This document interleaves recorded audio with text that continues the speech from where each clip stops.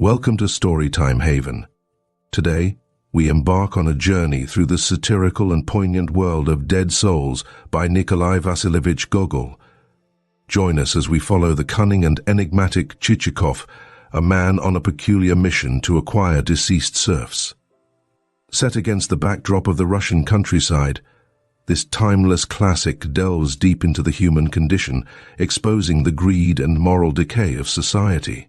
Settle in as we unravel the layers of this intriguing tale, rich with humor and dark insights. Part 1. Chapter 1. Britchka, a light spring carriage of the sort affected by bachelors, retired lieutenant colonels, staff captains, landowners possessed of about 100 souls, and, in short, all persons who rank as gentlemen of the intermediate category. In the britchka was seated such a gentleman, a man who, though not handsome, was not ill-favored, not over-fat, and not over-thin. Also, though not over-elderly, he was not over-young. His arrival produced no stir in the town, and was accompanied by no particular incident. Beyond that, a couple of peasants who happened to be standing at the door of a dram shop exchanged a few comments with reference to the equipage rather than to the individual who was seated in it. "Look at that carriage," one of them said to the other. "Think you it will be going as far as Moscow?" "I think it will," replied his companion. "But not as far as Kazan, eh?" "No, not as far as Kazan."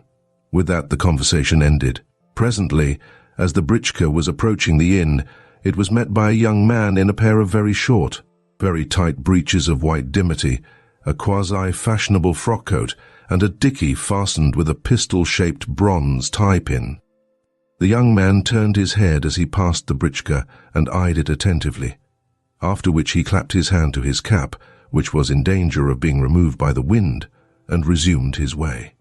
On the vehicle reaching the inn door, its occupant found standing there to welcome him the polivoi, or waiter, of the establishment, an individual of such nimble and brisk movement that even to distinguish the character of his face was impossible. Running out with a napkin in one hand and his lanky form clad in a tailcoat, reaching almost to the nape of his neck, he tossed back his locks and escorted the gentleman upstairs along a wooden gallery, and so to the bedchamber which God had prepared for the gentleman's reception. The said bedchamber was of quite ordinary appearance, since the inn belonged to the species to be found in all provincial towns, the species wherein, for 2 rubles a day, travellers may obtain a room swarming with black beetles, and communicating by a doorway with the apartment adjoining.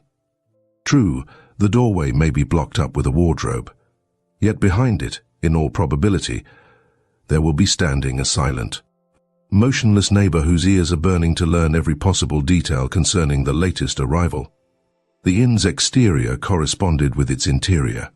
Long, and consisting only of 2 stories, the building had its lower half destitute of stucco, with the result that the dark red bricks, originally more or less dingy, had grown yet dingier under the influence of atmospheric changes. As for the upper half of the building, it was, of course, painted the usual tint of unfading yellow. Within, on the ground floor, there stood a number of benches heaped with horse collars, rope, and sheepskins, while the window seat accommodated a spatenshik, cheek by jowl with a samovar, the latter so closely resembling the former in appearance that, but for the fact of the samovar possessing a pitch-black lip, the samovar and the spatenshik might have been 2 of a pair. During the traveller's inspection of his room, his luggage was brought into the apartment. First came a portmanteau of white leather, whose raggedness indicated that the receptacle had made several previous journeys.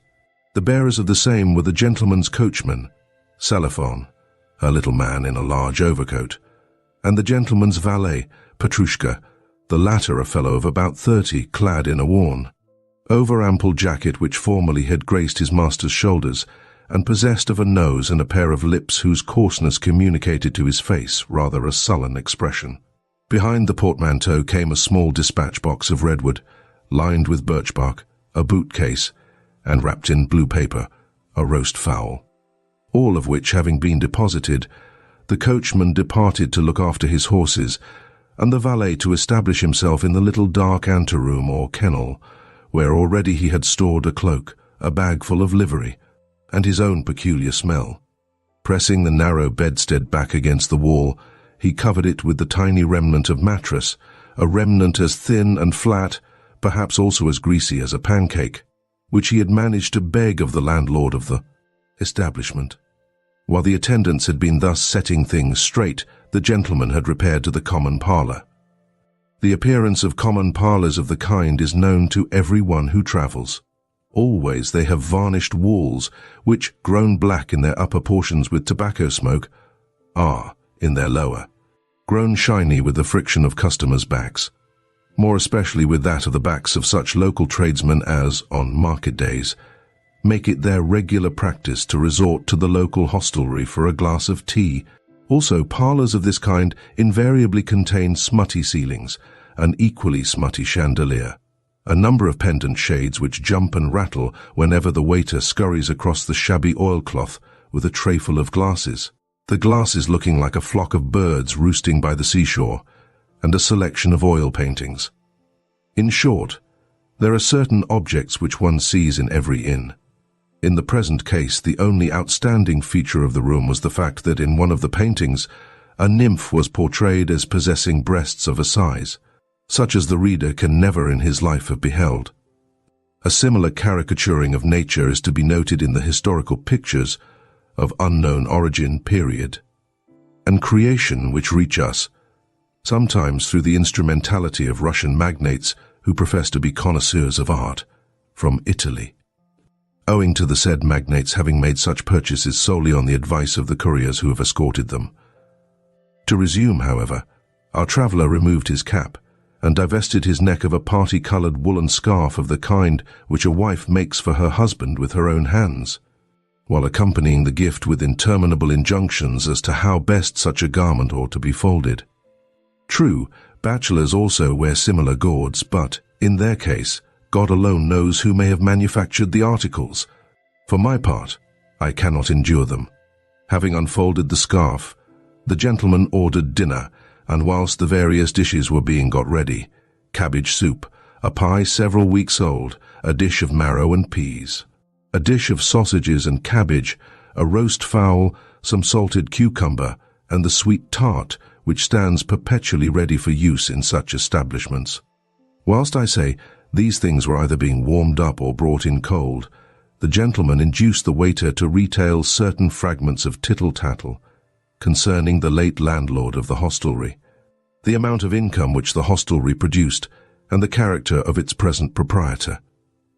To the last mentioned inquiry the waiter returned the answer invariably given in such cases, namely, "My master is a terribly hard man, sir." Curious that in enlightened Russia so many people cannot even take a meal at an inn without chattering to the attendant and making free with him. Nevertheless, not all the questions which the gentleman asked were aimless ones, for he inquired who was governor of the town, who president of the local council, and who public prosecutor. In short, he omitted no single official of note, while asking also, though with an air of detachment, the most exact particulars concerning the landowners of the neighbourhood. Which of them, he inquired, possessed serfs, and how many of them? How far from the town did those landowners reside? What was the character of each landowner, and was he in the habit of paying frequent visits to the town? The gentleman also made searching inquiries concerning the hygienic condition of the countryside. Was there, he asked, much sickness about, whether sporadic fever, fatal forms of ague, smallpox, or what not? Yet, though his solicitude concerning these matters showed more than ordinary curiosity, his bearing retained its gravity unimpaired, and from time to time he blew his nose with portentous fervour. Indeed, the manner in which he accomplished this latter feat was marvellous in the extreme, for, though that member emitted sounds equal to those of a trumpet in intensity, he could yet, with his accompanying air of guileless dignity, evoke the waiter's undivided respect, so much so that, whenever the sounds of the nose reached that menial's ears, he would shake back his locks, straighten himself into a posture of marked solicitude, and inquire afresh, with head slightly inclined, whether the gentleman happened to require anything further. After dinner the guest consumed a cup of coffee, and then, seating himself upon the sofa, with behind him one of those wool-covered cushions which, in Russian taverns, resemble nothing so much as a cobblestone or a brick, fell to snoring. Whereafter, returning with a start to consciousness, he ordered himself to be conducted to his room, flung himself at full length upon the bed, and once more slept soundly for a couple of hours. Aroused, eventually by the waiter, he, at the latter's request, inscribed a fragment of paper with his name, his surname, and his rank for communication in accordance with the law, to the police, and on that paper the waiter, leaning forward from the corridor, read, syllable by syllable, Paul Ivanovich Chichikov, collegiate councillor, landowner, travelling on private affairs. The waiter had just time to accomplish this feat before Paul Ivanovich Chichikov set forth to inspect the town. Apparently the place succeeded in satisfying him, and, to tell the truth, it was at least up to the usual standard of our provincial capitals. Where the staring yellow of stone edifices did not greet his eye, he found himself confronted with the more modest grey of wooden ones, which, consisting for the most part of 1 or 2 stories, added to the range of attics which provincial architects love so well, looked almost lost amid the expanses of street and intervening medleys of broken or half-finished partition walls. At other points evidence of more life and movement was to be seen, and here the houses stood crowded together and displayed dilapidated. Rain-blurred signboards whereon boots or cakes or pairs of blue breeches inscribed Arshavsky Tailor, and so forth, were depicted. Over a shop containing hats and caps was written Vasily Thedorov, foreigner, while at another spot. A signboard portrayed a billiard table and 2 players, the latter clad in frock coats of the kind usually affected by actors whose part it is to enter the stage during the closing act of a piece, even though, with arms sharply crooked and legs slightly bent, the said billiard players were taking the most careful aim, but succeeding only in making abortive strokes in the air. Each emporium of the sort had written over it, "This is the best establishment of its kind in the town." Also, al fresco in the streets there, stood tables heaped with nuts, soap, and gingerbread, the latter but little distinguishable from the soap. And at an eating house there was displayed the sign of a plump fish transfixed with a gaff. But the sign most frequently to be discerned was the insignia of the state, the double-headed eagle, now replaced, in this connection, with the laconic inscription, Dram Shop. As for the paving of the town, it was uniformly bad. The gentleman peered also into the municipal gardens, which contained only a few sorry trees that were poorly selected, requiring to be propped with oil-painted, triangular green supports, and able to boast of a height no greater than that of an ordinary walking stick. Yet recently the local paper had said, apropos of a gala, that, thanks to the efforts of our civil governor, the town has become enriched with a pleasaunce full of umbrageous, spaciously branching trees. Even on the most sultry day they afford agreeable shade, and indeed gratifying was it to see the hearts of our citizens panting with an impulse of gratitude as their eyes shed tears in recognition of all that their governor has done for them. Next, after inquiring of a gendarme as to the best ways and means of finding the local council, the local law courts, and the local governor, should he Chichikov have need of them, the gentleman went on to inspect the river which ran through the town. En route he tore off a notice affixed to a post, in order that he might the more conveniently read it after his return to the inn. Also, he bestowed upon a lady of pleasant exterior, who, escorted by a footman laden with a bundle, happened to be passing along a wooden sidewalk a prolonged stare. Lastly, he threw around him a comprehensive glance, as though to fix in his mind the general topography of the place, and betook himself home. There, gently aided by the waiter, he ascended the stairs to his bedroom, drank a glass of tea, and, seating himself at the table, called for a candle, which having been brought him, he produced from his pocket the notice, held it close to the flame, and conned its tenor, slightly contracting his right eye as he did so. Yet there was little in the notice to call for remark. All that it said was that shortly one of Kotzebue's 6 plays would be given, and that one of the parts in the play was to be taken by a certain Monsieur Poplavin. and another by a certain Mademoiselle Ziablova, while the remaining parts were to be filled by a number of less important personages. Nevertheless, the gentleman perused the notice with careful attention, and even jotted down the prices to be asked for seats for the performance. Also, he remarked that the bill had been printed in the press of the provincial government. Next, he turned over the paper in order to see if anything further was to be read on the reverse side. But, finding nothing there, he refolded the document, placed it in the box which served him as a receptacle for odds and ends, and brought the day to a close with a portion of cold veal, a bottle of pickles, and a sound sleep. The following day he devoted to paying calls upon the various municipal officials, a first, and a very respectful, visit being paid to the governor. This personage turned out to resemble Chichikov himself, in that he was neither fat nor thin. Also, he wore the riband of the Order of St. Anna about his neck, and was reported to have been recommended also for the star. For the rest, he was large and good-natured, and had a habit of amusing himself with occasional spells of knitting. Next, Chichikov repaired to the vice-governors, and thence to the house of the public prosecutor, to that of the president of the local council, to that of the chief of police, to that of the commissioner of taxes, and to that of the local director of state factories. True, the task of remembering every bigwig in this world of ours is not a very easy one, but at least our visitor displayed the greatest activity in his work of paying calls, seeing that he went so far as to pay his respects also to the inspector of the municipal department of medicine and to the city architect. Thereafter he sat thoughtfully in his britchka, plunged in meditation on the subject of whom else it might be well to visit. However, not a single magnate had been neglected, and in conversation with his hosts he had contrived to flatter each separate one. For instance, to the governor he had hinted that a stranger, on arriving in his, the governor's province, would conceive that he had reached paradise, so velvety were the roads.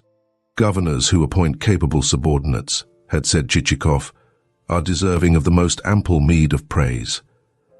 Again, to the chief of police our hero had passed a most gratifying remark on the subject of the local gendarmerie, while in his conversation with the vice-governor and the president of the local council, neither of whom had, as yet, risen above the rank of state councillor, he had twice been guilty of the gaucherie of addressing his interlocutors with the title of Your Excellency, a blunder which had not failed to delight them. In the result, the governor had invited him to a reception the same evening, and certain other officials had followed suit by inviting him, one of them to dinner, a second to a tea party, and so forth and so forth. Of himself, however, the traveller had spoken little, or, if he had spoken at any length, he had done so in a general sort of way and with marked modesty. Indeed, at moments of the kind his discourse had assumed something of a literary vein, in that invariably he had stated that, being a worm of no account in the world, he was deserving of no consideration at the hands of his fellows, that in his time he had undergone many strange experiences, that subsequently he had suffered much in the cause of truth, that he had many enemies seeking his life, and that, being desirous of rest, he was now engaged in searching for a spot wherein to dwell. Wherefore, having stumbled upon the town in which he now found himself, he had considered it his bounden duty to evince his respect for the chief authorities of the place. This, and no more, was all that. For the moment, the town succeeded in learning about the new arrival. Naturally, he lost no time in presenting himself at the governor's evening party. First, however, his preparations for that function occupied a space of over 2 hours, and necessitated an attention to his toilet of a kind not commonly seen. That is to say, after a brief post-prandial nap he called for soap and water, and spent a considerable period in the task of scrubbing his cheeks, which, for the purpose, he supported from within with his tongue, and then of drying his full round face, from the ears downwards, with a towel which he took from the waiter's shoulder. Twice he snorted into the waiter's countenance as he did this, and then he posted himself in front of the mirror, donned a false shirt front, plucked out a couple of hairs which were protruding from his nose, and appeared vested in a frock-coat of bilberry-coloured check. Thereafter, driving through broad streets sparsely lighted with lanterns, he arrived at the governor's residence to find it illuminated as for a ball. Barouches with gleaming lamps, a couple of gendarmes posted before the doors, a babel of postilions' cries. Nothing of a kind likely to be impressive was wanting. And, on reaching the salon, the visitor actually found himself obliged to close his eyes for a moment. So strong was the mingled sheen of lamps, candles, and feminine apparel. Everything seemed suffused with light, and everywhere, flitting and flashing, were to be seen black coats, even as on a hot summer's day flies revolve around a sugar loaf, while the old housekeeper is cutting it into cubes. Before the open window, and the children of the house crowd around her to watch the movements of her rugged hands as those members ply the smoking pestle.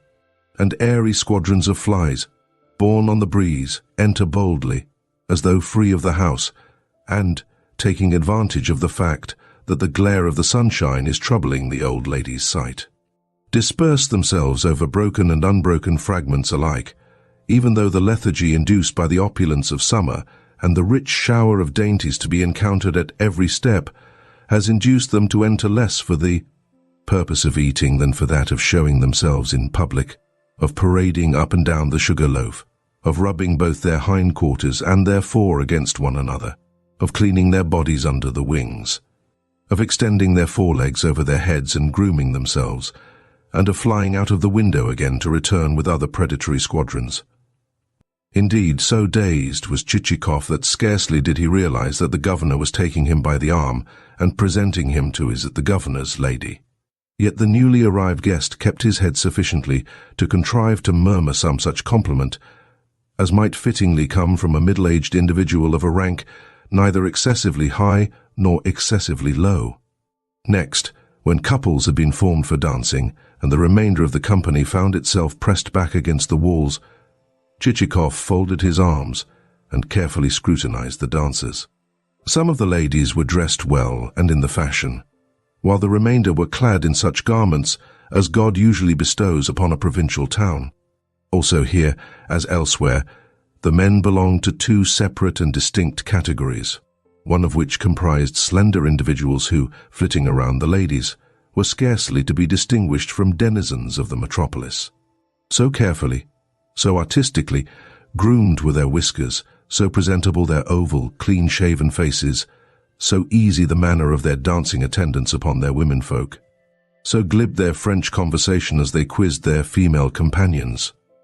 As for the other category, it comprised individuals who, stout, or of the same build as Chichikov, that is to say, neither very portly nor very lean, backed and sidled away from the ladies, and kept peering hither and thither to see whether the governor's footman had set out green tables for whist.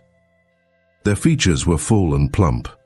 Some of them had beards, and in no case was their hair curled or waved or arranged in what the French call the devil-may-care style. On the contrary, their heads were either close-cropped or brushed very smooth, and their faces were round and firm.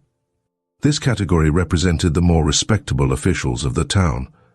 In passing, I may say that in business matters fat men always prove superior to their leaner brethren, which is probably the reason why the latter are mostly to be found in the political police, or acting as mere ciphers whose existence is a purely hopeless, airy, trivial one. Again, stout individuals never take a back seat, but always a front one, and wheresoever it be, they sit firmly and with confidence, and decline to budge even though the seat crack and bend with their weight. For comeliness of exterior they care not a rap, and therefore a dress coat sits less easily on their figures than is the case with figures of leaner individuals. Yet invariably fat men amass the greater wealth. In 3 years' time a thin man will not have a single serf whom he has left unpledged, whereas, well, pray look at a fat man's fortunes, and what will you see? First of all a suburban villa, and then a larger suburban villa, and then a villa close to a town, and lastly a country estate which comprises every amenity. That is to say, having served both God and the state, the stout individual has won universal respect, and will end by retiring from business, reordering his mode of life, and becoming a Russian landowner, in other words. A fine gentleman who dispenses hospitality, lives in comfort and luxury, and is destined to leave his property to heirs who are purposing to squander the same on foreign travel. That the foregoing represents pretty much the gist of Chichikov's reflections as he stood watching the company, I will not attempt to deny.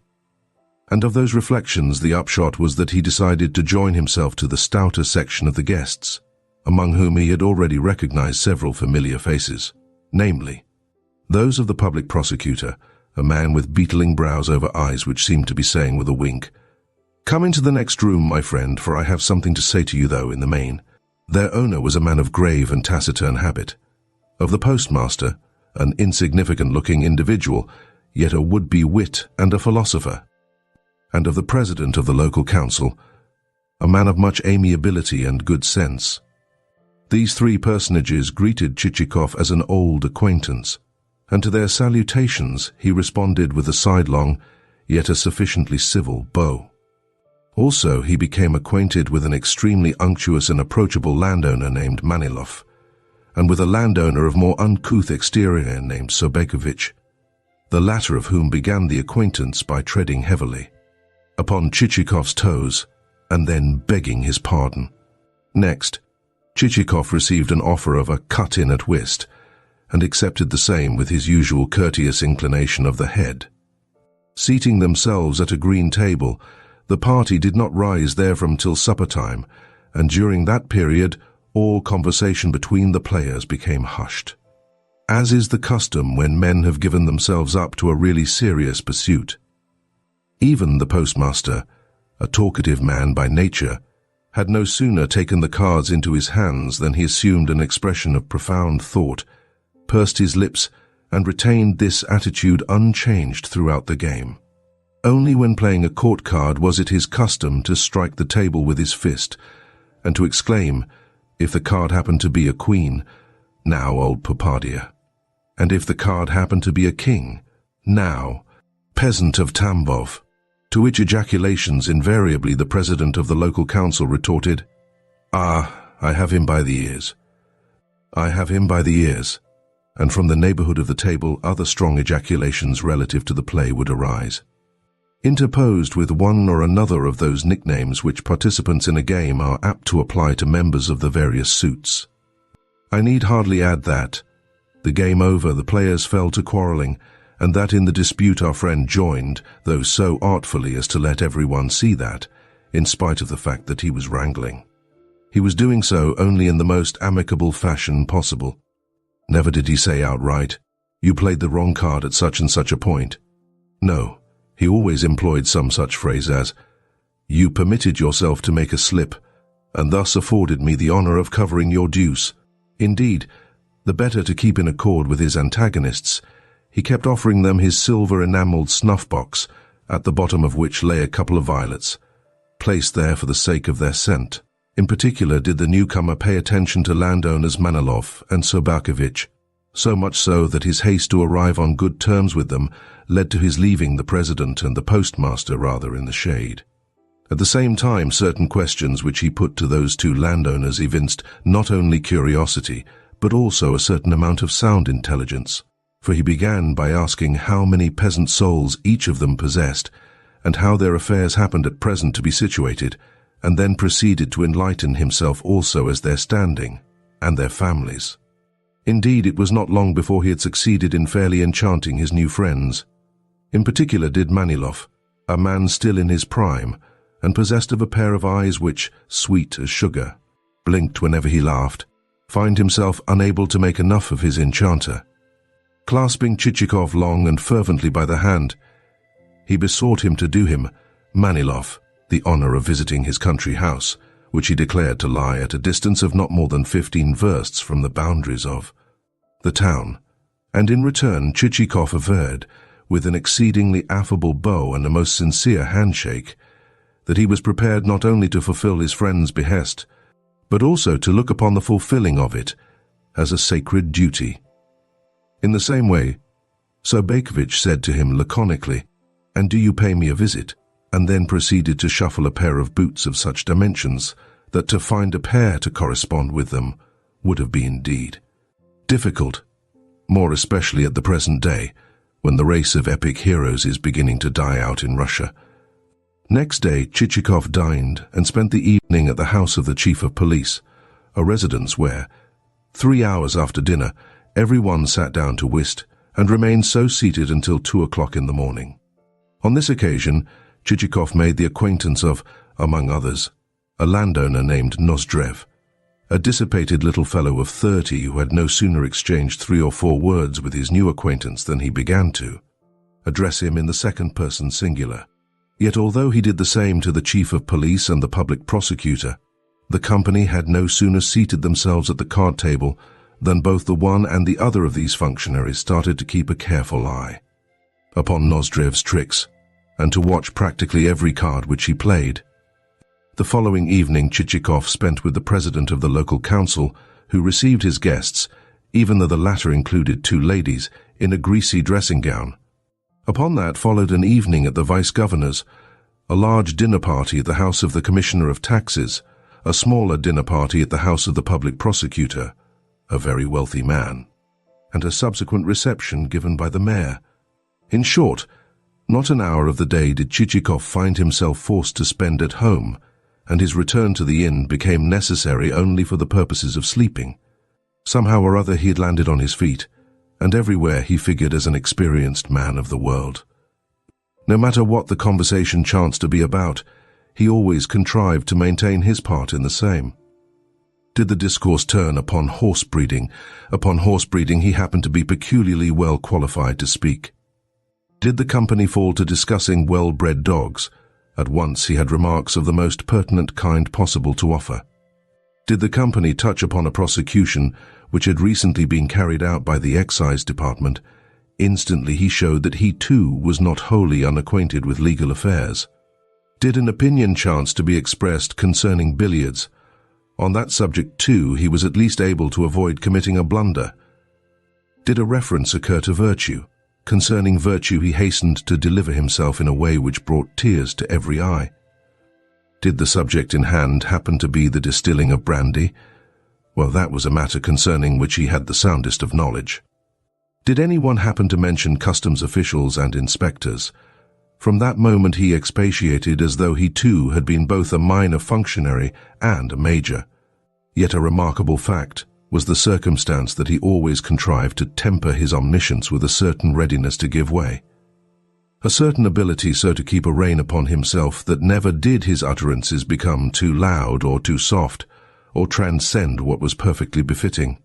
In a word, he was always a gentleman of excellent manners, and every official in the place felt pleased when he saw him enter the door. Thus the governor gave it as his opinion that Chichikov was a man of excellent intentions, the public prosecutor, that he was a good man of business, the chief of gendarmerie, that he was a man of education, the president of the local council, that he was a man of breeding and refinement, and the wife of the chief of gendarmerie, that his politeness of behavior was equalled only by his affability of bearing. Nay, even Sobakevich, who as a rule never spoke well of anyone, said to his lanky wife when, on returning late from the town, he undressed and betook himself to bed by her side, "My dear, this evening after dining with the chief of police, I went on to the governor's, and met there, among others, a certain Paul Ivanovich Chichikov, who is a collegiate councillor and a very pleasant fellow." To this his spouse replied, and then dealt him a hearty kick in the ribs. Such were the flattering opinions earned by the newcomer to the town, and these opinions he retained until the time when a certain speciality of his, a certain scheme of his, the reader will learn presently what it was, plunged the majority of the townsfolk into a sea of perplexity. Chapter 2. Parties and dinners, wherefore he spent, as the saying goes, a very pleasant time. Finally he decided to extend his visits beyond the urban boundaries by going and calling upon landowners Manilov and Sobakevich, seeing that he had promised on his honor to do so. Yet what really incited him to this may have been a more essential cause, a matter of greater gravity, a purpose which stood nearer to his heart than the motive which I have just given. And of that purpose the reader will learn if only he will have the patience to read this prefatory narrative, which, lengthy though it be, may yet develop and expand in proportion as we approach the denouement with which the present work is destined to be crowned. One evening, therefore, Selifan the coachman received orders to have the horses harnessed in good time next morning, while Petrushka received orders to remain behind, for the purpose of looking after the portmanteau and the room. In passing, the reader may care to become more fully acquainted with the two serving men of whom I have spoken. Naturally, they were not persons of much note, but merely what folk call characters of secondary, or even of tertiary importance. Yet, despite the fact that the springs and the thread of this romance will not depend upon them, but only touch upon them, and occasionally include them, the author has a passion for circumstantiality, and, like the average Russian, such a desire for accuracy as even a German could not rival. To what the reader already knows concerning the personages in hand, it is therefore necessary to add that Petrushka usually wore a cast-off brown jacket of a size too large for him, as also that he had, according to the custom of individuals of his calling, a pair of thick lips and a very prominent nose. In temperament, he was taciturn rather than loquacious, and he cherished a yearning for self-education. That is to say, he loved to read books, even though their contents came alike to him, whether they were books of heroic adventure or mere grammars or liturgical compendia. As I say, he perused every book with an equal amount of attention, and had he been offered a work on chemistry, would have accepted that also. Not the words which he read, but the mere solace derived from the act of reading was what especially pleased his mind. Even though at any moment there might launch itself from the page some devil-sent word, whereof he could make neither head nor tail. For the most part, his task of reading was performed in a recumbent position in the anteroom, which circumstance ended by causing his mattress to become as ragged and as thin as a wafer. In addition to his love of poring over books, he could boast of two habits which constituted two other essential features of his character, namely, a habit of retiring to rest in his clothes, that is to say, in the brown jacket above mentioned, and a habit of everywhere bearing with him his own peculiar atmosphere, his own peculiar smell, a smell which filled any lodging with such subtlety that he needed but to make up his bed anywhere, even in a room hitherto untenanted, and to drag thither his greatcoat and other impedimenta, for that room at once to assume an air of having been lived in during the past 10 years.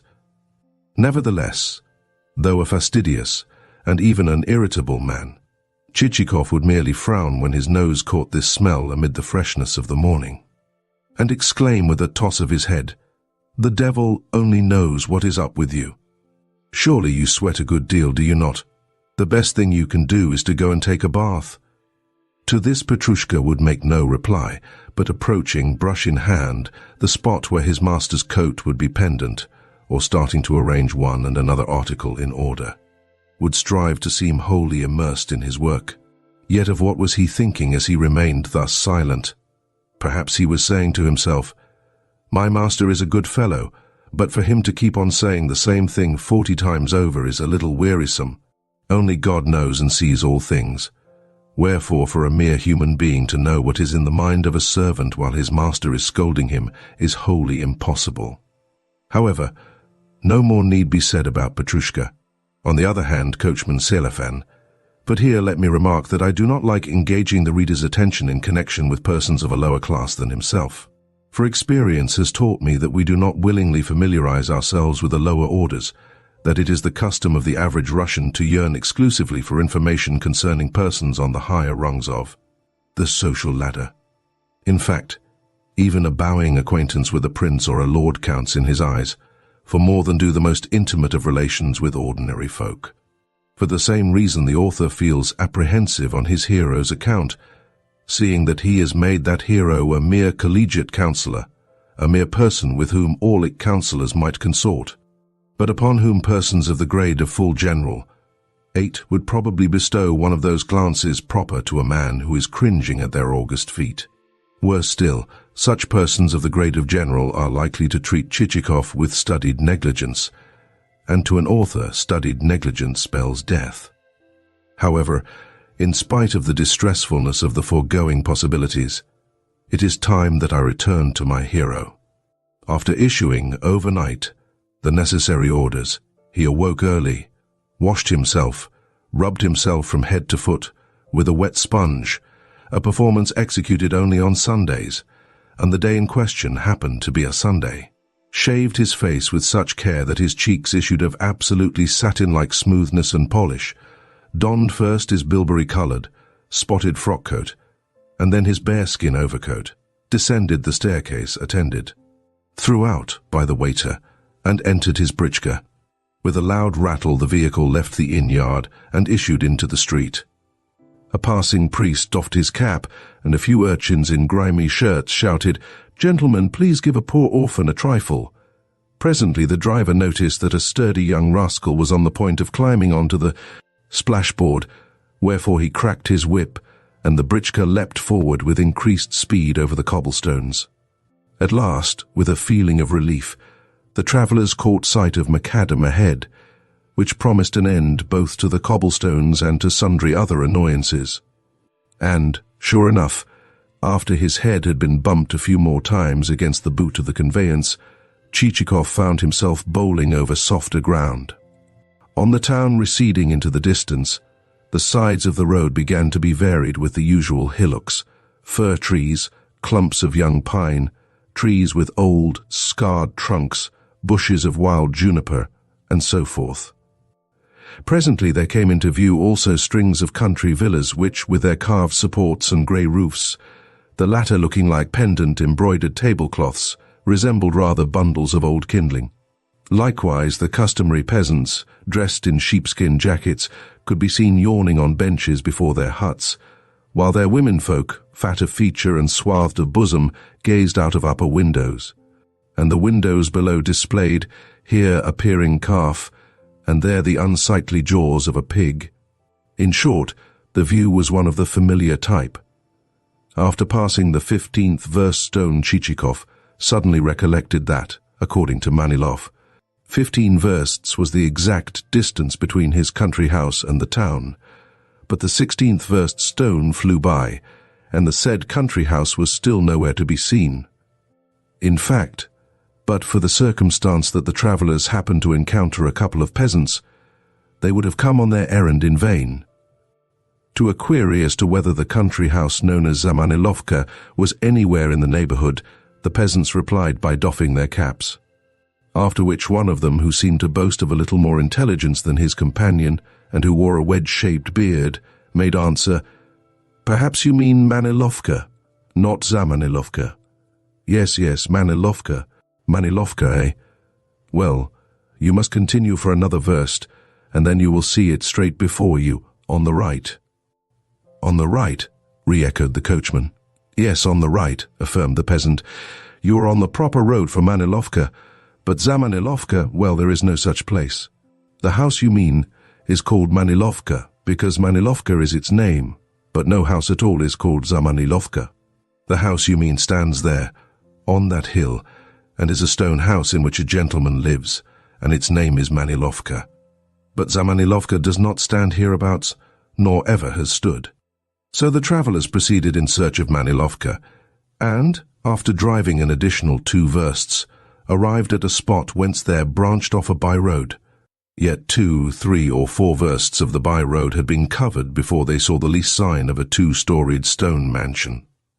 Then it was that Chichikov suddenly recollected that, when a friend has invited one to visit his country house, and has said that the distance thereto is 15 versts, the distance is sure to turn out to be at least 30.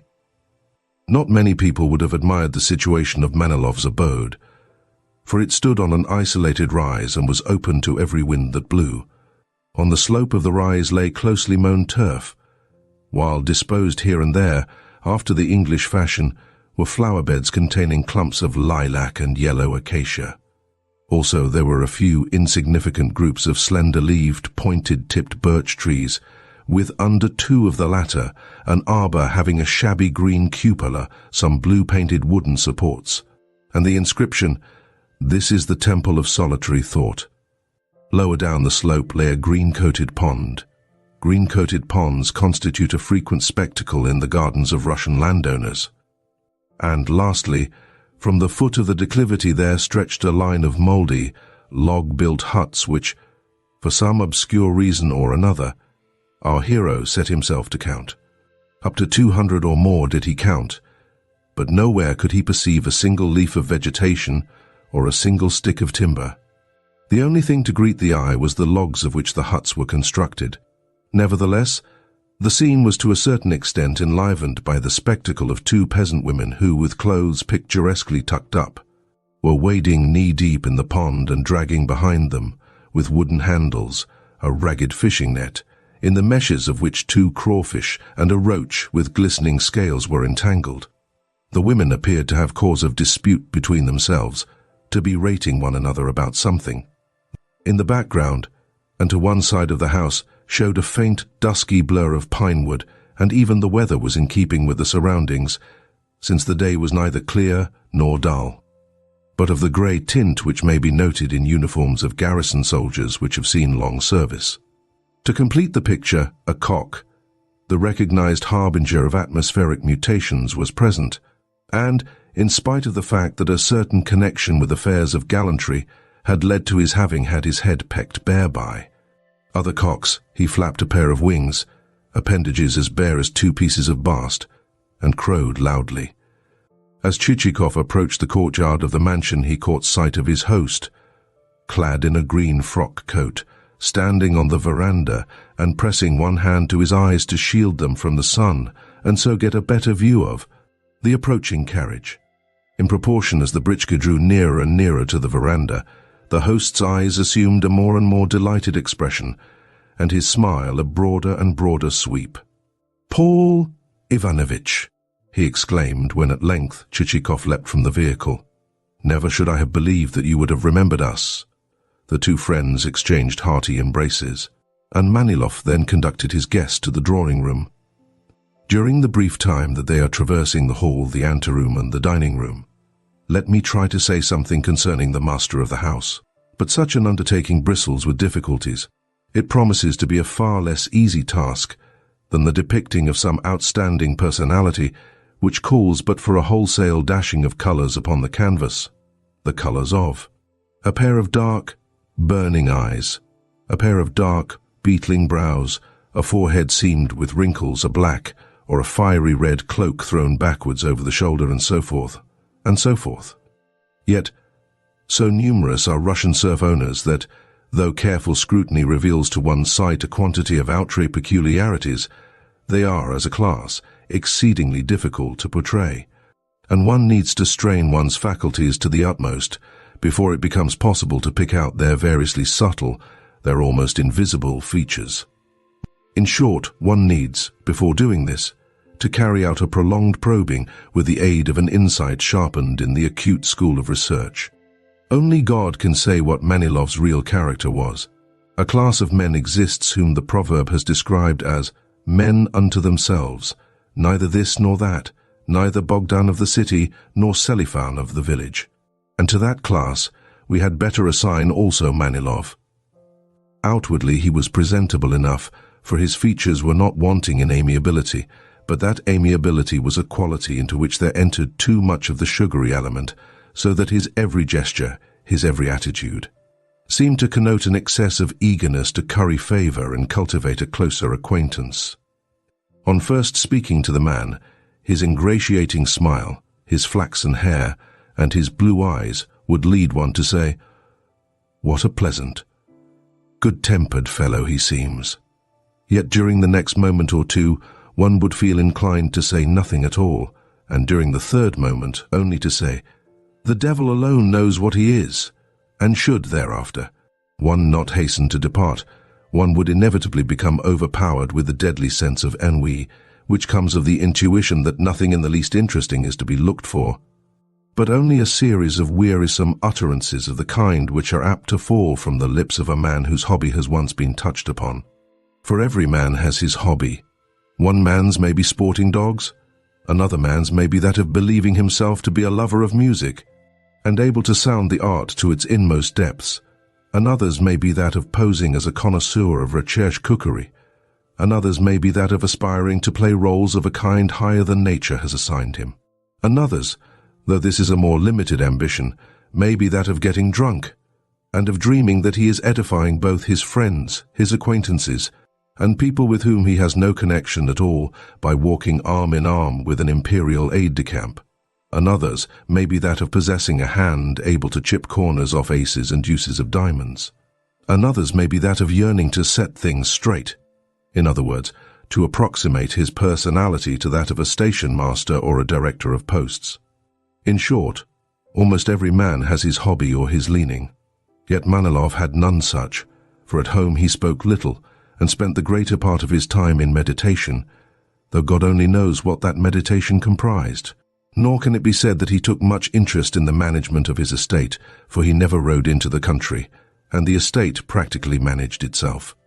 Whenever the bailiff said to him, "It might be well to have such and such a thing done," he would reply, "Yes, that is not a bad idea," and then go on smoking his pipe, a habit which he had acquired during his service in the army, where he had been looked upon as an officer of modesty, delicacy, and refinement. "Yes, it is not a bad idea," he would repeat. Again, whenever a peasant approached him and, rubbing the back of his neck, said, "Baron, may I have leave to go and work for myself, in order that I may earn my obrok?" he would snap out, with pipe in mouth as usual, "Yes, go," and never trouble his head as to whether the peasant's real object might not be to go and get drunk. True, at intervals he would say, while gazing from the veranda to the courtyard, and from the courtyard to the pond, that it would be indeed splendid if a carriage drive could suddenly materialize, and the pond as suddenly become spanned with a stone bridge, and little shops as suddenly arise whence peddlers could dispense the petty merchandise of the kind which peasantry most need. And at such moments his eyes would grow winning, and his features assume an expression of intense satisfaction. Yet never did these projects pass beyond the stage of debate. Likewise there lay in his study a book with the 14th page permanently turned down. It was a book which he had been reading for the past 2 years. In general, something seemed to be wanting in the establishment. For instance, although the drawing-room was filled with beautiful furniture, and upholstered in some fine silken material which clearly had cost no inconsiderable sum, 2 of the chairs lacked any covering but bast. And for some years past the master had been accustomed to warn his guests with the words, "Do not sit upon these chairs, they are not yet ready for use." Another room contained no furniture at all, although a few days after the marriage it had been said, "My dear, tomorrow let us set about procuring at least some temporary furniture for this room." Also, every evening would see placed upon the drawing-room table a fine bronze candelabrum, a statuette representative of the 3 Graces, a tray inlaid with mother-of-pearl, and a rickety, lopsided copper invalide. Yet of the fact that all 4 articles were thickly coated with grease, neither the master of the house nor the mistress nor the servants seemed to entertain the least suspicion. At the same time, Manilov and his wife were quite satisfied with each other. More than 8 years had elapsed since their marriage. Yet one of them was forever offering his or her partner a piece of apple or a bonbon or a nut, while murmuring some tender something which voiced a whole-hearted affection. "Open your mouth, dearest," thus ran the formula, and let me pop into it this titbit. You may be sure that on such occasions the dearest mouth parted its lips most graciously.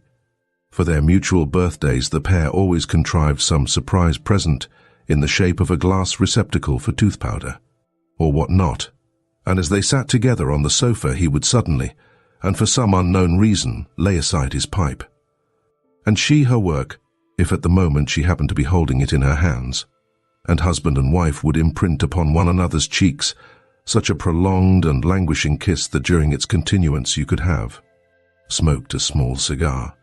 In short, they were what is known as a very happy couple. Yet it may be remarked that a household requires other pursuits to be engaged in than lengthy embracings and the preparing of cunning surprises. Yes, many a function calls for fulfillment. For instance, why should it be thought foolish or low to superintend the kitchen? Why should care not be taken that the storeroom never lacks supplies? Why should a housekeeper be allowed to thieve? Why should slovenly and drunken servants exist? Why should a domestic staff be suffered and indulge in bouts of unconscionable debauchery during its leisure time? Yet none of these things were thought worthy of consideration by Manilov's wife, for she had been gently brought up, and gentle nurture, as we all know, is to be acquired only in boarding schools and boarding schools. As we know, hold the three principal subjects which constitute the basis of human virtue to be the French language, a thing indispensable to the happiness of married life; piano playing, a thing wherewith to beguile a husband's leisure moments; and that particular department of housewifery which is comprised in the knitting of purses and other surprises. Nevertheless, changes and improvements have begun to take place, since things now are governed more by the personal inclinations and idiosyncrasies of the keepers of such establishments. For instance, in some seminaries the regimen places piano playing first, and the French language second, and then the above department of housewifery, while in other seminaries the knitting of surprises heads the list, and then the French language, and then the playing of pianos. So diverse are the systems in force. None the less I may remark that Madame Manilov, but let me confess that I always shrink from saying too much about ladies. Moreover, it is time that we return to our heroes, who, during the past few minutes, have been standing in front of the drawing-room door and engaged in urging one another to enter first. "Pray be so good as not to inconvenience yourself on my account," said Chichikov. "I will follow you." "No, Paul Ivanovitch, no, you are my guest," and Manilov pointed towards the doorway. "Make no difficulty about it, I pray," urged Chichikov. "I beg of you to make no difficulty about it, but to pass into the room." "Pardon me, I will not. Never could I allow so distinguished and so welcome a guest as yourself to take second place." "Why call me distinguished, my dear sir? I beg of you to proceed." "Nay, be you pleased to do so." "And why?" "For the reason which I have stated." And Manilov smiled his very pleasantest smile. Finally the pair entered simultaneously and sideways, with the result that they jostled one another not a little in the process. "Allow me to present to you my wife," continued Manilov. "My dear, Paul Ivanovitch." Upon that Chichikov caught sight of a lady whom hitherto he had overlooked, but who, with Manilov, was now bowing to him in the doorway.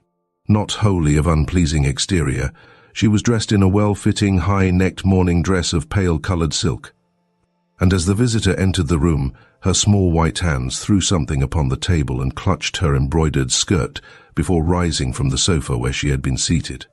Not without a sense of pleasure did Chichikov take her hand as, lisping a little, she declared that she and her husband were equally gratified by his coming, and that, of late, not a day had passed without her husband recalling him to mind. "Yes," affirmed Manilov, "and every day she has said to me, 'Why does not your friend put in an appearance?' 'Wait a little, dearest,' I have always replied. 'Twill not be long now before he comes.'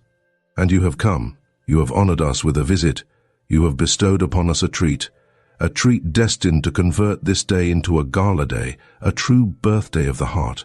The intimation that matters had reached the point of the occasion being destined to constitute a true birthday of the heart caused Chichikov to become a little confused. Wherefore he made modest reply that, as a matter of fact, he was neither of distinguished origin nor distinguished rank.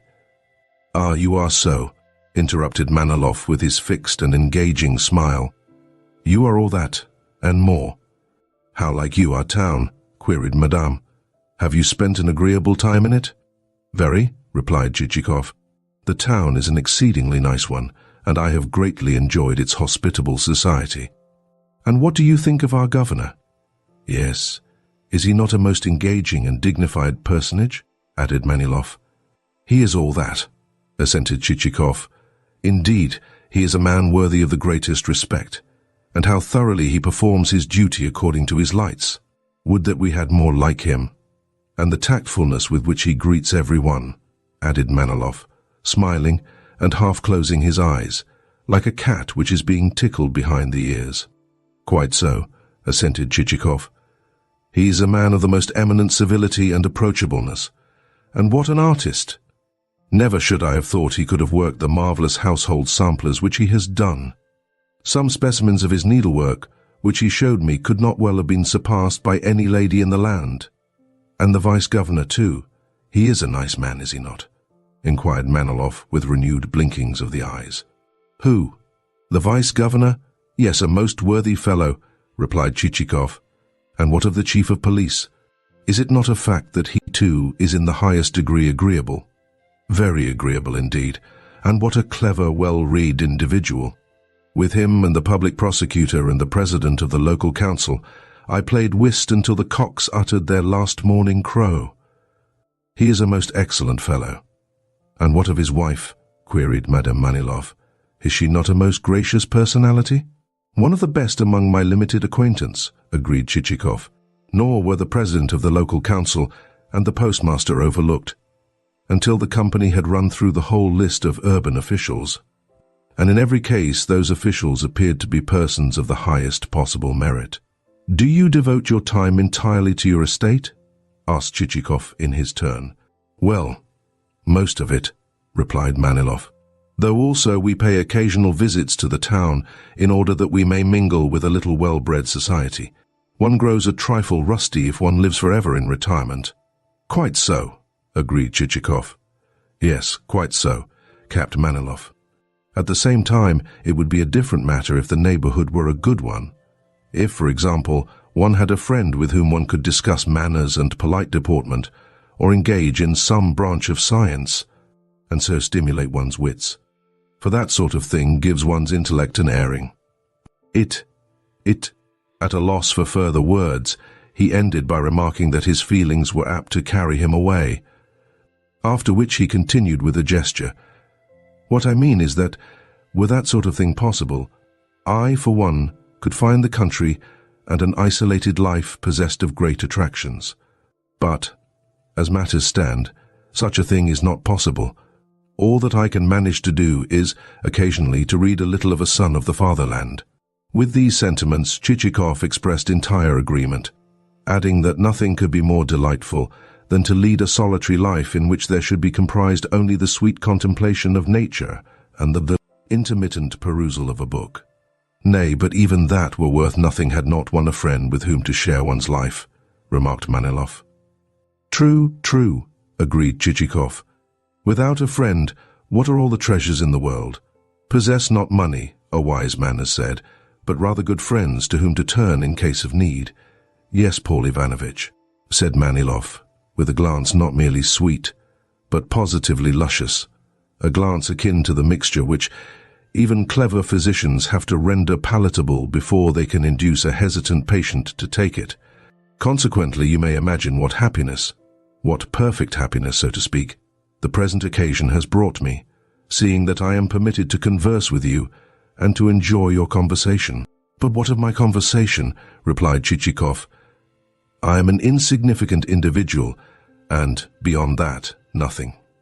Oh, Paul Ivanovitch, cried the other, permit me to be frank, and to say that I would give half my property to possess even a portion of the talents which you possess.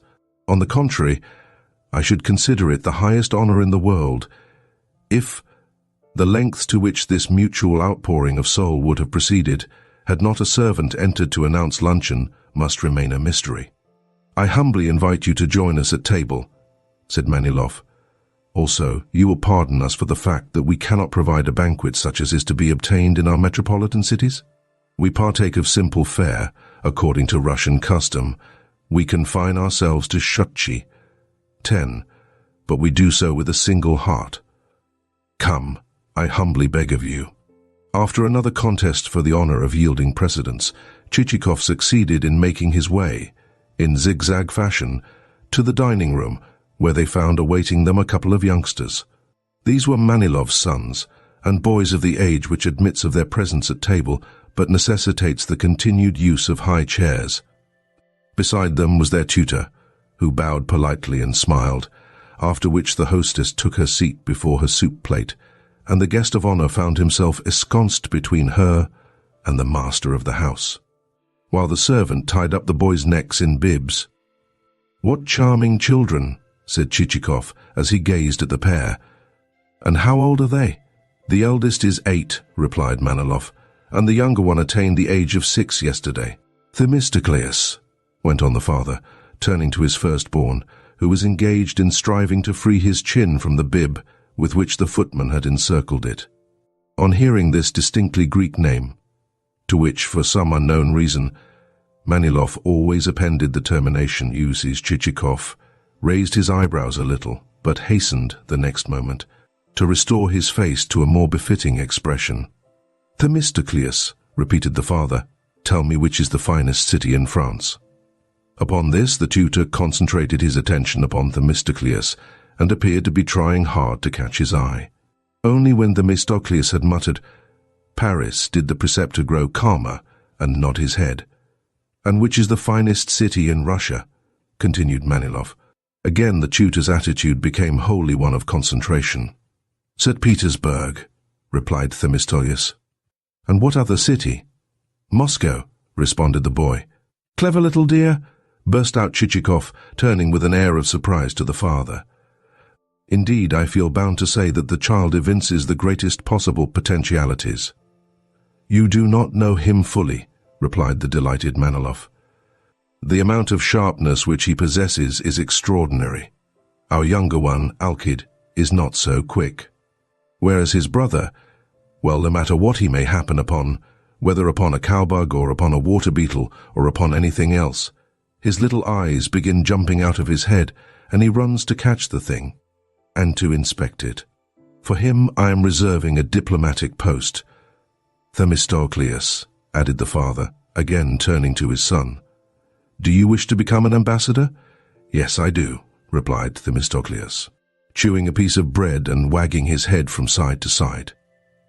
At this moment, the lackey who had been standing behind the future ambassador wiped the latter's nose. And well, it was that he did so, since otherwise an inelegant and superfluous drop would have been added to the soup. After that, the conversation turned upon the joys of a quiet life, though occasionally it was interrupted by remarks from the hostess on the subject of acting and actors. Meanwhile, the tutor kept his eyes fixed upon the speakers' faces, and whenever he noticed that they were on the point of laughing, he at once opened his mouth and laughed with enthusiasm. Probably he was a man of grateful heart, who wished to repay his employers for the good treatment which he had received. Once, however, his features assumed a look of grimness as, fixing his eyes upon his vis-à-vis, the boys, he tapped sternly upon the table. This happened at a juncture when Themistocleus had bitten Alkid on the ear, and the said Alkid, with frowning eyes and open mouth, was preparing himself to sob in piteous fashion, until, recognizing that for such a proceeding he might possibly be deprived of his plate, he hastened to restore his mouth to its original expression, and fell tearfully to gnawing a mutton bone, the grease from which had soon covered his cheeks. Every now and again the hostess would turn to Chichikov with the words, "You are eating nothing. You have indeed taken little."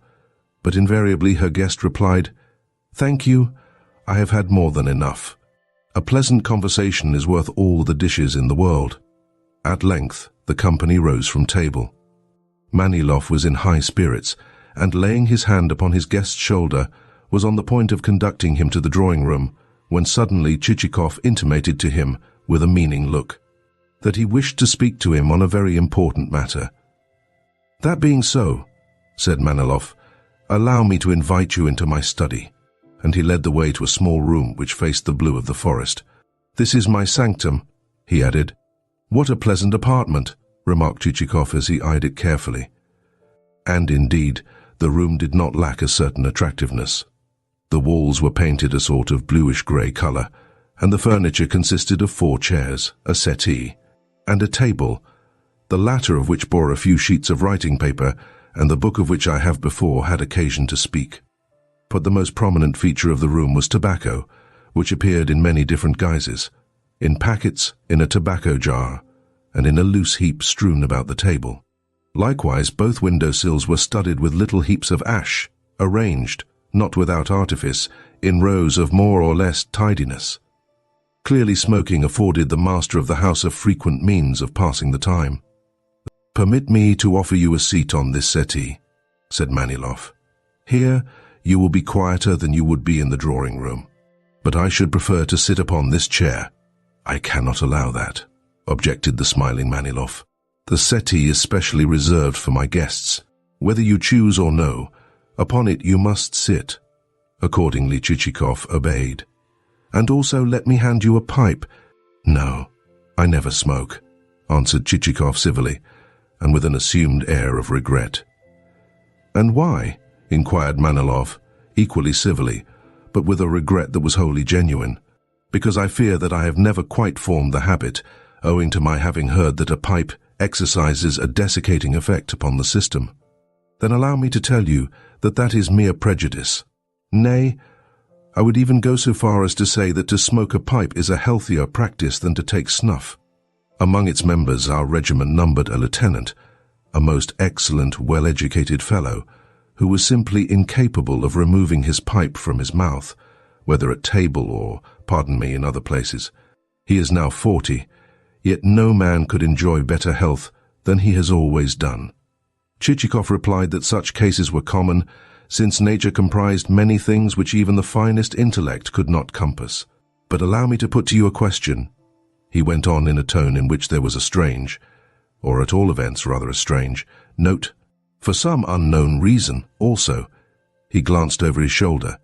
For some equally unknown reason, Manilov glanced over his. "How long is it," inquired the guest, "since you last rendered a census return?" "Oh, a long, long time. In fact, I cannot remember when it was." "And since then have many of your serfs died?" "I do not know. To ascertain that I should need to ask my bailiff. Footman, go and call the bailiff. I think he will be at home today." Before long the bailiff made his appearance.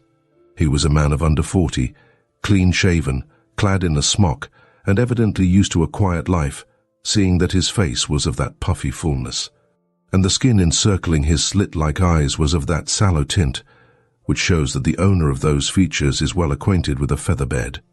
In a trice it could be seen that he had played his part in life as all such bailiffs do.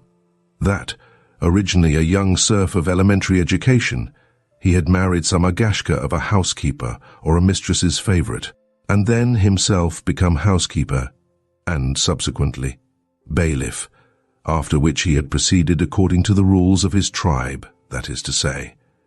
He had consorted with and stood in with the more well-to-do serfs on the estate, and added the poorer ones to the list of forced payers of obrok, while himself leaving his bed at 9 o'clock in the morning, and, when the samovar had been brought, drinking his tea at leisure. "Look here, my good man," said Manilov. "How many of our serfs have died since the last census revision?" "How many of them have died?" "Why, a great many." The bailiff hiccuped and slapped his mouth lightly after doing so. "Yes, I imagined that to be the case," corroborated Manilov. "In fact, a very great many serfs have died." He turned to Chichikov and repeated the words. "How many, for instance?" asked Chichikov. "Yes, how many?" re-echoed Manilov. "How many?" re-echoed the bailiff. "Well, no one knows the exact number, for no one has kept any account." "Quite so," remarked Manilov. "I supposed the death rate to have been high, but was ignorant of its precise extent." "Then would you be so good as to have it computed for me?" said Chichikov. "And also to have a detailed list of the deaths made out?" "Yes, I will, a detailed list," agreed Manilov. "Very well." The bailiff departed. "For what purpose do you want it?" inquired Manilov when the bailiff had gone. The question seemed to embarrass the guest, for in Chichikov's face there dawned a sort of tense expression, and it reddened as though its owner were striving to express something not easy to put into words. True enough, Manilov was now destined to hear such strange and unexpected things as never before had greeted human ears. "You ask me," said Chichikov, "for what purpose I want the list. Well, my purpose in wanting it is this, that I desire to purchase a few peasants." And he broke off in a gulp. "But may I ask how you desire to purchase those peasants?" asked Manilov. "With land, or merely as souls for transferment, that is to say, by themselves and without any land?" "I want the peasants themselves only," replied Chichikov. "And I want dead ones at that." "What? Excuse me, but I am a trifle deaf." "Really, your words sound most strange." "All that I am proposing to do," replied Chichikov, "is to purchase the dead peasants who, at the last census, were returned by you as alive. Manilov dropped his pipe on the floor and sat gaping. Yes, the two friends who had just been discussing the joys of camaraderie sat staring at one another like the portraits which, of old, used to hang on opposite sides of a mirror. At length, Manilov picked up his pipe, and while doing so, glanced covertly at Chichikov to see whether there was any trace of a smile to be detected on his lips, whether, in short, he was joking. But nothing of the sort could be discerned. On the contrary, Chichikov's face looked graver than usual. Next, Manilov wondered whether, for some unknown reason, his guest had lost his wits, wherefore he spent some time in gazing at him with anxious intentness. But the guest's eyes seemed clear. They contained no spark of the wild, restless fire which is apt to wander in the eyes of madmen. All was as it should be. Consequently, in spite of Manilov's cogitations, he could think of nothing better to do than to sit letting a stream of tobacco smoke escape from his mouth. So, continued Chichikov, what I desire to know is whether you are willing to hand over to me, to resign, these actually non-living, but legally living, peasants, or whether you have any better proposal to make. Manilov felt too confused and confounded to do aught but continue staring at his interlocutor. I think that you are disturbing yourself unnecessarily, was Chichikov's next remark. Oh no, not at all, stammered Manilov. Only, pardon me, I do not quite comprehend you. You see, never has it fallen to my lot to acquire the brilliant Polish which is, so to speak, manifest in your every movement. Nor have I ever been able to attain the art of expressing myself well. Consequently, although there is a possibility that in the utterances which have just fallen from your lips, there may lie something else concealed. It may equally be that, you have been pleased so to express yourself for the sake of the beauty of the terms wherein that expression found shape?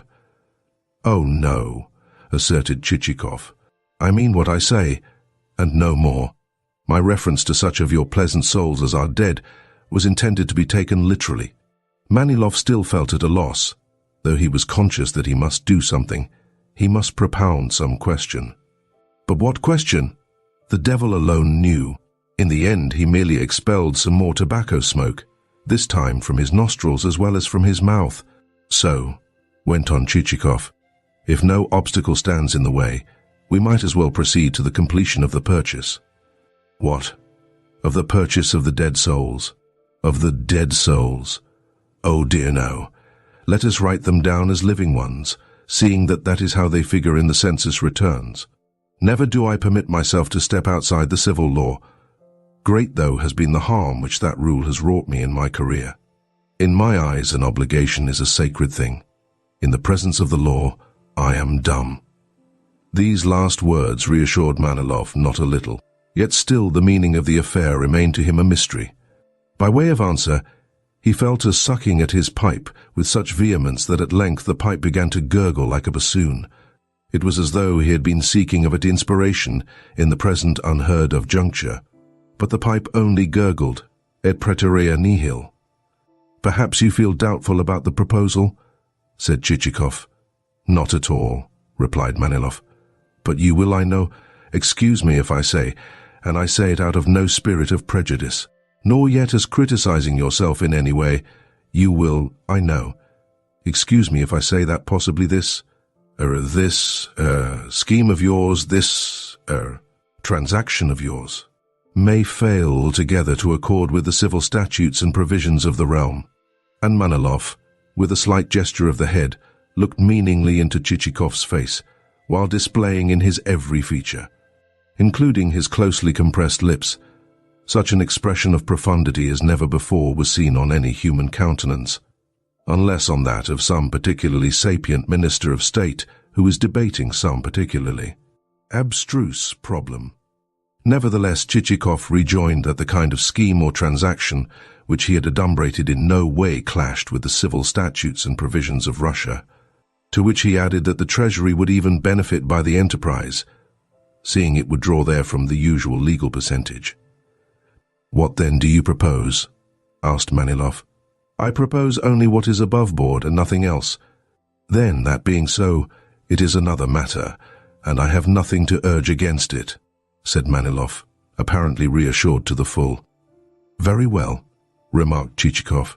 "Then we need only to agree as to the price." "As to the price," began Manilov, and then stopped. Presently he went on.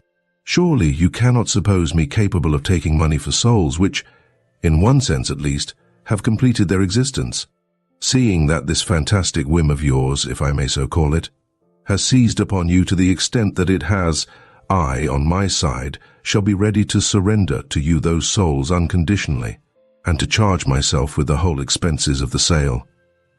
I should be greatly to blame if I were to omit that, as soon as Manilov had pronounced these words, the face of his guest became replete with satisfaction.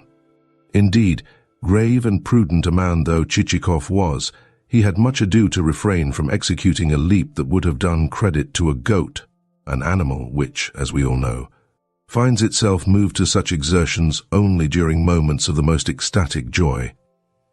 Nevertheless, the guest did at least execute such a convulsive shuffle that the material with which the cushions of the chair were covered came apart, and Manilov gazed at him with some misgiving. Finally, Chichikov's gratitude led him to plunge into a stream of acknowledgment of a vehemence which caused his host to grow confused, to blush, to shake his head in deprecation, and to end by declaring that the concession was nothing, and that, his one desire being to manifest the dictates of his heart and the psychic magnetism which his friend exercised, he, in short, looked upon the dead souls as so much worthless rubbish. "Not at all," replied Chichikov, pressing his hand, after which he heaved a profound sigh. Indeed, he seemed in the right mood for outpourings of the heart, for he continued, not without a ring of emotion in his tone, "If you but knew the service which you have rendered to an apparently insignificant individual who is devoid both of family and kindred, for what have I not suffered in my time? I, a drifting bark amid the tempestuous billows of life. What harryings, what persecutions have I not known? Of what grief have I not tasted? And why? Simply because I have ever kept the truth in view, because ever I have preserved inviolate and unsullied conscience, because ever I have stretched out a helping hand to the defenseless widow and the hapless orphan." After which outpouring Chichikov pulled out his handkerchief and wiped away a brimming tear. Manilov's heart was moved to the core. Again and again did the two friends press one another's hands in silence as they gazed into one another's tear-filled eyes. Indeed, Manilov could not let go our hero's hand, but clasped it with such warmth that the hero in question began to feel himself at a loss how best to wrench it free, until, quietly withdrawing it, he observed that to have the purchase completed as speedily as possible would not be a bad thing, wherefore he himself would at once return to the town to arrange matters.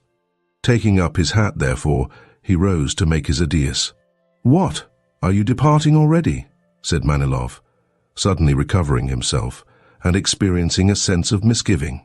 At that moment his wife sailed into the room. "Is Paul Ivanovitch leaving us so soon, dearest Lizanka?" she said with an air of regret. "Yes. Surely it must be that we have wearied him," her spouse replied. "By no means," asserted Chichikov, pressing his hand to his heart. "In this breast, madam, will abide forever the pleasant memory of the time which I have spent with you. Believe me, I could conceive of no greater blessing than to reside, if not under the same roof as yourselves, at all events in your immediate neighborhood." "Indeed," exclaimed Manilov, greatly pleased with the idea. "How splendid it would be if you did come to reside under our roof, so that we could recline under an elm tree together and talk philosophy, and delve to the very root of things." "Yes, it would be a paradisaical existence," agreed Chichikov with a sigh. Nevertheless, he shook hands with Madame. "Farewell, Sudarina," he said, "and farewell to you, my esteemed host. Do not forget what I have requested you to do." "Rest assured that I will not," responded Manilov. "Only for a couple of days will you and I be parted from one another." With that, the party moved into the drawing-room. "Farewell, dearest children," Chichikov went on as he caught sight of Alkid and Themistocleus, who were playing with a wooden hussar which lacked both a nose and one arm. "Farewell, dearest pets. Pardon me for having brought you no presents, but, to tell you the truth, I was not, until my visit, aware of your existence. However, now that I shall be coming again, I will not fail to bring you gifts. Themistocleus, to you I will bring a sword. You would like that, would you not? I should, replied Themistocleus. And to you, Alkid, I will bring a drum. That would suit you, would it not? And he bowed in Alkid's direction. Zeth, a drum, lisped the boy, hanging his head. Good, then a drum it shall be. Such a beautiful drum! What a tur aruing and a tratatata-ing you will be able to kick up. Farewell, my darling. And kissing the boy's head, he turned to Manilov and Madame with the slight smile which one assumes before assuring parents of the guileless merits of their offspring. But you had better stay, Paul Ivanovitch, said the father as the trio stepped out onto the veranda. See how the clouds are gathering. They are only small ones, replied Chichikov. And you know your way to Sobakevich's? No, I do not, and should be glad if you would direct me. If you like, I will tell your coachman. And in very civil fashion Manilov did so, even going so far as to address the man in the second-person plural. On hearing that he was to pass 2 turnings, and then to take a third, Salifan remarked, "We shall get there all right, sir." And Chichikov departed amid a profound salvo of salutations and wavings of handkerchiefs on the part of his host and hostess, who raised themselves on tiptoe in their enthusiasm. For a long while Manilov stood following the departing britchka with his eyes. In fact, he continued to smoke his pipe and gaze after the vehicle even when it had become lost to view. Then he re-entered the drawing-room, seated himself upon a chair, and surrendered his mind to the thought that he had shown his guest most excellent entertainment. Next, his mind passed imperceptibly to other matters, until at last it lost itself God only knows where. He thought of the amenities of a life, of friendship, and of how nice it would be to live with a comrade on, say, the bank of some river, and to span the river with a bridge of his own, and to build an enormous mansion with a facade lofty enough even to afford a view to Moscow. On that facade he and his wife and friend would drink afternoon tea in the open air and discuss interesting subjects.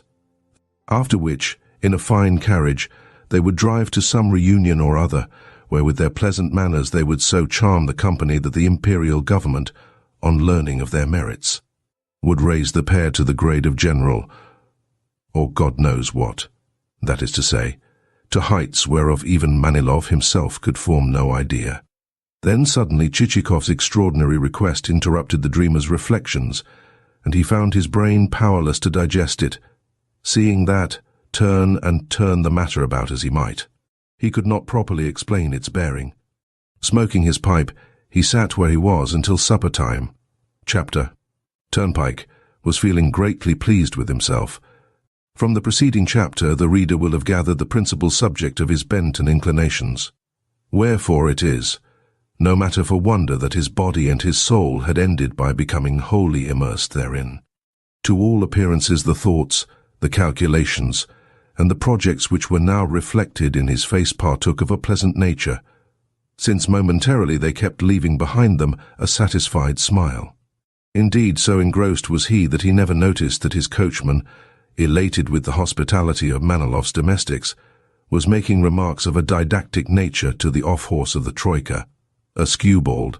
This skewbald was a knowing animal, and made only a show of pulling, whereas its comrades, the middle horse, a bay, and known as the assessor, owing to his having been acquired from a gentleman of that rank, and the near horse, a roan, would do their work gallantly, and even evince in their eyes the pleasure which they derived from their exertions. "Ah, you rascal, I'll get the better of you," ejaculated Selifan as he sat up and gave the lazy one a cut with his whip. "You know your business all right, you German pantaloon. The bay is a good fellow, and does his duty, and I will give him a bit over his feed, for he is a horse to be respected, and the assessor too is a good horse. But what are you shaking your ears for? You are a fool, so just mind when you're spoken to. 'Tis good advice I'm giving you, you blockhead. Ah, you can travel when you like." And he gave the animal another cut, and then shouted to the trio, "Gee up, my beauties," and drew his whip gently across the backs of the skewbald's comrades. not as a punishment, but as a sign of his approval. That done, he addressed himself to the skewbald again. "Do you think," he cried, "that I don't see what you are doing? You can behave quite decently when you like, and make a man respect you." With that, he fell to recalling certain reminiscences. "They were nice folk, those folk at the gentleman's yonder," he mused. "I do love a chat with a man when he is a good sort. With a man of that kind, I am always hail fellow well met, and glad to drink a glass of tea with him, or to eat a biscuit. One can't help respecting a decent fellow. For instance, this gentleman of mine, why, everyone looks up to him, for he has been in the government service and is a collegiate councillor." Thus soliloquizing, he passed to more remote abstractions, until, had Chichikov been listening, he would have learned a number of interesting details concerning himself. However, his thoughts were wholly occupied with his own subject, so much so that not until a loud clap of thunder awoke him from his reverie did he glance around him. The sky was completely covered with clouds, and the dusty turnpike beginning to be sprinkled with drops of rain. At length a second and a nearer and a louder peal resounded, and the rain descended as from a bucket. Falling slantwise, it beat upon one side of the basketwork of the tilt until the splashings began to spurt into his face. And he found himself forced to draw the curtains, fitted with circular openings through which to obtain a glimpse of the wayside view, and to shout to Selifan to quicken his pace. Upon that, the coachman, interrupted in the middle of his harangue, bethought him that no time was to be lost.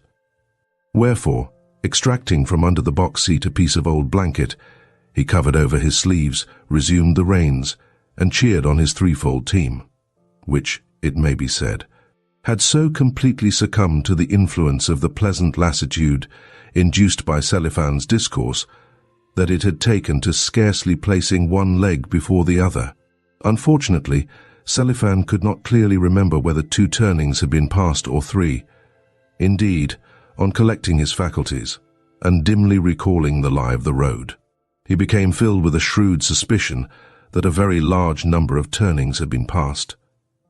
But since, at moments which call for a hasty decision, a Russian is quick to discover what may conceivably be the best course to take, our coachman put away from him all ulterior reasoning, and, turning to the right at the next crossroad, shouted, "Hi, my beauties," and set off at a gallop. Never for a moment did he stop to think whither the road might lead him. It was long before the clouds had discharged their burden, and meanwhile the dust on the road became kneaded into mire, and the horse's task of pulling the britchka heavier and heavier. Also, Chichikov had taken alarm at his continued failure to catch sight of Sobakevich's country house. According to his calculations, it ought to have been reached long ago. He gazed about him on every side, but the darkness was too dense for the eye to pierce. "Selifan," he exclaimed, leaning forward in the britchka. "What is it, Baron?" replied the coachman. "Can you see the country house anywhere?" "No, Baron." After which, with a flourish of the whip, the man broke into a sort of endless, drawling song. In that song, everything had a place. By everything I mean both the various encouraging and stimulating cries with which Russian folk urge on their horses, and a random, unpremeditated selection of adjectives. Meanwhile, Chichikov began to notice that the britchka was swaying violently and dealing him occasional bumps. Consequently, he suspected that it had left the road and was being dragged over a ploughed field. Upon Selifan's mind there appeared to have dawned a similar inkling, for he had ceased to hold forth. "You rascal, what road are you following?" inquired Chichikov. "I don't know," retorted the coachman. "What can a man do at a time of night when the darkness won't let him even see his whip?" And as Selifan spoke, the vehicle tilted to an angle which left Chichikov no choice but to hang on with hands and teeth. At length he realized the fact that Selifan was drunk. "Stop, stop, or you will upset us," he shouted to the fellow. "No, no, Baron," replied Selifan. "How could I upset you? To upset people is wrong. I know that very well, and should never dream of such conduct." Here he started to turn the vehicle round a little, and kept on doing so until the britchka capsized onto its side, and Chichikov landed in the mud on his hands and knees. Fortunately, Selifan succeeded in stopping the horses, although they would have stopped of themselves, seeing that they were utterly worn out. This unforeseen catastrophe evidently astonished their driver. Slipping from the box, he stood resting his hands against the side of the britchka, while Chichikov tumbled and floundered about in the mud, in a vain endeavor to wriggle clear of the stuff. "Ah, you," said Selifan meditatively to the britchka, "to think of upsetting us like this." "You are as drunk as a lord," exclaimed Chichikov. No, Baron, drunk, indeed. Why, I know my manners too well. A word or two with a friend, that is all that I have taken. Anyone may talk with a decent man when he meets him. There is nothing wrong in that. Also, we had a snack together. There is nothing wrong in a snack, especially a snack with a decent man. What did I say to you when last you got drunk? Asked Chichikov. Have you forgotten what I said then? No, Baron. How could I forget it? I know what is what, and know that it is not right to get drunk. All that I have been having is a word or two with a decent man, for the reason that, well, if I lay the whip about you, you'll know then how to talk to a decent fellow, I'll warrant. As you please, Baron, replied the complacent Selifan. Should you whip me, you will whip me, and I shall have nothing to complain of. Why should you not whip me if I deserve it? 'Tis for you to do as you like. Whippings are necessary sometimes, for a peasant often plays the fool, and discipline ought to be maintained. If I have deserved it, beat me. Why should you not? This reasoning seemed, at the moment, irrefutable, and Chichikov said nothing more. Fortunately, fate had decided to take pity on the pair, for from afar their ears caught the barking of a dog. Plucking up courage, Chichikov gave orders for the britchka to be righted, and the horses to be urged forward. And since a Russian driver has at least this merit, that, owing to a keen sense of smell being able to take the place of eyesight, he can, if necessary, drive at random and yet reach a destination of some sort. Selifan succeeded, though powerless to discern a single object, in directing his steeds to a country house nearby, and that with such a certainty of instinct that it was not until the shafts had collided with a garden wall, and thereby made it clear that to proceed another pace was impossible, that he stopped. All that Chichikov could discern through the thick veil of pouring rain was something which resembled a veranda. So he dispatched Selifan to search for the entrance gates, and that process would have lasted indefinitely had it not been shortened by the circumstance that, in Russia, the place of a Swiss footman is frequently taken by watchdogs, of which animals a number now proclaimed the traveller's presence so loudly that Chichikov found himself forced to stop his ears. Next, a light gleamed in one of the windows, and filtered in a thin stream to the garden wall, thus revealing the whereabouts of the entrance gates. Whereupon Selifan fell to knocking at the gates until the bolts of the house door were withdrawn, and there issued therefrom a figure clad in a rough cloak. "Who is that knocking? What have you come for?" shouted the hoarse voice of an elderly woman. "We are travellers, good mother," said Chichikov. "Pray allow us to spend the night here." "Out upon you for a pair of gadabouts," retorted the old woman. "A fine time of night to be arriving. We don't keep an hotel, mind you. This is a lady's residence. But what are we to do, mother? We have lost our way, and cannot spend the night out of doors in such weather." "No, we cannot. The night is dark and cold," added Selifan. "Hold your tongue, you fool!" exclaimed Chichikov. "Who are you, then?" inquired the old woman. "A Dvorianin, 12, good mother." Somehow the word Dvorianin seemed to give the old woman food for thought. "Wait a moment," she said, "and I will tell the mistress." 2 minutes later she returned with a lantern in her hand. The gates were opened, and a light glimmered in a second window. Entering the courtyard, the britchka halted before a moderate-sized mansion. The darkness did not permit a very accurate observation being made, but apparently the windows only of one half of the building were illuminated, while a quagmire in front of the door reflected the beams from the same. Meanwhile the rain continued to beat sonorously down upon the wooden roof, and could be heard trickling into a water butt. Nor for a single moment did the dogs cease to bark with all the strength of their lungs. One of them, throwing up its head, kept venting a howl of such energy and duration that the animal seemed to be howling for a handsome wager, while another, cutting in between the yelpings of the first animal, kept restlessly reiterating, like a postman's bell, the notes of a very young puppy. Finally, an old hound, which appeared to be gifted with a peculiarly robust temperament, kept supplying the part of contrabasso, so that his growls resembled the rumbling of a bass singer when a chorus is in full cry, and the tenors are rising on tiptoe in their efforts to compass a particularly high note, and the whole body of choristers are wagging their heads before approaching a climax. And this contrabasso alone is tucking his bearded chin into his collar and sinking almost to a squatting posture on the floor in order to produce a note which shall cause the windows to shiver and their panes to crack. Naturally, from a canine chorus of such executants, it might reasonably be inferred that the establishment was one of the utmost respectability. To that, however, our damp, cold hero gave not a thought, for all his mind was fixed upon bed. Indeed, the britchka had hardly come to a standstill before he leapt out upon the doorstep, missed his footing, and came within an ace of falling. To meet him there issued a female younger than the first, but very closely resembling her, and on his being conducted to the parlour, a couple of glances showed him that the room was hung with old striped curtains, and ornamented with pictures of birds and small antique mirrors, the latter set in dark frames which were carved to resemble scrolls of foliage.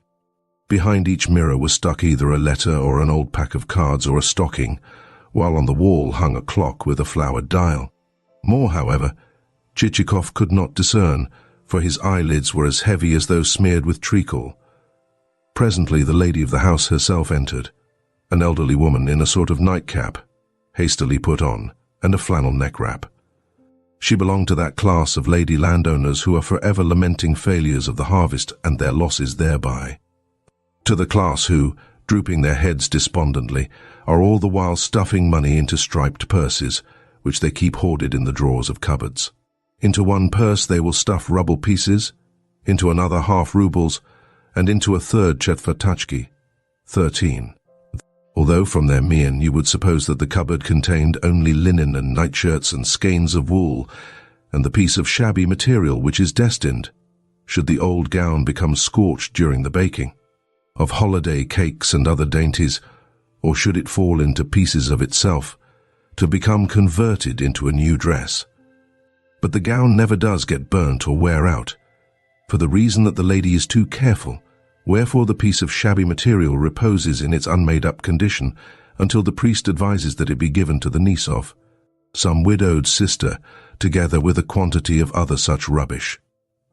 Chichikov apologized for having disturbed the household with his unexpected arrival. "Not at all, not at all," replied the lady. "But in what dreadful weather God has brought you hither! What wind and what rain! You could not help losing your way. Pray excuse us for being unable to make better preparations for you at this time of night."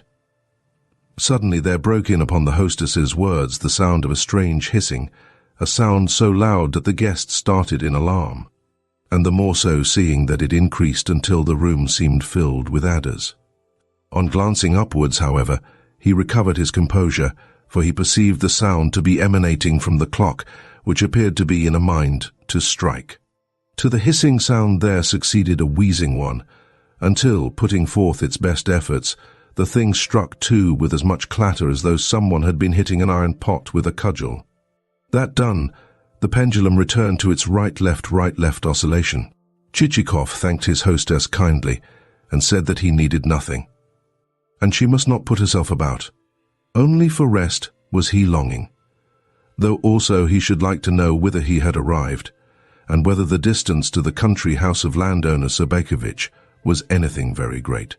To this the lady replied that she had never so much as heard the name, since no gentleman of the name resided in the locality.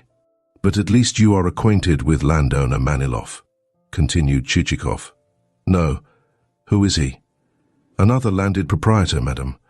"Well, neither have I heard of him. No such landowner lives hereabouts." "Then who are your local landowners?" "Bobrov, Svinin, Kanapatiev, Karpakin, Trepakin, and Plyushkin. Are they rich men?" "No, none of them.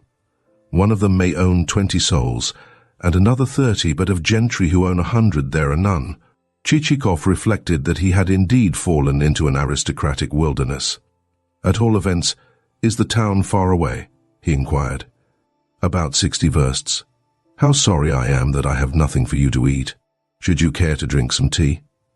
I thank you, good mother, but I require nothing beyond a bed. Well, after such a journey you must indeed be needing rest, so you shall lie upon this sofa. Fetinia, bring a quilt and some pillows and sheets.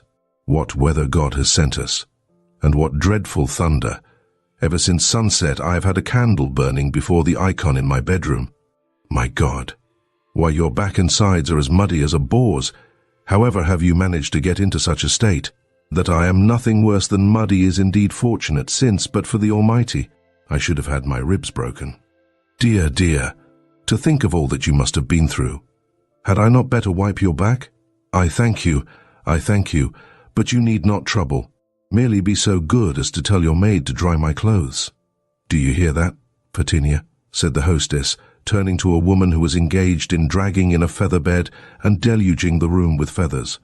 Take this coat and this vest, and after drying them before the fire, just as we used to do for your late master, give them a good rub and fold them up neatly. Very well, mistress, said Fetinia, spreading some sheets over the bed and arranging the pillows. Now your bed is ready for you, said the hostess to Chichikov. Good night, dear sir. I wish you good night. Is there anything else that you require? Perhaps you would like to have your heels tickled before retiring to rest. Never could my late husband get to sleep without that having been done. But the guest declined the proffered heel tickling, and, on his hostess taking her departure, hastened to divest himself of his clothing, both upper and under, and to hand the garments to Fetinia. She wished him good night, and removed the wet trappings, after which he found himself alone. Not without satisfaction did he eye his bed, which reached almost to the ceiling. Clearly Fetinia was a past mistress in the art of beating up such a couch, and as the result, he had no sooner mounted it with the aid of a chair than it sank well nigh to the floor, and the feathers, squeezed out of their proper confines, flew hither and thither into every corner of the apartment. Nevertheless, he extinguished the candle, covered himself over with the chintz quilt, snuggled down beneath it, and instantly fell asleep. Next day it was late in the morning before he awoke.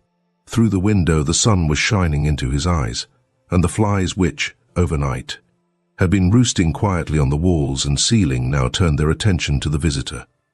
One settled on his lip, another on his ear, a third hovered as though intending to lodge in his very eye, and a fourth had the temerity to alight just under his nostrils. In his drowsy condition he inhaled the latter insect, sneezed violently, and so returned to consciousness. He glanced around the room and perceived that not all the pictures were representative of birds, since among them hung also a portrait of Kutuzov, and an oil painting of an old man in a uniform with red facings such as were worn in the days of the Emperor Paul, 15. At this moment the clock uttered its usual hissing sound and struck 10, while a woman's face peered in at the door, but at once withdrew, for the reason that, with the object of sleeping as well as possible, Chichikov had removed every stitch of his clothing. Somehow the face seemed to him familiar, and he set himself to recall whose it could be. At length he recollected that it was the face of his hostess. His clothes he found lying, clean and dry, beside him. So he dressed and approached the mirror, meanwhile sneezing again with such vehemence that a cock which happened at the moment to be near the window, which was situated at no great distance from the ground, chuckled a short, sharp phrase. Probably it meant, in the bird's alien tongue, "Good morning to you." Chichikov retorted by calling the bird a fool, and then himself approached the window to look at the view. It appeared to comprise a poulterer's premises.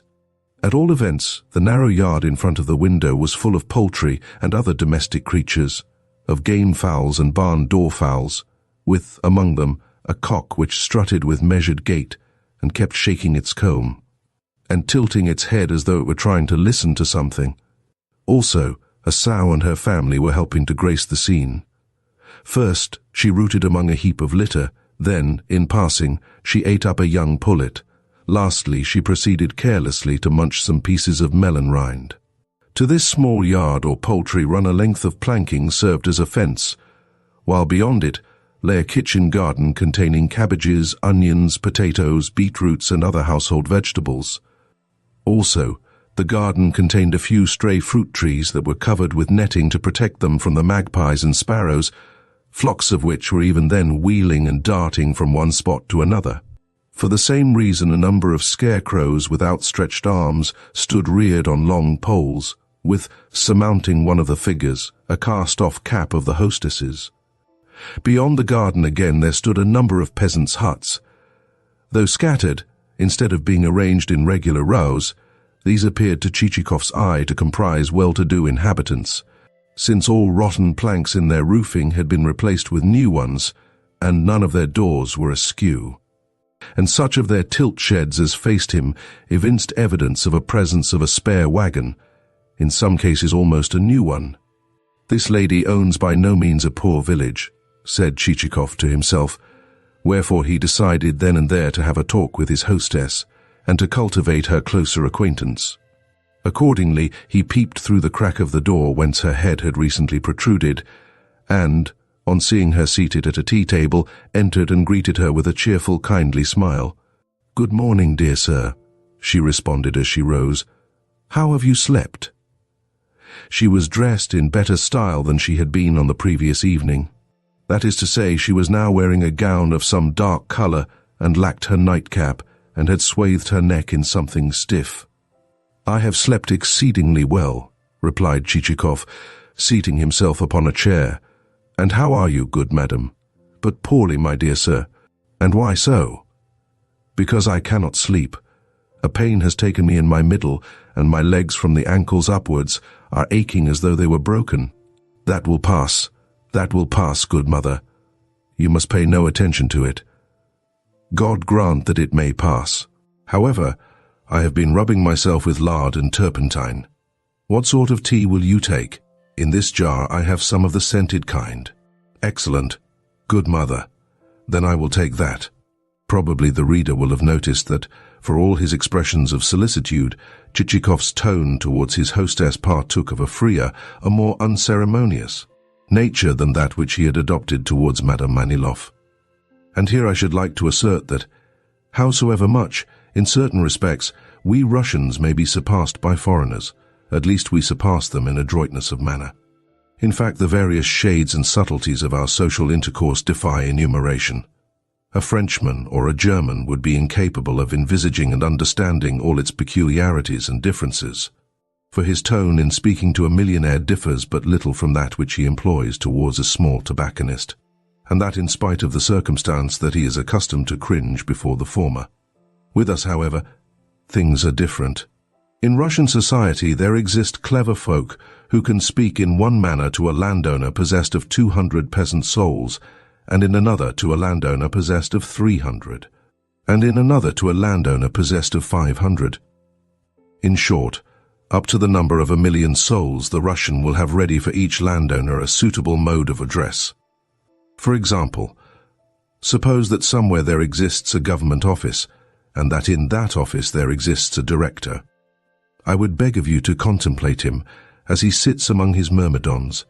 Sheer nervousness will prevent you from uttering a word in his presence, so great are the pride and superiority depicted on his countenance. Also, were you to sketch him, you would be sketching a veritable Prometheus, for his glance is as that of an eagle, and he walks with measured, stately stride. Yet no sooner will the eagle have left the room to seek the study of his superior officer than he will go scurrying along, papers held close to his nose, like any partridge. But in society, and at the evening party, should the rest of those present be of lesser rank than himself, the Prometheus will once more become Prometheus, and the man who stands a step below him will treat him in a way never dreamt of by Ovid, seeing that each fly is of lesser account than its superior fly, and becomes, in the presence of the latter, even as a grain of sand. Surely that is not Ivan Petrovitch. You will say of such and such a man as you regard him. Ivan Petrovitch is tall, whereas this man is small and spare. Ivan Petrovitch has a loud, deep voice, and never smiles, whereas this man, whoever he may be, is twittering like a sparrow and smiling all the time. Yet approach and take a good look at the fellow, and you will see that is Ivan Petrovich. Alak, alak, will be the only remark you can make. Let us return to our characters in real life. We have seen that, on this occasion, Chichikov decided to dispense with ceremony. Wherefore, taking up the teapot, he went on as follows. You have a nice little village here, madam. How many souls does it contain? A little less than 80, dear sir, but the times are hard, and I have lost a great deal through last year's harvest having proved a failure. But your peasants look fine, strong fellows. May I inquire your name? Through arriving so late at night, I have quite lost my wits. Korobochka, the widow of a collegiate secretary. I humbly thank you. And your Christian name and patronymic? Nastasia Petrovna. Nastasia Petrovna. Those are excellent names. I have a maternal aunt named like yourself. And your name? Queried the lady. May I take it that you are a government assessor? No, madam, replied Chichikov with a smile. I am not an assessor, but a traveller on private business. Then you must be a buyer of produce. How I regret that I have sold my honey so cheaply to other buyers. Otherwise you might have bought it, dear sir. I never buy honey. Then what do you buy, pray? Hemp? I have a little of that by me, but not more than half a pood, 16 or so. No, madam. It is in other wares that I deal. Tell me, have you, of late years, lost many of your peasants by death? Yes, no fewer than 18, responded the old lady with a sigh. Such a fine lot, too. All good workers. True, others have since grown up. But of what use are they? Mere striplings. When the assessor last called upon me, I could have wept. For though those workmen of mine are dead, I have to keep on paying for them as though they were still alive. And only last week my blacksmith got burned to death. Such a clever hand at his trade he was. What? A fire occurred at your place? No, no, God preserve us all. It was not so bad as that. You must understand that the blacksmith set himself on fire. He got set on fire in his bowels through over-drinking. Yes, all of a sudden there burst from him a blue flame, and he smouldered and smouldered until he had turned as black as a piece of charcoal. Yet what a clever blacksmith he was. And now I have no horses to drive out with, for there is no one to shoe them. In everything the will of God, madam, said Chichikov with a sigh. Against the divine wisdom it is not for us to rebel. Pray hand them over to me, Nastasia Petrovna. Hand over whom? The dead peasants. But how could I do that? Quite simply. Sell them to me, and I will give you some money in exchange. But how am I to sell them to you? I scarcely understand what you mean. Am I to dig them up again from the ground? Chichikov perceived that the old lady was altogether at sea, and that he must explain the matter. Wherefore, in a few words, he informed her that the transfer or purchase of the souls in question would take place merely on paper, that the said souls would be listed as still alive. And what good would they be to you? Asked his hostess, staring at him with her eyes distended. That is my affair. But they are dead souls. Who said they were not? The mere fact of their being dead entails upon you a loss as dead as the souls, for you have to continue paying tax upon them, whereas my plan is to relieve you both of the tax and of the resultant trouble. Now do you understand? And I will not only do as I say, but also hand you over 15 rubles per soul. Is that clear enough? Yes, but I do not know, said his hostess diffidently. You see, never before have I sold dead souls. Quite so. It would be a surprising thing if you had. But surely you do not think that these dead souls are in the least worth keeping? Oh, no, indeed. Why should they be worth keeping? I am sure they are not so. The only thing which troubles me is the fact that they are dead. She seems a truly obstinate old woman, was Chichikov's inward comment. Look here, madam, he added aloud. You reason well, but you are simply ruining yourself by continuing to pay the tax upon dead souls as though they were still alive. Oh, good sir, do not speak of it, the lady exclaimed. 3 weeks ago I took 150 rubles to that assessor and buttered him up and— Then you see how it is, do you not? Remember that, according to my plan, You will never again have to butter up the assessor, seeing that it will be I who will be paying for those peasants, not you, for I shall have taken over the dues upon them, and have transferred them to myself as so many bona fide serfs. Do you understand at last? However, the old lady still communed with herself. She could see that the transaction would be to her advantage, yet it was one of such a novel and unprecedented nature that she was beginning to fear lest this purchaser of souls intended to cheat her. Certainly he had come from God only knew where, and at the dead of night too. But, sir, I have never in my life sold dead folk, only living ones. 3 years ago I transferred 2 wenches to Protopopov for 100 rubles apiece, and he thanked me kindly, for they turned out splendid workers, able to make napkins or anything else. Yes, but with the living we have nothing to do, damn it. I am asking you only about dead folk. Yes, of course. But at first sight I felt afraid lest I should be incurring a loss, lest you should be wishing to outwit me, good sir. You see, the dead souls are worth rather more than you have offered for them. See here, madam, what a woman it is. How could they be worth more? Think for yourself. They are so much loss to you. So much loss, do you understand? Take any worthless, rubbishy article you like, a piece of old rag, for example. That rag will yet fetch its price, for it can be bought for paper making. But these dead souls are good for nothing at all. Can you name anything that they are good for? True, they are good for nothing. But what troubles me is the fact that they are dead. What a blockhead of a creature, said Chichikov to himself, for he was beginning to lose patience. Bless her heart, I may as well be going. She has thrown me into a perfect sweat, the cursed old shrew. He took a handkerchief from his pocket and wiped the perspiration from his brow. Yet he need not have flown into such a passion. More than one respected statesman reveals himself, when confronted with a business matter, to be just such another as Madame Korobochka in that. Once he has got an idea into his head, there is no getting it out of him. You may ply him with daylight-clear arguments, yet they will rebound from his brain as an India rubber ball rebounds from a flagstone.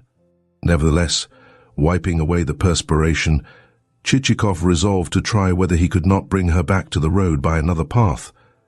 Madam, he said, either you are declining to understand what I say, or you are talking for the mere sake of talking. If I hand you over some money, 15 rubles for each soul, do you understand? It is money, not something which can be picked up haphazard on the street. For instance, tell me how much you sold your honey for. For 12 rubles per pood. Ah, then by those words, madam, you have laid a trifling sin upon your soul, for you did not sell the honey for 12 rubles. By the Lord God, I did. Well, never mind. Honey is only honey. Now you had collected that stuff, it may be, for a year, and with infinite care and labor. You had fussed after it, you had trotted to and fro, you had duly frozen out the bees, and you had fed them in the cellar throughout the winter. But these dead souls of which I speak are quite another matter. For in this case you have put forth no exertions. It was merely God's will that they should leave the world, and thus decreased the personnel of your establishment. In the former case you received, so you allege, 12 rubles per pood for your labor. But in this case you will receive money for having done nothing at all.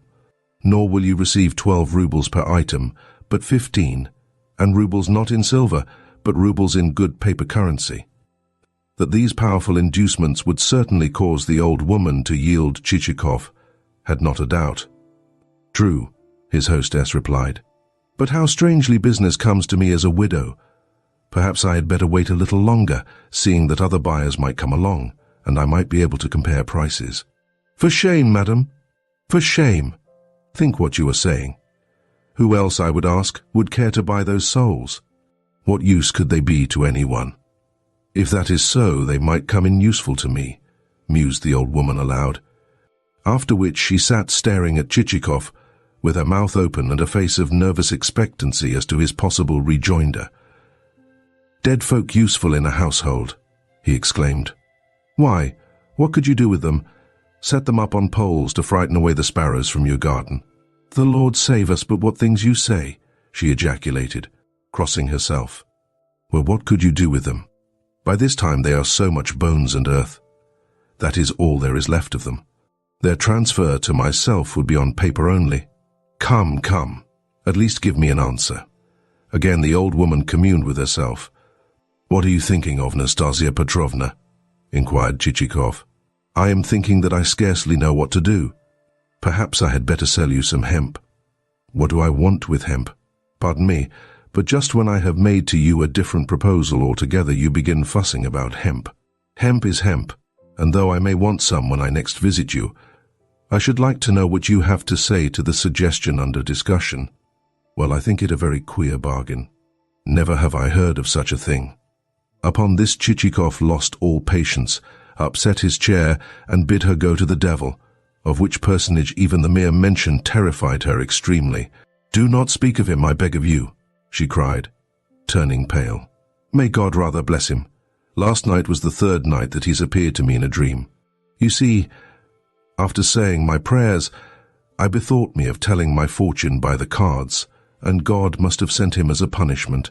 He looked so horrible and had horns longer than a bull's.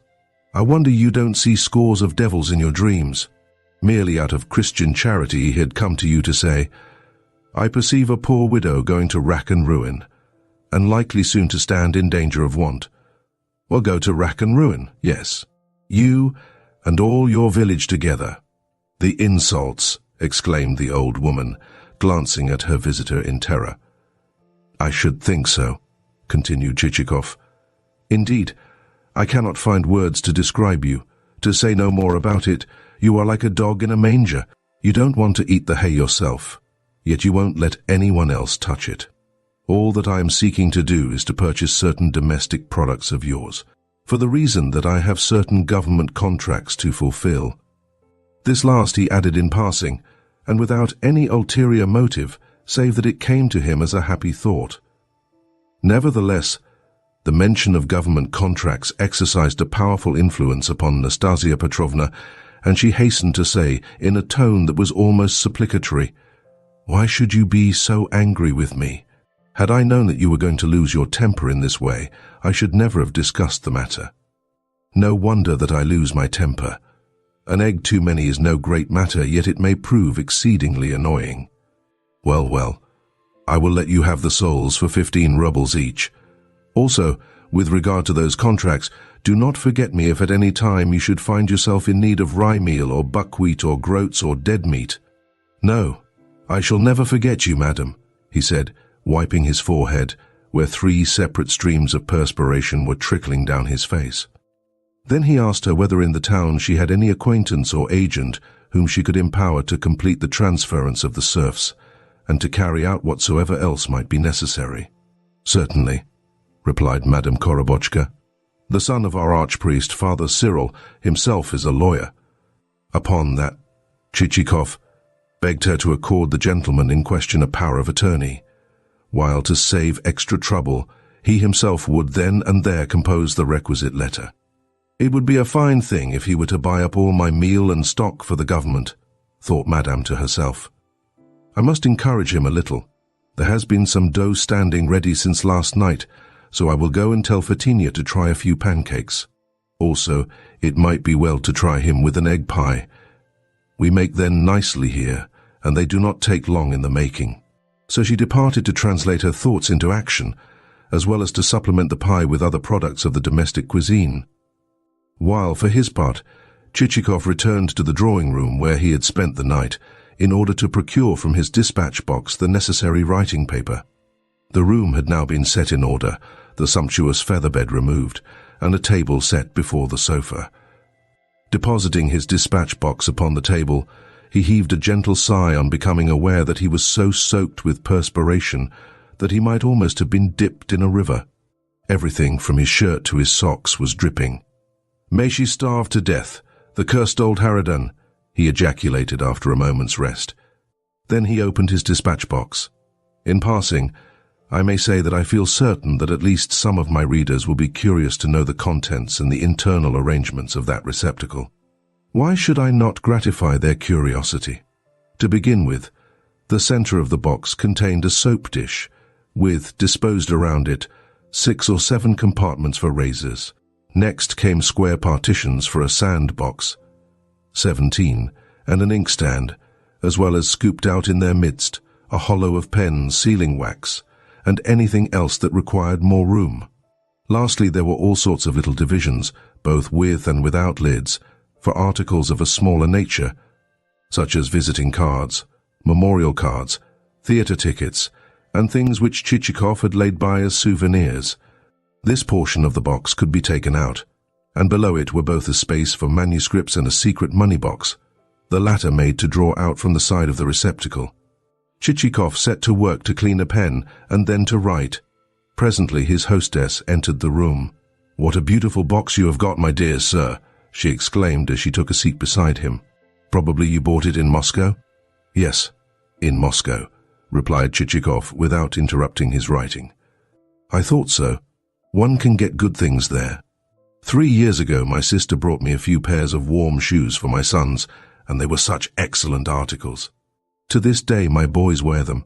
And what nice stamped paper you have." She had peered into the dispatch box, where, sure enough, there lay a further store of the paper in question. "Would you mind letting me have a sheet of it? I am without any at all, although I shall soon have to be presenting a plea to the land court, and possess not a morsel of paper to write it on." Upon this Chichikov explained that the paper was not the sort proper for the purpose, that it was meant for serf indenturing, and not for the framing of pleas. Nevertheless, to quiet her, he gave her a sheet stamped to the value of a rouble. Next, he handed her the letter to sign, and requested, in return, a list of her peasants. Unfortunately, such a list had never been compiled, let alone any copies of it, and the only way in which she knew the peasants' names was by heart. However, he told her to dictate them. Some of the names greatly astonished our hero, so, still more, did the surnames. Indeed, frequently, on hearing the latter, he had to pause before writing them down. Especially did he halt before a certain Peter Savliev Nivajai Korito. What a string of titles! Involuntarily he ejaculated. To the Christian name of another serf was appended Korovi Kirpich, and to that of a third Koleso Ivan. However, at length the list was compiled, and he caught a deep breath, which latter proceeding caused him to catch also the attractive odour of something fried in fat. "I beseech you to have a morsel," murmured his hostess. Chichikov looked up, and saw that the table was spread with mushrooms, pies, and other viands. "Try this freshly made pie and an egg," continued Madame. Chichikov did so, and having eaten more than half of what she offered him, praised the pie highly. Indeed, it was a toothsome dish, and after his difficulties and exertions with his hostess, it tasted even better than it might otherwise have done. "And also a few pancakes?" suggested Madame. For answer, Chichikov folded 3 together, and having dipped them in melted butter, consigned the lot to his mouth, and then wiped his mouth with a napkin. Twice more was the process repeated, and then he requested his hostess to order the britchka to be got ready. In dispatching Fatinya with the necessary instructions, she ordered her to return with a second batch of hot pancakes. "Your pancakes are indeed splendid," said Chichikov, applying himself to the second consignment of fried dainties when they had arrived. "Yes, we make them well here," replied Madame. "Yet how unfortunate it is that the harvest should have proved so poor as to have prevented me from earning anything on my... But why should you be in such a hurry to depart? Good sir?" She broke off on seeing Chichikov reach for his cap. "The britchka is not yet ready." "Then it is being got so, madam. It is being got so, and I shall need a moment or two to pack my things." "As you please, dear sir, but do not forget me in connection with those government contracts." "No, I have said that never shall I forget you," replied Chichikov as he hurried into the hall. "And would you like to buy some lard?" continued his hostess, pursuing him. "Lard? Oh, certainly. Why not?" Only. I will do so another time. I shall have some ready at about Christmas." "Quite so, madam. Then I will buy anything and everything, the lard included." "And perhaps you will be wanting also some feathers?" "I shall be having some for sale about St. Philip's Day." Very well, madam." "There you see," she remarked as they stepped out onto the veranda. "The britchka is not yet ready. But it soon will be. Only direct me to the main road." "How am I to do that?" said Madame.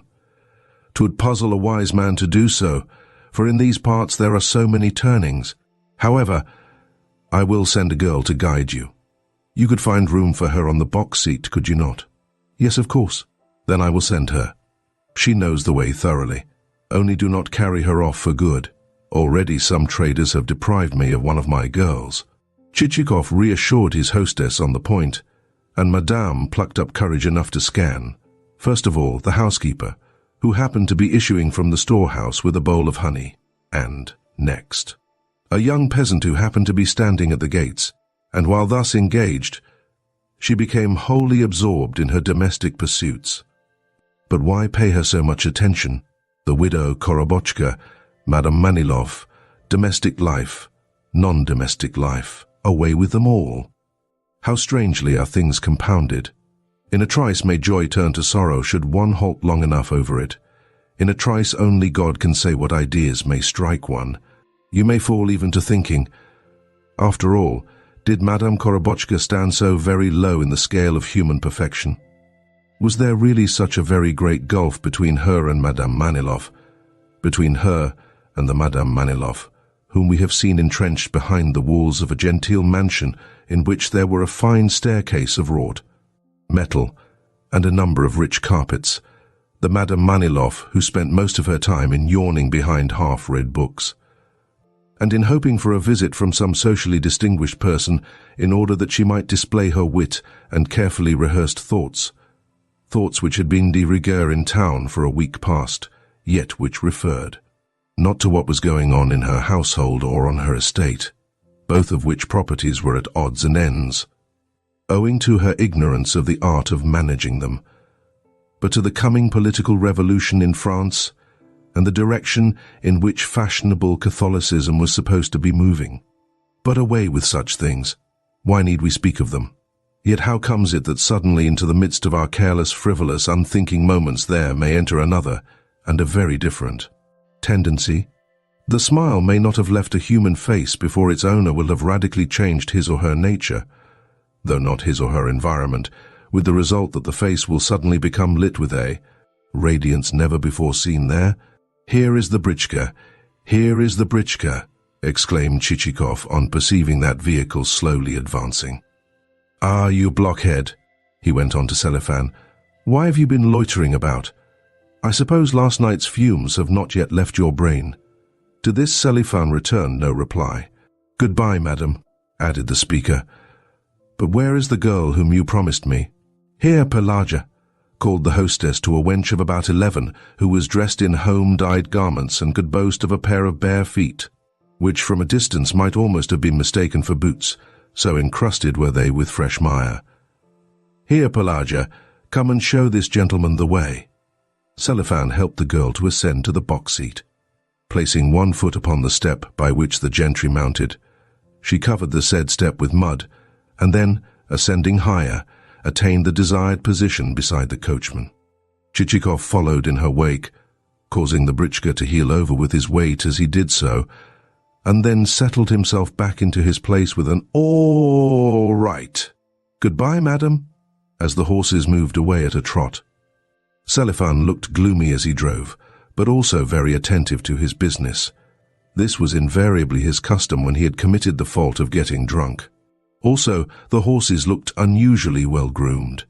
In particular, the collar on one of them had been neatly mended, although hitherto its state of dilapidation had been such as perennially to allow the stuffing to protrude through the leather. The silence preserved was well nigh complete. Merely flourishing his whip, Selifan spoke to the team no word of instruction, although the skewbald was as ready as usual to listen to conversation of a didactic nature. Seeing that at such times the reins hung loosely in the hands of the loquacious driver, and the whip wandered merely as a matter of form over the backs of the troika. This time, however, there could be heard issuing from Selifan's sullen lips only the uniformly unpleasant exclamation, "Now then, you brutes! Get on with you! Get on with you!" The Bey and the assessor, too, felt put out at not hearing themselves called "my pets" or "good lads," while, in addition, the skewbald came in for some nasty cuts across his sleek and ample quarters. "What has put master out like this?" thought the animal as it shook its head. Heaven knows where he does not keep beating me, across the back, and even where I am tenderer still. Yes, he keeps catching the whip in my ears and lashing me under the belly. To the right, eh? Snapped Selifan to the girl beside him as he pointed to a rain-soaked road which trended away through fresh green fields. No, no, she replied. I will show you the road when the time comes. Which way then? He asked again when they had proceeded a little further. This way. And she pointed to the road just mentioned. Get along with you, retorted the coachman. That does go to the right. You don't know your right hand from your left. The weather was fine, but the ground so excessively sodden that the wheels of the britchka collected mire until they had become caked as with a layer of felt, a circumstance which greatly increased the weight of the vehicle and prevented it from clearing the neighbouring parishes before the afternoon was arrived.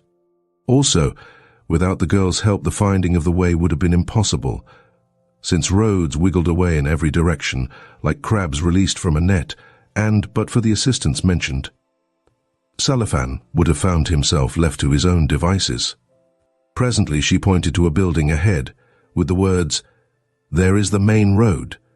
"And what is the building?" asked Selifan. "A tavern," she said. "Then we can get along by ourselves," he observed. "Do you get down and be off home." With that he stopped and helped her to alight, muttering as he did so, "Ah, you black-footed creature!" Chichikov added a copper groat, and she departed well pleased with her ride in the gentleman's carriage. Chapter 4 were twofold, namely that he wanted to rest the horses, and that he himself desired some refreshment. In this connection the author feels bound to confess that the appetite and the capacity of such men are greatly to be envied. Of those well-to-do folk of St. Petersburg and Moscow who spend their time in considering what they shall eat on the morrow, and in composing a dinner for the day following, and who never sit down to a meal without first of all injecting a pill, and then swallowing oysters and crabs, and a quantity of other monsters, while eternally departing for Carlsbad or the Caucasus. The author has but a small opinion. Yes, they are not the persons to inspire envy. Rather, it is the folk of the middle classes, folk who at one post-house call for bacon, and at another for a sucking pig, and at a third for a steak of sturgeon or a baked pudding with onions, and who can sit down to table at any hour, as though they had never had a meal in their lives, and can devour fish of all sorts, and guzzle and chew it with a view to provoking further appetite. These, I say, are the folk who enjoy heaven's most favoured gift. To attain such a celestial condition, the great folk of whom I have spoken would sacrifice half their serfs and half their mortgaged and non-mortgaged property, with the foreign and domestic improvements thereon, if thereby they could compass such a stomach as is possessed by the folk of the middle class. But unfortunately, neither money nor real estate, whether improved or non-improved, can purchase such a stomach. The little wooden tavern, with its narrow but hospitable curtain suspended from a pair of rough-hewn doorposts like old church candlesticks, seemed to invite Chichikov to enter. True, the establishment was only a Russian hut of the ordinary type, but it was a hut of larger dimensions than usual, and had around its windows and gables carved and patterned cornices of bright-coloured wood, which threw into relief the darker hue of the walls, and consorted well with the flowered pictures painted on the shutters.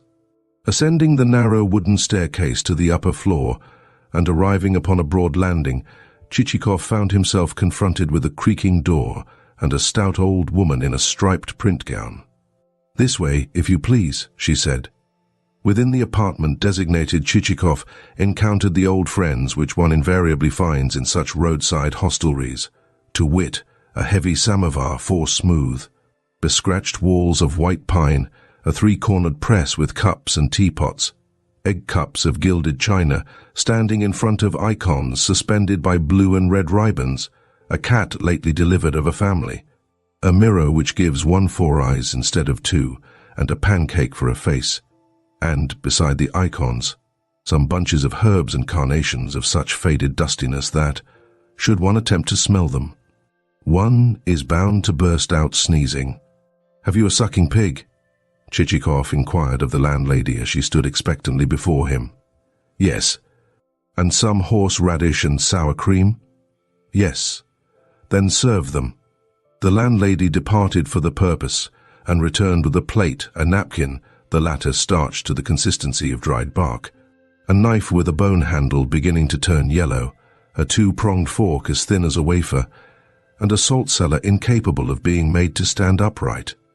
Following the accepted custom, our hero entered into conversation with the woman and inquired whether she herself or a landlord kept the tavern, how much income the tavern brought in, whether her sons lived with her, whether the oldest was a bachelor or married, whom the eldest had taken to wife, whether the dowry had been large, whether the father-in-law had been satisfied, and whether the said father-in-law had not complained of receiving too small a present at the wedding. In short, Chichikov touched on every conceivable point. Likewise, of course, he displayed some curiosity as to the landowners of the neighborhood. Their names, he ascertained, were Blokhin, Pochetayev, Minoy, Cheprikov, and Sobakevich. "Then you are acquainted with Sobakevich?" he said.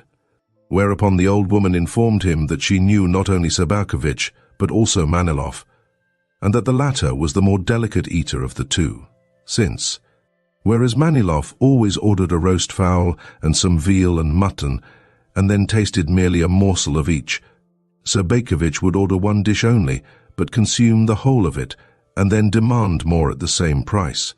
Whilst Chichikov was thus conversing and partaking of the sucking pig, until only a fragment of it seemed likely to remain, the sound of an approaching vehicle made itself heard. Peering through the window, he saw draw up to the tavern door a light britchka drawn by 3 fine horses. From it there descended 2 men, one flaxen-haired and tall, and the other dark-haired and of slighter build. While the flaxen-haired man was clad in a dark blue coat, the other one was wrapped in a coat of striped pattern. Behind the britchka stood a second, but an empty turnout, drawn by 4 long-coated steeds in ragged collars and rope harnesses. The flaxen-haired man lost no time in ascending the staircase, while his darker friend remained below to fumble at something in the britchka, talking as he did so to the driver of the vehicle which stood hitched behind. Somehow, the dark-haired man's voice struck Chichikov as familiar, and as he was taking another look at him, the flaxen-haired gentleman entered the room. The newcomer was a man of lofty stature, with a small red moustache and a lean, hard-bitten face whose redness made it evident that its acquaintance, if not with the smoke of gunpowder, at all events with that of tobacco, was intimate and extensive. Nevertheless, he greeted Chichikov civilly, and the latter returned his bow. Indeed, the pair would have entered into conversation, and have made one another's acquaintance, since a beginning was made with their simultaneously expressing satisfaction at the circumstance that the previous night's rain had laid the dust on the roads, and thereby made driving cool and pleasant, when the gentleman's darker favoured friend also entered the room, and, throwing his cap upon the table, pushed back a mass of dishevelled black locks from his brow. The latest arrival was a man of medium height, but well put together, and possessed of a pair of full red cheeks, a set of teeth as white as snow, and coal-black whiskers. Indeed, so fresh was his complexion that it seemed to have been compounded of blood and milk, while health danced in his every feature. "Ha ha ha!" he cried with a gesture of astonishment at the sight of Chichikov. "What chance brings you here?"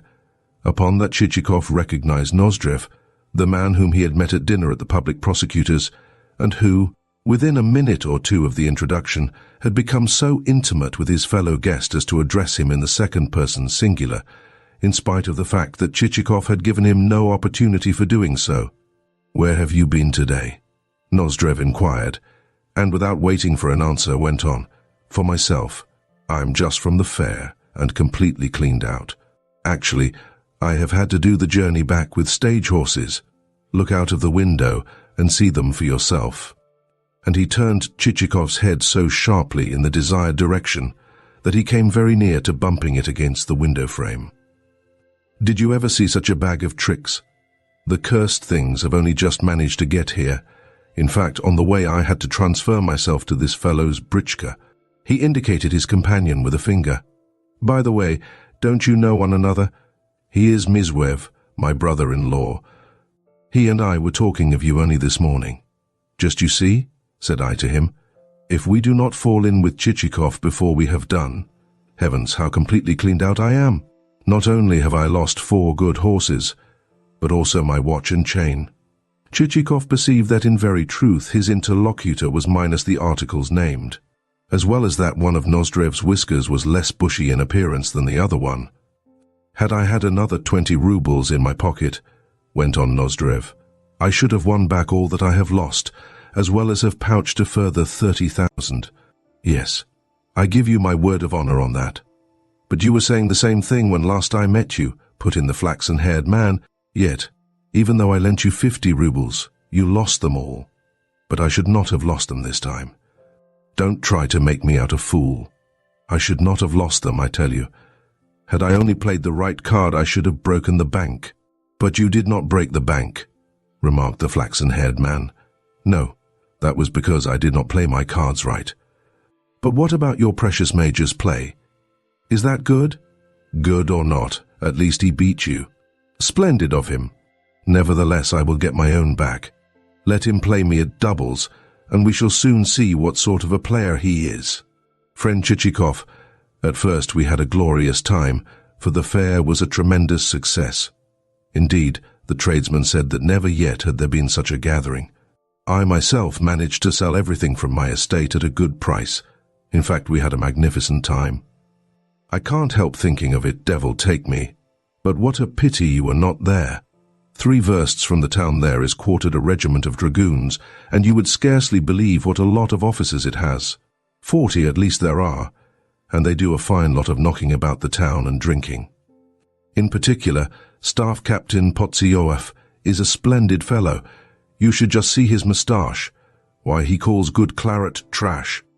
'Bring me some of the usual trash,' is his way of ordering it. And Lieutenant Kovshinikov too. He is as delightful as the other man. In fact, I may say that every one of the lot is a rake. I spent my whole time with them, and you can imagine that Ponomarev, the wine merchant, did a fine trade indeed. All the same, he is a rascal, you know, and ought not to be dealt with, for he puts all sorts of rubbish into his liquor. Indian wood and burnt cork and elderberry juice, the villain.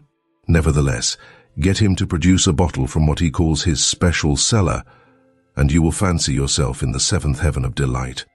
And what quantities of champagne we drank! Compared with it, provincial stuff is kvass. Try to imagine not merely Kliquot, but a sort of blend of Kliquot and Matradura, Kliquot of double strength.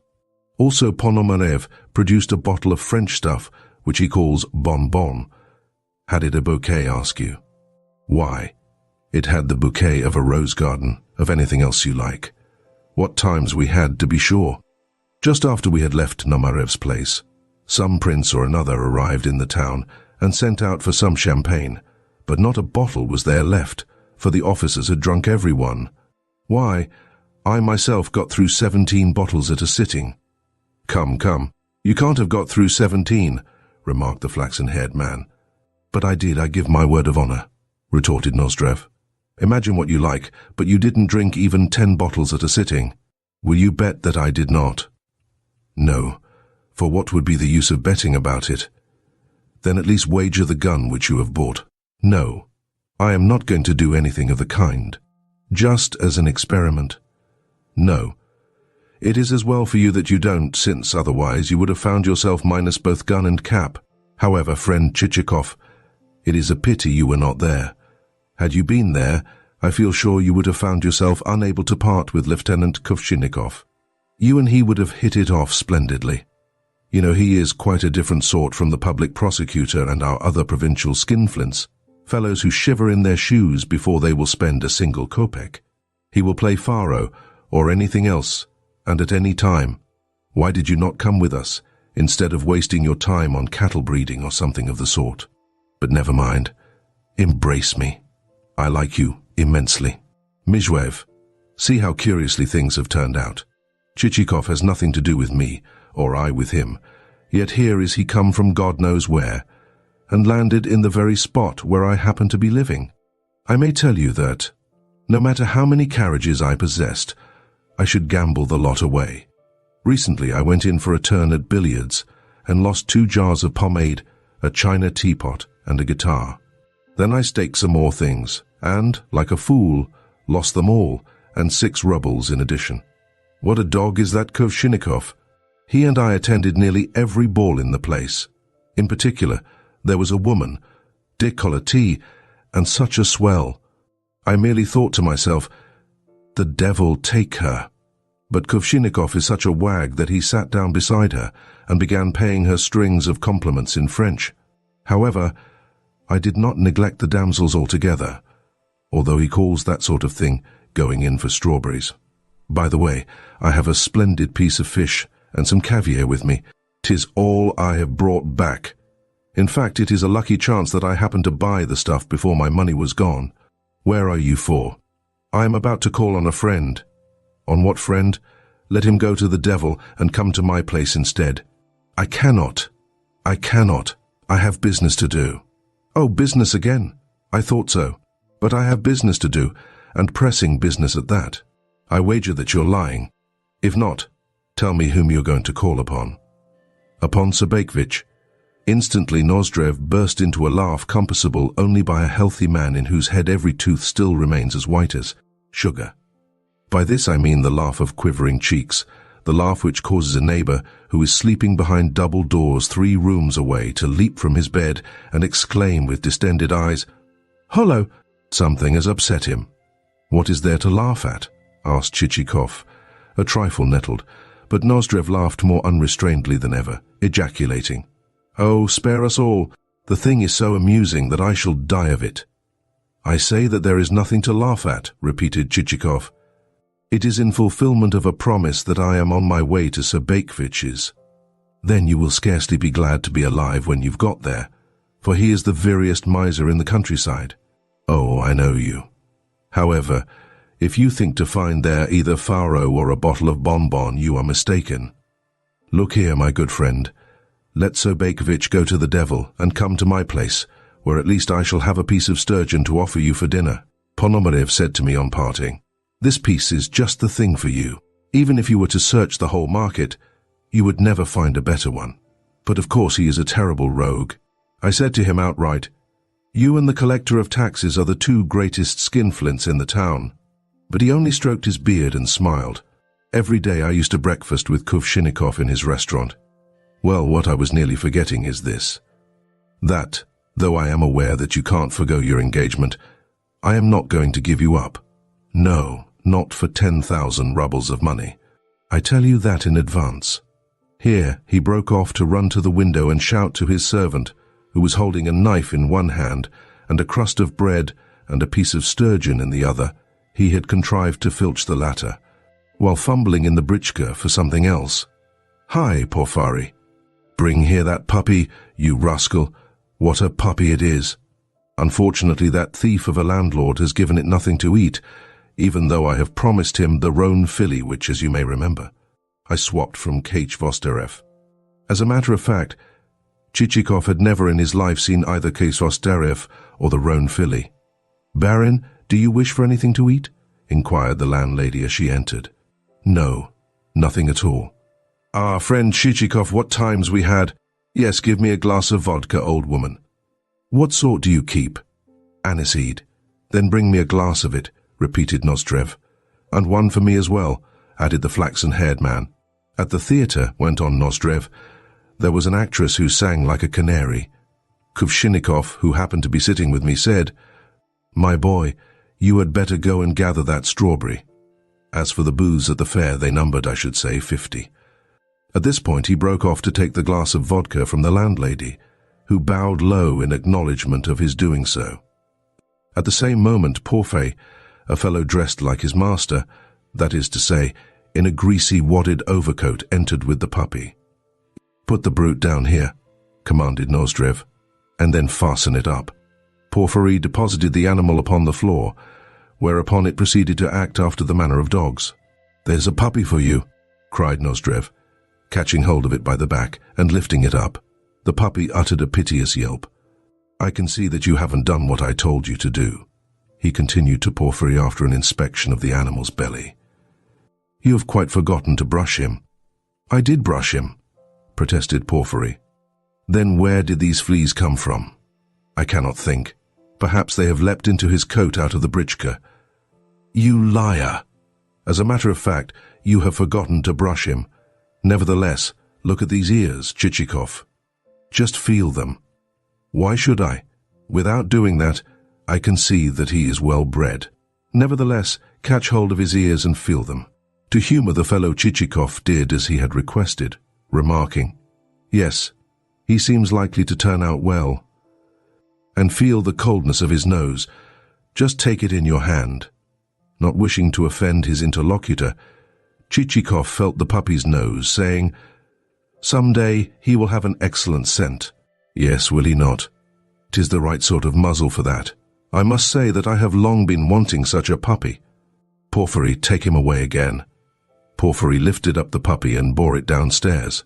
"Look here, Chichikov," resumed Nozdrev. "You must come to my place. It lies only 5 versts away, and we can go there like the wind, and you can visit Sobakevich afterwards. Shall I, or shall I not, go to Nozdrev's?" reflected Chichikov. "Is he likely to prove any more useful than the rest?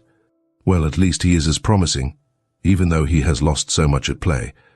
But he has a head on his shoulders, and therefore I must go carefully if I am to tackle him concerning my scheme." With that he added aloud, "Very well, I will come with you, but do not let us be long, for my time is very precious." That's right, cried Nozdrev. "Splendid, splendid, let me embrace you," and he fell upon Chichikov's neck. "All 3 of us will go." No, put in the flaxen-haired man. "You must excuse me, for I must be off home." Rubbish. I am not going to excuse you, but my wife will be furious with me. You and Monsieur Chichikov must change into the other britchka. Come. The thing is not to be thought of. The flaxen-haired man was one of those people in whose character, at first sight, there seems to lurk a certain grain of stubbornness, so much so that, almost before one has begun to speak, they are ready to dispute one's words and to disagree with anything that may be opposed to their peculiar form of opinion. For instance, they will decline to have folly called wisdom or any tune danced to but their own. Always, however, will there become manifest in their character a soft spot, and in the end they will accept what hitherto they have denied and call what is foolish sensible, and even dance, yes, better than anyone else will do, to a tune set by someone else. In short, they generally begin well, but always end badly. "Rubbish," said Nozdrev, in answer to a further objection on his brother-in-law's part. And sure enough, no sooner had Nozdrev clapped his cap upon his head than the flaxen-haired man started to follow him and his companion.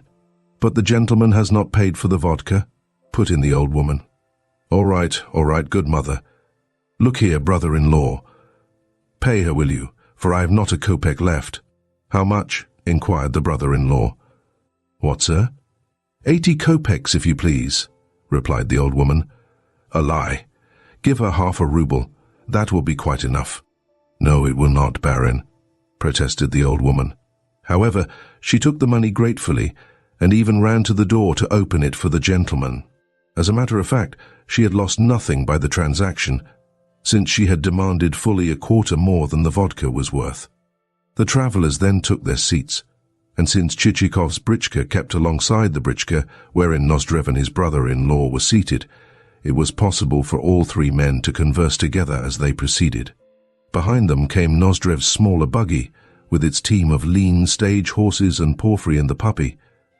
But inasmuch as the conversation which the travellers maintained was not of a kind likely to interest the reader, I might do worse than say something concerning Nozdrev himself, seeing that he is destined to play no small role in our story.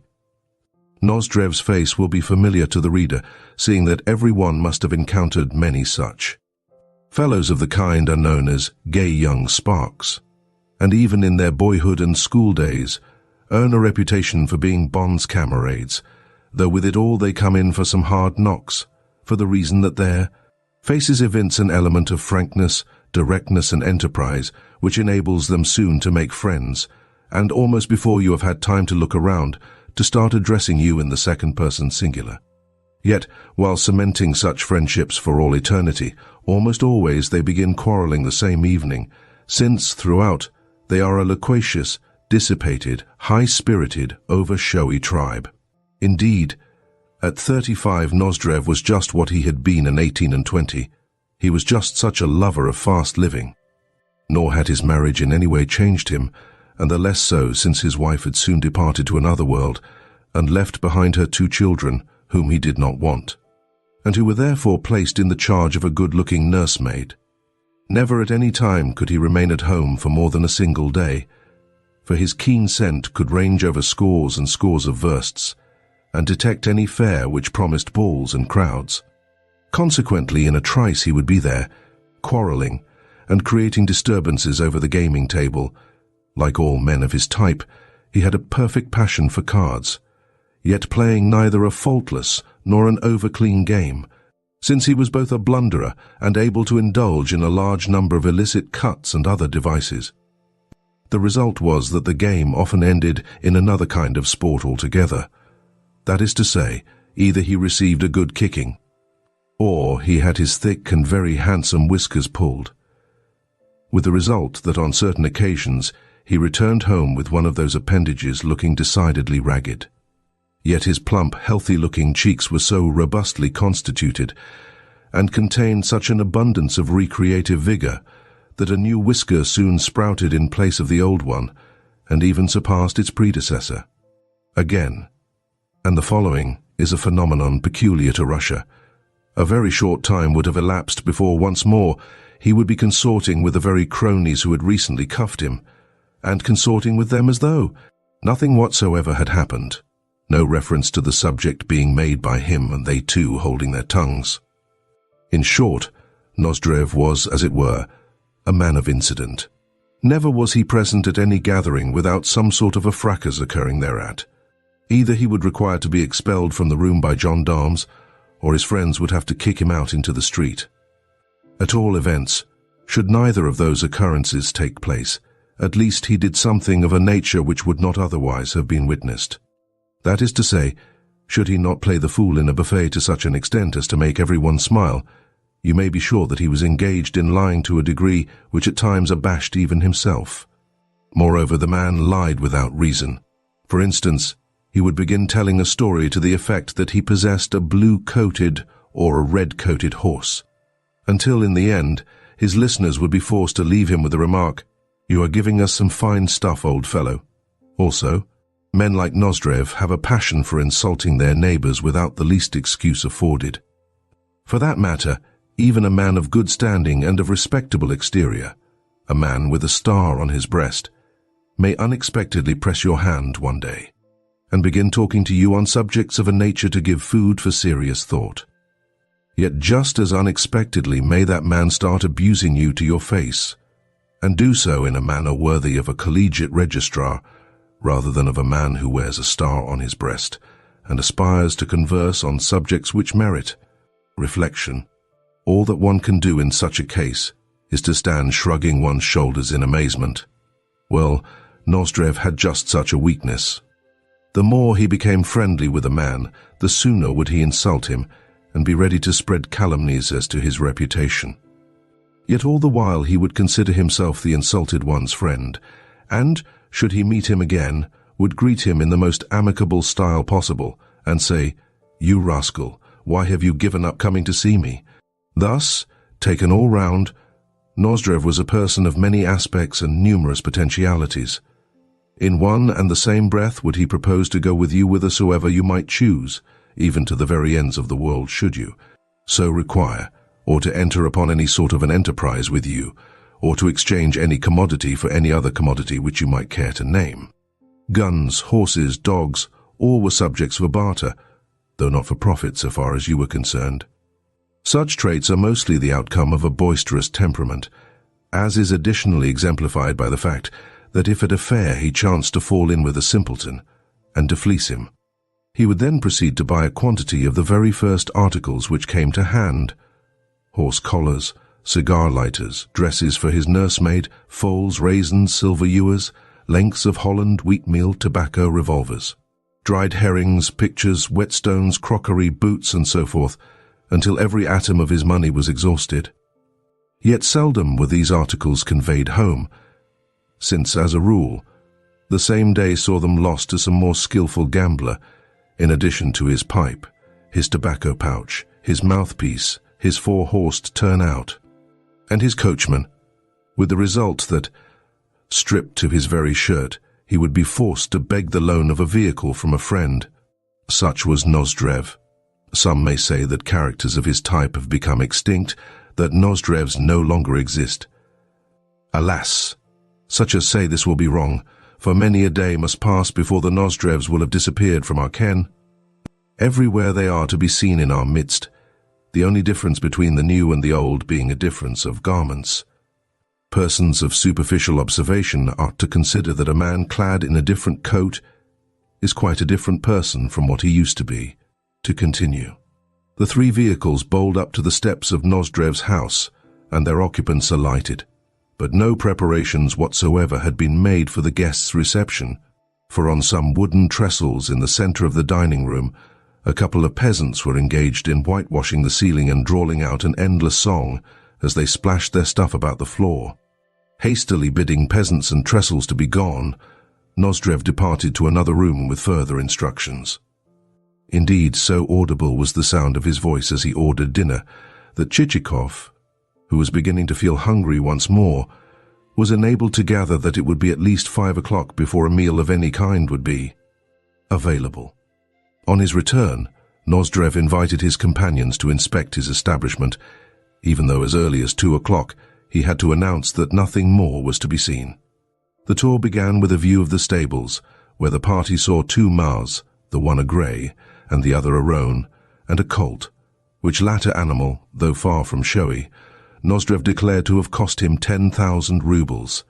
"You never paid 10,000 rubles for the brute," exclaimed the brother-in-law. "He isn't worth even 1,000. "By God, I did pay 10,000, asserted Nozdrev. "You can swear that as much as you like," retorted the other. "Will you bet that I did not?" asked Nozdrev, but the brother-in-law declined the offer. Next, Nozdrev showed his guests some empty stalls where a number of equally fine animals, so he alleged, had lately stood. Also there was on view the goat, which an old belief still considers to be an indispensable adjunct to such places, even though its apparent use is to pace up and down beneath the noses of the horses as though the place belonged to it. Thereafter the host took his guests to look at a young wolf which he had got tied to a chain. "He is fed on nothing but raw meat," he explained, "for I want him to grow up as fierce as possible." Then the party inspected a pond in which there were fish of such a size that it would take 2 men all their time to lift one of them out. This piece of information was received with renewed incredulity on the part of the brother-in-law. "Now, Chichikov," went on Nozdrev, "let me show you a truly magnificent brace of dogs. The hardness of their muscles will surprise you, and they have jowls as sharp as needles." So saying, he led the way to a small but neatly built shed surrounded on every side with a fenced-in run. Entering this run, the visitors beheld a number of dogs of all sorts and sizes and colors. In their midst, Nozdrev looked like a father lording it over his family circle, erecting their tails, their stems, as dog fanciers call those members. The animals came bounding to greet the party, and fully a score of them laid their paws upon Chichikov's shoulders. Indeed, one dog was moved with such friendliness that, standing on its hind legs, it licked him on the lips and so forced him to spit. That done, the visitors duly inspected the couple already mentioned and expressed astonishment at their muscles. True enough, they were fine animals. Next, the party looked at a Crimean bitch which, though blind and fast nearing her end, had, 2 years ago, been a truly magnificent dog. At all events, so said Nozdrev. Next came another bitch, also blind, then an inspection of the watermill, which lacked the spindle socket wherein the upper stone ought to have been revolving fluttering, to use the Russian peasant's quaint expression. "But never mind," said Nozdrev. "Let us proceed to the blacksmith's shop." To the blacksmith's shop the party proceeded, and when the said shop had been viewed, Nozdrev said as he pointed to a field. "In this field, I have seen such numbers of hares as to render the ground quite invisible. Indeed, on one occasion I, with my own hands, caught a hare by the hind legs." "You never caught a hare by the hind legs with your hands," remarked the brother-in-law. "But I did," reiterated Nozdrev. "However, let me show you the boundary where my lands come to an end." So saying, he started to conduct his guests across a field which consisted mostly of mole heaps, and in which the party had to pick their way between strips of ploughed land and of harrowed. Soon Chichikov began to feel weary, for the terrain was so low-lying that in many spots water could be heard squelching underfoot, and though for a while the visitors watched their feet and stepped carefully, they soon perceived that such a course availed them nothing, and took to following their noses, without either selecting or avoiding the spots where the mire happened to be deeper or the reverse. At length, when a considerable distance had been covered, they caught sight of a boundary post and a narrow ditch. "That is the boundary," said Nozdrev. "Everything that you see on this side of the post is mine, as well as the forest on the other side of it, and what lies beyond the forest." "When did that forest become yours?" asked the brother-in-law. "It cannot be long since you purchased it, for it never used to be yours." "Yes, it isn't long since I purchased it," said Nozdrev. "How long?" "How long? Why, I purchased it 3 days ago and gave a pretty sum for it, as the devil knows." "Indeed? Why, 3 days ago you were at the fair?" "Weisiker, cannot one be at a fair and buy land at the same time?" "Yes, I was at the fair, and my steward bought the land in my absence." "Oh, your steward bought it." The brother-in-law seemed doubtful, and shook his head. The guests returned by the same route as that by which they had come. Whereafter, on reaching the house, Nozdrev conducted them to his study, which contained not a trace of the things usually to be found in such apartments, such things as books and papers. On the contrary, the only articles to be seen were a sword and a brace of guns, the one of them worth 300 rubles, and the other about 800. The brother-in-law inspected the articles in question, and then shook his head as before. Next, the visitors were shown some real Turkish daggers, of which one bore the inadvertent inscription, Pavel Chichikov, 19, Master Cutler. Then came a barrel organ, on which Nozdrev started to play some tune or another. For a while the sounds were not wholly unpleasing, but suddenly something seemed to go wrong, for a mazurka started, to be followed by Marlborough Has Gone to the War, and to this, again, there succeeded an antiquated waltz. Also, long after Nozdrev had ceased to turn the handle, one particularly shrill-pitched pipe, which had, throughout, refused to harmonize with the rest, kept up a protracted whistling on its own account. Then followed an exhibition of tobacco pipes. Pipes of clay, of wood, of meerschaum, pipes smoked and non-smoked, pipes wrapped in chamois leather and not so wrapped, an amber-mounted hookah, a stake won at cards, and a tobacco pouch, worked, it was alleged, by some countess who had fallen in love with Nozdrev at a post-house, and whose handiwork Nozdrev averred to constitute the sublimity of superfluity, a term which, in the Nozdrevian vocabulary, purported to signify the acme of perfection.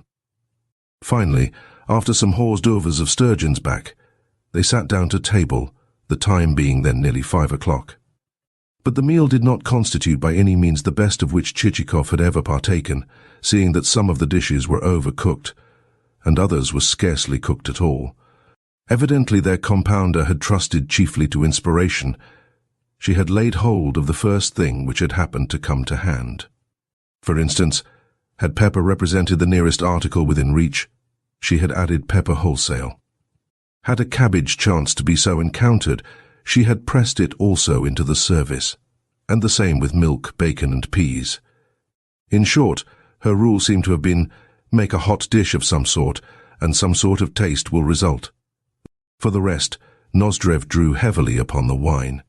Even before the soup had been served, he had poured out for each guest a bumper of port and another of haut sauterne. Never in provincial towns is ordinary, vulgar sauterne even procurable. Next, he called for a bottle of Madeira, as fine a tipple as ever a field marshal drank, but the Madeira only burnt the mouth. since the dealers, familiar with the taste of our landed gentry, who love good Madeira, invariably doctor the stuff with copious dashes of rum and imperial vodka, in the hope that Russian stomachs will thus be enabled to carry off the lot. After this bottle, Nozdrev called for another, and a very special brand. A brand which he declared to consist of a blend of Burgundy and champagne, and of which he poured generous measures into the glasses of Chichikov and the brother-in-law as they sat to right and left of him. But since Chichikov noticed that, after doing so, he added only a scanty modicum of the mixture to his own tumbler, our hero determined to be cautious, and therefore took advantage of a moment when Nozdrev had again plunged into conversation and was yet a third time engaged in refilling his brother-in-law's glass, to contrive to upset his Chichikov's glass over his plate. In time there came also to table a tart of mountain ashberries, berries which the host declared to equal, in taste, ripe plums, but which, curiously enough, smacked more of corn brandy. Next, the company consumed a sort of pasty of which the precise name has escaped me, but which the host rendered differently even on the second occasion of its being mentioned. The meal over, and the whole tale of wines tried, the guests still retained their seats, a circumstance which embarrassed Chichikov. Seeing that he had no mind to propound his pet scheme in the presence of Nozdrev's brother-in-law, who was a complete stranger to him, no, that subject called for amicable and private conversation. Nevertheless, the brother-in-law appeared to bode little danger, seeing that he had taken on board a full cargo, and was now engaged in doing nothing of a more menacing nature than picking his nose. At length, he himself noticed that he was not altogether in a responsible condition, wherefore he rose and began to make excuses for departing homewards, though in a tone so drowsy and lethargic that, to quote the Russian proverb, he might almost have been pulling a collar onto a horse by the clasps. "No, no," cried Nozdrev. "I'm not going to let you go." "But I must go," replied the brother-in-law. "Don't try to hinder me. You are annoying me greatly." "Rubbish. We are going to play a game of banker." "No, no. You must play it without me, my friend. My wife is expecting me at home, and I must go and tell her all about the fair. Yes, I must go if I am to please her. Do not try to detain me." "Your wife be? But have you really an important piece of business with her?" "No, no, my friend. The real reason is that she is a good and trustful woman, and that she does a great deal for me. The tears spring to my eyes as I think of it. Do not detain me. As an honorable man, I say that I must go. Of that I do assure you in all sincerity." "Oh, let him go," put in Chichikov under his breath. "What use will he be here?" "Very well," said Nozdrev, "though, damn it, I do not like fellows who lose their heads." Then he added to his brother-in-law, "All right, Thatuk, 20. Off you go to your wife and your woman's talk, and may the devil go with you." "Do not insult me with the term Thatuk," retorted the brother-in-law. "To her I owe my life, and she is a dear, good woman, and has shown me much affection. At the very thought of it I could weep. You see, she will be asking me what I have seen at the fair, and tell her about it I must, for she is such a dear, good woman. Then off you go to her with your pack of lies. Here is your cap. No, good friend, you are not to speak of her like that. By so doing you offend me greatly. I say that she is a dear, good woman. Then run along home to her." "Yes, I am just going. Excuse me for having been unable to stay. Gladly would I have stayed, but really I cannot." The brother-in-law repeated his excuses again and again, without noticing that he had entered the britchka, that it had passed through the gates, and that he was now in the open country. Permissibly, we may suppose that his wife succeeded in gleaning from him few details of the fair. "What a fool," said Nozdrev as, standing by the window, he watched the departing vehicle. "Yet his off-horse is not such a bad one. For a long time past I have been wanting to get hold of it. A man like that is simply impossible. Yes, he is a Thatuk, a regular Thatuk." With that they repaired to the parlour where, on Porphyry bringing candles, Chichikov perceived that his host had produced a pack of cards. "I tell you what," said Nozdrev, pressing the sides of the pack together, and then slightly bending them, so that the pack cracked and a card flew out. How would it be if, to pass the time, I were to make a bank of 300? Chichikov pretended not to have heard him, but remarked with an air of having just recollected a forgotten point. By the way, I had omitted to say that I have a request to make of you. What request? First, give me your word that you will grant it. What is the request, I say? Then you give me your word, do you? Certainly. Your word of honor? My word of honor. This then is my request. I presume that you have a large number of dead serfs whose names have not yet been removed from the revision list. I have. But why do you ask? Because I want you to make them over to me. Of what use would they be to you? Never mind. I have a purpose in wanting them. What purpose? A purpose which is strictly my own affair. In short, I need them. You seem to have hatched a very fine scheme. Out with it now. What is in the wind? How could I have hatched such a scheme as you say? One could not very well hatch a scheme out of such a trifle as this. Then for what purpose do you want the serfs? Oh, the curiosity of the man! He wants to poke his fingers into and smell over every detail. Why do you decline to say what is in your mind? At all events, until you do say, I shall not move in the matter. But how would it benefit you to know what my plans are? A whim has seized me. That is all. Nor are you playing fair. You have given me your word of honor, yet now you are trying to back out of it. No matter what you desire me to do, I decline to do it until you have told me your purpose. What am I to say to the fellow? Thought Chichikov. He reflected for a moment, and then explained that he wanted the dead souls in order to acquire a better standing in society, since at present he possessed little landed property and only a handful of serfs. You are lying, said Nozdrev, without even letting him finish. Yes, you are lying, my good friend. Chichikov himself perceived that his device had been a clumsy one, and his pretext weak. I must tell him straight out, he said to himself as he pulled his wits together. Should I tell you the truth? He added aloud. I must beg of you not to repeat it. The truth is that I am thinking of getting married, but unfortunately, my betrothed's father and mother are very ambitious people, and do not want me to marry her, since they desire the bridegroom to own not less than 300 souls, whereas I own but 150, and that number is not sufficient. Again, you are lying, said Nozdrev.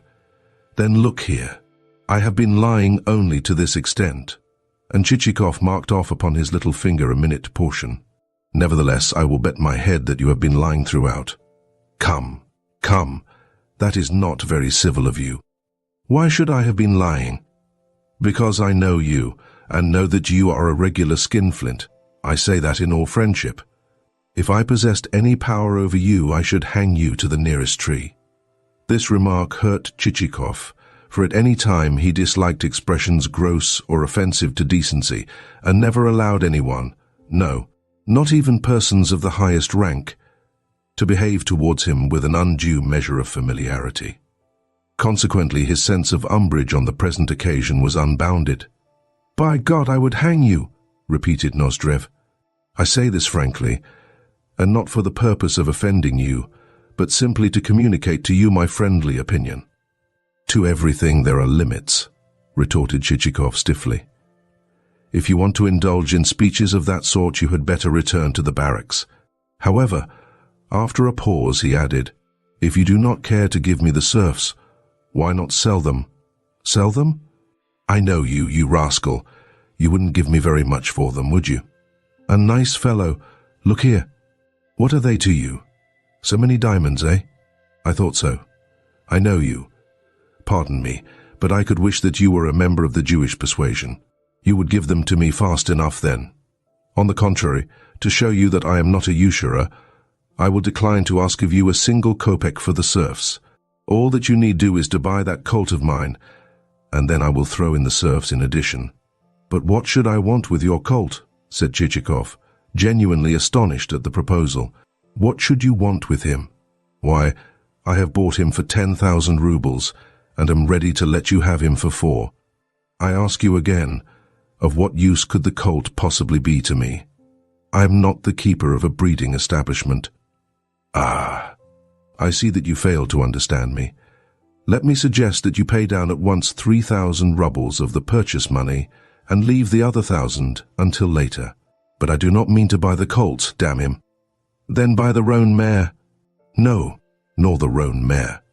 Then you shall have both the mare and the grey horse, which you have seen in my stables for 2,000 rubles. I require no horses at all, but you would be able to sell them again. You would be able to get thrice their purchase price at the very first fair that was held. Then sell them at that fair yourself, seeing that you are so certain of making a triple profit. Oh, I should make it fast enough, only I want you to benefit by the transaction. Chichikov duly thanked his interlocutor, but continued to decline either the grey horse or the roan mare. Then buy a few dogs, said Nozdrev. I can sell you a couple of hides a-quiver, ears well pricked, coats like quills, ribs barrel-shaped and paws so tucked up as scarcely to graze the ground when they run. Of what use would those dogs be to me? I am not a sportsman. But I want you to have the dogs. Listen, if you won't have the dogs, then buy my barrel organ. 'Tis a splendid instrument. As a man of honor, I can tell you that when new, it cost me 1,500 rubles. Well, you shall have it for 900. Come, come. What should I want with a barrel organ? I am not a German to go hauling it about the roads and begging for coppers. But this is quite a different kind of organ from the one which Germans take about with them. You see, it is a real organ. Look at it for yourself. It is made of the best wood. I will take you to have another view of it. And seizing Chichikov by the hand, Nozdrev drew him towards the other room, where, in spite of the fact that Chichikov, with his feet planted firmly on the floor, assured his host, again and again, that he knew exactly what the organ was like, he was forced once more to hear how Marlborough went to the war. Then, since you don't care to give me any money for it, persisted Nozdrev, listen to the following proposal. I will give you the barrel organ and all the dead souls which I possess, and in return you shall give me your britchka and another 300 rubles into the bargain. Listen to the man. In that case, what should I have left to drive in? Oh, I would stand you another britchka. Come to the coach house, and I will show you the one I mean. It only needs repainting to look a perfectly splendid britchka. The ramping, incorrigible devil, thought Chichikov to himself, as at all hazards he resolved to escape from britchkas, organs, and every species of dog, however marvellously barrel-ribbed and tucked up of paw. And in exchange, you shall have the britchka, the barrel organ, and the dead souls, repeated Nozdrev. I must decline the offer, said Chichikov. And why? Because I don't want the things. I am full up already. I can see that you don't know how things should be done between good friends and comrades. Plainly, you are a man of two faces. What do you mean, you fool? Think for yourself. Why should I acquire articles which I don't want? Say no more about it, if you please. I have quite taken your measure. But see here, should you care to play a game of banker, I am ready to stake both the dead souls and the barrel organ at cards. No, to leave an issue to cards means to submit oneself to the unknown, said Chichikov, covertly glancing at the pack which Nozdrev had got in his hands. Somehow the way in which his companion had cut that pack seemed to him suspicious. Why to the unknown? Asked Nozdrev. There is no such thing as the unknown. Should luck be on your side, you may win the devil knows what a haul. Oh, luck, luck, he went on, beginning to deal, in the hope of raising a quarrel. Here is the cursed 9 upon which the other night I lost everything. All along I knew that I should lose my money. Said I to myself, the devil take you, you false, accursed card. Just as Nozdrev uttered the words, Porfari entered with a fresh bottle of liquor. But Chichikov declined either to play or to drink. Why do you refuse to play? Asked Nozdrev. Because I feel indisposed to do so. Moreover, I must confess that I am no great hand at cards. Why are you no great hand at them?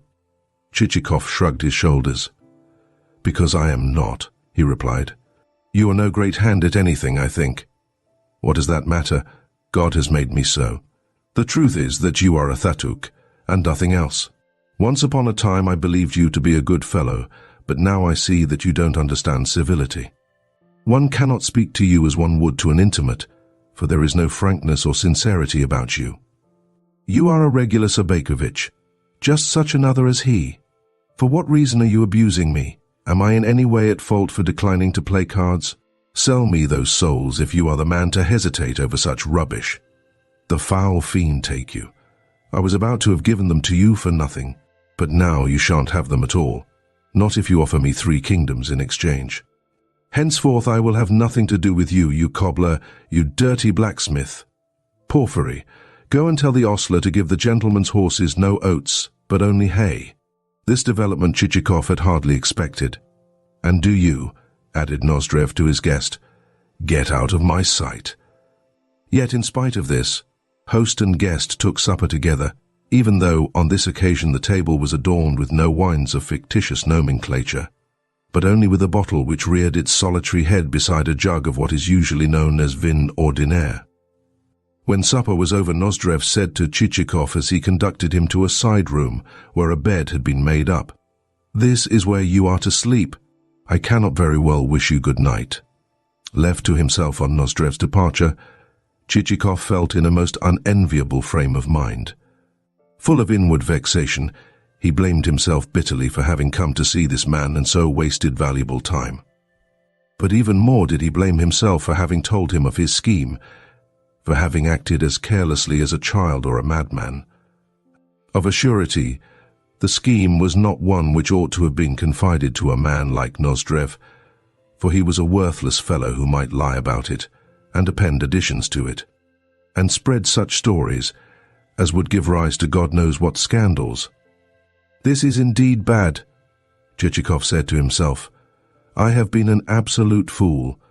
Consequently, he spent an uneasy night, this uneasiness being increased by the fact that a number of small but vigorous insects so feasted upon him that he could do nothing but scratch the spots and exclaim, "The devil take you, and Nozdrev alike."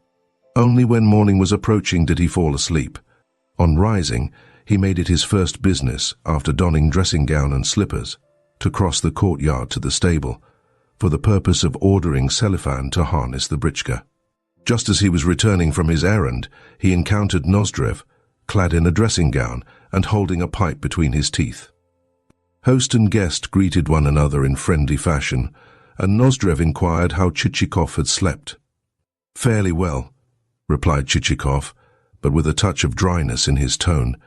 "The same with myself," said Nozdrev. "The truth is that such a lot of nasty brutes kept crawling over me that even to speak of it gives me the shudders. Likewise, as the effect of last night's doings, a whole squadron of soldiers seemed to be camping on my chest and giving me a flogging. Aff! And whom also do you think I saw in a dream? You would never guess. Why, it was Staff Captain Podsiluev and Lieutenant Kovshinikov.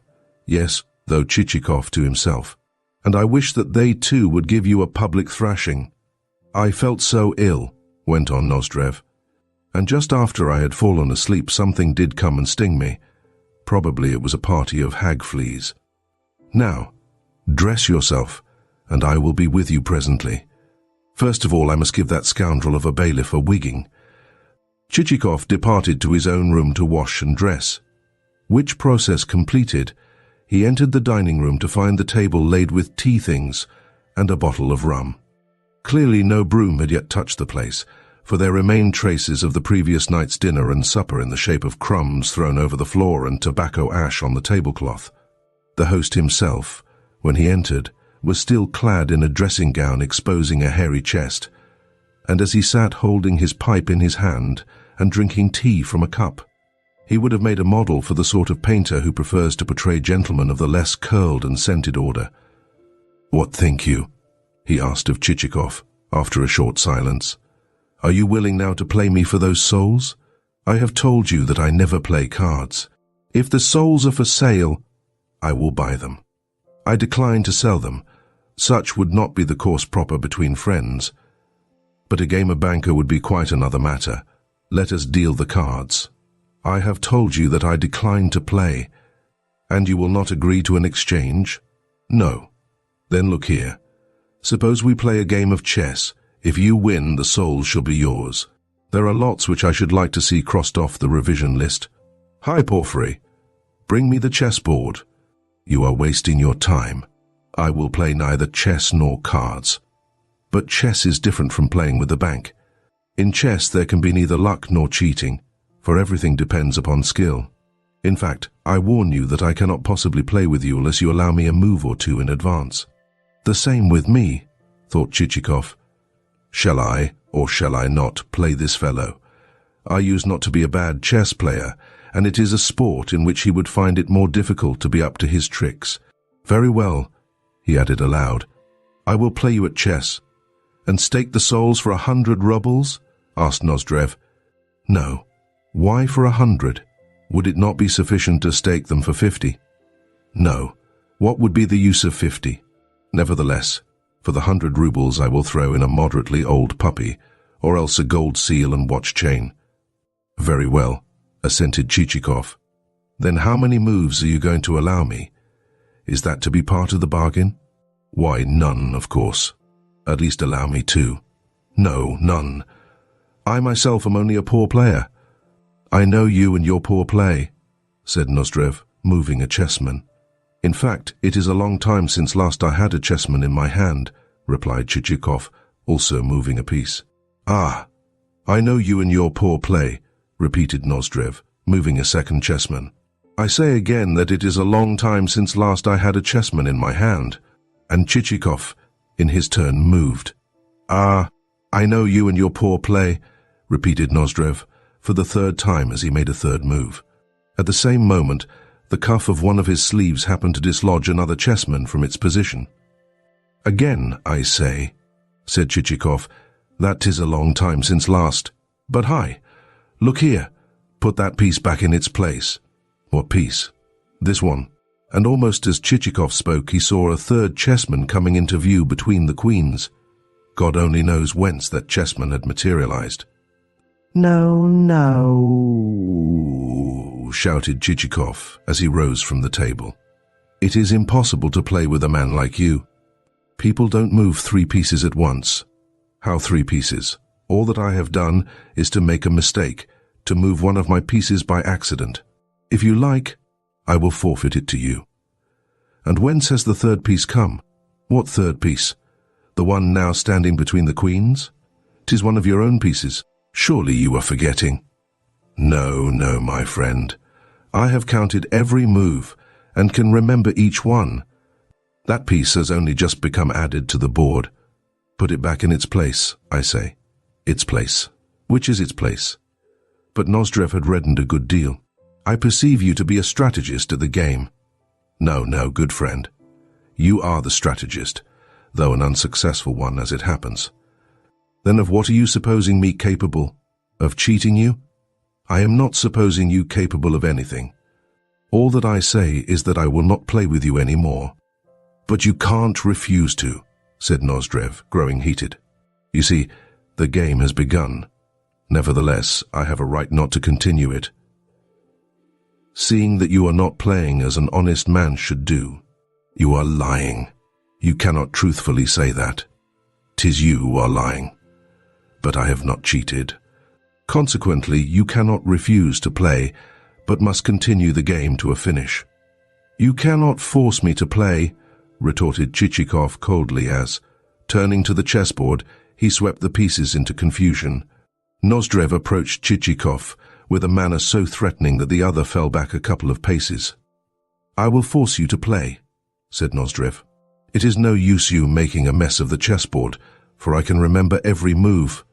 We will replace the chessmen exactly as they were. No, no, my friend. The game is over, and I play you no more. You say that you will not. Yes, surely you can see for yourself that such a thing is impossible. That cock won't fight. Say at once that you refuse to play with me. And Nozdrev approached a step nearer. Very well. I do say that, replied Chichikov, and at the same moment raised his hands towards his face, for the dispute was growing heated.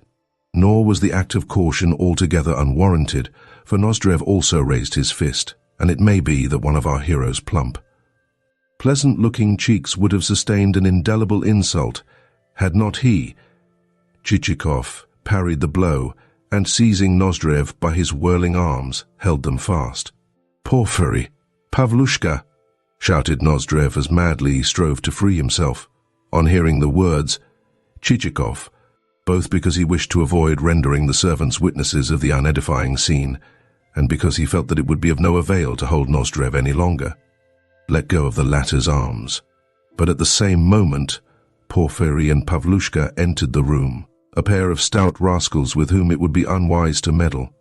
"Do you, or do you not, intend to finish the game?" said Nozdrev. "Give me a direct answer." "No, it will not be possible to finish the game," replied Chichikov, glancing out of the window. He could see his britchka standing ready for him, and Selifan evidently awaiting orders to draw up to the entrance steps. But from the room there was no escape, since in the doorway was posted the couple of well-built serving men. "Then it is as I say. You refuse to finish the game?" repeated Nozdrev, his face as red as fire. "I would have finished it had you played like a man of honor, but as it is, I cannot." "You cannot, you villain? You find that you cannot as soon as you find that you are not winning? Thrash him, you fellows!" And as he spoke, Nozdrev grasped the cherrywood shank of his pipe. Chichikov turned as white as a sheet. He tried to say something, but his quivering lips emitted no sound. "Thrash him!" again shouted Nozdrev, as he rushed forward in a state of heat and perspiration more proper to a warrior who is attacking an impregnable fortress. "Thrash him!" Again he shouted in a voice like that of some half-demented lieutenant whose desperate bravery has acquired such a reputation that orders have had to be issued that his hands shall be held lest he attempt deeds of over-presumptuous daring. Seized with the military spirit, however, the lieutenant's head begins to whirl, and before his eye there flits the image of Suvorov, 21.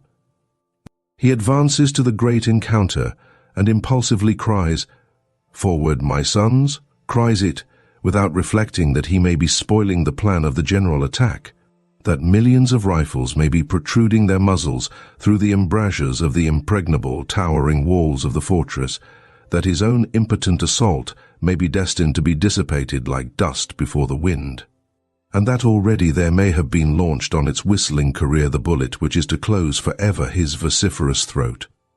However, if Nozdrev resembled the headstrong, desperate lieutenant whom we have just pictured as advancing upon a fortress, at least the fortress itself in no way resembled the impregnable stronghold which I have described. As a matter of fact, the fortress became seized with a panic which drove its spirit into its boots. First of all, the chair with which Chichikov, the fortress in question, sought to defend himself was wrested from his grasp by the serfs. And then, blinking and neither alive nor dead, he turned to parry the Circassian pipe-stem of his host. In fact, God only knows what would have happened had not the fates been pleased by a miracle to deliver Chichikov's elegant back and shoulders from the onslaught. Suddenly, and as unexpectedly as though the sound had come from the clouds, there made itself heard the tinkling notes of a collar bell, and then the rumble of wheels approaching the entrance steps, and, lastly, the snorting and hard breathing of a team of horses as a vehicle came to a standstill. Involuntarily all present glanced through the window and saw a man clad in a semi-military greatcoat leap from a buggy. After making an inquiry or two in the hall, he entered the dining room just at the juncture when Chichikov, almost swooning with terror, had found himself placed in about as awkward a situation as could well befall a mortal man. "Kindly tell me which of you is Monsieur Nozdrev," said the unknown with a glance of perplexity both at the person named, who was still standing with pipe shank upraised, and at Chichikov, who was just beginning to recover from his unpleasant predicament. "Kindly tell me whom I have the honor of addressing," retorted Nozdrev as he approached the official. "I am the superintendent of rural police." "And what do you want?"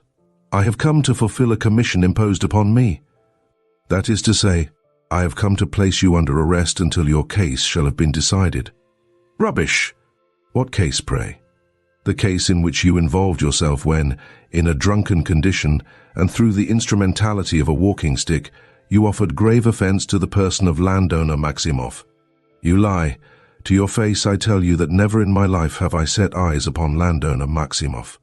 "Good sir, allow me to represent to you that I am a government officer."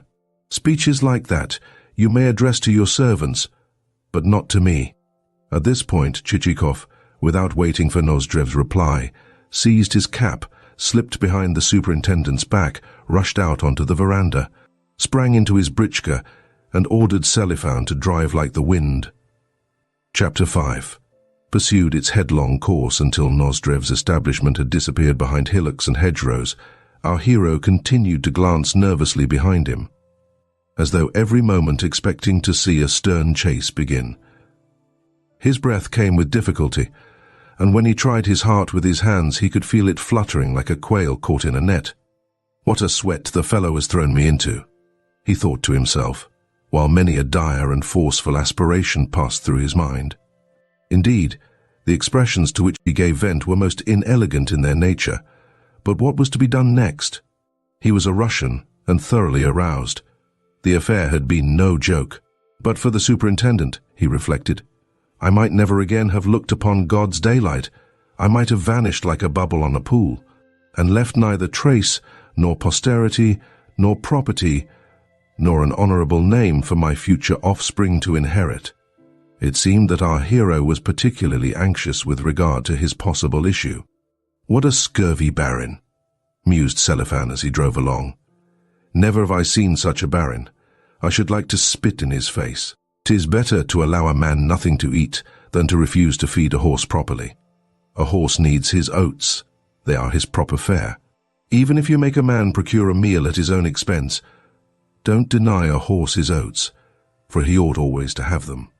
An equally poor opinion of Nozdrev seemed to be cherished also by the steeds, for not only were the bay and the assessor clearly out of spirits, but even the skewbald was wearing a dejected air. True, at home the skewbald got none but the poorer sorts of oats to eat, and Selifan never filled his trough without having first called him a villain. But at least they were oats, and not hay. They were stuff which could be chewed with a certain amount of relish. Also, there was the fact that at intervals he could intrude his long nose into his companion's troughs, especially when Selifan happened to be absent from the stable, and ascertain what their provender was like. But at Nozdrev's there had been nothing but hay. That was not right. All three horses felt greatly discontented, but presently the malcontents had their reflections cut short in a very rude and unexpected manner. That is to say, they were brought back to practicalities by coming into violent collision with a six-horsed vehicle, while upon their heads descended both a babel of cries from the ladies inside and a storm of curses and abuse from the coachman. "Ah, you damned fool," he vociferated. "I shouted to you loud enough. Draw out, you old raven, and keep to the right. Are you drunk?" Selifan himself felt conscious that he had been careless, but since a Russian does not care to admit a fault in the presence of strangers, he retorted with dignity. "Why have you run into us? Did you leave your eyes behind you at the last tavern that you stopped at?" With that he started to back the britchka, in the hope that it might get clear of the other's harness. But this would not do, for the pair were too hopelessly intertwined. Meanwhile the skewbald snuffed curiously at his new acquaintances as they stood planted on either side of him, while the ladies in the vehicle regarded the scene with an expression of terror. One of them was an old woman, and the other a damsel of about 16. A mass of golden hair fell daintily from a small head, and the oval of her comely face was as shapely as an egg, and white with the transparent whiteness seen when the hands of a housewife hold a new-laid egg to the light to let the sun's rays filter through its shell. The same tint marked the maiden's ears where they glowed in the sunshine, and in short, what with the tears in her wide-open, arresting eyes, she presented so attractive a picture that our hero bestowed upon it more than a passing glance before he turned his attention to the hubbub which was being raised among the horses and the coachman. "Back out, you rook of Nizhny Novgorod," the stranger's coachman shouted. Selifan tightened his reins, and the other driver did the same. The horses stepped back a little, and then came together again, this time getting a leg or two over the traces. In fact, so pleased did the skewbald seem with his new friends that he refused to stir from the melee into which an unforeseen chance had plunged him. Laying his muzzle lovingly upon the neck of one of his recently acquired acquaintances, he seemed to be whispering something in that acquaintance's ear, and whispering pretty nonsense too. to judge from the way in which that confidant kept shaking his ears. At length peasants from a village which happened to be near the scene of the accident tackled the mess. And since a spectacle of that kind is to the Russian muzhik what a newspaper or a club meeting is to the German, the vehicle soon became the center of a crowd, and the village denuded even of its old women and children. The traces were disentangled, and a few slaps on the nose forced the skewball to draw back a little, after which the teams were straightened out and separated. Nevertheless, either sheer obstinacy or vexation at being parted from their new friends caused the strange team absolutely to refuse to move a leg. Their driver laid the whip about them, but still they stood as though rooted to the spot. At length the participatory efforts of the peasants rose to an unprecedented degree of enthusiasm, and they shouted in an intermittent chorus the advice, "Do you, Andrusha, take the head of the trace horse on the right, while Uncle Mitai mounts the shaft horse. Get up, Uncle Mitai." Upon that the lean, long, and red-bearded Uncle Mitai mounted the shaft horse, in which position he looked like a village steeple, or the window which is used to raise water from wells. The coachman whipped up his steeds afresh, but nothing came of it, and Uncle Mitai had proved useless. Hold on," shouted the peasants again. "Do you, Uncle Mitai, mount the trace horse, while Uncle Minai mounts the shaft horse."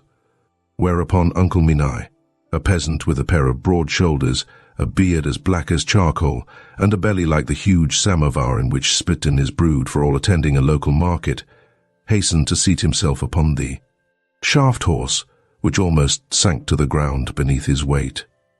"Now they will go all right," the muzhiks exclaimed. "Lay it on hot, lay it on hot. Give that sorrel horse the whip, and make him squirm like a Koromora 22. Nevertheless, the affair in no way progressed. Wherefore, seeing that flogging was of no use, Uncles Mitai and Minai both mounted the sorrel, while Andrusha seated himself upon the trace horse. Then the coachman himself lost patience, and sent the two uncles about their business, and not before it was time, seeing that the horses were steaming in a way that made it clear that, unless they were first winded, they would never reach the next post-house. So they were given a moment's rest. That done, they moved off of their own accord.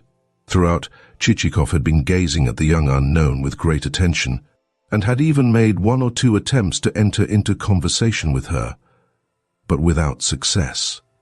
Indeed, when the ladies departed, it was as in a dream that he saw the girl's comely presence, the delicate features of her face, and the slender outline of her form vanish from his sight. It was as in a dream that once more he saw only the road, the britchka, the three horses, cellophane, and the bare empty fields. Everywhere in life, yes, even in the plainest, the dingiest ranks of society, as much as in those which are uniformly bright and presentable, a man may happen upon some phenomenon which is so entirely different from those which have hitherto fallen to his lot. Everywhere through the web of sorrow of which our lives are woven there may suddenly break a clear, radiant thread of joy. Even as suddenly along the street of some poor, poverty-stricken village which ordinarily sees naught but a farm wagon, there may came bowling a gorgeous coach with plated harness, picturesque horses, and a glitter of glass, so that the peasants stand gaping, and do not resume their caps until long after the strange equipage has become lost to sight. Thus the golden-haired maiden makes a sudden, unexpected appearance in our story, and as suddenly, as unexpectedly disappears. Indeed, had it not been that the person concerned was Chichikov, and not some youth of 20 summers, a hussar or a student or in general, a man standing on the threshold of life, what thoughts would not have sprung to birth and stirred and spoken? Within him, for what a length of time would he not have stood entranced as he stared into the distance and forgot alike his journey, the business still to be done, the possibility of incurring loss through lingering, himself, his vocation, the world, and everything else that the world contains. But in the present case, the hero was a man of middle age, and of cautious and frigid temperament. True, he pondered over the incident, but in more deliberate fashion than a younger man would have done. That is to say, his reflections were not so irresponsible and unsteady. She was a comely damsel, he said to himself as he opened his snuff-box and took a pinch. But the important point is she also a nice damsel? One thing she has in her favor, and that is that she appears only just to have left school and not to have had time to become womanly in the worser sense. At present, therefore, she is like a child. Everything in her is simple, and she says just what she thinks, and laughs merely when she feels inclined. Such a damsel might be made into anything, or she might be turned into worthless rubbish. The latter, I surmise, for trudging after her she will have a fond mother and a bevy of aunts and so forth, persons who, within a year, will have filled her with womanishness to the point where her own father wouldn't know her. And to that there will be added pride and affectation, and she will begin to observe established rules and to rack her brains as to how and how much she ought to talk, and to whom and where, and so forth. Every moment will see her growing timorous and confused, lest she be saying too much. Finally, she will develop into a confirmed prevaricator and end by marrying the devil knows whom. Chichikov paused a while. Then he went on, "Yet I should like to know who she is, and who her father is, and whether he is a rich landowner of good standing, or merely a respectable man who has acquired a fortune in the service of the government. Should he allow her, on marriage, a dowry of, say, 200,000 rubles, she will be a very nice catch indeed. She might even, so to speak, make a man of good breeding happy." Indeed, so attractively did the idea of the 200,000 rubles begin to dance before his imagination that he felt a twinge of self-reproach because, during the hubbub, he had not inquired of the postilion or the coachman who the travellers might be. But soon the sight of Sobakevich's country house dissipated his thoughts and forced him to return to his stock subject of reflection. Sobakevich's country house and estate were of very fair size, and on each side of the mansion were expanses of birch and pine forest in 2 shades of green. The wooden edifice itself had dark grey walls and a red-gabled roof, for it was a mansion of the kind which Russia builds for her military settlers and for German colonists. A noticeable circumstance was the fact that the taste of the architect had differed from that of the proprietor, the former having manifestly been a pedant and desirous of symmetry, and the latter having wished only for comfort. Consequently, he, the proprietor, had dispensed with all windows on one side of the mansion and had caused to be inserted, in their place, only a small aperture which, doubtless, was intended to light an otherwise dark lumber room. Likewise, the architect's best efforts had failed to cause the pediment to stand in the center of the building, since the proprietor had had one of its 4 original columns removed. Evidently durability had been considered throughout, for the courtyard was enclosed by a strong and very high wooden fence, and both the stables, the coach-house, and the culinary premises were partially constructed of beams warranted to last for centuries. Nay, even the wooden huts of the peasantry were wonderful in the solidity of their construction, and not a clay wall or a carved pattern or other device was to be seen. Everything fitted exactly into its right place, and even the draw-well of the mansion was fashioned of the oak wood, usually thought suitable only for mills or ships. In short, wherever Chichikov's eye turned, he saw nothing that was not free from shoddy make and well and skillfully arranged. As he approached the entrance steps, he caught sight of 2 faces peering from a window. One of them was that of a woman in a mob cap, with features as long and as narrow as a cucumber, and the other, that of a man with features as broad and as short as the Moldavian pumpkins, known as goryanki, whereof balalaiki, the species of light, 2-stringed instrument which constitutes the pride and the joy of the gay young fellow of 20 as he sits winking and smiling at the white-necked, white-bosomed maidens who have gathered to listen to his low-pitched tinkling, are fashioned. This scrutiny made, both faces withdrew, and there came out onto the entrance steps a lackey clad in a grey jacket and a stiff blue collar. This functionary conducted Chichikov into the hall, where he was met by the master of the house himself, who requested his guest to enter, and then led him into the inner part of the mansion. A covert glance at Sobakevich showed our hero that his host exactly resembled a moderate-sized bear. To complete the resemblance, Sobakevich's long frock coat and baggy trousers were of the precise color of a bear's hide, while when shuffling across the floor, he made a criss-cross motion of the legs and had, in addition, a constant habit of treading upon his companion's toes. As for his face, it was of the warm, ardent tint of a piatok. 23. Persons of this kind, persons to whose designing nature has devoted not much thought, and in the fashioning of whose frames she has used no instrument so delicate as a file or a gimlet and so forth, are not uncommon. Such persons she merely rough-hews. One cut with a hatchet, and there results a nose, another such cut with a hatchet, and there materializes a pair of lips, two thrusts with a drill, and there issues a pair of eyes. Lastly, scorning to plane down the roughness, she sends out that person into the world, saying, "There is another live creature." Sobakevich was just such a ragged, curiously put-together figure, though the above model would seem to have been followed more in his upper portion than in his lower. One result was that he seldom turned his head to look at the person with whom he was speaking, but rather directed his eyes towards, say, the stove corner or the doorway. As host and guest crossed the dining room, Chichikov directed a second glance at his companion. "He is a bear, and nothing but a bear," he thought to himself. And indeed the strange comparison was inevitable. Incidentally, Sobakevich's Christian name and patronymic were Michael Semenovich. Of his habit of treading upon other people's toes, Chichikov had become fully aware, wherefore he stepped cautiously, and throughout allowed his host to take the lead.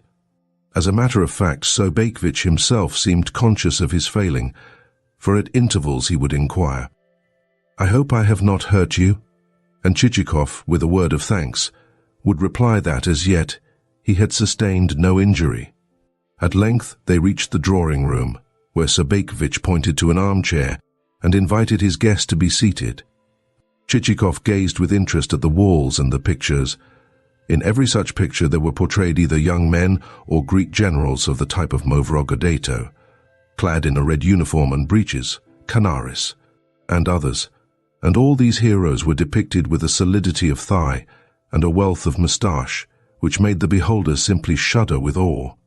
Among them there were placed also, according to some unknown system, and for some unknown reason, firstly, Bagration, tall and thin, and with a cluster of small flags and cannon beneath him, and the whole set in the narrowest of frames, and secondly, the Greek heroine, Bobelina, whose legs looked larger than do the whole bodies of the drawing-room dandies of the present day. Apparently the master of the house was himself a man of health and strength, and therefore liked to have his apartments adorned with none but folk of equal vigor and robustness. Lastly, in the window, and suspended cheek by jowl with Bobelina, there hung a cage whence at intervals there peered forth a white-spotted blackbird. Like everything else in the apartment, it bore a strong resemblance to Sobakevich. When host and guest had been conversing for 2 minutes or so, the door opened, and there entered the hostess, a tall lady in a cap adorned with ribbons of domestic colouring and manufacture. She entered deliberately and held her head as erect as a palm. "This is my wife, Theodulia Ivanovna," said Sobakevich. Chichikov approached and took her hand. The fact that she raised it nearly to the level of his lips apprised him of the circumstance that it had just been rinsed in cucumber oil. "My dear, allow me to introduce Paul Ivanovich Chichikov," added Sobakevich. "He has the honor of being acquainted both with our governor and with our postmaster." Upon this, Theodulia Ivanovna requested her guest to be seated, and accompanied the invitation with the kind of bow usually employed only by actresses who are playing the role of queens. Next, she took a seat upon the sofa, drew around her merino gown, and sat thereafter without moving an eyelid or an eyebrow. As for Chichikov, he glanced upwards, and once more caught sight of Canaris with his fat thighs and interminable moustache, and of Bobelina and the blackbird. For fully 5 minutes all present preserved a complete silence, the only sound audible being that of the blackbird's beak against the wooden floor of the cage as the creature fished for grains of corn.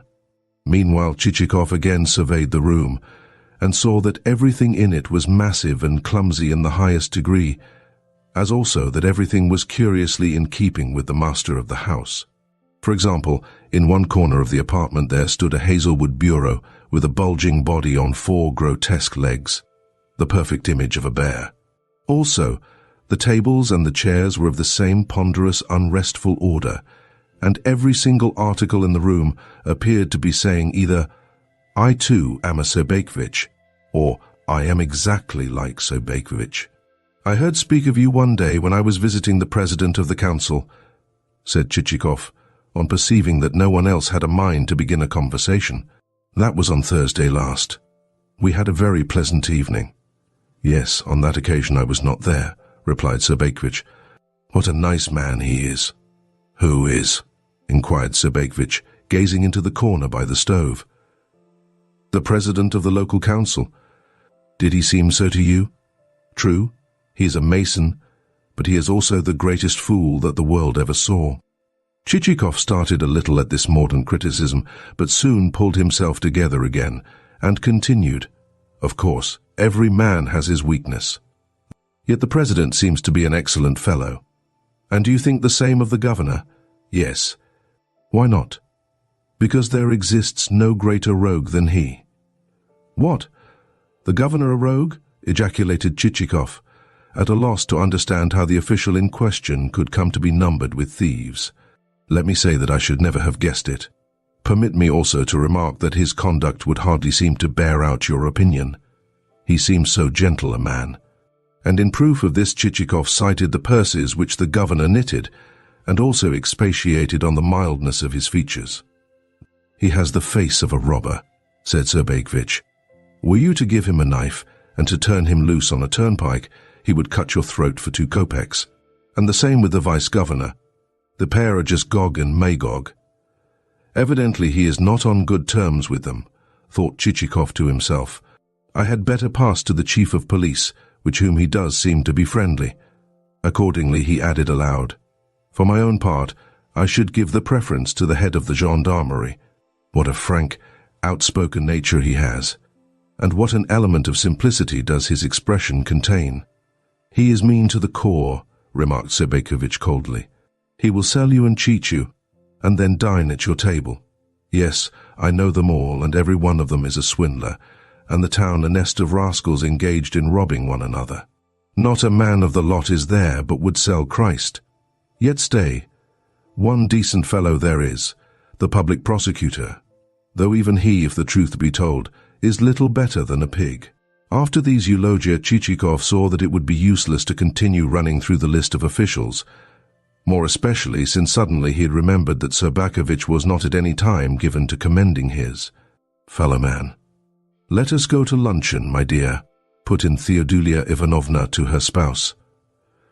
"Yes, pray come to table," said Sobakevich to his guest, whereupon they consumed the customary glass of vodka, accompanied by sundry snacks of salted cucumber and other dainties, with which Russians, both in town and country, preface a meal. Then they filed into the dining room in the wake of the hostess, who sailed on ahead like a goose swimming across a pond. The small dining table was found to be laid for 4 persons, the 4th place being occupied by a lady or a young girl.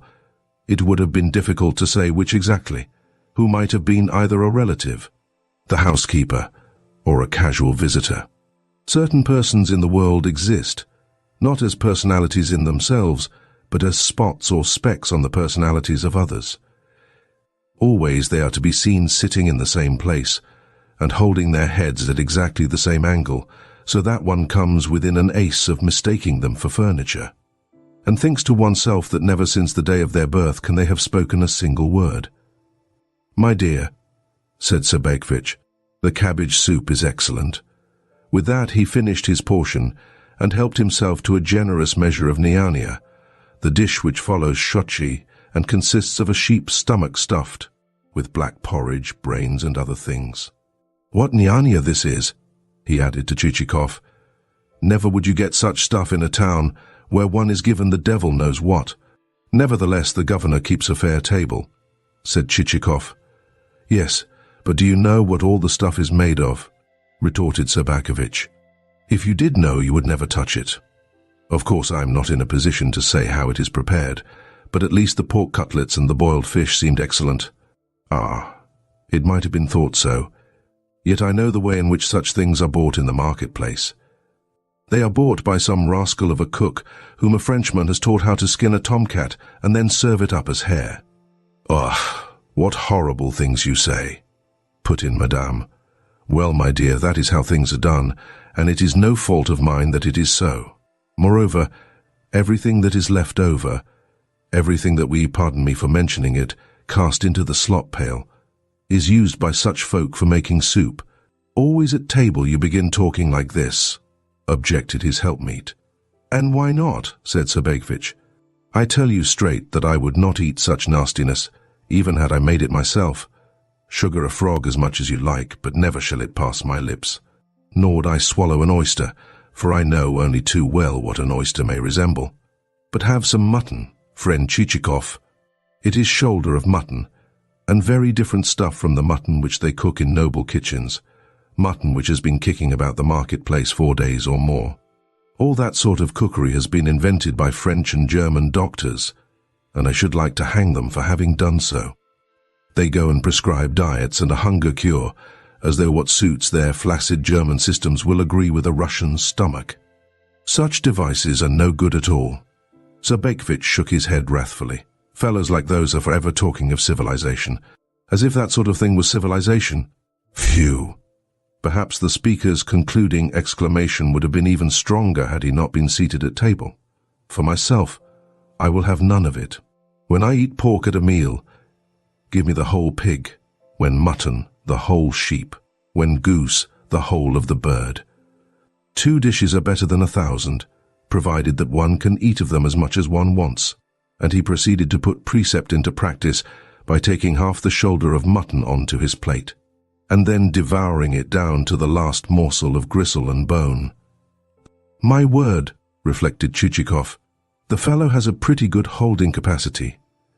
"None of it for me," repeated Sobakevich as he wiped his hands on his napkin. "I don't intend to be like a fellow named Plyushkin, who owns 800 souls, yet dines worse than does my shepherd." "Who is Plyushkin?" asked Chichikov. "A miser," replied Sobakevich. "Such a miser as never you could imagine. Even convicts in prison live better than he does. And he starves his servants as well." "Really?" ejaculated Chichikov, greatly interested.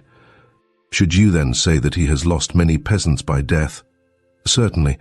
They keep dying like flies." "Then how far from here does he reside?" "About 5 versts." "Only 5 versts," exclaimed Chichikov, feeling his heart beating joyously. "Ought one, when leaving your gates, to turn to the right or to the left?" "I should be sorry to tell you the way to the house of such a cur," said Sobakevich. "A man had far better go to hell than to Plyushkin's." "Quite so," responded Chichikov. "My only reason for asking you is that it interests me to become acquainted with any and every sort of locality." To the shoulder of mutton there succeeded, in turn, cutlets, each one larger than a plate, a turkey of about the size of a calf, eggs, rice, pastry, and every conceivable thing which could possibly be put into a stomach. There the meal ended. When he rose from table, Chichikov felt as though a pood's weight were inside him. In the drawing-room the company found dessert awaiting them in the shape of pears, plums, and apples. But since neither host nor guest could tackle these particular dainties, the hostess removed them to another room. Taking advantage of her absence, Chichikov turned to Sobakevich, who prone in an armchair seemed, after his ponderous meal, to be capable of doing little beyond belching and grunting, each such grunt or belch necessitating a subsequent signing of the cross over the mouth, and intimated to him a desire to have a little private conversation concerning a certain matter. At this moment the hostess returned. "Here is more dessert," she said. "Pray have a few radishes stewed in honey." "Later, later," replied Sobakevich.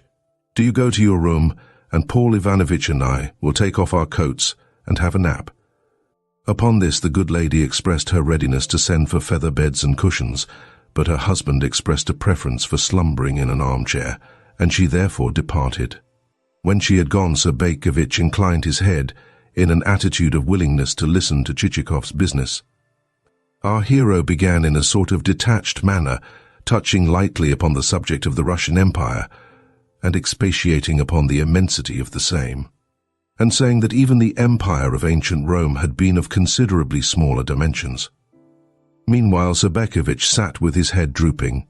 From that, Chichikov went on to remark that, according to the statutes of the said Russian Empire, which yielded to none in glory, so much so that foreigners marveled at it, peasants on the census lists who had ended their earthly careers were nevertheless, on the rendering of new lists, returned equally with the living, to the end that the courts might be relieved of a multitude of trifling, useless emendations which might complicate the already sufficiently complex mechanism of the state. Nevertheless, said Chichikov, the general equity of this measure did not obviate a certain amount of annoyance to landowners, since it forced them to pay upon a non-living article the tax due upon a living. Hence, our hero concluded, he, Chichikov, was prepared, owing to the personal respect which he felt for Sobakevich, to relieve him, in part, of the irksome obligation referred to, in passing. It may be said that Chichikov referred to his principal point only guardedly, for he called the souls which he was seeking not dead, but non-existent. Meanwhile, Sobakevich listened with bent head, though something like a trace of expression dawned in his face as he did so. Ordinarily, his body lacked a soul, or, if he did possess a soul, he seemed to keep it elsewhere than where it ought to have been. So that, buried beneath mountains, as it were, or enclosed within a massive shell, its movements produced no sort of agitation on the surface. "Well," said Chichikov, though not without a certain tremor of diffidence as to the possible response. "You are after dead souls," were Sobakevich's perfectly simple words. He spoke without the least surprise in his tone, and much as though the conversation had been turning on grain. "Yes," replied Chichikov, and then, as before, softened down the expression "dead souls." "They are to be found," said Sobakevich. "Why should they not be? Then, of course, you will be glad to get rid of any that you may chance to have." "Yes, I shall have no objection to selling them." At this point, the speaker raised his head a little, for it had struck him that surely the would-be buyer must have some advantage in view. "The devil," thought Chichikov to himself. "Here is he selling the goods before I've even had time to utter a word. And what about the price?" he added aloud. "Of course, the articles are not of a kind very easy to appraise." "I should be sorry to ask too much," said Sobakevich. "How would 100 rubles per head suit you?" "What, 100 rubles per head?" Chichikov stared open-mouthed at his host, doubting whether he had heard aright, or whether his host's slow-moving tongue might not have inadvertently substituted one word for another. "Yes. Is that too much for you?" said Sobakevich. Then he added, "What is your own price?" "My own price? I think that we cannot properly have understood one another, that you must have forgotten of what the goods consist. With my hand on my heart do I submit that 8 grivni per soul would be a very handsome offer." "What, 8 grivni? In my opinion, a higher offer would be impossible. But I am not a seller of boots. No, yet you, for your part, will agree that these souls are not live human beings. I suppose you hope to find fools ready to sell you souls on the census list for a couple of groats apiece?" "Pardon me, but why do you use the term 'on the census list'? The souls themselves have long since passed away, and have left behind them only their names. Not to trouble you with any further discussion of the subject, I can offer you 1.50 rubles per head, but no more. You should be ashamed even to mention such a sum. Since you deal in articles of this kind, quote me a genuine price." "I cannot, Michael Semenovich. Believe me, I cannot. What a man cannot do, that he cannot do." The speaker ended by advancing another 1/2 ruble per head. "But why hang back with your money?" said Sobakevich. "Of a truth, I am not asking much of you. Any other rascal than myself would have cheated you by selling you old rubbish instead of good, genuine souls, whereas I should be ready to give you of my best, even were you buying only nut kernels. For instance, look at Wheelwright Mitchev.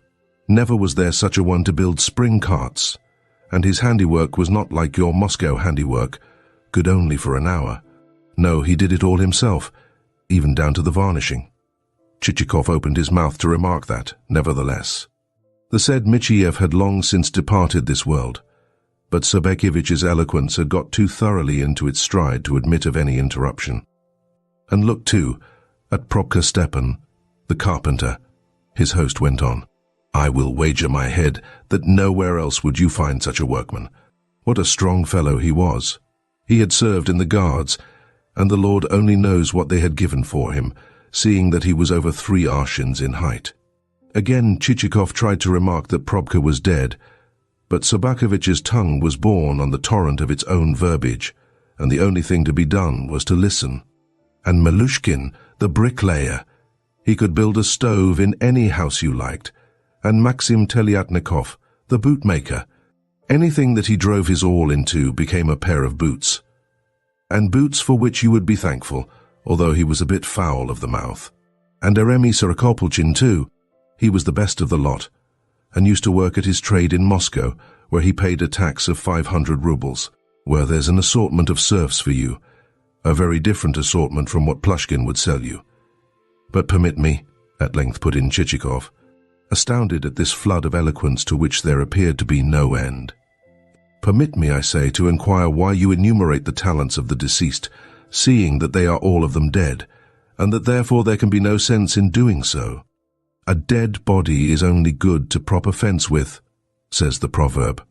"Of course they are dead," replied Sobakevich, but rather as though the idea had only just occurred to him, and was giving him food for thought. "But tell me now, what is the use of listing them as still alive, and what is the use of them themselves? They are flies, not human beings." "Well," said Chichikov, "they exist, though only in idea. But no, not only in idea. I tell you that nowhere else would you find such a fellow for working heavy tools as was Michiev. He had the strength of a horse in his shoulders."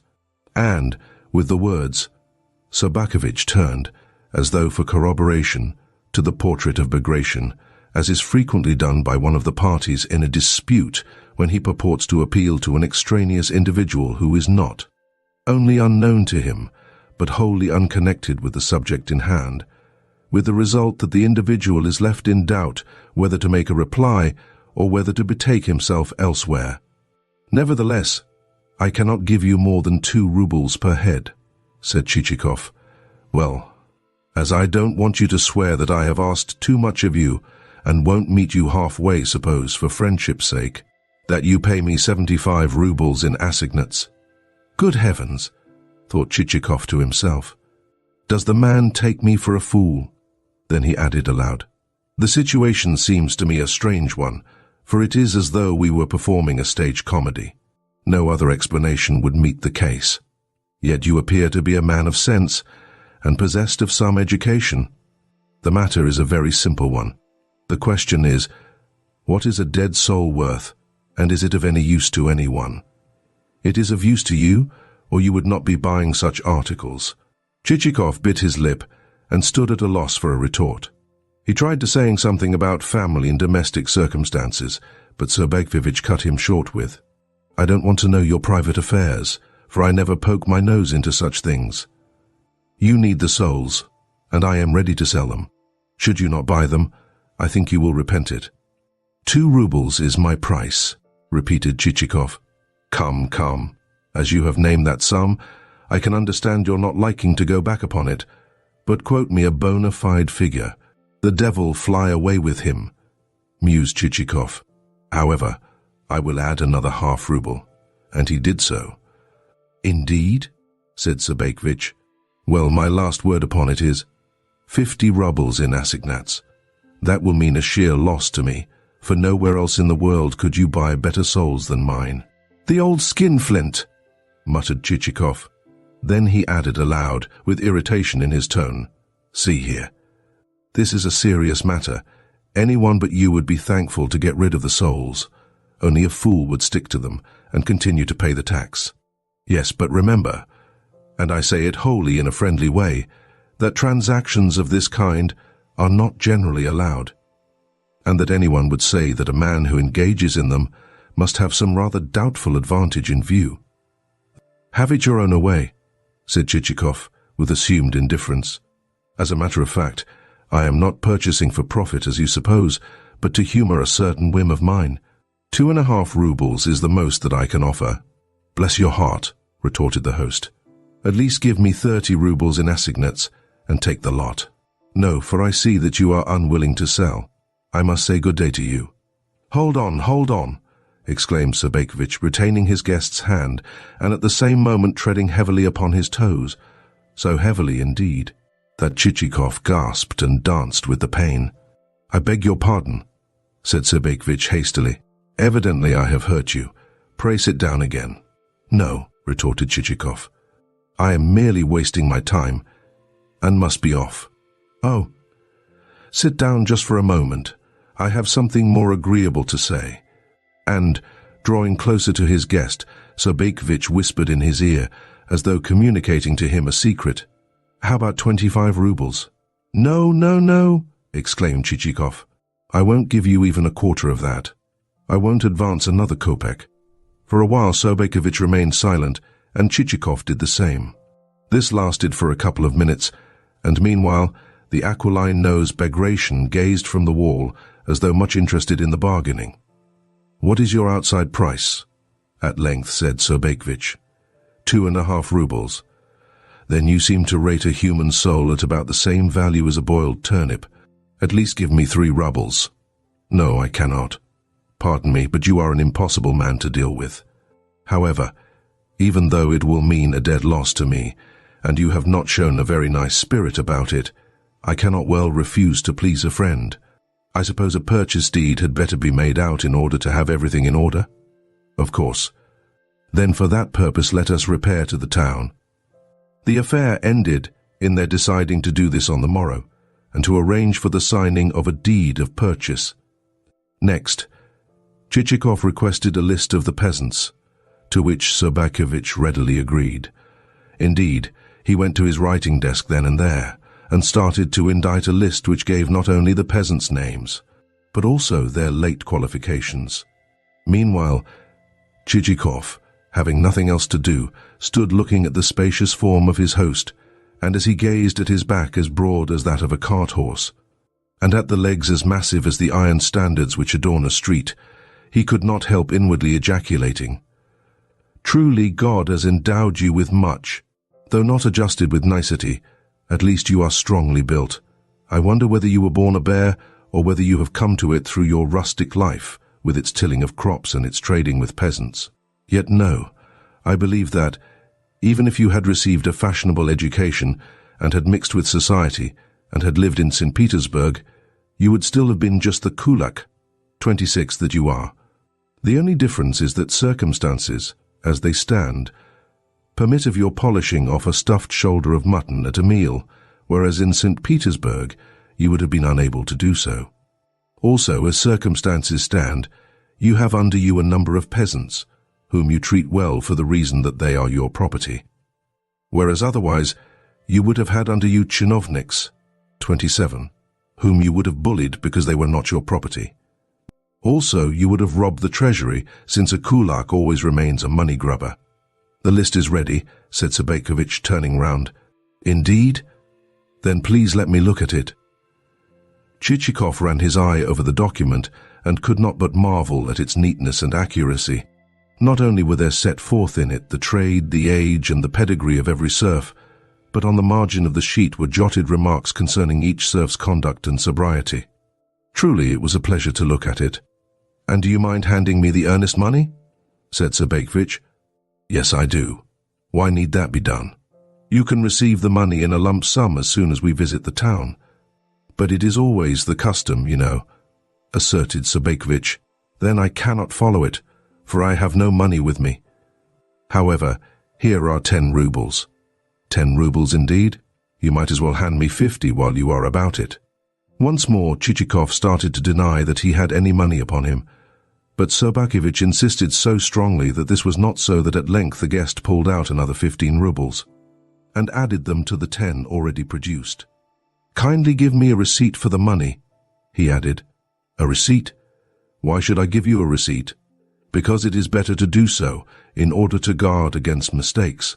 Very well, but first hand me over the money. The money? I have it here. Do you write out the receipt, and then the money shall be yours. Pardon me, But how am I to write out the receipt before I have seen the cash?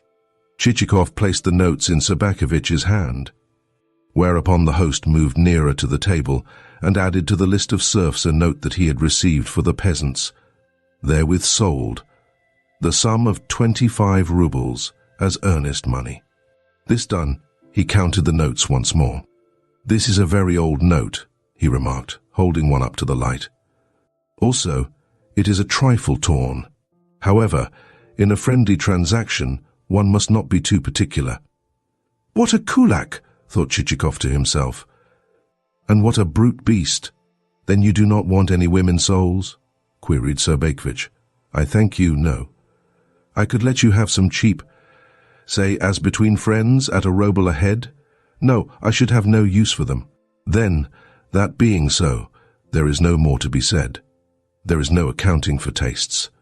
One man loves the priest, and another the priest's wife, says the proverb." Chichikov rose to take his leave. "Once more I would request of you," he said, "that the bargain be left as it is." Of course. What is done between friends holds good because of their mutual friendship. Goodbye, and thank you for your visit. In advance I would beg that, whenever you should have an hour or two to spare, you will come and lunch with us again. Perhaps we might be able to do one another further service? Not if I know it, reflected Chichikov as he mounted his britchka. Not I, seeing that I have had 2.5 rubles per soul squeezed out of me by a brute of a kulak. Altogether he felt dissatisfied with Sobakevich's behavior. In spite of the man being a friend of the governor and the chief of police, he had acted like an outsider in taking money for what was worthless rubbish. As the britchka left the courtyard, Chichikov glanced back and saw Sobakevich still standing on the veranda, apparently for the purpose of watching to see which way the guest's carriage would turn. The old villain. To be still standing there, muttered Chichikov through his teeth, after which he ordered Selifan to proceed so that the vehicle's progress should be invisible from the mansion, the truth being that he had a mind next to visit Plyushkin, whose serfs, to quote Sobakevich, had a habit of dying like flies, but not to let his late host learn of his intention. Accordingly, on reaching the further end of the village, he hailed the first peasant whom he saw, a man who was in the act of hoisting a ponderous beam onto his shoulder before setting off with it, ant-like, to his hut. "Hi," shouted Chichikov. "How can I reach landowner Plyushkin's place without first going past the mansion here?" The peasant seemed nonplussed by the question. "Don't you know?" queried Chichikov. "No, Barin," replied the peasant. "What? You don't know Skinflint Plyushkin, who feeds his people so badly?" "Of course I do," exclaimed the fellow, and added thereto an uncomplimentary expression of a species not ordinarily employed in polite society. We may guess that it was a pretty apt expression, since long after the man had become lost to view, Chichikov was still laughing in his britchka. And indeed, the language of the Russian populace is always forcible in its phraseology. Chapter 6. Noticing that he had reached the center of a large and populous village, but presently a violent jolt aroused him to the fact that he was driving over wooden pavements of a kind compared with which the cobblestones of the town had been as nothing. Like the keys of a piano, the planks kept rising and falling, and unguarded passage over them entailed either a bump on the back of the neck, or a bruise on the forehead, or a bite on the tip of one's tongue. At the same time, Chichikov noticed a look of decay about the buildings of the village. The beams of the huts had grown dark with age, many of their roofs were riddled with holes, others had but a tile of the roof remaining, and yet others were reduced to the rib-like framework of the same. It would seem as though the inhabitants themselves had removed the laths and traverses, on the very natural plea that the huts were no protection against the rain, and therefore, since the latter entered in bucketfuls, there was no particular object to be gained by sitting in such huts, when all the time there was the tavern and the highroad and other places to resort to. Suddenly a woman appeared from an outbuilding, apparently the housekeeper of the mansion, but so roughly and dirtily dressed as almost to seem indistinguishable from a man. Chichikov inquired for the master of the place. "He is not at home," she replied, almost before her interlocutor had had time to finish. Then she added, "What do you want with him?" "I have some business to do," said Chichikov. "Then pray walk into the house," the woman advised. Then she turned upon him a back that was smeared with flour and had a long slit in the lower portion of its covering. Entering a large dark hall which reeked like a tomb, he passed into an equally dark parlour that was lighted only by such rays as contrived to filter through a crack under the door. When Chichikov opened the door in question, the spectacle of the untidiness within struck him almost with amazement. It would seem that the floor was never washed, and that the room was used as a receptacle for every conceivable kind of furniture. On a table stood a ragged chair, with beside it a clock minus a pendulum, and covered all over with cobwebs. Against a wall leant a cupboard, full of old silver, glassware, and china.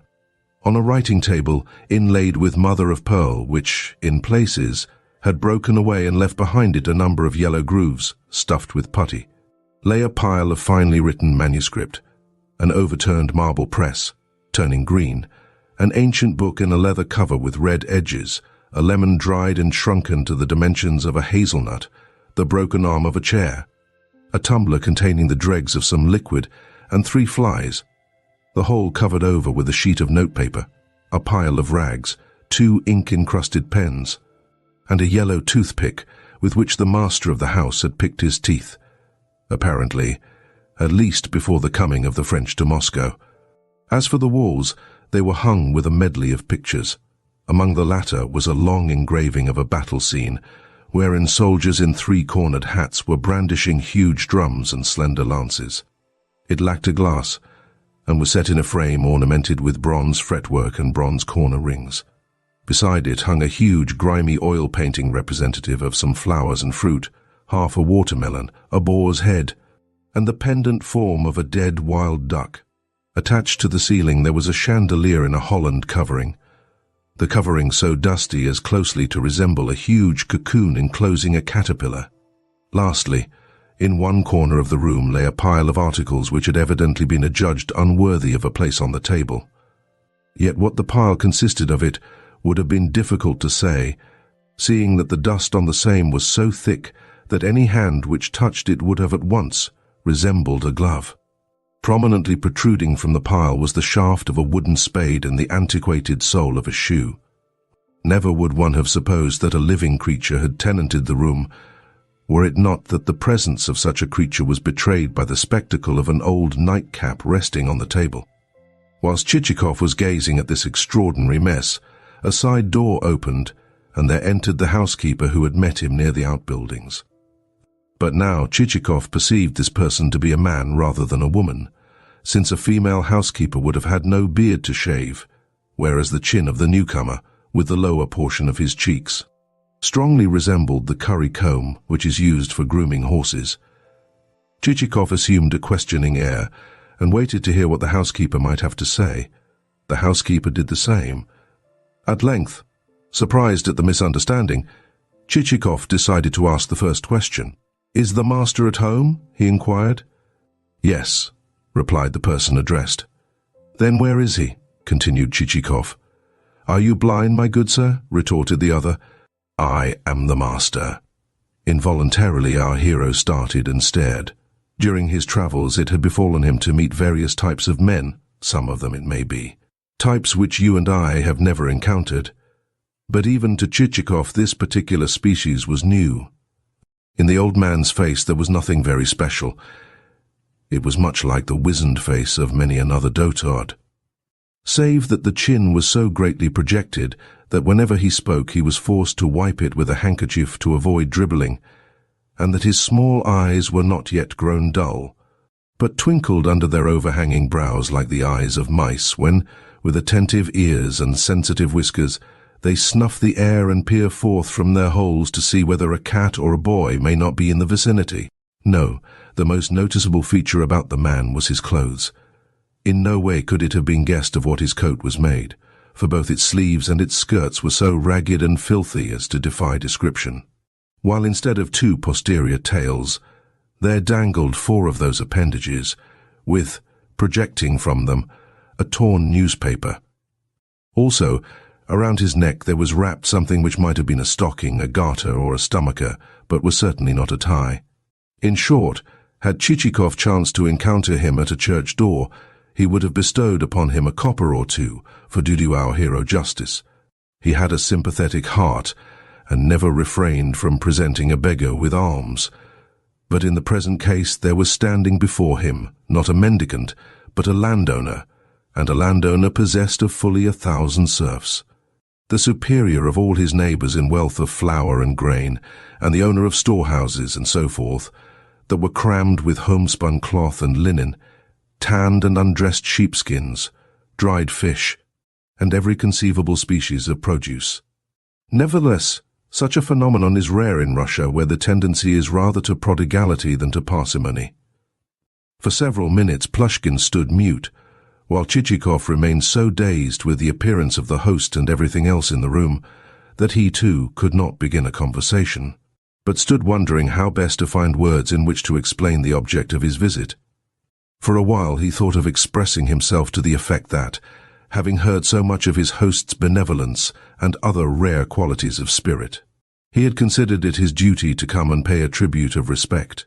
But presently even he came to the conclusion that this would be overdoing the thing, and, after another glance round the room, decided that the phrase benevolence and other rare qualities of spirit might to advantage give place to economy and genius for method. Accordingly, the speech mentally composed, he said aloud that, having heard of Plyushkin's talents for thrifty and systematic management, he had considered himself bound to make the acquaintance of his host, and to present him with his personal compliments. I need hardly say that Chichikov could easily have alleged a better reason, had any better one happened at the moment to have come into his head. With toothless gums Plyushkin murmured something in reply, but nothing is known as to its precise terms beyond that it included a statement that the devil was at liberty to fly away with Chichikov's sentiments. However, the laws of Russian hospitality do not permit even of a miser infringing their rules, wherefore Plyushkin added to the foregoing a more civil invitation to be seated. "It is long since I last received a visitor," he went on. "Also, I feel bound to say that I can see little good in their coming. Once introduce the abominable custom of folk paying calls, and forthwith there will ensue such ruin to the management of estates that landowners will be forced to feed their horses on hay. Not for a long, long time have I eaten a meal away from home, although my own kitchen is a poor one, and has its chimney in such a state that, were it to become overheated, it would instantly catch fire."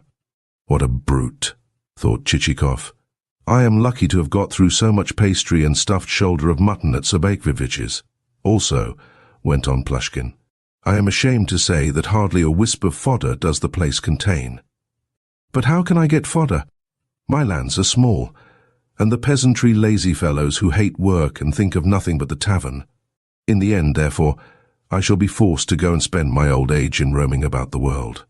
"But I have been told that you possess over 1,000 serfs," said Chichikov. "Who told you that?" "No matter who it was, you would have been justified in giving him the lie. He must have been a jester who wanted to make a fool of you. 1,000 souls, indeed. Why, just reckon the taxes on them, and see what there would be left. For these 3 years that accursed fever has been killing off my serfs wholesale." "Wholesale, you say?" echoed Chichikov, greatly interested. "Yes, wholesale," replied the old man. "Then might I ask you the exact number?" "Fully 80. "Surely not." "But it is so." "Then might I also ask whether it is from the date of the last census revision that you are reckoning these souls?" "Yes, damn it. And since that date, I have been bled for taxes upon 120 souls in all." "Indeed?" "Upon 120 souls in all." And Chichikov's surprise and elation was such that, this said, he remained sitting open-mouthed. "Yes, good sir," replied Plyushkin. "I am too old to tell you lies, for I have passed my 70th year." Somehow he seemed to have taken offence at Chichikov's almost joyous exclamation, wherefore the guest hastened to heave a profound sigh, and to observe that he sympathized to the full with his host's misfortunes. "But sympathy does not put anything into one's pocket," retorted Plyushkin. "For instance, I have a kinsman who is constantly plaguing me.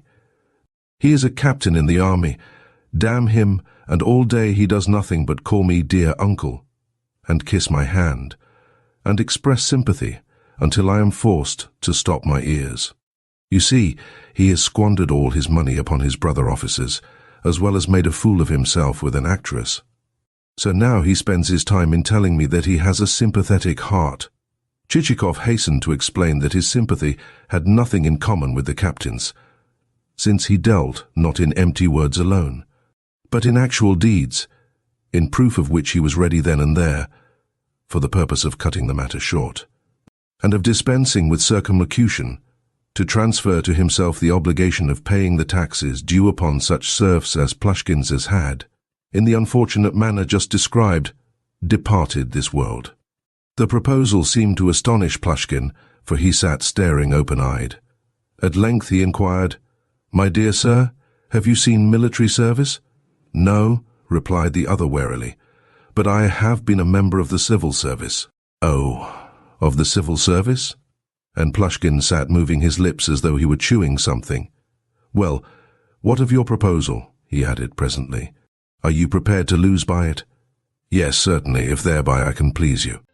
"My dear sir, my good benefactor." In his delight, Plyushkin lost sight of the fact that his nose was caked with snuff of the consistency of thick coffee, and that his coat had parted in front and was disclosing some very unseemly underclothing. "What comfort you have brought to an old man! Yes, as God is my witness." For the moment he could say no more. Yet barely a minute had elapsed before this instantaneously aroused emotion had, as instantaneously, disappeared from his wooden features. Once more they assumed a careworn expression, and he even wiped his face with his handkerchief, then rolled it into a ball and rubbed it to and fro against his upper lip. "If it will not annoy you again to state the proposal," he went on, "what you undertake to do is to pay the annual tax upon these souls, and to remit the money either to me or to the treasury. Yes, that is how it shall be done. We will draw up a deed of purchase as though the souls were still alive and you had sold them to myself."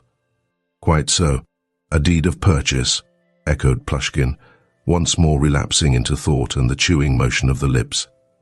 "But a deed of such a kind will entail certain expenses, and lawyers are so devoid of conscience, in fact so extortionate is their avarice, that they will charge 1/2 a rouble, and then a sack of flour, and then a whole wagon load of meal. I wonder that no one has yet called attention to the system." Upon that Chichikov intimated that, out of respect for his host, he himself would bear the cost of the transfer of souls.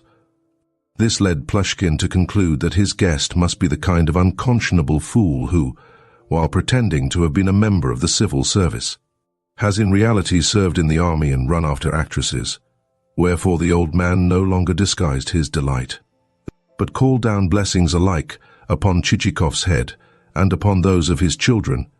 He had never even inquired whether Chichikov possessed a family. Next, he shuffled to the window and, tapping one of its panes, shouted the name of Proshka. Immediately someone ran quickly into the hall and, after much stamping of feet, burst into the room. This was Proshka, a 13-year-old youngster who was shod with boots of such dimensions as almost to engulf his legs as he walked.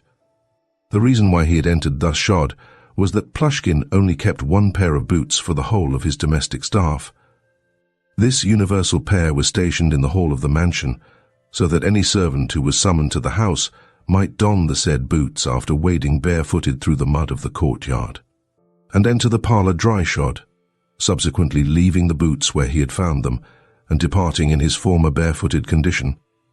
Indeed, had anyone, on a slushy winter's morning, glanced from a window into the said courtyard, he would have seen Plyushkin's servitors performing saltatory feats worthy of the most vigorous of stage dancers. "Look at that boy's face," said Plyushkin to Chichikov as he pointed to Proshka. "It is stupid enough, yet lay anything aside and in a trice he will have stolen it. Well, my lad, what do you want?" He paused a moment or two, but Proshka made no reply. "Come, come," went on the old man, "set out the samovar, and then give Mavra the key of the storeroom, here it is, and tell her to get out some loaf sugar for tea. Here, wait another moment, fool. Is the devil in your legs that they itch so to be off? Listen to what more I have to tell you. Tell Mavra that the sugar on the outside of the loaf has gone bad, so that she must scrape it off with a knife, and not throw away the scrapings, but give them to the poultry.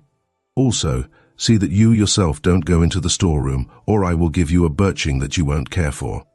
Your appetite is good enough already, but a better one won't hurt you.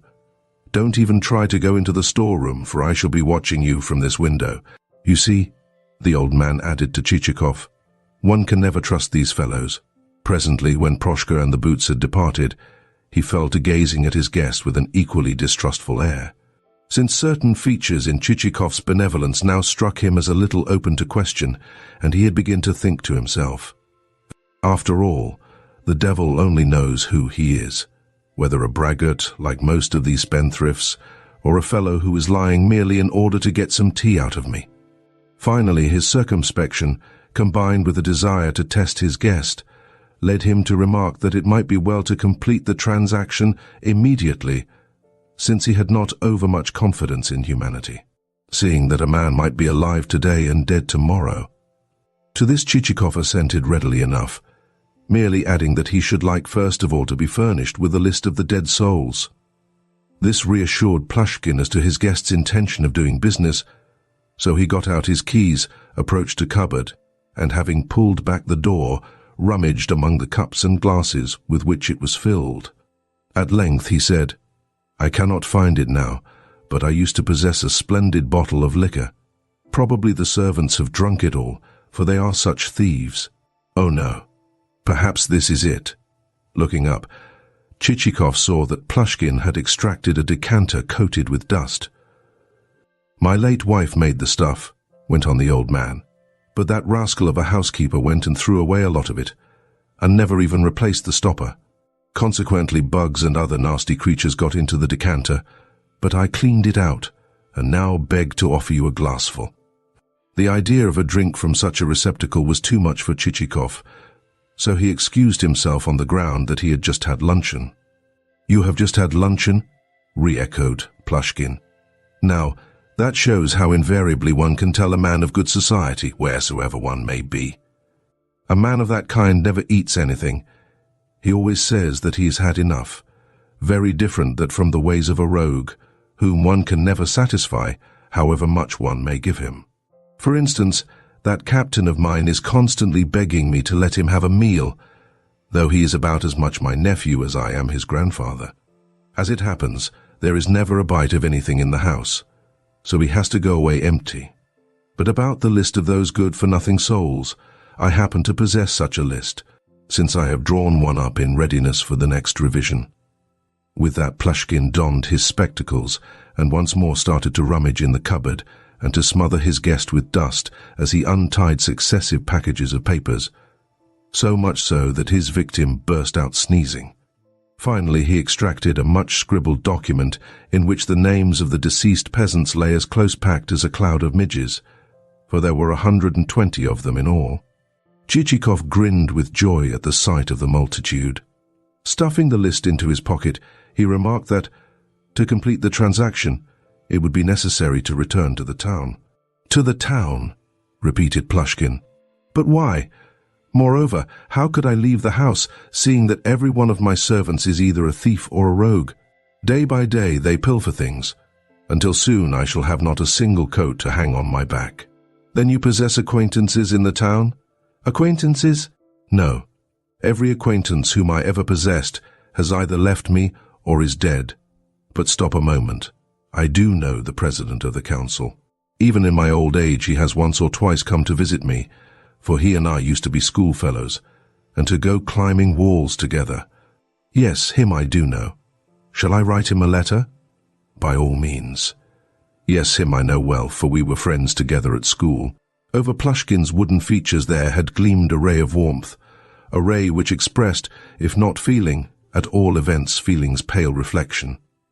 Just such a phenomenon may be witnessed when, for a brief moment, a drowning man makes a last reappearance on the surface of a river, and there rises from the crowd lining the banks a cry of hope that even yet the exhausted hands may clutch the rope which has been thrown him, may clutch it before the surface of the unstable element shall have resumed for ever its calm, dread vacuity.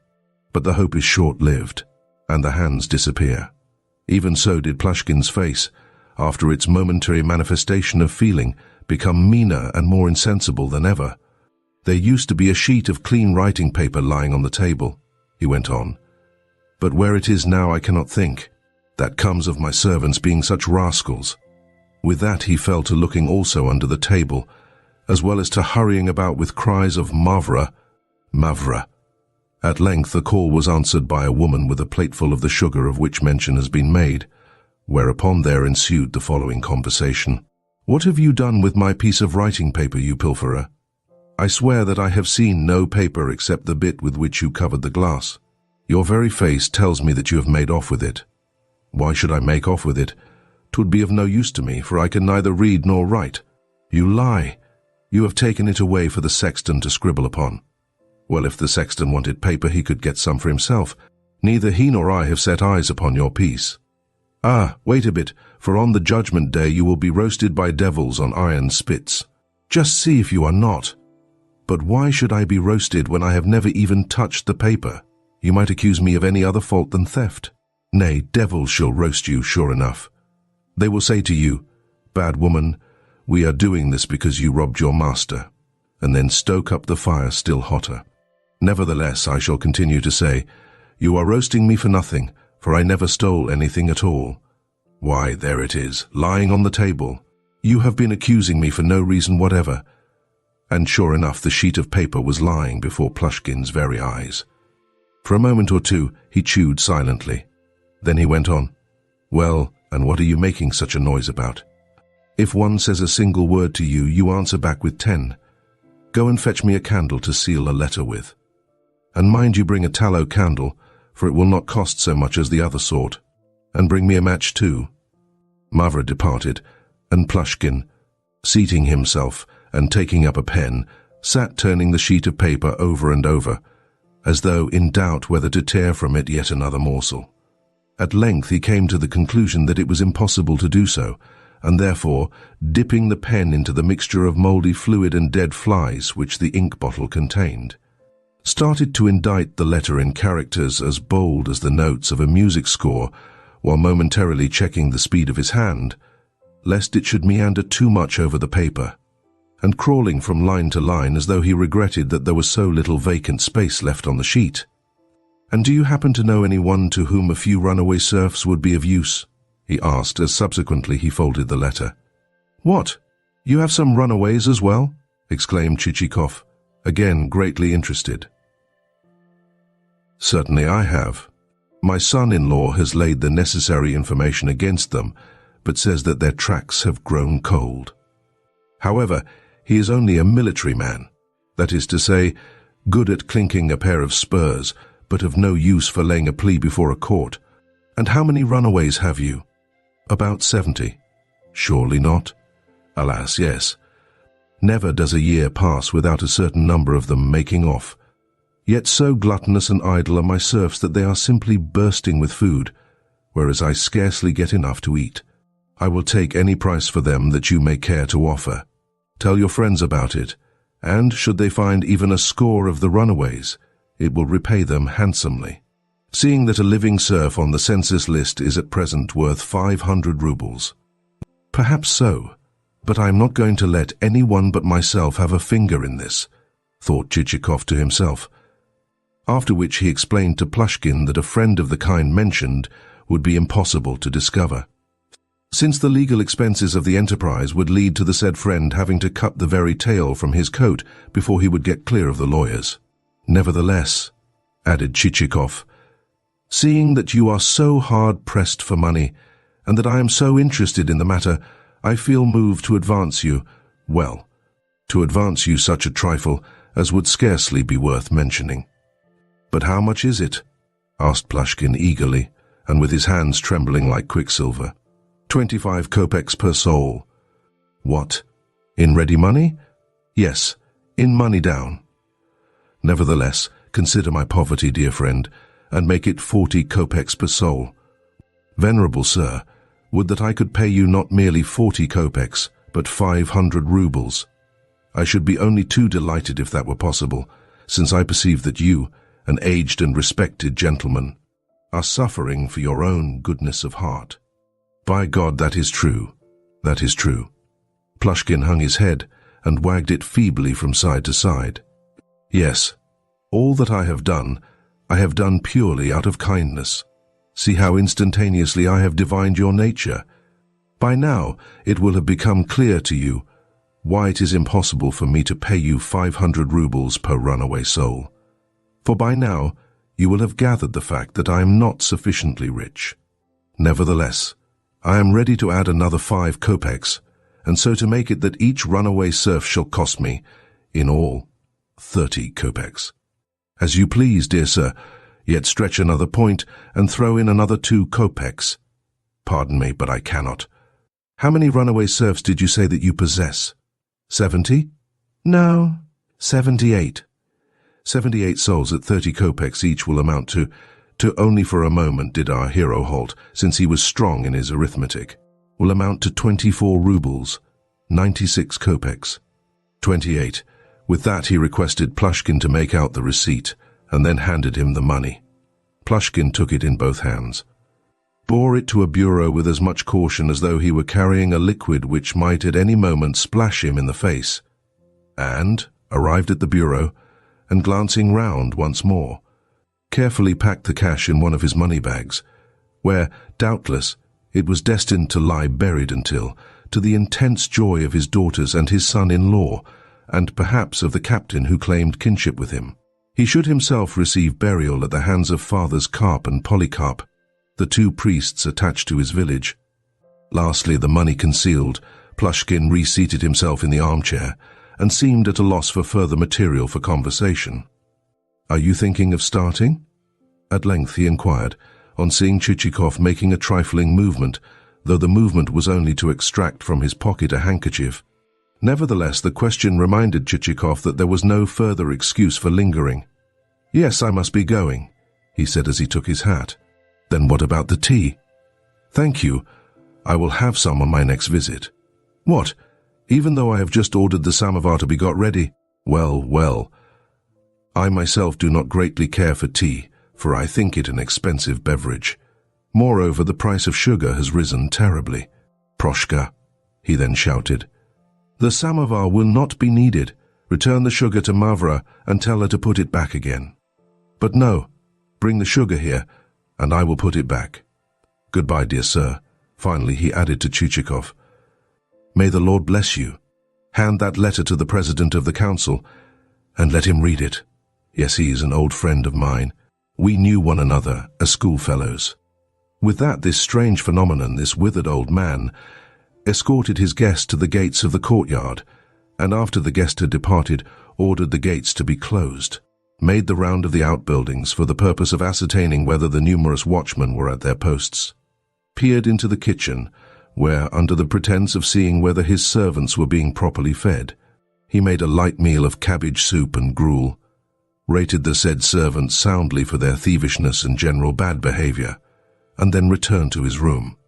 Meditating in solitude, he fell to thinking how best he could contrive to recompense his guest for the latter's measureless benevolence.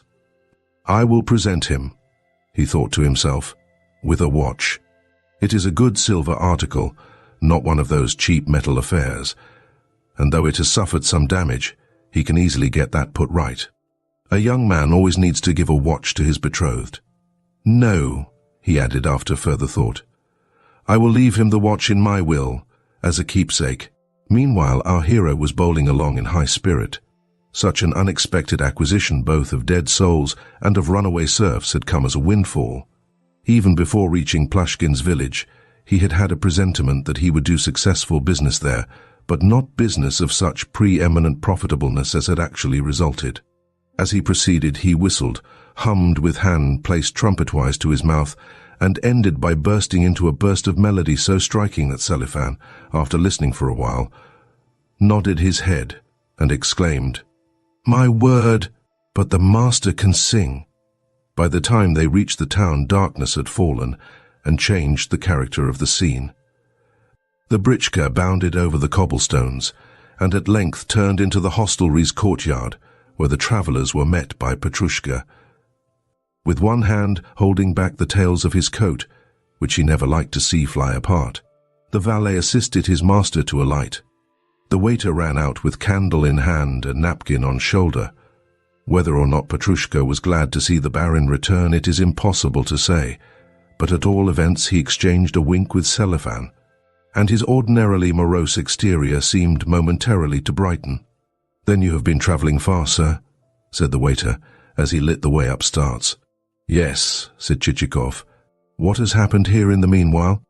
"Nothing, sir," replied the waiter, bowing, "except that last night there arrived a military lieutenant. He has got room number 16. "A lieutenant?" "Yes. He came from Ryazan, driving 3 grey horses."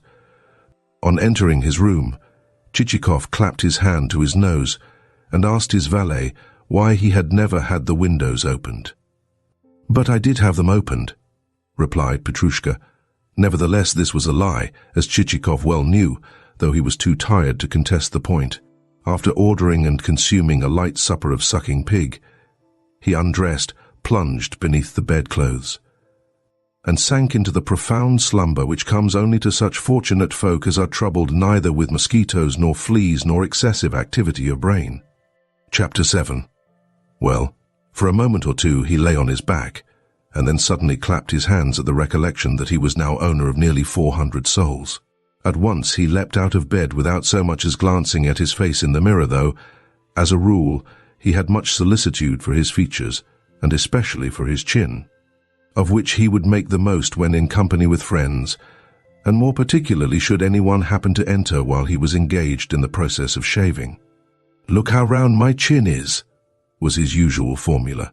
On the present occasion, however, he looked neither at chin nor at any other feature, but at once donned his flower-embroidered slippers of Morocco leather, the kind of slippers in which, thanks to the Russian love for a dressing-gowned existence, the town of Torzhok does such a huge trade, and, clad only in a meagre shirt, so far forgot his elderliness and dignity as to cut a couple of capers after the fashion of a Scottish Highlander, alighting neatly, each time, on the flat of his heels. Only when he had done that did he proceed to business. Planting himself before his dispatch box, he rubbed his hands with a satisfaction worthy of an incorruptible rural magistrate when adjourning for luncheon, after which he extracted from the receptacle a bundle of papers. These he had decided not to deposit with a lawyer, for the reason that he would hasten matters, as well as save expense, by himself framing and fair copying the necessary deeds of indenture, and since he was thoroughly acquainted with the necessary terminology, he proceeded to inscribe in large characters the date, and then in smaller ones, his name and rank. By 2 o'clock the whole was finished, and as he looked at the sheets of names representing bygone peasants who had ploughed, worked at handicrafts, cheated their masters, fetched, carried, and got drunk, though some of them may have behaved well, there came over him a strange, unaccountable sensation. To his eye, each list of names seemed to possess a character of its own, and even individual peasants therein seemed to have taken on certain qualities peculiar to themselves. For instance, to the majority of Madame Korobotchka's serfs there were appended nicknames and other additions.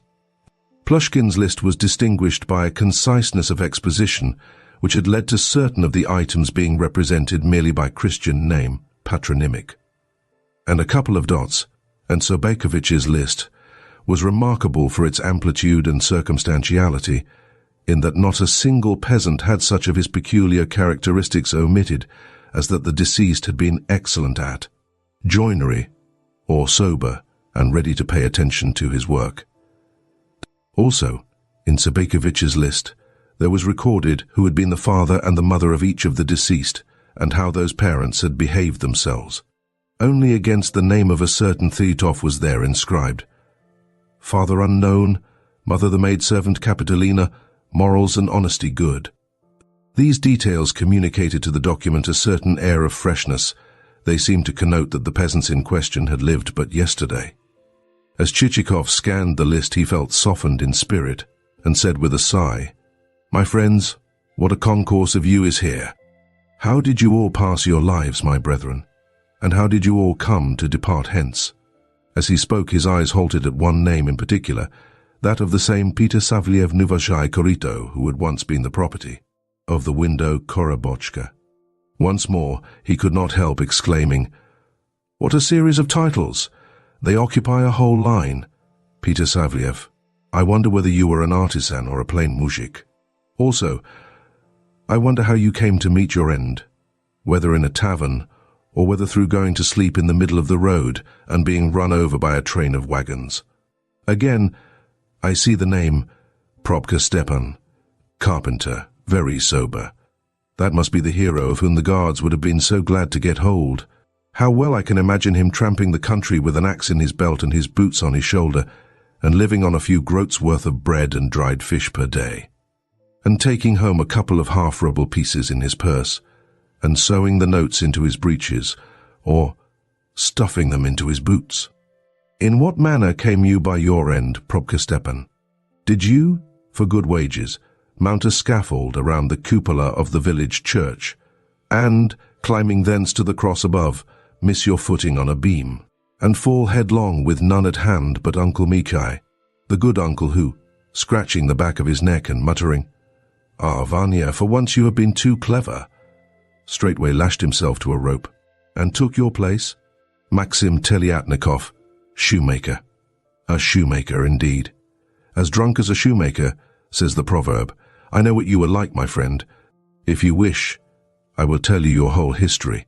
You were apprenticed to a German who fed you and your fellows at a common table, thrashed you with a strap, kept you indoors whenever you had made a mistake, and spoke of you in uncomplimentary terms to his wife and friends. At length, when your apprenticeship was over, you said to yourself, I am going to set up on my own account, and not just to scrape together a kopeck here and a kopeck there as the Germans do, but to grow rich quick. Hence you took a shop at a high rent, bespoke a few orders, and set to work to buy up some rotten leather out of which you could make, on each pair of boots, a double profit. But those boots split within a fortnight, and brought down upon your head dire showers of maledictions, with the result that gradually your shop grew empty of customers, and you fell to roaming the streets and exclaiming, "The world is a very poor place indeed. A Russian cannot make a living for German competition. Well, well, Elizabeta Vorobay, but that is a woman's name. How comes she to be on the list? That villain Sobakevich must have sneaked her in without my knowing it. Grigory Goyazhai Nadoyadesh," he went on. "What sort of a man were you, I wonder? Were you a carrier who, having set up a team of 3 horses and a tilt wagon, left your home, your native hovel forever, and departed to cart merchandise to market? Was it on the highway that you surrendered your soul to God? Or did your friends first marry you to some fat, red-faced soldier's daughter, after which your harness and team of rough, but sturdy, horses caught a highwayman's fancy, and you, lying on your pallet, thought things over until, willy-nilly, you felt that you must get up and make for the tavern, thereafter blundering into an ice-hole? Ah, our peasant of Russia, never do you welcome death when it comes. And you, my friends," continued Chichikov, turning to the sheet whereon were inscribed the names of Plyushkin's absconded serfs, "although you are still alive, what is the good of you? You are practically dead. Whither, I wonder? Have your fugitive feet carried you? Did you fare hardly at Plyushkin's, or was it that your natural inclinations led you to prefer roaming the wilds and plundering travellers? Are you, by this time, in Gaul, or have you taken service with other masters for the tillage of their lands? Eremei Karyakin, Nikita Volokita, and Anton Volokita, son of the foregoing. To judge from your surnames, you would seem to have been born gadabouts, 29. Popov, household serf. Probably you are an educated man, good Popov, and go in for polite thieving, as distinguished from the more vulgar cutthroat sort. In my mind's eye I seem to see a captain of rural police challenging you for being without a passport, whereupon you stake your all upon a single throw. To whom do you belong? Asks the captain, probably adding to his question a forcible expletive. To such and such a landowner. Stoutly you reply. And what are you doing here? Continues the captain. I have just received permission to go and earn my obrok, is your fluent explanation. Then where is your passport? At Mistenin 30. Pimenov's. Pimenov's. Then are you Pimenov himself? Yes, I am Pimenov himself. He has given you his passport? No, he has not given me his passport. Come, come, shouts the captain with another forcible expletive. You are lying. No, I am not, is your dogged reply. It is only that last night I could not return him his passport, because I came home late, so I handed it to Antip Prokhorov, the bell ringer, for him to take care of. Bell ringer indeed. Then he gave you a passport? No, I did not receive a passport from him either. What? And here the captain shouts another expletive. How dare you keep on lying? Where is your own passport? I had one all right, you reply cunningly, but must have dropped it somewhere on the road as I came along. And what about that soldier's coat? Asks the captain with an impolite addition. Whence did you get it? And what of the priest's cash box and copper money? About them I know nothing, you reply doggedly. Never at any time have I committed a theft. Then how is it that the coat was found at your place? I do not know. Probably someone else put it there. You rascal, shouts the captain, shaking his head and closing in upon you. Put the leg irons upon him and off with him to prison. With pleasure, you reply as, taking a snuff box from your pocket, you offer a pinch to each of the 2 gendarmes who are manacling you, while also inquiring how long they have been discharged from the army and in what wars they may have served. And in prison you remain until your case comes on, when the justice orders you to be removed from Sarevkokshaiker to such and such another prison, and a second justice orders you to be transferred thence to Vezigonsk or somewhere else, and you go flitting from gaol to gaol and saying each time, as you eye your new habitation, the last place was a good deal cleaner than this one is, and one could play babki, 31 there, and stretch one's legs and see a little society. Abakum Thirov, Chichikov went on after a pause. What of you, brother? Where, and in what capacity, are you disporting yourself? Have you gone to the Volga country and become bitten with the life of freedom and joined the fishermen of the river? Here, breaking off, Chichikov relapsed into silent meditation. Of what was he thinking as he sat there? Was he thinking of the fortunes of Abakum Thirov, or was he meditating as meditates every Russian when his thoughts once turn to the joys of an emancipated existence?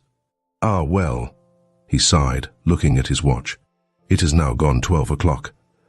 Why have I so forgotten myself? There is still much to be done, yet I go shutting myself up and letting my thoughts wander. What a fool I am, so saying.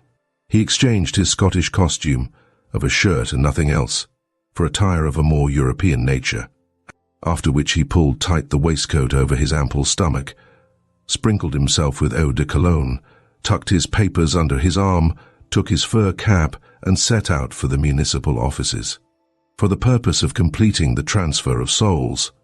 The fact that he hurried along was not due to a fear of being late, seeing that the president of the local council was an intimate acquaintance of his, as well as a functionary who could shorten or prolong an interview at will, even as Homer's Zeus was able to shorten or to prolong a night or a day, whenever it became necessary to put an end to the fighting of his favorite heroes or to enable them to join battle, but rather to a feeling that he would like to have the affair concluded as quickly as possible, seeing that, throughout, it had been an anxious and difficult business.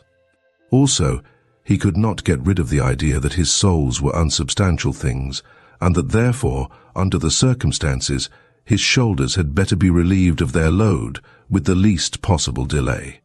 Pulling on his cinnamon-colored, bare-lined overcoat as he went, he had just stepped thoughtfully into the street when he collided with a gentleman dressed in a similar coat and an ear-lappeted fur cap. Upon that, the gentleman uttered an exclamation. Behold, it was Manilov. At once the friends became folded in a strenuous embrace and remained so locked for fully 5 minutes. Indeed, the kisses exchanged were so vigorous that both suffered from toothache for the greater portion of the day. Also, Manilov's delight was such that only his nose and lips remained visible. The eyes completely disappeared. Afterwards, he spent about a quarter of an hour in holding Chichikov's hand and chafing it vigorously. Lastly, he, in the most pleasant and exquisite terms possible, intimated to his friend that he had just been on his way to embrace Paul Ivanovitch. And upon this followed a compliment of the kind which would more fittingly have been addressed to a lady who was being asked to accord a partner the favor of a dance. Chichikov had opened his mouth to reply, though even he felt at a loss how to acknowledge what had just been said, when Manilov cut him short by producing from under his coat a roll of paper tied with red riband. "What have you there?" asked Chichikov. "The list of my souls." "Ah!" And as Chichikov unrolled the document and ran his eye over it, he could not but marvel at the elegant neatness with which it had been inscribed. "It is a beautiful piece of writing," he said. "In fact, there will be no need to make a copy of it. Also, it has a border around its edge. Who worked that exquisite border?" "Do not ask me," said Manilov. "Did you do it?" "No, my wife." "Dear, dear," Chichikov cried. "To think that I should have put her to so much trouble. Nothing could be too much trouble where Paul Ivanovitch is concerned." Chichikov bowed his acknowledgments. Next, on learning that he was on his way to the municipal offices for the purpose of completing the transfer, Manilov expressed his readiness to accompany him, wherefore the pair linked arm in arm and proceeded together. Whenever they encountered a slight rise in the ground, even the smallest unevenness or difference of level, Manilov supported Chichikov with such energy as almost to lift him off his feet, while accompanying the service with a smiling implication that not if he could help it should Paul Ivanovitch slip or fall. Nevertheless, this conduct appeared to embarrass Chichikov, either because he could not find any fitting words of gratitude or because he considered the proceeding tiresome. And it was with a sense of relief that he debouched upon the square where the municipal offices, a large, three-storied building of a chalky whiteness which probably symbolized the purity of the souls engaged within, were situated. No other building in the square could vie with them in size, seeing that the remaining edifices consisted only of a sentry box, a shelter for 2 or 3 cabmen, and a long hoarding, the latter adorned with the usual bills, posters and scrawls in chalk and charcoal. At intervals, from the windows of the 2nd and 3rd stories of the municipal offices, the incorruptible heads of certain of the attendant priests of Themis would peer quickly forth, and as quickly disappear again, probably for the reason that a superior official had just entered the room. Meanwhile, the two friends ascended the staircase, nay, almost flew up it, since, longing to get rid of Manilov's ever-supporting arm, Chichikov hastened his steps, and Manilov kept darting forward to anticipate any possible failure on the part of his companion's legs. Consequently, the pair were breathless when they reached the first corridor. In passing, it may be remarked that neither corridors nor rooms evinced any of that cleanliness and purity which marked the exterior of the building, for such attributes were not troubled about within, and anything that was dirty remained so, and donned no meretricious, purely external disguise. It was as though Themis received her visitors in neglige and a dressing gown. The author would also give a description of the various offices through which our hero passed, were it not that he, the author, stands in awe of such legal haunts. Approaching the first desk which he happened to encounter, Chichikov inquired of the 2 young officials who were seated at it whether they would kindly tell him where business relating to serf indenture was transacted. "Of what nature, precisely, is your business?"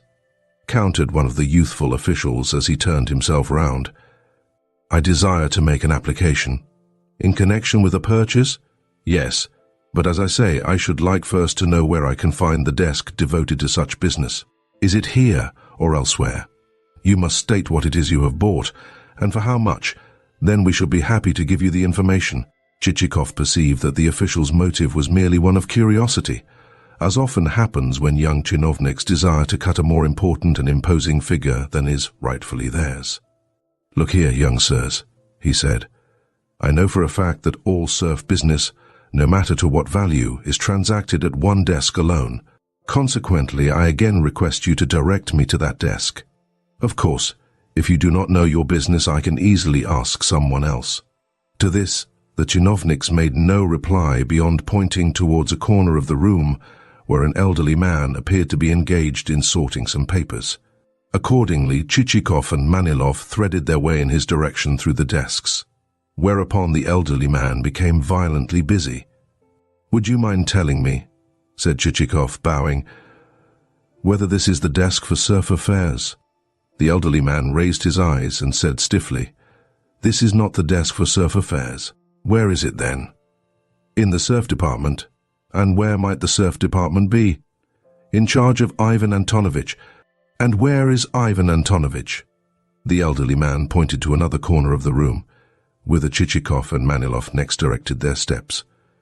As they advanced, Ivan Antonovich cast an eye backwards and viewed them askance.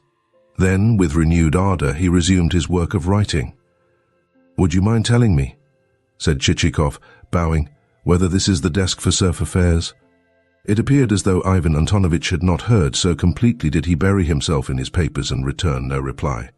Instantly it became plain that he at least was of an age of discretion, and not one of your jejune chatterboxes and harum-scarums, for, although his hair was still thick and black, he had long ago passed his 40th year.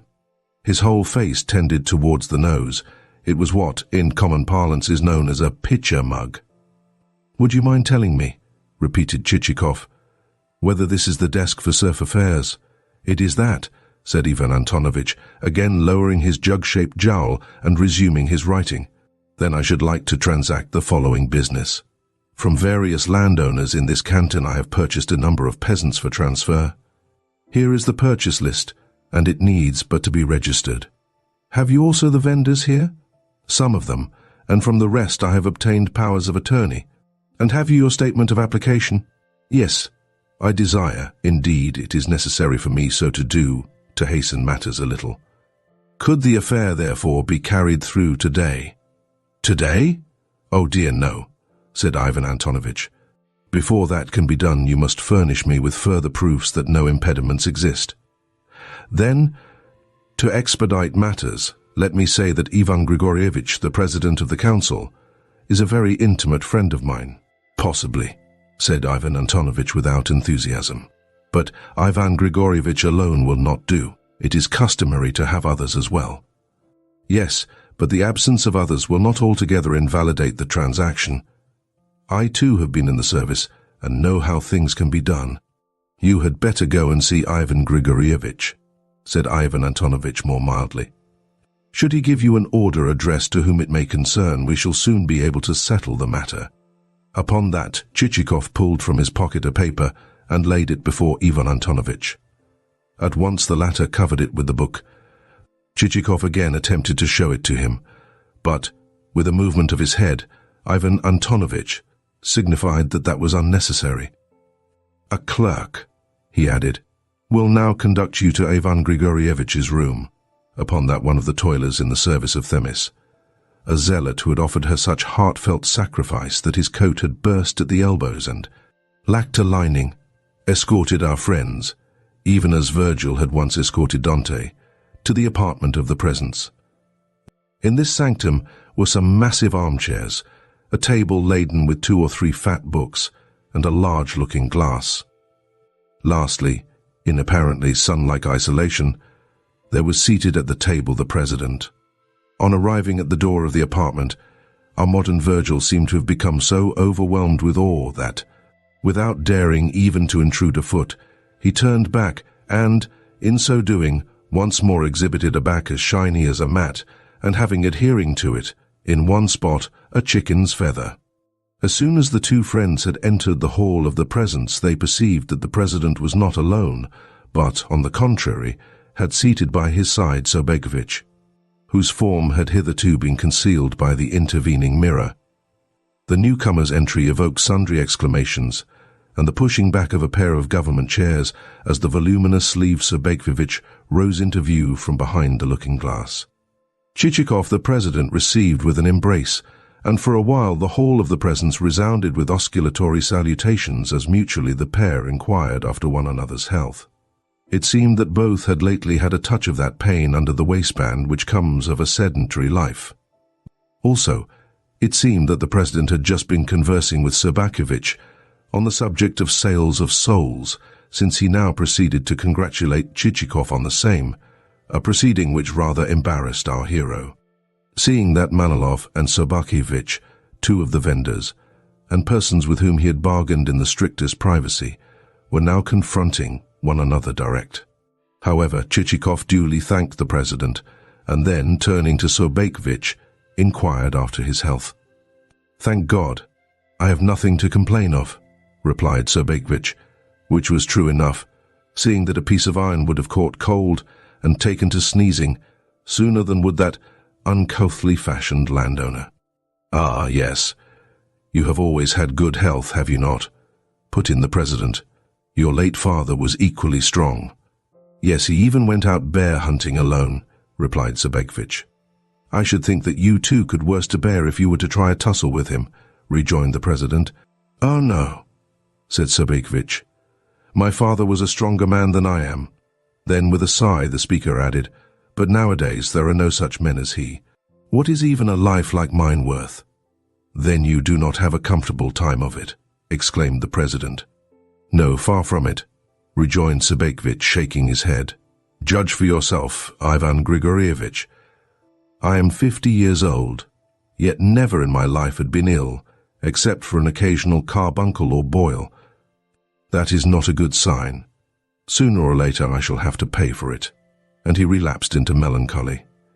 "Just listen to the fellow," was Chichikov's and the president's joint inward comment. "What on earth has he to complain of?" "I have a letter for you, Ivan Grigorievich," went on Chichikov aloud, as he produced from his pocket Plyushkin's epistle. "From whom?" inquired the president. Having broken the seal, he exclaimed, "Why, it is from Plyushkin. To think that he is still alive. What a strange world it is. He used to be such a nice fellow, and now he is a cur," concluded Sobakevich, "as well as a miser who starves his serfs to death." "Allow me a moment," said the president. Then he read the letter through. When he had finished, he added, "Yes, I am quite ready to act as Plyushkin's attorney. When do you wish the purchase deeds to be registered, Monsieur Chichikov? Now or later?" "Now, if you please," replied Chichikov. "Indeed, I beg that, if possible, the affair may be concluded today, since tomorrow I wish to leave the town. I have brought with me both the forms of indenture and my statement of application."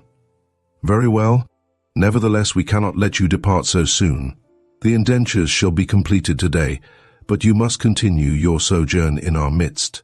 I will issue the necessary orders at once." So saying, he opened the door into the general office, where the clerks looked like a swarm of bees around a honeycomb, if I may liken affairs of government to such an article. "Is Ivan Antonovich here?" asked the president. "Yes," replied a voice from within. "Then send him here." Upon that, the pitcher-faced Ivan Antonovich made his appearance in the doorway and bowed. "Take these indentures, Ivan Antonovich," said the president, "and see that they—" "But first I would ask you to remember," put in Sobakevich, "that witnesses ought to be in attendance, not less than 2% on behalf of either party. Let us therefore send for the public prosecutor, who has little to do, and has even that little done for him by his chief clerk Zolotucha. The inspector of the medical department is also a man of leisure, and likely to be at home, if he has not gone out to a card party. Others also there are, all men who cumber the ground for nothing." Quite so," agreed the president, and at once dispatched a clerk to fetch the persons named. "Also," requested Chichikov, "I should be glad if you would send for the accredited representative of a certain lady landowner with whom I have done business. He is the son of a Father Cyril, and a clerk in your offices." "Certainly we shall call him here," replied the president. "Everything shall be done to meet your convenience, and I forbid you to present any of our officials with a gratuity. That is a special request on my part. No friend of mine ever pays a copper."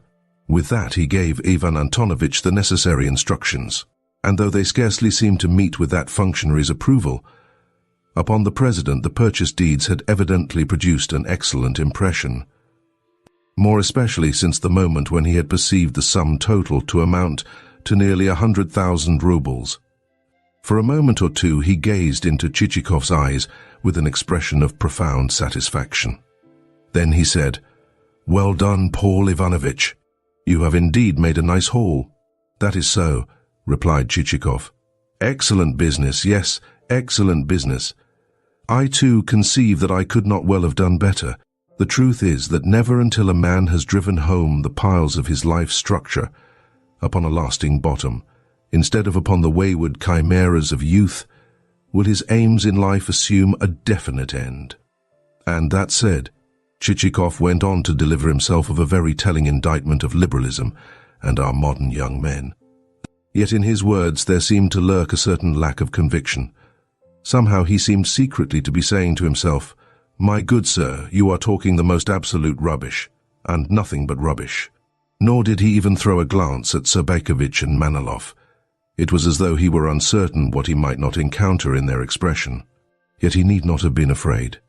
Never once did Sobakevich's face move a muscle, and as for Manilov, he was too much under the spell of Chichikov's eloquence to do aught beyond nod his approval at intervals, and strike the kind of attitude which is assumed by lovers of music when a lady singer has, in rivalry of an accompanying violin, produced a note whereof the shrillness would exceed even the capacity of a bird's throstle. "But why not tell Ivan Grigorievich precisely what you have bought?" inquired Sobakevich of Chichikov. "And why, Ivan Grigorievich, do you not ask Monsieur Chichikov precisely what his purchases have consisted of? What a splendid lot of serfs, to be sure! I myself have sold him my wheelwright Michiev." "What? You have sold him Michiev?" exclaimed the president. "I know the man well. He is a splendid craftsman, and on one occasion made me a droshky, 32. Well, lately didn't you tell me that he is dead?" "That Michiev is dead?" re-echoed Sobakevich, coming perilously near to laughing. "Oh dear, no, that was his brother. Michiev himself is very much alive and in even better health than he used to be. Any day he could knock you up a britchka such as you could not procure even in Moscow. However, he is now bound to work for only one master." "Indeed, a splendid craftsman," repeated the president. "My only wonder is that you can have brought yourself to part with him. Then think you that Michiev is the only serf with whom I have parted? Nay, for I have parted also with Probka Stepan, my carpenter, with Plyushkin, my bricklayer, and with Telyatnikov, my bootmaker. Yes, the whole lot I have sold."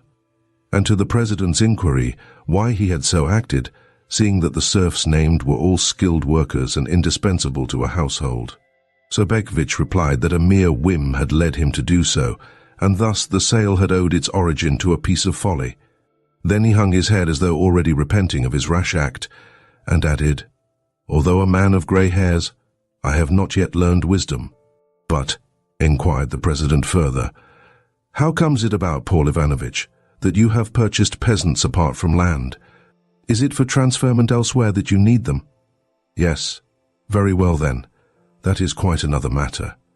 To what province of the country?" "To the province of Kherson." "Indeed, that region contains some splendid land," said the president, whereupon he proceeded to expatiate on the fertility of the Kherson pastures. "And have you much land there?"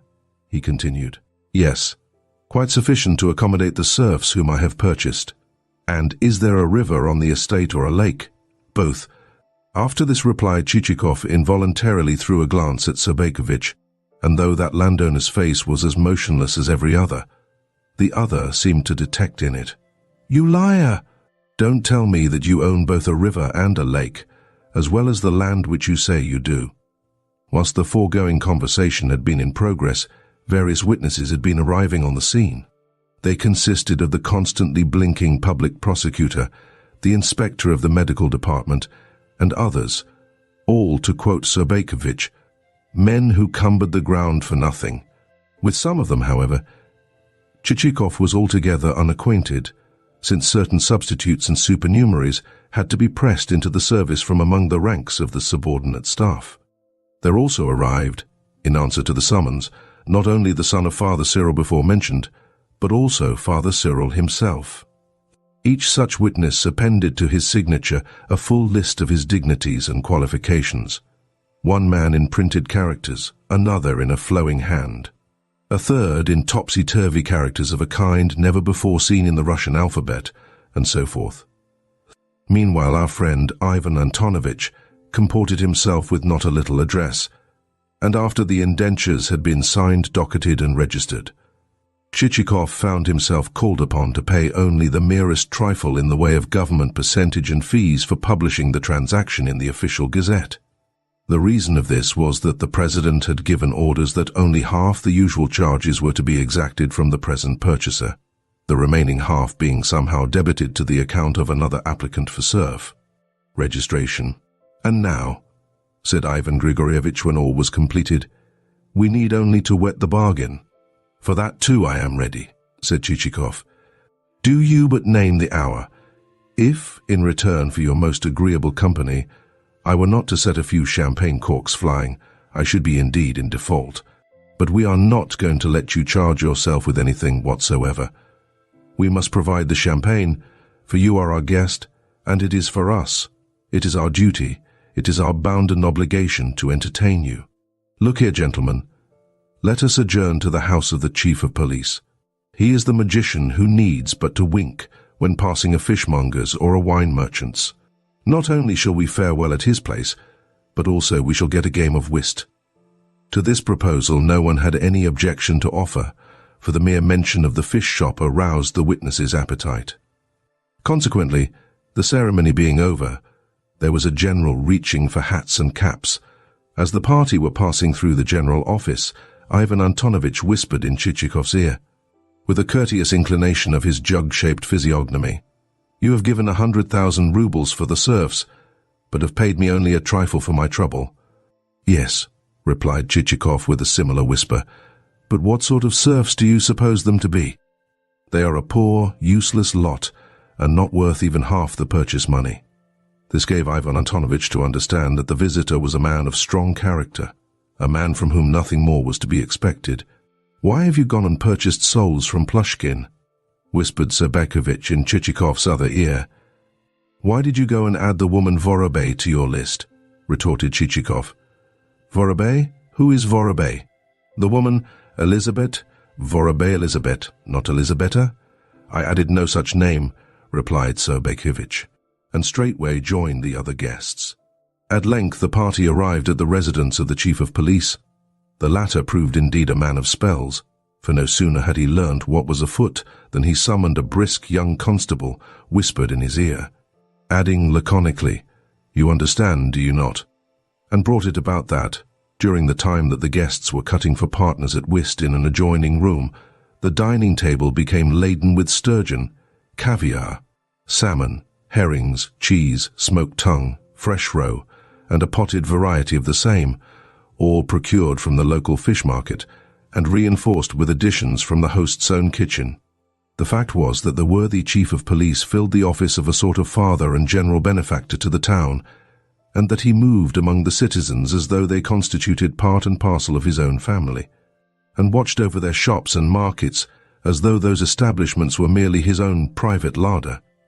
Indeed, it would be difficult to say, so thoroughly did he perform his duties in this respect, whether the post most fitted him, or he the post.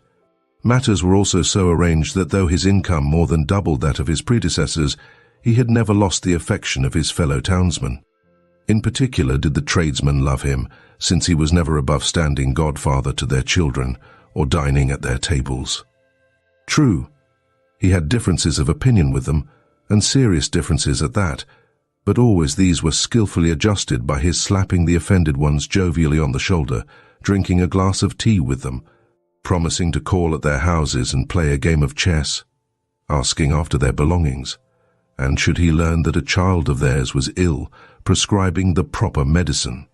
In short, he bore the reputation of being a very good fellow.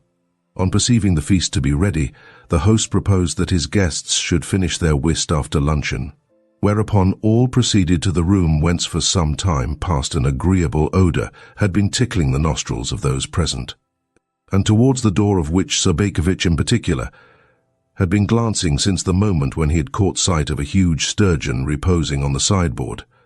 After a glassful of warm, olive-coloured vodka apiece, vodka of the tint to be seen only in the species of Siberian stone whereof seals are cut, the company applied themselves to knife and fork work, and in so doing, evinced their several characteristics and tastes. For instance, Sobakevich disdaining lesser trifles, tackled the large sturgeon, and during the time that his fellow guests were eating minor comestibles and drinking and talking, contrived to consume more than a quarter of the whole fish, so that, on the host remembering the creature, and, with fork in hand, leading the way in its direction and saying, "What, gentlemen, think you of this striking product of nature?" there ensued the discovery that of the said product of nature there remained little beyond the tail, while Sobakevich, with an air as though at least he had not eaten it, was engaged in plunging his fork into a much more diminutive piece of fish which happened to be resting on an adjacent platter. After his divorce from the sturgeon, Sobakevich ate and drank no more, but sat frowning and blinking in an armchair. Apparently the host was not a man who believed in sparing the wine, for the toasts drunk were innumerable. The first toast, as the reader may guess, was quaffed to the health of the new landowner of Kherson, the second to the prosperity of his peasants and their safe transferment, and the third to the beauty of his future wife, a compliment which brought to our hero's lips a flickering smile. Lastly, he received from the company a pressing, as well as an unanimous, invitation to extend his stay in town for at least another fortnight, and in the meanwhile, to allow a wife to be found for him. "Quite so," agreed the president. "Fight us tooth and nail though you may, we intend to have you married. You have happened upon us by chance, and you shall have no reason to repent of it. We are in earnest on this subject." "But why should I fight you tooth and nail?" said Chichikov, smiling. "Marriage would not come amiss to me were I but provided with a betrothed." "Then a betrothed you shall have." "Why not? We will do as you wish." "Very well," assented Chichikov. "Bravo, bravo!" the company shouted. "Long live Paul Ivanovich! Hurrah! Hurrah!" And with that every one approached to clink glasses with him, and he readily accepted the compliment, and accepted it many times in succession. Indeed, as the hours passed on, the hilarity of the company increased yet further, and more than once the president, a man of great urbanity when thoroughly in his cups, embraced the chief guest of the day, with the heartfelt words, "My dearest fellow, my own most precious of friends." Nay, he even started to crack his fingers, to dance around Chichikov's chair, and to sing snatches of a popular song. To the champagne succeeded Hungarian wine, which had the effect of still further heartening and enlivening the company. By this time everyone had forgotten about whist, and given himself up to shouting and disputing. Every conceivable subject was discussed, including politics and military affairs, and in this connection guests voiced jejune opinions for the expression of which they would, at any other time, have soundly spanked their offspring. Chichikov, like the rest, had never before felt so gay, and imagining himself really and truly to be a landowner of Kherson, spoke of various improvements in agriculture, of the three-field system of tillage, 33, and of the beatific felicity of a union between two kindred souls. Also, he started to recite poetry to Sobakevich, who blinked as he listened, for he greatly desired to go to sleep. At length the guest of the evening realized that matters had gone far enough, so begged to be given a lift home, and was accommodated with the public prosecutor's drozhki. Luckily, the driver of the vehicle was a practiced man at his work, for while driving with one hand, he succeeded in leaning backwards and, with the other, holding Chichikov securely in his place. Arrived at the inn, our hero continued babbling a while about a flaxen-haired damsel with rosy lips and a dimple in her right cheek, about villages of his in Kherson, and about the amount of his capital. Nay, he even issued signorial instructions that Selifan should go and muster the peasants about to be transferred, and make a complete and detailed inventory of them. For a while Selifan listened in silence. Then he left the room, and instructed Petrushka to help the Baron to undress.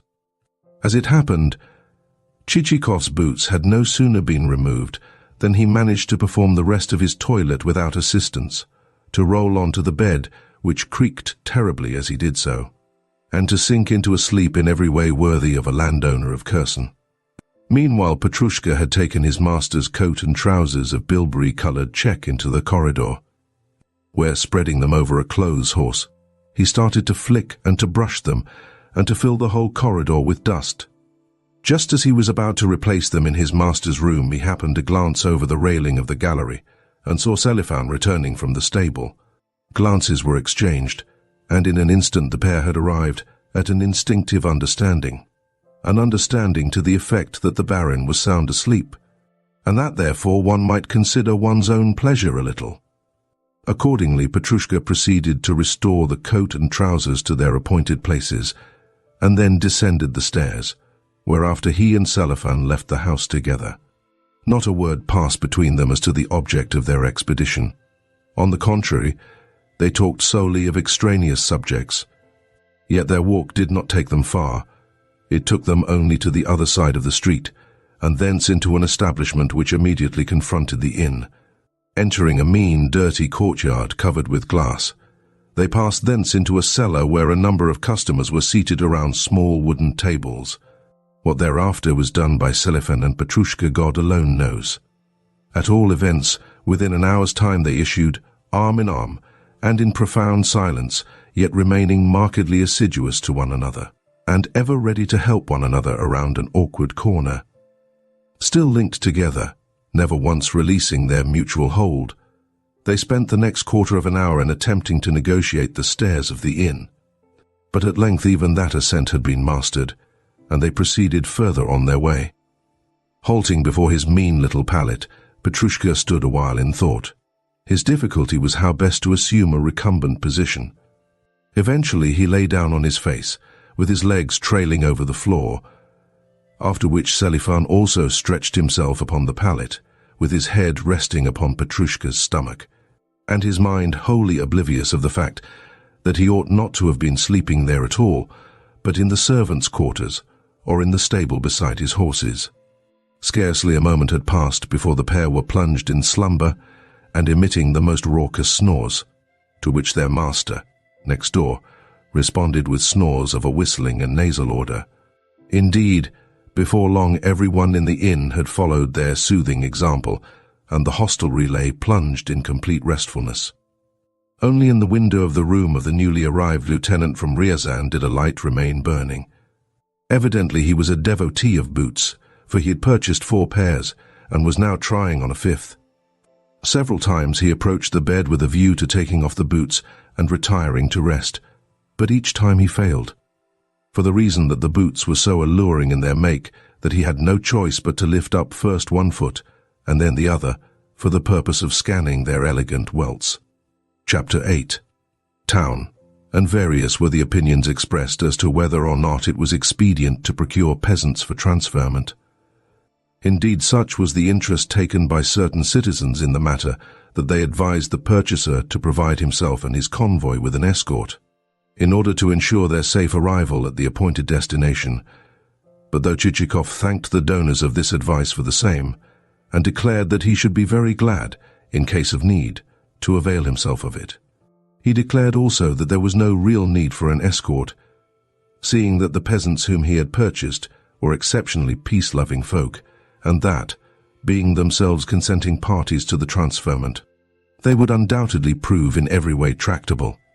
One particularly good result of this advertisement of his scheme was that he came to rank as neither more nor less than a millionaire. Consequently, much as the inhabitants had liked our hero in the first instance, as seen in Chapter Y, they now liked him more than ever.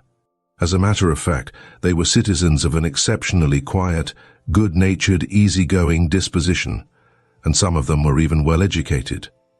For instance, the president of the local council could recite the whole of Zhukovsky's Ludmila by heart, and give such an impressive rendering of the passage, "The pine forest was asleep, and the valley at rest," as well as of the exclamation "Phew," that one felt, as he did so, that the pine forest and the valley really were as he described them. The effect was also further heightened by the manner in which at such moments he assumed the most portentous frown. For his part, the postmaster went in more for philosophy, and diligently perused such works as Jung's Night Thoughts, and Eckarthausen's A Key to the Mysteries of Nature, of which latter work he would make copious extracts, though no one had the slightest notion what they referred to. For the rest, he was a witty, florid little individual, and much addicted to a practice of what he called embellishing whatsoever he had to say, a feat which he performed with the aid of such by-the-way phrases as "my dear," "Sir," "my good so-and-so," "you know," "you understand," "you may imagine," "relatively speaking," for instance, and etc., of which phrases he would add sackfuls to his speech. He could also embellish his words by the simple expedient of half-closing, half-winking one eye, which trick communicated to some of his satirical utterances quite a mordant effect. Nor were his colleagues a whit inferior to him in enlightenment. For instance, one of them made a regular practice of reading Karamzin, another of conning the Moscow Gazette, and a third of never looking at a book at all. Likewise, although they were the sort of men to whom, in their more intimate movements, their wives would very naturally address such nicknames as Toby Jug, Marmot, Fatty, Potbelly, Smutty, Kiki, and Buzzbuzz, they were men also of good heart, and very ready to extend their hospitality and their friendship when once a guest had eaten of their bread and salt, or spent an evening in their company. Particularly, therefore, did Chichikov earn these good folks' approval with his taking methods and qualities, so much so that the expression of that approval bid fair to make it difficult for him to quit the town, seeing that, wherever he went, the one phrase dinned into his ears was, "Stay another week with us, Paul Ivanovich." In short, he ceased to be a free agent, but incomparably more striking was the impression, a matter for unbounded surprise, which he produced upon the ladies. Properly to explain this phenomenon, I should need to say a great deal about the ladies themselves, and to describe in the most vivid of colors their social intercourse and spiritual qualities. Yet this would be a difficult thing for me to do, since on the one hand, I should be hampered by my boundless respect for the women folk of all civil service officials, and, on the other hand, well, simply by the innate arduousness of the task. The ladies of N were, but no, I cannot do it. My heart has already failed me. Come, come. The ladies of N were distinguished for, but it is of no use. Somehow my pen seems to refuse to move over the paper. It seems to be weighted as with a plummet of lead. Very well. That being so, I will merely say a word or two concerning the most prominent tints on the feminine palette of N. Merely a word or two concerning the outward appearance of its ladies, and a word or two concerning their more superficial characteristics. The ladies of N were preeminently what is known as presentable. Indeed, in that respect they might have served as a model to the ladies of many another town. That is to say, in whatever pertained to tone, etiquette, the intricacies of decorum, and strict observance of the prevailing mode, they surpassed even the ladies of Moscow and St. Petersburg. Seeing that they dressed with taste, drove about in carriages in the latest fashions, and never went out without the escort of a footman in gold-laced livery.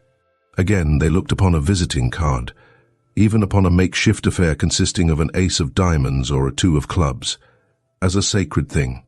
So sacred that on one occasion two closely related ladies who had also been closely attached friends were known to fall out with one another over the mere fact of an omission to return a social call.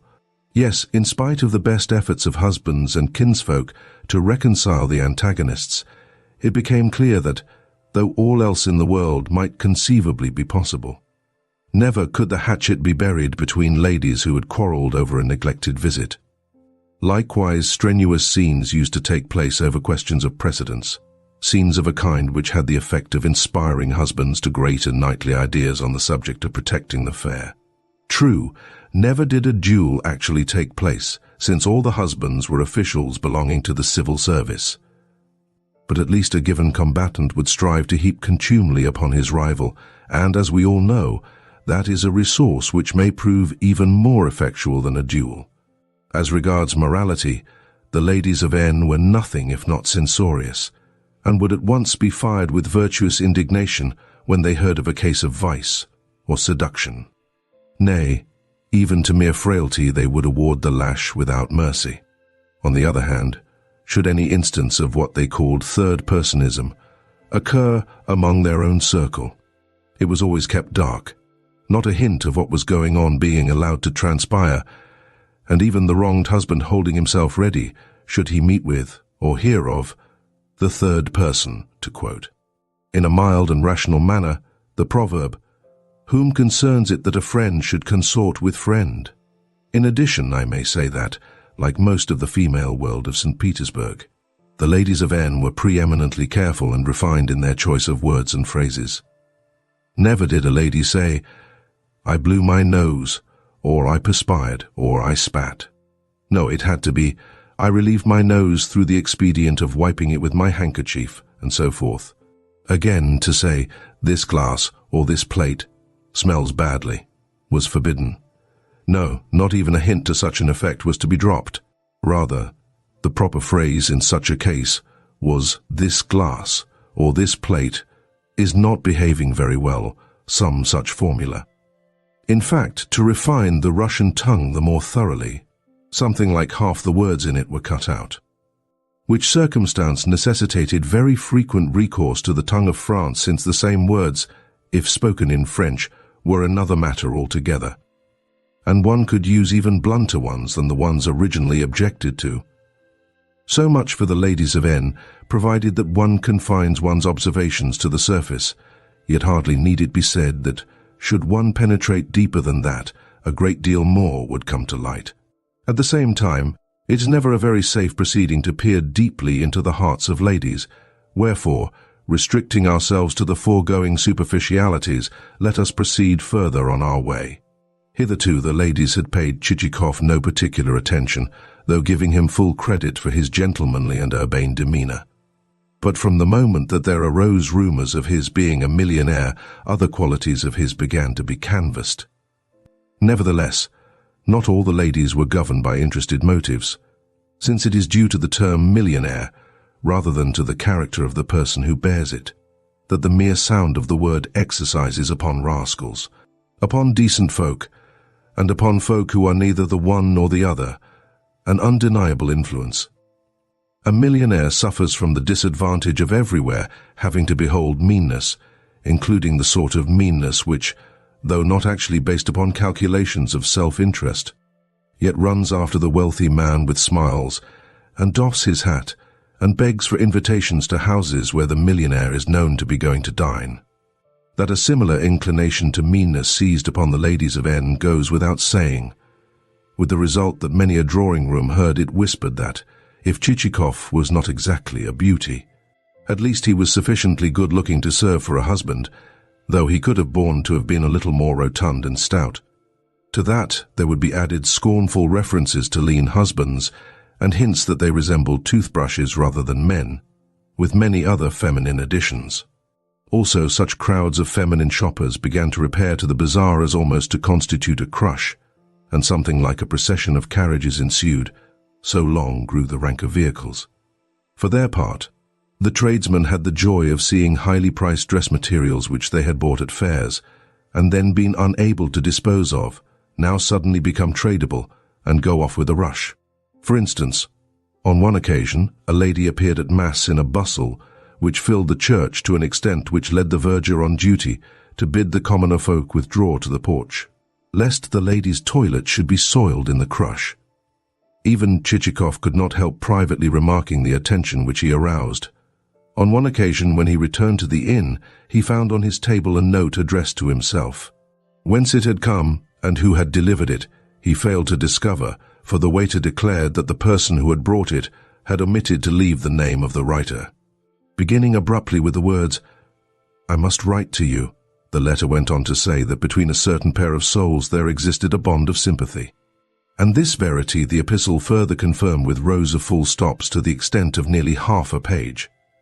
Next there followed a few reflections of a correctitude so remarkable that I have no choice but to quote them. "What, I would ask, is this life of ours?" inquired the writer. "'Tis naught but a veil of woe. And what, I would ask, is the world? 'Tis naught but a mob of unthinking humanity." Thereafter, incidentally remarking that she had just dropped a tear to the memory of her dear mother, who had departed this life 25 years ago. The, presumably, lady writer invited Chichikov to come forth into the wilds, and to leave for ever the city where, penned in noisome haunts, folk could not even draw their breath. In conclusion, the writer gave way to unconcealed despair, and wound up with the following verses, Two turtle doves to thee, one day my dust will show, congealed in death. And, cooing wearily, they'll say, in grief and loneliness she drew her closing breath. True, the last line did not scan, but that was a trifle, since the quatrain at least conformed to the mode then prevalent. Neither signature nor date were appended to the document, but only a postscript expressing a conjecture that Chichikov's own heart would tell him who the writer was, and stating, in addition, that the said writer would be present at the governor's ball on the following night. This greatly interested Chichikov. Indeed, there was so much that was alluring and provocative of curiosity in the anonymous missive that he read it through a second time, and then a third, and finally said to himself, I should like to know who sent it. In short, he took the thing seriously, and spent over an hour in considering the same. At length, muttering a comment upon the epistle's efflorescent style, he refolded the document, and committed it to his dispatch box in company with a playbill, and an invitation to a wedding, the latter of which had for the last 7 years reposed in the selfsame receptacle and in the selfsame position. Shortly afterwards there arrived a card of invitation to the governor's ball already referred to. In passing, it may be said that such festivities are not infrequent phenomena in county towns, for the reason that where governors exist, there must take place balls if from the local gentry there is to be evoked that respectful affection which is every governor's due. Thenceforth all extraneous thoughts and considerations were laid aside in favor of preparing for the coming function. Indeed, this conjunction of exciting and provocative motives led to Chichikov devoting to his toilet an amount of time never witnessed since the creation of the world. Merely in the contemplation of his features in the mirror, as he tried to communicate to them a succession of varying expressions, was an hour spent. First of all, he strove to make his features assume an air of dignity and importance, and then an air of humble, but faintly satirical, respect, and then an air of respect guiltless of any alloy whatsoever.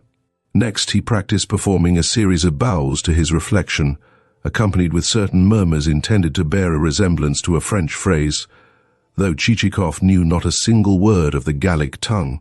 Lastly came the performing of a series of what I might call agreeable surprises, in the shape of twitchings of the brow and lips and certain motions of the tongue. In short, he did all that a man is apt to do when he is not only alone, but also certain that he is handsome, and that no one is regarding him through a crack. Finally he tapped himself lightly on the chin and said, "Ah, good old face."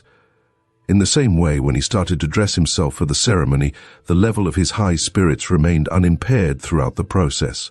That is to say, while adjusting his braces and tying his tie, he shuffled his feet in what was not exactly a dance, but might be called the entr'acte of a dance, which performance had the not very serious result of setting a wardrobe a rattle and causing a brush to slide from the table to the floor.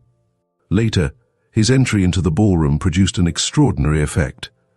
Everyone present came forward to meet him, some with cards in their hands, and one man even breaking off a conversation at the most interesting point, namely the point that the inferior land court must be made responsible for everything. Yes, in spite of the responsibility of the inferior land court, the speaker cast all thoughts of it to the winds as he hurried to greet our hero.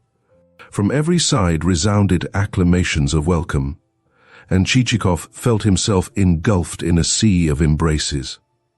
Thus, scarcely had he extricated himself from the arms of the president of the local council when he found himself just as firmly clasped in the arms of the chief of police, who, in turn, surrendered him to the inspector of the medical department, who, in turn, handed him over to the commissioner of taxes, who again committed him to the charge of the town architect.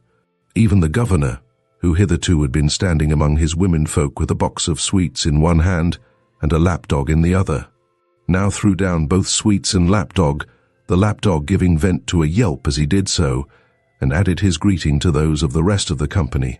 Indeed, not a face was there to be seen on which ecstatic delight, or at all events, the reflection of other people's ecstatic delight, was not painted. The same expression may be discerned on the faces of subordinate officials when, the newly arrived director having made his inspection, The said officials are beginning to get over their first sense of awe on perceiving that he has found much to commend, and that he can even go so far as to jest and utter a few words of smiling approval. Thereupon every chinovnik responds with a smile of double strength, and those who, it may be, have not heard a single word of the director's speech smile out of sympathy with the rest. And even the gendarme who is posted at the distant door, a man perhaps who has never before compassed a smile, but is more accustomed to dealing out blows to the populace, summons up a kind of grin, even though the grin resembles the grimace of a man who is about to sneeze after inadvertently taking an overlarge pinch of snuff. To all and sundry Chichikov responded with a bow, and felt extraordinarily at his ease as he did so. To right and left did he incline his head in the sidelong, yet unconstrained, manner that was his wont, and never failed to charm the beholder. As for the ladies, they clustered around him in a shining bevy that was redolent of every species of perfume, of roses, of spring violets, and of mignonette, so much so that instinctively Chichikov raised his nose to snuff the air.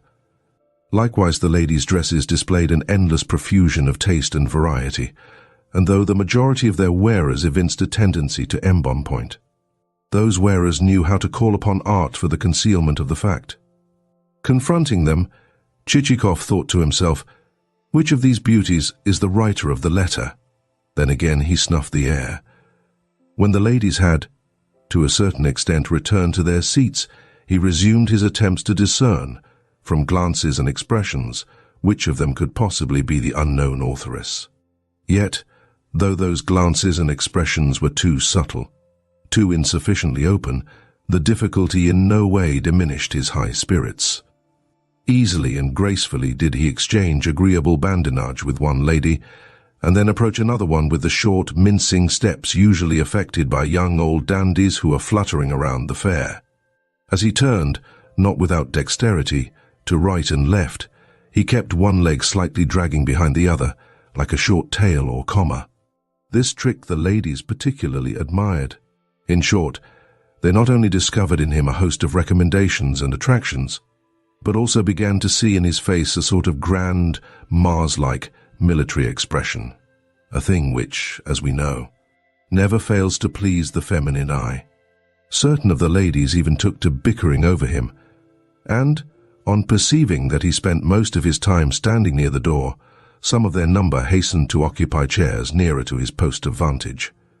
In fact, when a certain dame chanced to have the good fortune to anticipate a hated rival in the race, there very nearly ensued a most lamentable scene, which, to many of those who had been desirous of doing exactly the same thing, seemed a peculiarly horrible instance of brazen-faced audacity.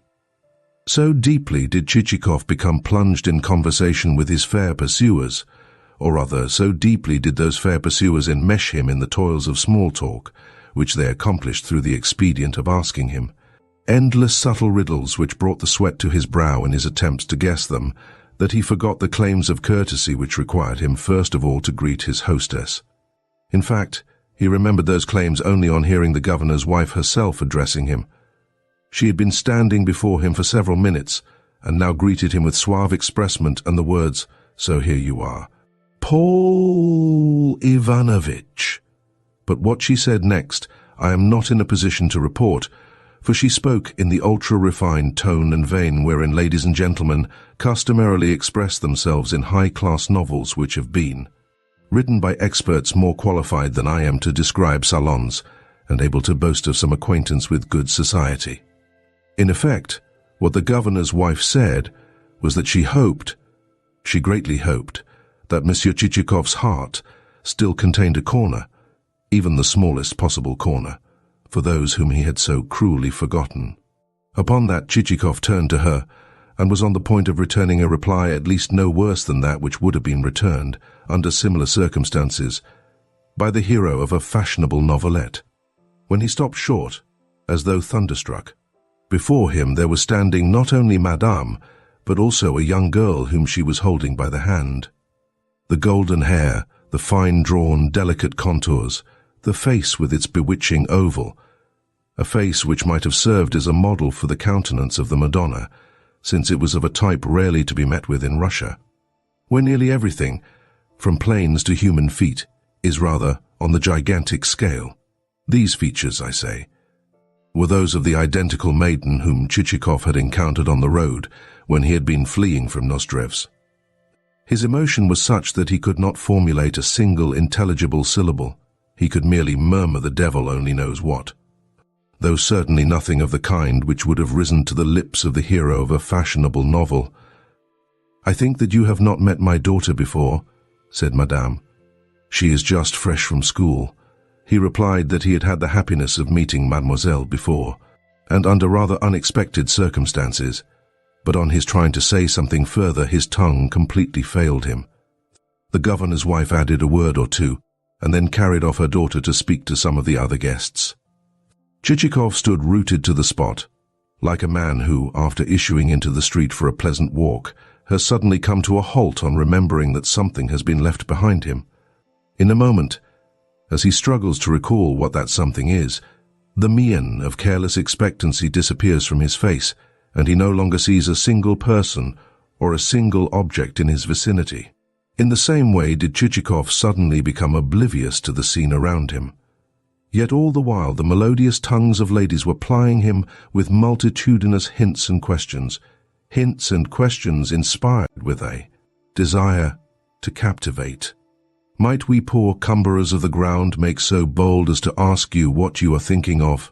Pray tell us where lie the happy regions in which your thoughts are wandering. Might we be informed of the name of her who has plunged you into this sweet abandonment of meditation?"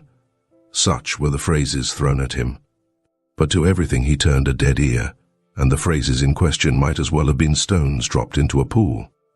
Indeed, his rudeness soon reached the pitch of his walking away altogether, in order that he might go and reconnoitre whither the governor's wife and daughter had retreated.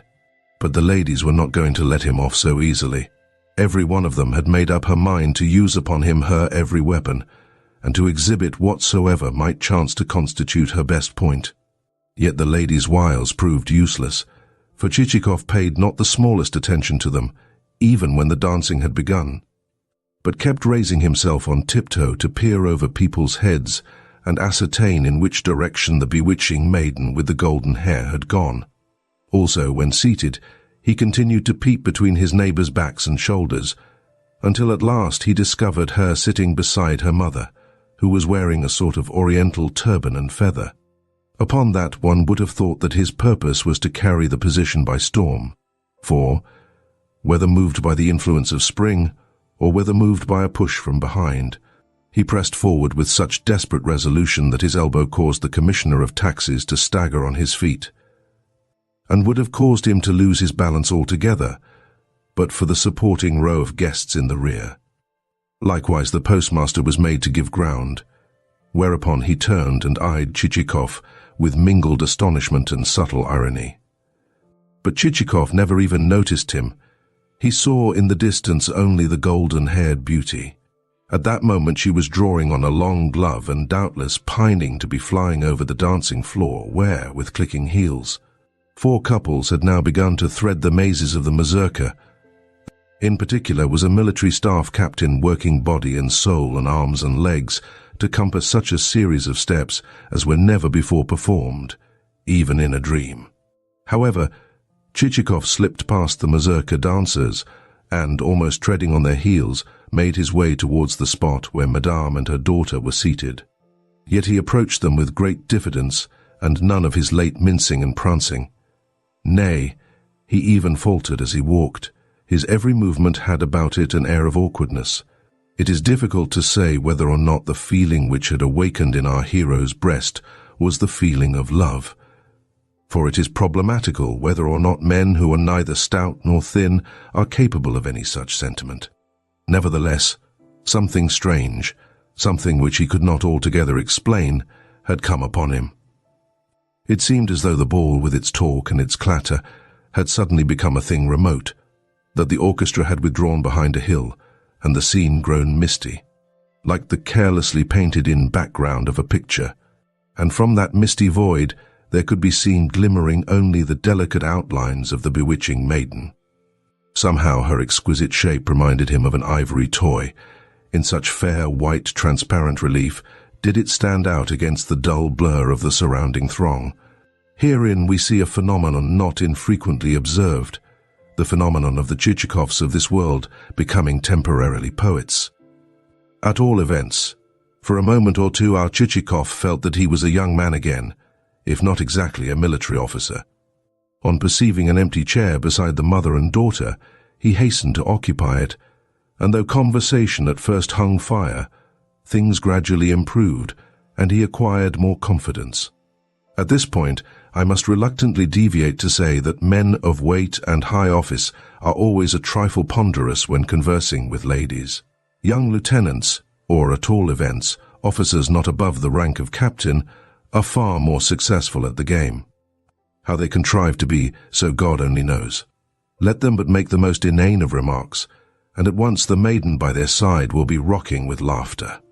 Whereas, should a state councillor enter into conversation with a damsel and remark that the Russian Empire is one of vast extent, or utter a compliment which he has elaborated not without a certain measure of intelligence, however strongly the said compliment may smack of a book, of a surety the thing will fall flat. Even a witticism from him will be laughed at far more by him himself than it will by the lady who may happen to be listening to his remarks. These comments I have interposed for the purpose of explaining to the reader why, as our hero conversed, the maiden began to yawn. Blind to this, however, he continued to relate to her sundry adventures which had befallen him in different parts of the world. Meanwhile, as need hardly be said, the rest of the ladies had taken umbrage at his behavior. One of them purposely stalked past him to intimate to him the fact, as well as to jostle the governor's daughter, and let the flying end of a scarf flick her face, while from a lady seated behind the pair came both a whiff of violets and a very venomous and sarcastic remark. Nevertheless, either he did not hear the remark or he pretended not to hear it. This was unwise of him, since it never does to disregard ladies' opinions. Later, but too late, he was destined to learn this to his cost. In short, dissatisfaction began to display itself on every feminine face. No matter how high Chichikov might stand in society, and no matter how much he might be a millionaire and include in his expression of countenance an indefinable element of grandness and martial ardor, there are certain things which no lady will pardon, whosoever be the person concerned. We know that at governors' balls it is customary for the onlookers to compose verses at the expense of the dancers, and in this case the verses were directed to Chichikov's address. Briefly, the prevailing dissatisfaction grew until a tacit edict of proscription had been issued against both him and the poor young maiden. But an even more unpleasant surprise was in store for our hero, for whilst the young lady was still yawning, as Chichikov recounted to her certain of his past adventures and also touched lightly upon the subject of Greek philosophy, there appeared from an adjoining room the figure of Nozdrev. Whether he had come from the buffet, or whether he had issued from a little green retreat where a game more strenuous than whist had been in progress, or whether he had left the latter resort unaided, or whether he had been expelled therefrom, is unknown. But at all events, when he entered the ballroom, he was in an elevated condition, and leading by the arm the public prosecutor, whom he seemed to have been dragging about for a long while past. Seeing that the poor man was glancing from side to side, as though seeking a means of putting an end to this personally conducted tour. Certainly he must have found the situation almost unbearable, in view of the fact that, after deriving inspiration from 2 glasses of tea not wholly undiluted with rum, Nozdrev was engaged in lying unmercifully. On sighting him in the distance, Chichikov at once decided to sacrifice himself. That is to say, he decided to vacate his present enviable position and make off with all possible speed, since he could see that an encounter with the newcomer would do him no good. Unfortunately, at that moment the governor buttonholed him with a request that he would come and act as arbiter between him, the governor, and 2 ladies, the subject of dispute being the question as to whether or not woman's love is lasting. Simultaneously, Nozdrev descried our hero and bore down upon him. "Ah, my fine landowner of Kherson," he cried with a smile which set his fresh spring rose pink cheeks a-quiver. "Have you been doing much trade in departed souls lately?" With that, he turned to the governor. "I suppose your excellency knows that this man traffics in dead peasants," he bawled. "Look here, Chichikov. I tell you in the most friendly way possible that everyone here likes you. Yes, including even the governor. Nevertheless, had I my way, I would hang you. Yes, by God I would." Chichikov's discomfiture was complete. "And would you believe it, your excellency," went on Nozdrev, "but this fellow actually said to me, 'Sell me your dead souls.' Why, I laughed till I nearly became as dead as the souls. And behold, no sooner do I arrive here than I am told that he has bought 3 million rubles worth of peasants for transferment. For transferment indeed. And he wanted to bargain with me for my dead ones. Look here, Chichikov, you are a swine. Yes, by God, you are an utter swine. Is not that so, your excellency? Is not that so, friend procurator?" But both his excellency, the public prosecutor, and Chichikov were too taken aback to reply.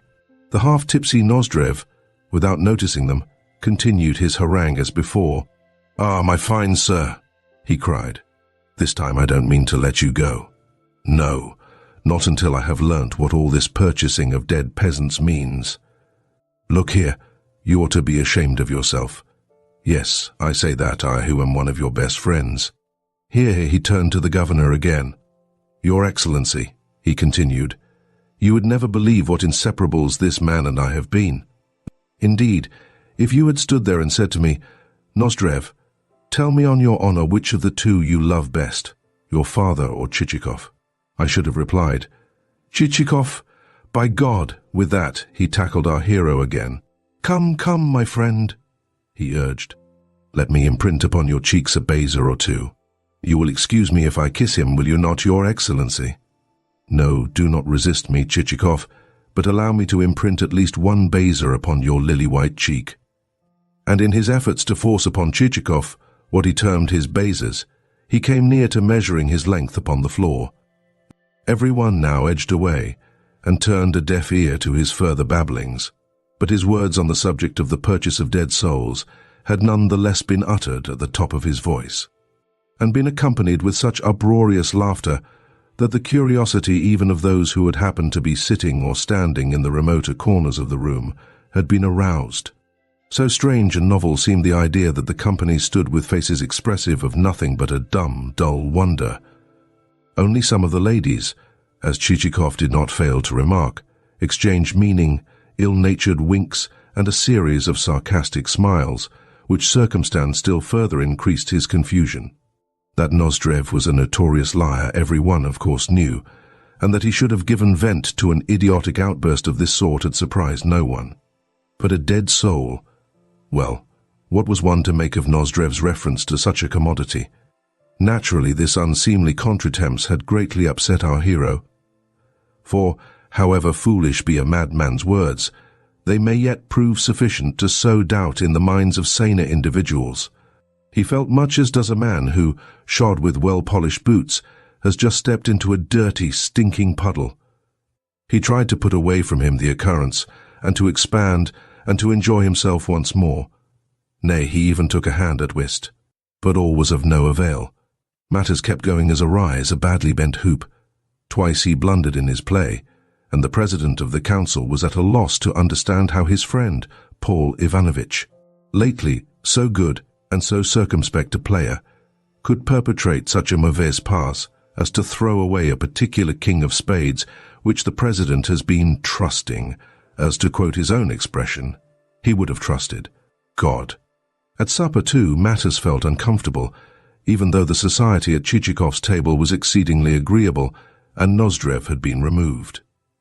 Owing to the fact that the ladies had found his conduct too scandalous to be borne, now that the delinquent had taken to seating himself on the floor and plucking at the skirts of passing lady dancers. As I say, therefore, Chichikov found the situation not a little awkward, and eventually put an end to it by leaving the supper room before the meal was over, and long before the hour when usually he returned to the inn. In his little room, with its door of communication blocked with a wardrobe, His frame of mind remained as uncomfortable as the chair in which he was seated. His heart ached with a dull, unpleasant sensation, with a sort of oppressive emptiness. "The devil take those who first invented balls," was his reflection. "Who derives any real pleasure from them? In this province there exist want and scarcity everywhere, yet folk go in for balls. How absurd, too, were those overdressed women. One of them must have had 1,000 rubles on her back, and all acquired at the expense of the overtaxed peasant, or worse still, at that of the conscience of her neighbor. Yes, we all know why bribes are accepted, and why men become crooked in soul. It is all done to provide wives. Yes, may the pit swallow them up, with foul lowls, and for what purpose? That some woman may not have to reproach her husband with the fact that, say, the postmaster's wife is wearing a better dress than she is. A dress which has cost 1,000 rubles. Balls and gaiety is the constant cry. Yet what folly balls are! They do not consort with the Russian spirit and genius, and the devil only knows why we have them. A grown, middle-aged man, a man dressed in black and looking as stiff as a poker, suddenly takes the floor and begins shuffling his feet about, while another man, even though conversing with a companion on important business, will, the while, keep capering to right and left like a billy goat. Mimicry, sheer mimicry. The fact that the Frenchman is at 40 precisely what he was at 15 leads us to imagine that we too, forsooth, ought to be the same. No, a ball leaves one feeling that one has done a wrong thing, so much so that one does not care even to think of it. It also leaves one's head perfectly empty, even as does the exertion of talking to a man of the world. A man of that kind chatters away, and touches lightly upon every conceivable subject, and talks in smooth, fluent phrases which he has culled from books without grazing their substance, whereas go and have a chat with a tradesman who knows at least one thing thoroughly, and through the medium of experience, and see whether his conversation will not be worth more than the prattle of 1,000 chatterboxes. For what good does one get out of balls? Suppose that a competent writer were to describe such a scene exactly as it stands. Why, even in a book it would seem senseless, even as it certainly is in life. Are, therefore, such functions right or wrong? One would answer that the devil alone knows, and then spit and close the book. Such were the unfavorable comments which Chichikov passed upon balls in general. With it all, however, there went a second source of dissatisfaction. That is to say, his principal grudge was not so much against balls as against the fact that at this particular one he had been exposed. He had been made to disclose the circumstance that he had been playing a strange, an ambiguous part. Of course, when he reviewed the contretemps in the light of pure reason, he could not but see that it mattered nothing, and that a few rude words were of no account now that the chief point had been attained. Yet man is an odd creature, and Chichikov actually felt pained by the cold shouldering administered to him by persons for whom he had not an atom of respect, and whose vanity and love of display he had only that moment been censuring. Still more, on viewing the matter clearly, he felt vexed to think that he himself had been so largely the cause of the catastrophe. Yet he was not angry with himself. Of that you may be sure, seeing that all of us have a slight weakness for sparing our own faults, and always do our best to find some fellow creature upon whom to vent our displeasure, whether that fellow creature be a servant, a subordinate official, or a wife. In the same way, Chichikov sought a scapegoat upon whose shoulders he could lay the blame for all that had annoyed him. He found one in Nozdrev, and you may be sure that the scapegoat in question received a good drubbing from every side. Even as an experienced captain or chief of police will give a knavish starosta or postboy a rating, not only in the terms become classical, but also in such terms as the said captain or chief of police may invent for himself. In short, Nozdrev's whole lineage was passed in review, and many of its members in the ascending line fared badly in the process. Meanwhile, at the other end of the town there was in progress an event which was destined to augment still further the unpleasantness of our hero's position. That is to say, through the outlying streets and alleys of the town there was clattering a vehicle to which it would be difficult precisely to assign a name.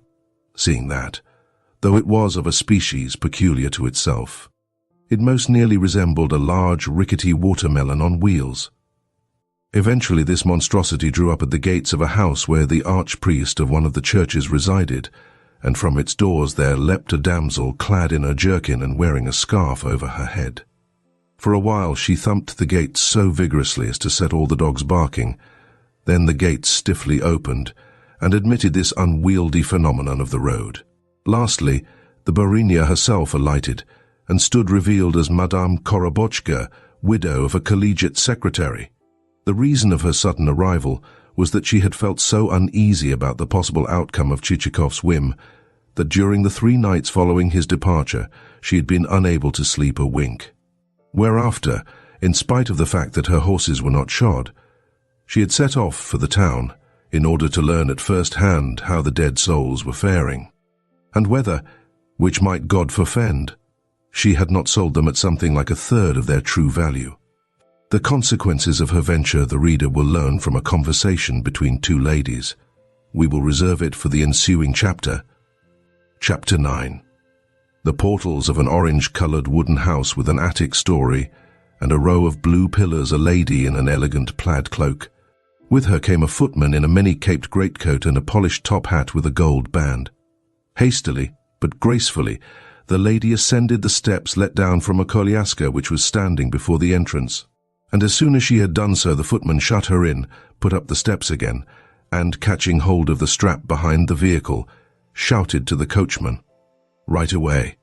The reason of all this was that the lady was the possessor of a piece of intelligence that she was burning to communicate to a fellow creature. Every moment she kept looking out of the carriage window and perceiving, with almost speechless vexation, that, as yet, she was but halfway on her journey.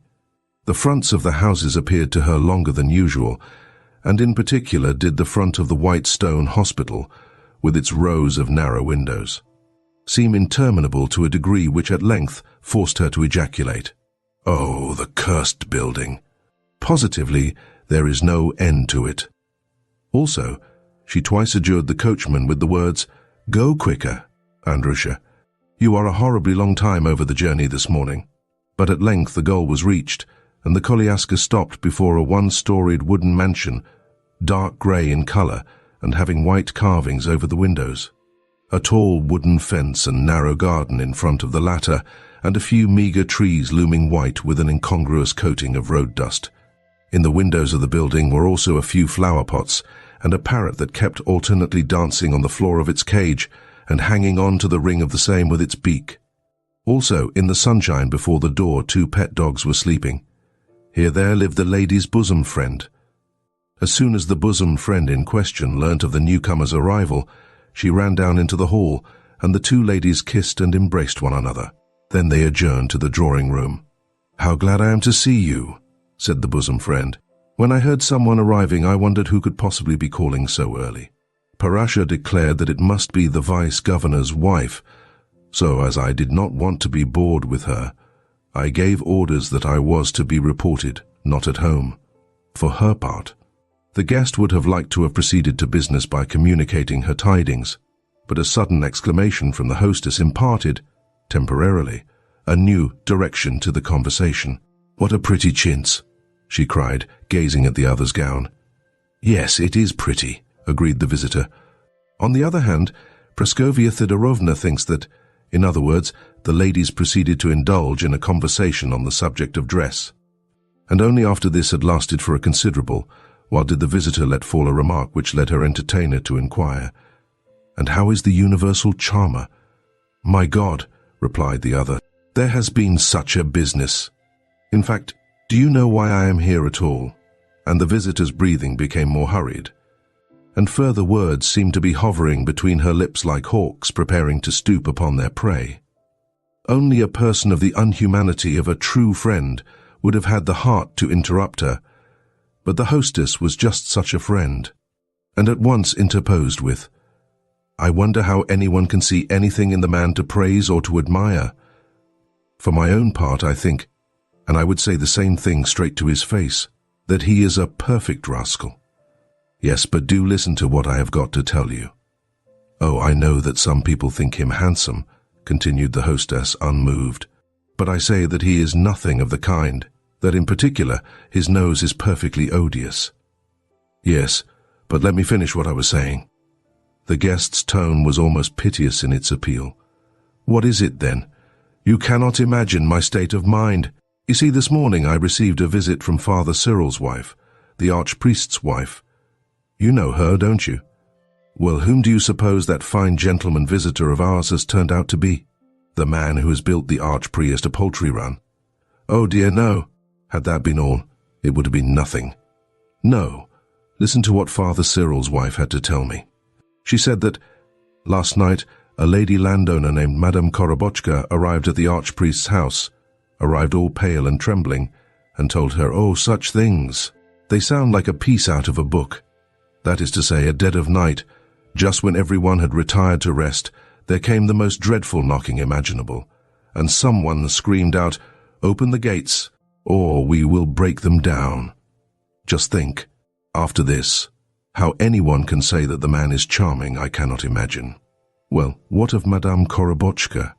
Is she a young woman or good-looking? Oh dear no, quite an old woman. Splendid indeed. So he is actually engaged to a person like that. One may heartily commend the taste of our ladies for having fallen in love with him. Nevertheless, it is not as you suppose. Think. Now, armed with weapons from head to foot, he called upon this old woman and said, sell me any souls of yours which have lately died. Of course, Madame Korobochka answered, reasonably enough. I cannot sell you those souls, seeing that they have departed this world. But he replied, no, no, they are not dead. 'Tis I who tell you that, I who ought to know the truth of the matter. I swear that they are still alive. In short, he made such a scene that the whole village came running to the house, and children screamed, and men shouted, and no one could tell what it was all about. The affair seemed to me so horrible, so utterly horrible, that I trembled beyond belief as I listened to the story. My dearest madam, said my maid, Mashka, pray look at yourself in the mirror and see how white you are. But I have no time for that, I replied, as I must be off to tell my friend Anna Grigorievna the news. Nor did I lose a moment in ordering the koliaska. Yet when my coachman, Andrusha, asked me for directions, I could not get a word out. I just stood staring at him like a fool, until I thought he must think me mad. Oh, Anna Grigorievna, if you but knew how upset I am. What a strange affair, commented the hostess. What on earth can the man have meant by dead souls? I confess that the words pass my understanding.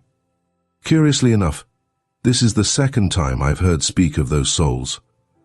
True, my husband avers that Nozdrev was lying, yet in his lies there seems to have been a grain of truth. Well, just think of my state when I heard all this. And now, apparently said Korobochka to the archpriest's wife, I am altogether at a loss what to do for throwing me 15 rubles. The man forced me to sign a worthless paper, yes me, an inexperienced, defenseless widow who knows nothing of business. That such things should happen. Try and imagine my feelings. In my opinion, there is in this more than the dead souls which meet the eye. I think so too, agreed the other. As a matter of fact, her friend's remark had struck her with complete surprise, as well as filled her with curiosity to know what the word more might possibly signify. In fact, she felt driven to inquire, what do you suppose to be hidden beneath it all? No, tell me what you suppose. What I suppose. I am at a loss to conjecture. Yes, but tell me what is in your mind. Upon this, the visitor had to confess herself nonplussed, for, though capable of growing hysterical, she was incapable of propounding any rational theory. Consequently, she felt the more that she needed tender comfort and advice. Then this is what I think about the dead souls, said the hostess. Instantly the guest pricked up her ears, or rather they pricked themselves up, and straightened herself and became somehow more modish, and despite her not inconsiderable weight, posed herself to look like a piece of thistledown floating on the breeze. The dead souls, began the hostess. Are what? Inquired the guest in great excitement. Tell me, for heaven's sake. They are an invention to conceal something else. The man's real object is to abduct the governor's daughter. So startling and unexpected was this conclusion that the guest sat reduced to a state of pale, petrified, genuine amazement. "My God!" she cried, clapping her hands. "I should never have guessed it. Well, to tell you the truth, I guessed it as soon as ever you opened your mouth. So much, then, for educating girls like the governor's daughter at school. Just see what comes of it. Yes, indeed. And they tell me that she says things which I hesitate even to repeat. Truly it wrings one's heart to see to what lengths immorality has come. Some of the men have quite lost their heads about her, but for my part I think her not worth noticing. Of course, and her manners are unbearable. But what puzzles me most is how a travelled man like Chichikov could come to let himself in for such an affair. Surely he must have accomplices. Yes, and I should say that one of those accomplices is Nozdrev. Surely not? Certainly I should say so. Why, I have known him even try to sell his own father. At all events, he staked him at cards. Indeed, you interest me. I should never have thought him capable of such things. I always guessed him to be so. The two ladies were still discussing the matter with acumen and success, when there walked into the room the public prosecutor, bushy eyebrows, motionless features, blinking eyes and all. At once the ladies hastened to inform him of the events related, adducing therewith full details both as to the purchase of dead souls and as to the scheme to abduct the governor's daughter. After which they departed in different directions for the purpose of raising the rest of the town. For the execution of this undertaking not more than half an hour was required. So thoroughly did they succeed in throwing dust in the public's eyes that for a while everyone, more especially the army of public officials, was placed in the position of a schoolboy who, while still asleep, has had a bag of pepper thrown in his face by a party of more early-rising comrades. The questions now to be debated resolved themselves into two, namely, the question of the dead souls and the question of the governor's daughter. To this end two parties were formed, the men's party and the feminine section. The men's party, the more absolutely senseless of the two, devoted its attention to the dead souls. The women's party occupied itself exclusively with the alleged abduction of the governor's daughter. And here it may be said, to the ladies' credit, that the women's party displayed far more method and caution than did its rival faction, probably because the function in life of its members had always been that of managing and administering a household. With the ladies, therefore, matters soon assumed vivid and definite shape. They became clearly and irrefutably materialized. They stood stripped of all doubt and other impedimenta. Said some of the ladies in question, Chichikov had long been in love with the maiden, and the pair had kept tryst by the light of the moon. While the governor would have given his consent, seeing that Chichikov was as rich as a Jew. But for the obstacle that Chichikov had deserted a wife already. How the worthy dames came to know that he was married remains a mystery, and the said deserted wife, pining with love for her faithless husband, had sent the governor a letter of the most touching kind, so that Chichikov, on perceiving that the father and mother would never give their consent, had decided to abduct the girl. In other circles the matter was stated in a different way. That is to say, this section averred that Chichikov did not possess a wife, but that, as a man of subtlety and experience, he had bethought him of obtaining the daughter's hand through the expedient of first tackling the mother and carrying on with her an ardent liaison, and that, thereafter, he had made an application for the desired hand. But that the mother, fearing to commit a sin against religion, and feeling in her heart certain gnawings of conscience, had returned a blank refusal to Chichikov's request, whereupon Chichikov had decided to carry out the abduction alleged. To the foregoing, of course, there became appended various additional proofs and items of evidence, in proportion as the sensation spread to more remote corners of the town. At length, with these perfectings, the affair reached the ears of the governor's wife herself. Naturally, as the mother of a family, and as the first lady in the town, and as a matron who had never before been suspected of things of the kind, she was highly offended when she heard the stories, and very justly so, with the result that her poor young daughter, though innocent, had to endure about as unpleasant a tete-a-tete as ever befell a maiden of 16, while for his part, the Swiss footman received orders never at any time to admit Chichikov to the house.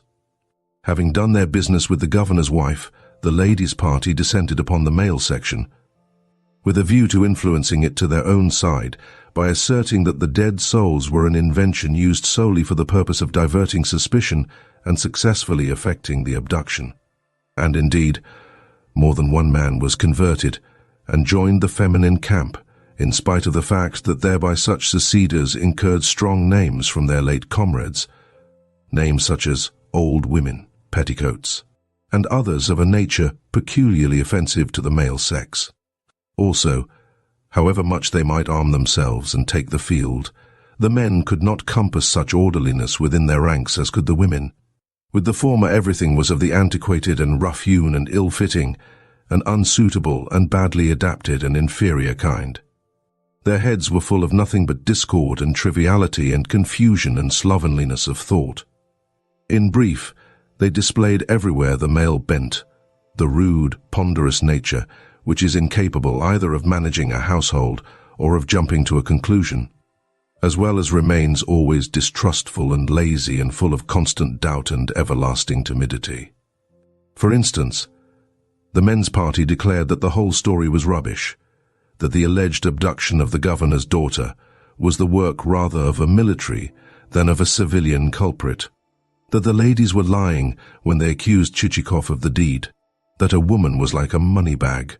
Whatsoever you put into her she thenceforth retained, that the subject which really demanded attention was the dead souls, of which the devil only knew the meaning, but in which there certainly lurked something that was contrary to good order and discipline. One reason why the men's party was so certain that the dead souls connoted something contrary to good order and discipline was that there had just been appointed to the province a new governor-general, an event which, of course, had thrown the whole army of provincial chinovniks into a state of great excitement, seeing that they knew that before long there would ensue transferments and sentences of censure, as well as the series of official dinners with which a governor-general is accustomed to entertain his subordinates. Alas, thought the army of chinovniks, it is probable that, should he learn of the gross reports at present afloat in our town, he will make such a fuss that we shall never hear the last of them. In particular did the director of the medical department turn pale at the thought that possibly the new governor-general would surmise the term dead folk to connote patients in the local hospitals who, for want of proper preventative measures, had died of sporadic fever. Indeed, might it not be that Chichikov was neither more nor less than an emissary of the said governor-general, sent to conduct a secret inquiry? Accordingly, the director of the medical department communicated this last supposition to the president of the council, who, though at first inclined to ejaculate "rubbish," suddenly turned pale on propounding to himself the theory. What if the souls purchased by Chichikov should really be dead ones? A terrible thought, considering that he, the president, had permitted their transferment to be registered, and had himself acted as Plyushkin's representative. What if these things should reach the governor-general's ears? He mentioned the matter to one friend and another, and they, in their turn, went white to the lips, for panic spreads faster and is even more destructive than the dreaded Black Death. Also, to add to the chinovniks' troubles, it so befell that just at this juncture there came into the local governor's hands two documents of great importance. The first of them contained advices that, according to received evidence and reports, there was operating in the province a forger of rouble notes who had been passing under various aliases and must therefore be sought for with the utmost diligence, while the second document was a letter from the governor of a neighboring province with regard to a malefactor who had there evaded apprehension, a letter conveying also a warning that, if in the province of the town of N there should appear any suspicious individual who could produce neither references nor passports, he was to be arrested forthwith. These two documents left everyone thunderstruck, for they knocked on the head all previous conceptions and theories. Not for a moment could it be supposed that the former document referred to Chichikov. Yet, as each man pondered the position from his own point of view, he remembered that no one really knew who Chichikov was, as also that his vague references to himself had, yes, included statements that his career in the service had suffered much to the cause of truth, and that he possessed a number of enemies who were seeking his life. This gave the chinovniks further food for thought. Perhaps his life really did stand in danger. Perhaps he really was being sought for by someone. Perhaps he really had done something of the kind above referred to. As a matter of fact, who was he? Not that it could actually be supposed that he was a forger of notes, still less a brigand, seeing that his exterior was respectable in the highest degree. Yet who was he? At length, the chinovniks decided to make inquiries among those of whom he had purchased souls, in order that at least it might be learnt what the purchases had consisted of, and what exactly underlay them, and whether in passing he had explained to anyone his real intentions, or revealed to anyone his identity. In the first instance, therefore, resort was had to Korobochka, yet little was gleaned from that source, merely a statement that he had bought of her some souls for 15 rubles apiece, and also a quantity of feathers, while promising also to buy some other commodities in the future.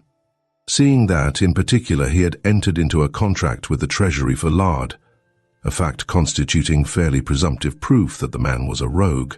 Seeing that just such another fellow had bought a quantity of feathers, yet had cheated folk all round, and in particular had done the archpriest out of over 100 rubles.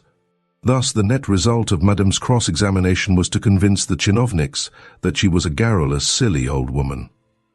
With regard to Manilov, he replied that he would answer for Chichikov as he would for himself, and that he would gladly sacrifice his property in toto if thereby he could attain even a tithe of the qualities which Paul Ivanovich possessed.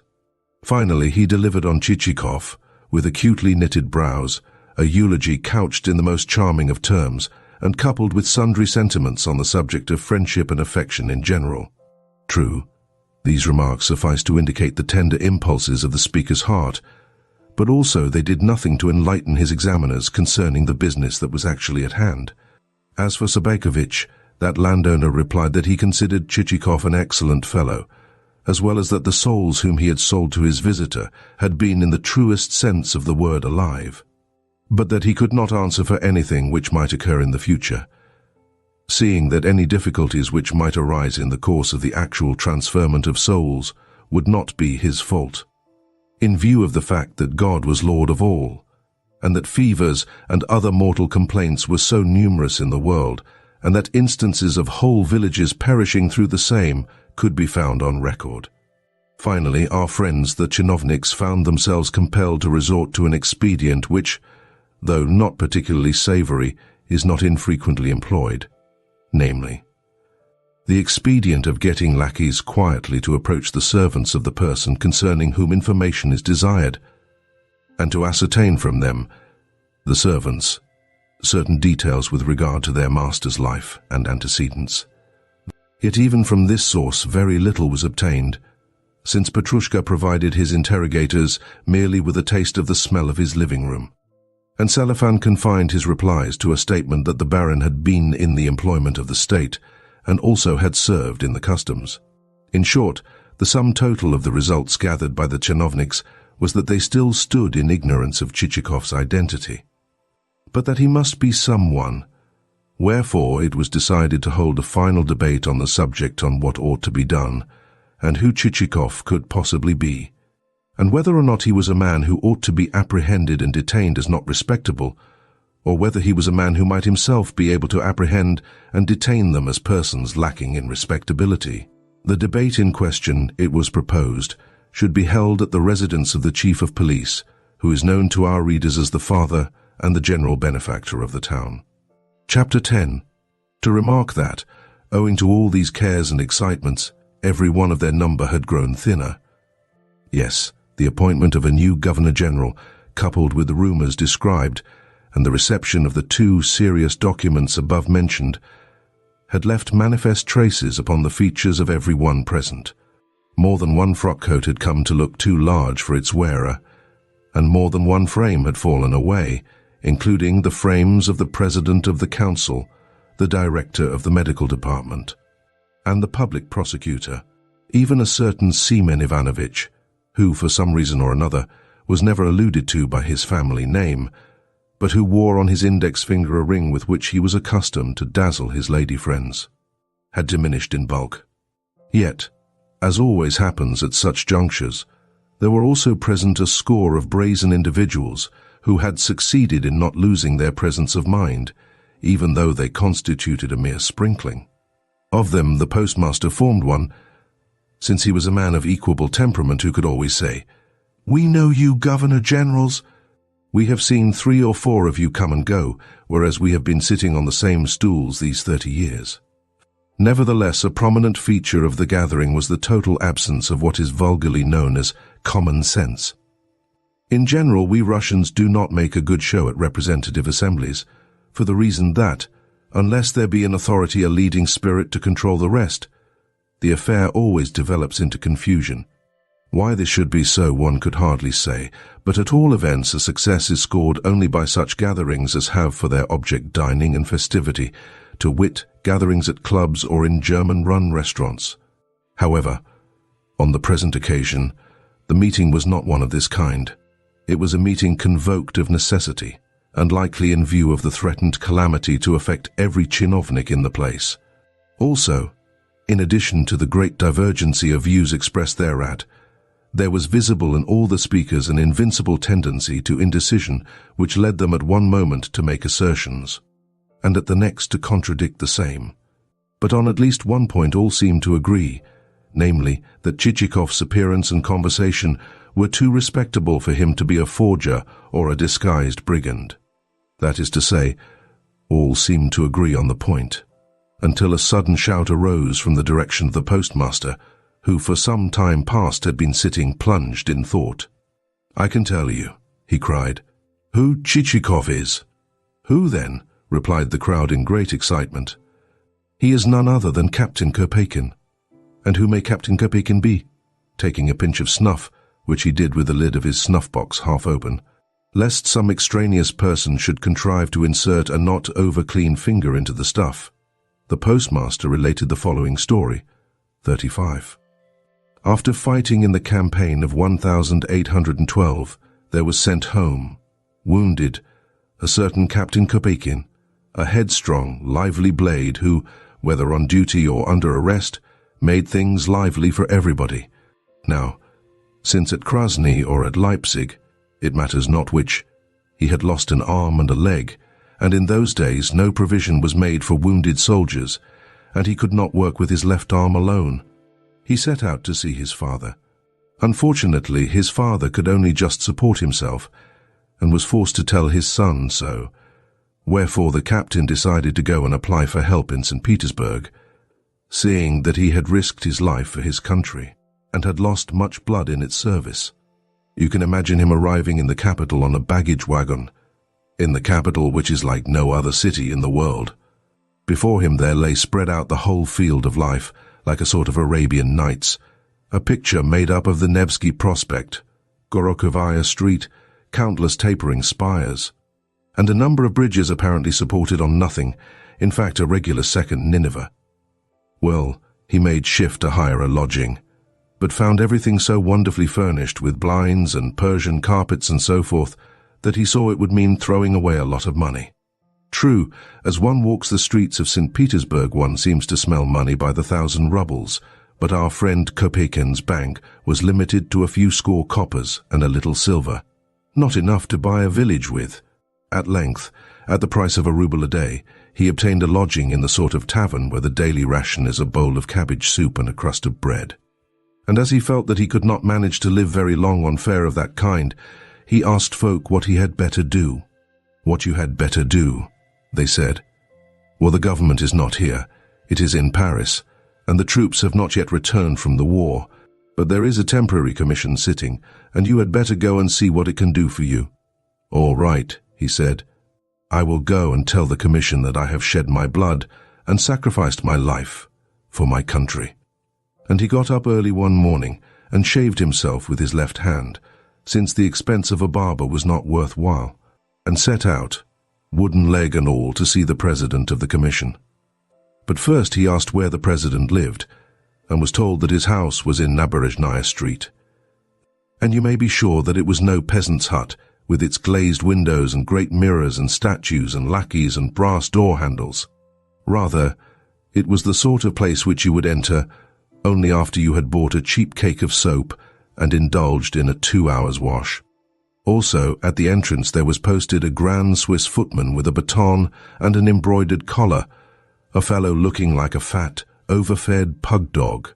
However, friend Kopeikin managed to get himself and his wooden leg into the reception room, and there squeezed himself away into a corner, for fear lest he should knock down the gilded china with his elbow. And he stood waiting in great satisfaction at having arrived before the president had so much as left his bed and been served with his silver wash basin. Nevertheless, it was only when Kopeikin had been waiting 4 hours that a breakfast waiter entered to say, "The president will soon be here." By now the room was as full of people as a plate is of beans, and when the president left the breakfast room he brought with him, oh, such dignity and refinement, and such an air of the metropolis. First he walked up to one person, and then up to another, saying, "What do you want? And what do you want? What can I do for you? What is your business?" And at length he stopped before Kopeikin, and Kopeikin said to him, "I have shed my blood and lost both an arm and a leg for my country, and am unable to work. Might I therefore dare to ask you for a little help, if the regulations should permit of it, or for a gratuity, or for a pension, or something of the kind?" Then the president looked at him, and saw that one of his legs was indeed a wooden one, and that an empty right sleeve was pinned to his uniform. "Very well," he said. "Come to me again in a few days' time." Upon this friend Kopeikin felt delighted. "Now I have done my job," he thought to himself, and you may imagine how gaily he trotted along the pavement, and how he dropped into a tavern for a glass of vodka, and how he ordered a cutlet and some caper sauce and some other things for luncheon, and how he called for a bottle of wine, and how he went to the theatre in the evening. In short, he did himself thoroughly well. Next he saw in the street a young English lady, as graceful as a swan, and set off after her on his wooden leg. But no, he thought to himself, to the devil with that sort of thing just now. I will wait until I have drawn my pension. For the present I have spent enough. And I may tell you that by now he had got through fully half his money. 2 or 3 days later he went to see the president of the commission again. "I should be glad to know," he said, "whether by now you can do anything for me in return for my having shed my blood and suffered sickness and wounds on military service." "First of all," said the president, "I must tell you that nothing can be decided in your case without the authority of the supreme government. Without that sanction we cannot move in the matter. Surely you see how things stand until the army shall have returned from the war? All that I can advise you to do is wait for the minister to return and, in the meanwhile, to have patience. Rest assured that then you will not be overlooked, and if for the moment you have nothing to live upon, this is the best that I can do for you." With that he handed Kopeikin a trifle until his case should have been decided. However, that was not what Kopeikin wanted. He had supposed that he would be given a gratuity of 1,000 rubles straight away, whereas instead of "drink and be merry," it was "wait, for the time is not yet." Thus, though his head had been full of soup plates and cutlets and English girls, he now descended the steps with his ears and his tail down, looking, in fact, like a poodle over which the cook has poured a bucketful of water.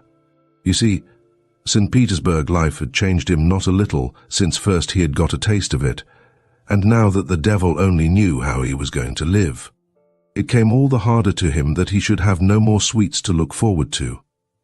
Remember that a man in the prime of years has an appetite like a wolf, and as he passed a restaurant, he could see a round-faced Holland-shirted, snow-white aproned fellow of a French chef preparing a dish delicious enough to make it turn to and eat itself. While again, as he passed a fruit shop, he could see delicacies looking out of a window for fools to come and buy them at 100 rubles apiece. Imagine, therefore, his position. On the one hand, so to speak, were salmon and watermelons, while on the other hand was the bitter fare which passed at a tavern for luncheon. Well, he thought to himself, let them do what they like with me at the commission, but I intend to go and raise the whole place, and to tell every blessed functionary there that I have a mind to do as I choose. And in truth, this bold impertinence of a man did have the hardihood to return to the commission. "What do you want?" said the president. "Why are you here for the third time? You have had your orders given you." "I dare say I have," he retorted, "but I am not going to be put off with them. I want some cutlets to eat, and a bottle of French wine, and a chance to go and amuse myself at the theatre." "Pardon me," said the president. "What you really need, if I may venture to mention it, is a little patience. You have been given something for food until the military committee shall have met, and then, doubtless, you will receive your proper reward, seeing that it would not be seemly that a man who has served his country should be left destitute. On the other hand, if, in the meanwhile, you desire to indulge in cutlets and theatre-going, please understand that we cannot help you, but you must make your own resources, and try as best you can to help yourself." You can imagine that this went in at one of Kopeikin's ears, and out at the other, that it was like shooting peas at a stone wall. Accordingly, he raised a turmoil which sent the staff flying. One by one, he gave the mob of secretaries and clerks a real good hammering. "You, and you, and you," he said, "do not even know your duties. You are lawbreakers." Yes, he trod every man of them underfoot. At length the general himself arrived from another office, and sounded the alarm. What was to be done with a fellow like Kopeikin? The president saw that strong measures were imperative. "Very well," he said.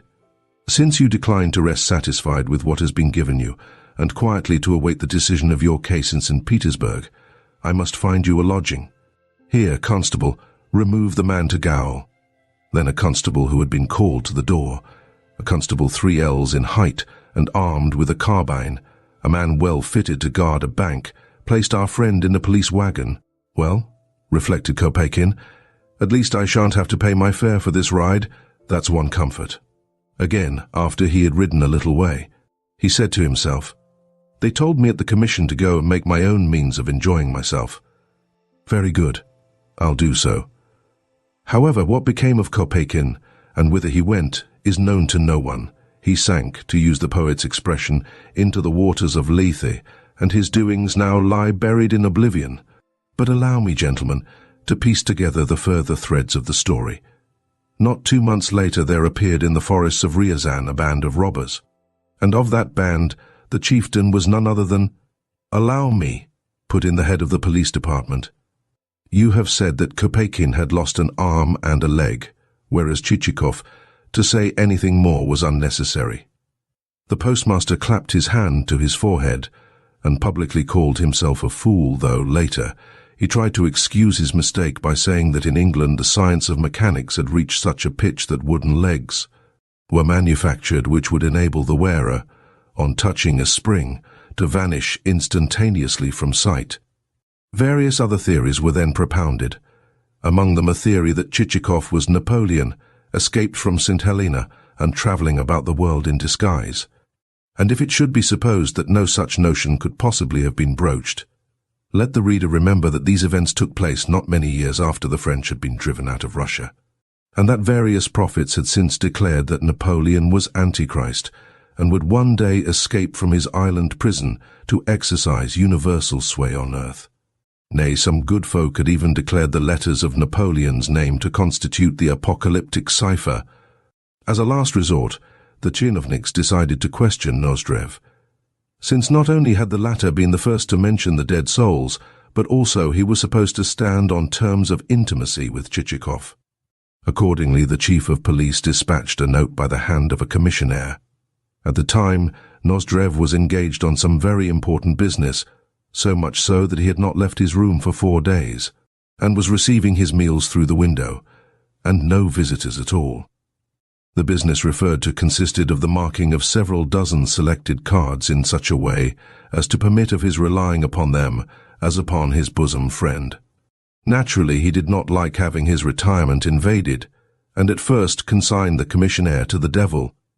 But as soon as he learnt from the note that, since a novice at cards was to be the guest of the chief of police that evening, a call at the latter's house might prove not wholly unprofitable, he relented, unlocked the door of his room, threw on the first garments that came to hand, and set forth. To every question put to him by the chinovniks, he answered firmly and with assurance. Chichikov, he averred, had indeed purchased dead souls, and to the tune of several thousand rubles. In fact, he, Nozdrev, had himself sold him some, and still saw no reason why he should not have done so. Next, to the question of whether or not he considered Chichikov to be a spy, he replied in the affirmative, and added that, as long ago as his and Chichikov's joint schooldays, the said Chichikov had been known as the informer, and repeatedly been thrashed by his companions on that account.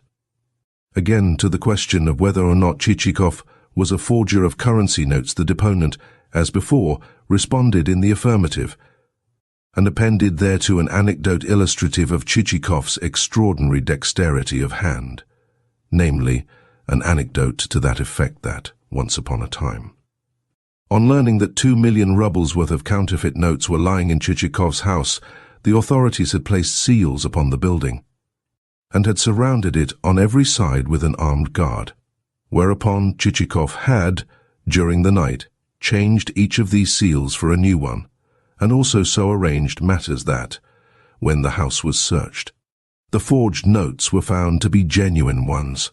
Again, to the question of whether or not Chichikov had schemed to abduct the governor's daughter, and also whether it was true that he, Nozdrev, had undertaken to aid and abet him in the act, the witness replied that, had he not undertaken to do so, the affair would never have come off. At this point the witness pulled himself up, on realizing that he had told a lie which might get him into trouble. But his tongue was not to be denied. The details trembling on its tip were too alluring, and he even went on to cite the name of the village church where the pair had arranged to be married, that of the priest who had performed the ceremony, the amount of the fees paid for the same, 75 rubles, and statements, one that the priest had refused to solemnize the wedding until Chichikov had frightened him by threatening to expose the fact that he, the priest, had married Mikhail, a local corn dealer, to his paramour, and two, that Chichikov had ordered both a kolyaska for the couple's conveyance and relays of horses from the post houses on the road. Nay, the narrative, as detailed by Nozdrev, even reached the point of his mentioning certain of the postilions by name. Next, the chinovniks sounded him on the question of Chichikov's possible identity with Napoleon, but before long they had reason to regret the step. For Nozdrev responded with a rambling rigmarole such as bore no resemblance to anything possibly conceivable. Finally, the majority of the audience left the room, and only the chief of police remained to listen, in the hope of gathering something more. But at last even he found himself forced to disclaim the speaker with a gesture which said, "The devil only knows what the fellow is talking about," and so voiced the general opinion that it was no use trying to gather figs of thistles. Meanwhile, Chichikov knew nothing of these events, for, having contracted a slight chill coupled with a sore throat, he had decided to keep his room for 3 days, during which time he gargled his throat with milk and fig juice, consumed the fruit from which the juice had been extracted, and wore around his neck a poultice of chamomile and camphor. Also, to while away the hours, he made new and more detailed lists of the souls which he had bought, perused a work by the Duchesse de la Vallière, 36, rummaged in his portmanteau, looked through various articles and papers which he discovered in his dispatch box, and found every one of these occupations tedious. Nor could he understand why none of his official friends had come to see him and inquire after his health, seeing that, not long since, there had been standing in front of the inn the drozhkis both of the postmaster, the public prosecutor, and the president of the council. He wondered and wondered, and then, with a shrug of his shoulders, fell to pacing the room. At length he felt better, and his spirits rose at the prospect of once more going out into the fresh air. Wherefore, having shaved a plentiful growth of hair from his face, he dressed with such alacrity as almost to cause a split in his trousers, sprinkled himself with eau de cologne, and wrapping himself in warm clothes, and turning up the collar of his coat, sallied forth into the street. His first destination was intended to be the governor's mansion, and as he walked along, certain thoughts concerning the governor's daughter would keep whirling through his head, so that almost he forgot where he was. and took to smiling and cracking jokes to himself. Arrived at the governor's entrance, he was about to divest himself of his scarf when a Swiss footman greeted him with the words, "I am forbidden to admit you." "What?" he exclaimed. "You do not know me? Look at me again and see if you do not recognize me."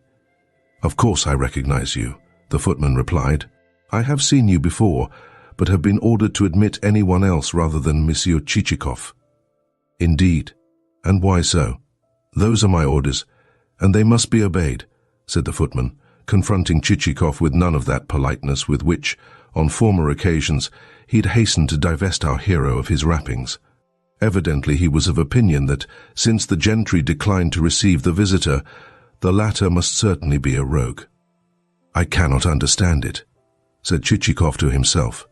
Then he departed and made his way to the house of the president of the council. But so put about was that official by Chichikov's entry that he could not utter 2 consecutive words.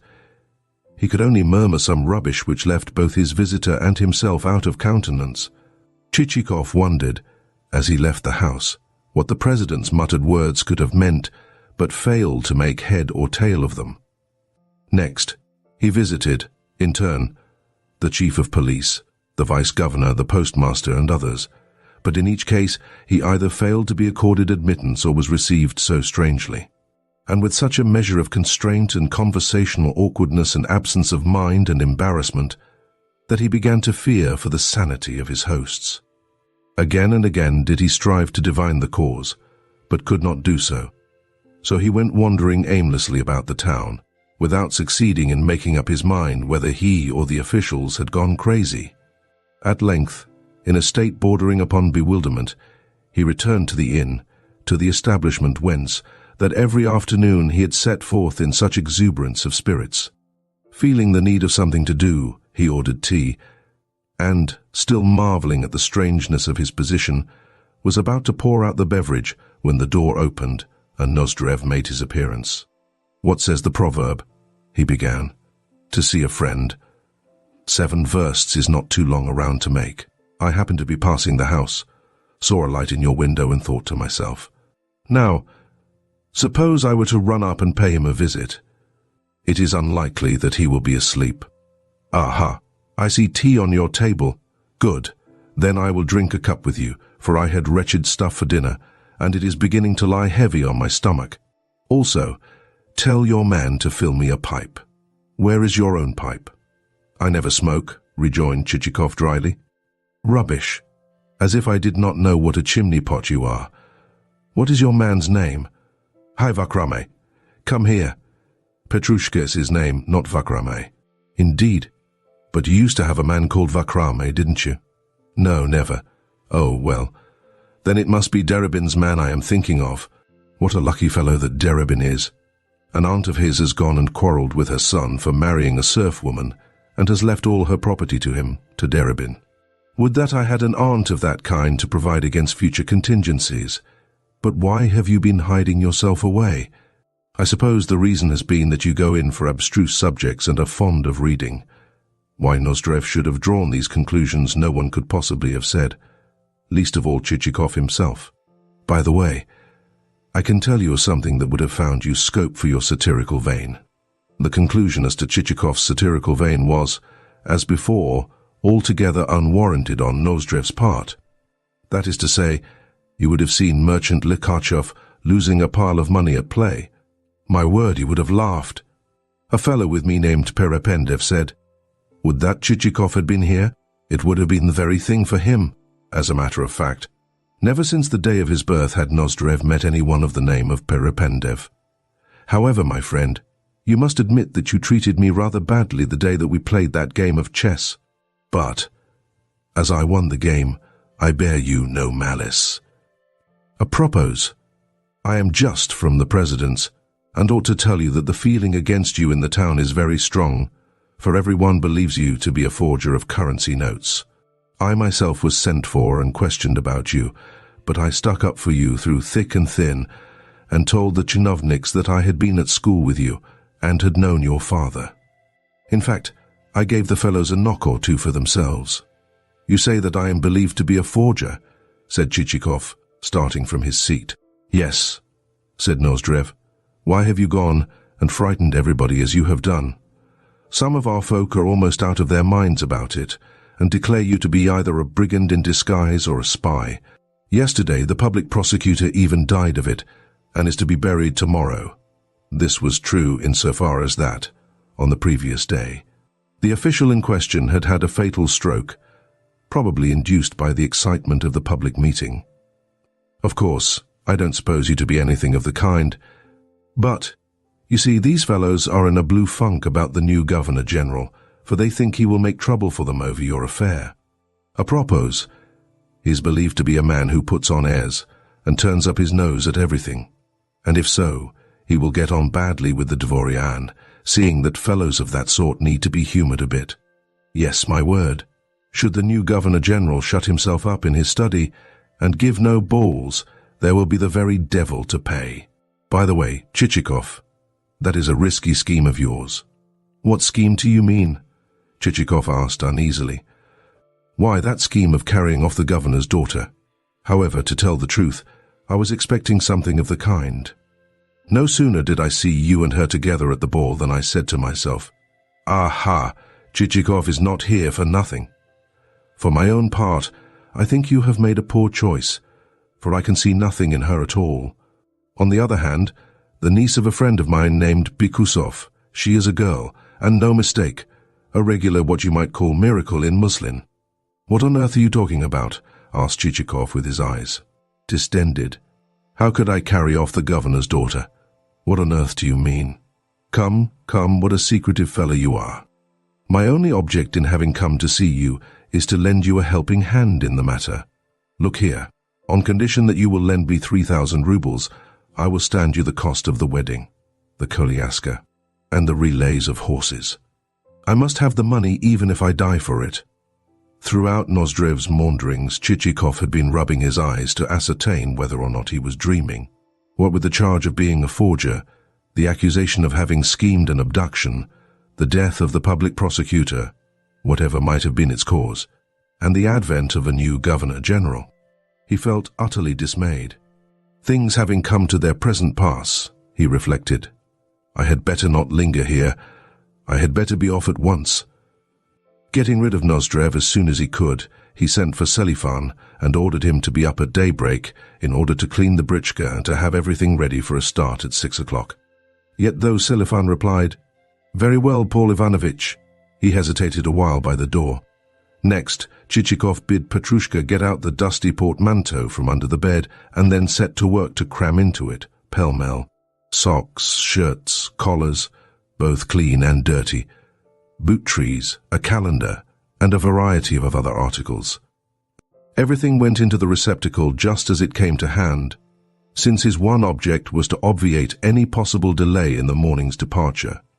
Meanwhile, the reluctant Selifan slowly, very slowly, left the room, as slowly descended the staircase, on each separate step of which he left a muddy footprint, and finally halted to scratch his head. What that scratching may have meant no one could say, for with the Russian populace such a scratching may mean any one of 100 things. Chapter 11. Should. In the first place, he overslept himself. That was check number 1.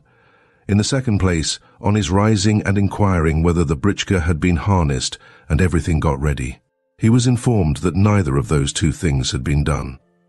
That was check number 2.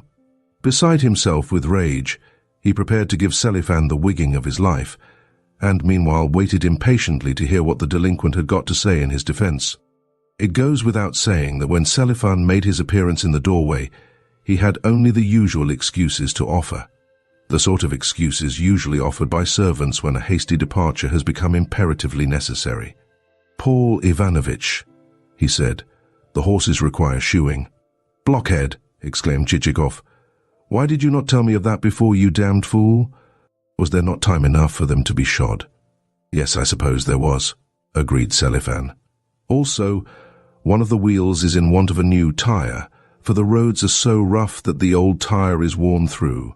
Also, the body of the britchka is so rickety that probably it will not last more than a couple of stages. Rascal, shouted Chichikov, clenching his fists and approaching Selifan in such a manner that, fearing to receive a blow, the man backed and dodged aside. "Do you mean to ruin me, and to break all our bones on the road, you cursed idiot?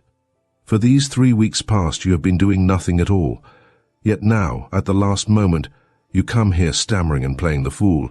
Do you think I keep you just to eat and to drive yourself about? You must have known of this before. Did you, or did you not, know it? Answer me at once." "Yes, I did know it," replied Selifan, hanging his head. "Then why didn't you tell me about it?" Selifan had no reply immediately ready, so continued to hang his head while quietly saying to himself, "See how well I have managed things. I knew what was the matter, yet I did not say." "And now," continued Chichikov, "go you at once and fetch a blacksmith. Tell him that everything must be put right within 2 hours at the most. Do you hear? If that should not be done, I will give you the best flogging that ever you had in your life." Truly, Chichikov was almost beside himself with fury. Turning towards the door, as though for the purpose of going and carrying out his orders, Selifan halted and added, "That skewbald barin, you might think it well to sell him, seeing that he is nothing but a rascal. A horse like that is more of a hindrance than a help." "What? Do you expect me to go now to the marketplace and sell him? Well, Paul Ivanovitch, he is good for nothing but show, since by nature he is a most cunning beast. Never in my life have I seen such a horse. Fool! Whenever I may wish to sell him, I shall sell him. Meanwhile, don't you trouble your head about what doesn't concern you, but go and fetch a blacksmith, and see that everything is put right within 2 hours. Otherwise I will take the very hair off your head, and beat you till you haven't a face left. Be off." "Hurry!" Selifan departed, and Chichikov, his ill humour vented, threw down upon the floor the poignard which he always took with him as a means of instilling respect into whomsoever it might concern, and spent the next quarter of an hour in disputing with a couple of blacksmiths, men who, as usual, were rascals of the type which, on perceiving that something is wanted in a hurry, at once multiplies its terms for providing the same. Indeed, for all Chichikov's storming and raging as he dubbed the fellows robbers and extortioners and thieves, he could make no impression upon the pair, since, true to their character, they declined to abate their prices, and even when they had begun their work, spent upon it, not 2 hours, but 5.5. Meanwhile, he had the satisfaction of experiencing that delightful time with which all travellers are familiar, namely, the time during which one sits in a room where, except for a litter of string, waste paper and so forth, everything else has been packed. But to all things there comes an end, and there arrived also the long-awaited moment when the britchka had received the luggage, the faulty wheel had been fitted with a new tire, the horses had been reshod, and the predatory blacksmiths had departed with their gains. "Thank God," thought Chichikov, as the britchka rolled out of the gates of the inn, and the vehicle began to jolt over the cobblestones. Yet a feeling which he could not altogether have defined filled his breast as he gazed upon the houses and the streets and the garden walls which he might never see again. Presently, on turning a corner, the britchka was brought to a halt through the fact that along the street there was filing a seemingly endless funeral procession. Leaning forward in his britchka, Chichikov asked Petrushka whose obsequies the procession represented, and was told that they represented those of the public prosecutor. Disagreeably shocked, our hero hastened to raise the hood of the vehicle, to draw the curtains across the windows, and to lean back into a corner. While the britchka remained thus halted, Selifan and Petrushka, their caps doffed, sat watching the progress of the cortege, after they had received strict instructions not to greet any fellow servant whom they might recognize. Behind the hearse walked the whole body of chinovniks, bareheaded, and though, for a moment or two, Chichikov feared that some of their number might discern him in his britchka, he need not have disturbed himself, since their attention was otherwise engaged. In fact, they were not even exchanging the small talk customary among members of such processions, but thinking exclusively of their own affairs, of the advent of the new Governor-General, and of the probable manner in which he would take up the reins of administration. Next came a number of carriages, from the windows of which peered the ladies in morning toilets, yet the movements of their hands and lips made it evident that they were indulging in animated conversation, probably about the Governor-General, the balls which he might be expected to give, and their own eternal fripperies and gewgaws. Lastly came a few empty droshkis. As soon as the latter had passed, our hero was able to continue on his way. Throwing back the hood of the britchka, he said to himself, "Ah, good friend, you have lived your life, and now it is over. In the newspapers they will say of you that you died regretted not only by your subordinates, but also by humanity at large. As well as that, a respected citizen, a kind father, and a husband beyond reproach. You went to your grave amid the tears of your widow and orphans. Yet, should those journals be put to it to name any particular circumstance which justified this eulogy of you, they would be forced to fall back upon the fact that you grew a pair of exceptionally thick eyebrows." With that, Chichikov bid Selifan quicken his pace and concluded, "After all, it is as well that I encountered the procession, for they say that to meet a funeral is lucky." Presently the britchka turned into some less frequented streets. Lines of wooden fencing of the kind which marked the outskirts of a town began to file by. The cobblestones came to an end. The macadam of the high road succeeded to them, and once more there began on either side of the turnpike a procession of verse stones, road menders, and grey villages, inns with samovars and peasant women and landlords who came running out of yards with seafuls of oats. Pedestrians in worn shoes, which it might be, had covered 800 versts. Little towns, bright with booths for the sale of flour in barrels, boots, small loaves and other trifles, heaps of slag, much repaired bridges, expanses of field to right and to left, stout landowners, a mounted soldier bearing a green iron clamped box inscribed, "The Th Battery of Artillery," long strips of freshly tilled earth which gleamed green, yellow and black on the face of the countryside. With it mingled long-drawn singing, glimpses of elm tops amid mist, the far-off notes of bells, endless clouds of rocks, and the illimitable line of the horizon. Ah, Russia, Russia, from my beautiful home in a strange land I can still see you. In you everything is poor and disordered and unhomely. In you the eye is neither cheered nor dismayed by temerities of nature which a yet more temerarious art has conquered. In you one beholds no cities with lofty, many-windowed mansions, lofty as crags, no picturesque trees, no ivy-clad ruins, no waterfalls with their everlasting spray and roar, no beetling precipices which confuse the brain with their stony immensity, no vistas of vines and ivy and millions of wild roses and ageless lines of blue hills, which look almost unreal against the clear, silvery background of the sky. In you everything is flat and open. Your towns project like points or signals from smooth levels of plain, and nothing whatsoever enchants or deludes the eye. Yet what secret, what invincible force draws me to you? Why does there ceaselessly echo and re-echo in my ears the sad song which hovers throughout the length and the breadth of your borders? What is the burden of that song? Why does it wail and sob and catch at my heart? What say the notes which thus painfully caress and embrace my soul, and flit, uttering their lamentations, around me? What is it you seek of me, O Russia? What is the hidden bond which subsists between us? Why do you regard me as you do? Why does everything within you turn upon me eyes full of yearning?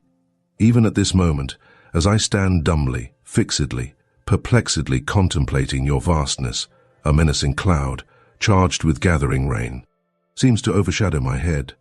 What is it that your boundless expanses presage? Do they not presage that one day there will arise in you ideas as boundless as yourself? Do they not presage that one day you too will know no limits? Do they not presage that one day, when again you shall have room for their exploits, there will spring to life the heroes of old? How the power of your immensity enfolds me, and reverberates through all my being with a wild, strange spell, and flashes in my eyes with an almost supernatural radiance. Yes, a strange, brilliant, unearthly vista indeed do you disclose, O Russia, country of mine. "Stop, stop, you fool!" shouted Chichikov to Selifan. And even as he spoke, a troika, bound on government business, came chattering by and disappeared in a cloud of dust. To Chichikov's curses at Selifan, for not having drawn out of the way with more alacrity, a rural constable with moustaches of the length of an arshin added his quota. What a curious and attractive, yet also what an unreal fascination the term highway connotes. And how interesting for its own sake is a highway, should the day be a fine one, though chilly, in mellowing autumn. Press closer your travelling cloak and draw down your cap over your ears and snuggle cosily, comfortably into a corner of the britchka before a last shiver shall course through your limbs and the ensuing warmth shall put to flight the autumnal cold and damp. As the horses gallop on their way, how delightfully will drowsiness come stealing upon you and make your eyelids droop. For a while, through your somnolence, you will continue to hear the hard breathing of the team and the rumbling of the wheels, but at length, sinking back into your corner, you will relapse into the stage of snoring. And when you awake, behold, you will find that 5 stages have slipped away, and that the moon is shining, and that you have reached a strange town of churches and old wooden cupolas and blackened spires and white, half-timbered houses. And as the moonlight glints hither and thither, almost you will believe that the walls and the streets and the pavements of the place are spread with sheets shot with coal-black shadows which make the wooden roofs look all the brighter under the slanting beams of the pale luminary. Nowhere is a soul to be seen, for everyone is plunged in slumber. Yet no, in a solitary window a light is flickering where some good burgher is mending his boots, or a baker drawing a batch of dough. O night and powers of heaven, how perfect is the blackness of your infinite vault! How lofty, how remote its inaccessible depths where it lies spread in an intangible, yet audible, silence. Freshly does the lulling breath of night blow in your face, until once more you relapse into snoring oblivion, and your poor neighbor turns angrily in his corner as he begins to be conscious of your weight. Then again you awake, but this time to find yourself confronted with only fields and steppes. Everywhere in the ascendant is the desolation of space, but suddenly the ciphers on a versed stone leap to the eye. Morning is rising, and on the chill, gradually paling line of the horizon you can see gleaming a faint gold streak. The wind freshens and grows keener, and you snuggle closer in your cloak. Yet how glorious is that freshness, and how marvelous the sleep in which once again you become enfolded. A jolt, and for the last time you return to consciousness.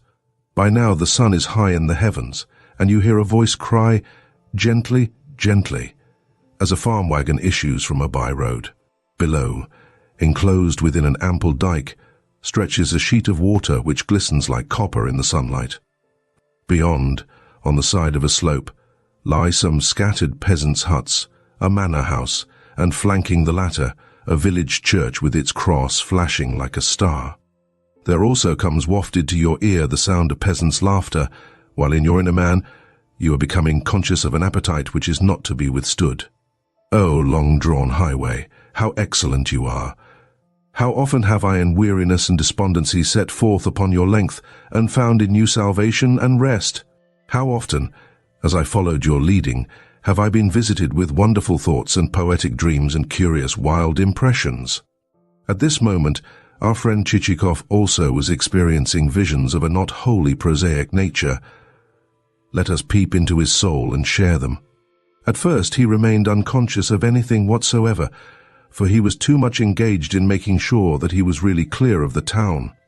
But as soon as he saw that it had completely disappeared, with its mills and factories and other urban appurtenances, and that even the steeples of the white stone churches had sunk below the horizon, he turned his attention to the road, and the town of N vanished from his thoughts, as completely as though he had not seen it since childhood. Again, in its turn, the road ceased to interest him, and he began to close his eyes and to loll his head against the cushions. Of this let the author take advantage, in order to speak at length concerning his hero, since hitherto he, the author, has been prevented from so doing by nose-driven balls and ladies and local intrigues, by those thousand trifles which seem trifles only when they are introduced into a book, but which, in life, figure as affairs of importance. Let us lay them aside, and betake ourselves to business. Whether the character whom I have selected for my hero has pleased my readers is of course exceedingly doubtful. At all events, the ladies will have failed to approve him for the fair sex demands in a hero perfection. And should there be the least mental or physical stain on him, well, woe betide. Yes, no matter how profoundly the author may probe that hero's soul, no matter how clearly he may portray his figure as in a mirror, he will be given no credit for the achievement. Indeed, Chichikov's very stoutness and plenitude of years may have militated against him, for never is a hero pardoned for the former, and the majority of ladies will, in such case, turn away, and mutter to themselves, "Phew, what a beast!" Yes, the author is well aware of this. Yet, though he could not, to save his life, take a person of virtue for his principal character, it may be that this story contains themes never before selected, and that in it there projects the whole boundless wealth of Russian psychology, that it portrays, as well as Chichikov, the peasant who is gifted with the virtues which God has sent him, and the marvelous maiden of Russia, who has not her like in all the world for her beautiful feminine spirituality, the roots of which lie buried in noble aspirations and boundless self-denial. In fact, compared with these types, the virtuous of other races seem lifeless, as does an inanimate volume when compared with a living word. Yes, each time that there arises in Russia movement of thought, it becomes clear that the movement sinks deep into the Slavonic nature where it would but have skimmed the surface of other nations. But why am I talking like this? Whither am I tending? It is indeed shameful that an author who long ago reached man's estate and was brought up to a course of severe introspection and sober, solitary self-enlightenment should give way to such jejune wandering from the point. To everything its proper time and place and turn. As I was saying, it does not lie in me to take a virtuous character for my hero, and I will tell you why. It is because it is high time that a rest were given to the poor but virtuous individual. It is because the phrase "a man of worth" has grown into a byword. It is because the man of worth has become converted into a horse, and there is not a writer but rides him and flogs him. In and out of season, it is because the man of worth has been starved until he has not a shred of his virtue left, and all that remains of his body is but the ribs and the hide. It is because the man of worth is forever being smuggled upon the scene. It is because the man of worth has at length forfeited everyone's respect. For these reasons do I reaffirm that it is high time to yoke a rascal to the shafts. Let us yoke that rascal. Our hero's beginnings were both modest and obscure. True, his parents were Dvorian, but he in no way resembled them. At all events, a short, squab female relative who was present at his birth exclaimed as she lifted up the baby, "He is altogether different from what I had expected him to be. He ought to have taken after his maternal grandmother, whereas he has been born, as the proverb has it, like not father nor mother, but like a chance passer-by." Thus from the first life regarded the little Chichikov with sour distaste, and as through a dim, frost-encrusted window, a tiny room with diminutive casements which were never opened, summer or winter, an invalid father in a dressing gown lined with lambskin, and with an ailing foot swathed in bandages, a man who was continually drawing deep breaths and walking up and down the room, and spitting into a sandbox, a period of perpetually sitting on a bench with pen in hand and ink on lips and fingers, a period of being eternally confronted with the copybook maxim, "Never tell a lie, but obey your superiors, and cherish virtue in your heart," an everlasting scraping and shuffling of slippers up and down the room, a period of continually hearing a well-known, strident voice exclaim, "So you have been playing the fool again," at times when the child, weary of the mortal monotony of his task, had added a superfluous embellishment to his copy, a period of experiencing the ever-familiar but ever unpleasant sensation which ensued upon those words as the boy's ear was painfully twisted between two long fingers bent backwards at the tips. Such is the miserable picture of that youth of which, in later life, Chichikov preserved but the faintest of memories. But in this world everything is liable to swift and sudden change, and, one day in early spring, when the rivers had melted, the father set forth with his little son in a Telyashka 37, drawn by a sorrel steed of the kind known to horsey folk as a soroka, and having as coachman the diminutive hunchback who, father of the only serf family belonging to the elder Chichikov, served as general factotum in the Chichikov establishment. For a day and a half the soroka conveyed them on their way, during which time they spent the night at a roadside inn, crossed a river, dined off cold pie and roast mutton, and eventually arrived at the county town. To the lad the streets presented a spectacle of unwanted brilliancy, and he gaped with amazement.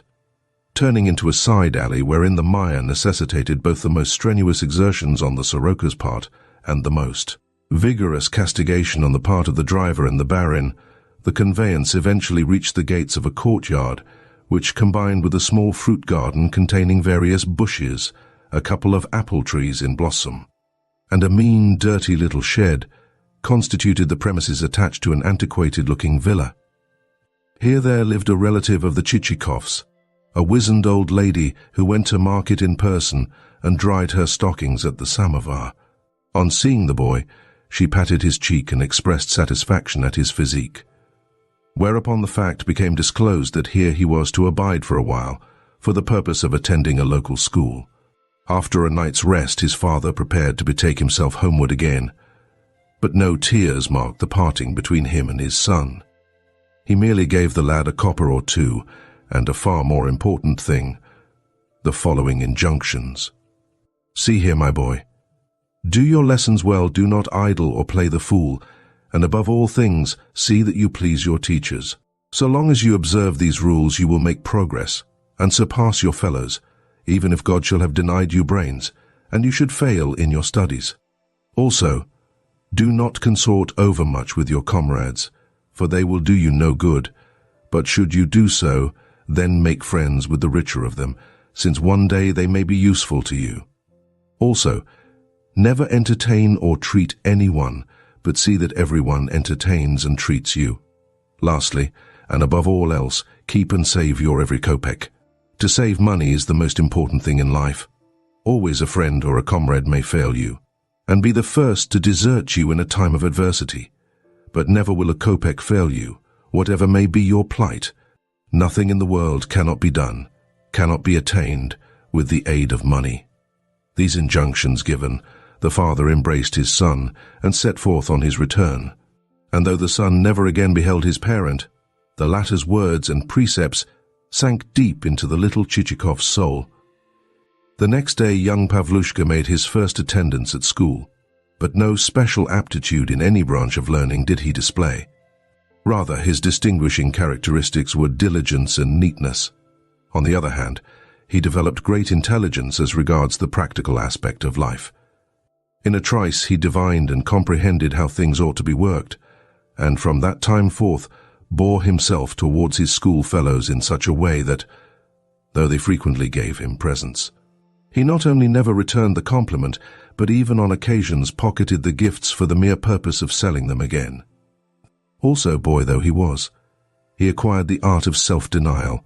Of the trifle which his father had given him on parting he spent not a kopeck, but the S.A. year, actually added to his little store by fashioning a bullfinch of wax, painting it, and selling the same at a handsome profit. Next, as time went on, he engaged in other speculations, in particular, in the scheme of buying up eatables, taking his seat in class beside boys who had plenty of pocket money, and, as soon as such opulent individuals showed signs of failing attention, and therefore of growing appetite, tendering them from beneath the desk a roll of pudding or a piece of gingerbread, and charging according to degree of appetite and size of portion. He also spent a couple of months in training a mouse, which he kept confined in a little wooden cage in his bedroom. At length, when the training had reached the point that, at the several words of command, the mouse would stand upon its hind legs, lie down, and get up again, he sold the creature for a respectable sum. Thus, in time, his gains attained the amount of 5 rubles, whereupon he made himself a purse and then started to fill a second receptacle of the kind. Still more studied was his attitude towards the authorities. No one could sit more quietly in his place on the bench than he. In the same connection, it may be remarked that his teacher was a man who, above all things, loved peace and good behavior, and simply could not abide clever, witty boys, since he suspected them of laughing at him.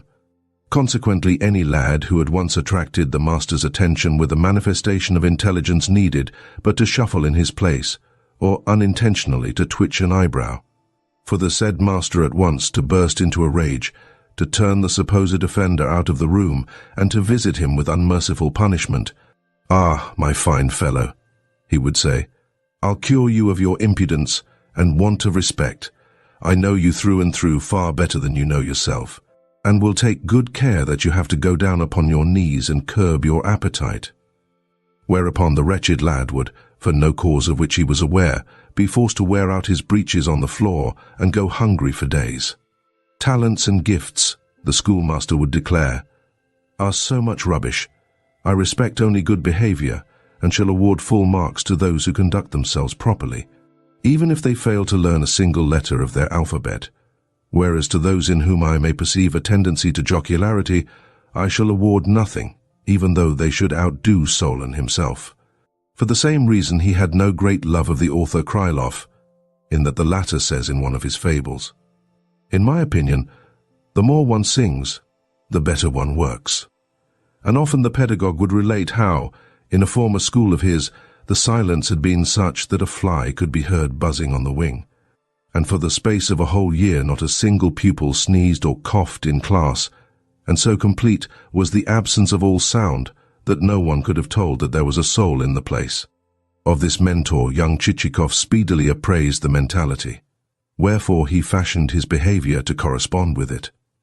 Not an eyelid, not an eyebrow, would he stir during school hours, howsoever many pinches he might receive from behind.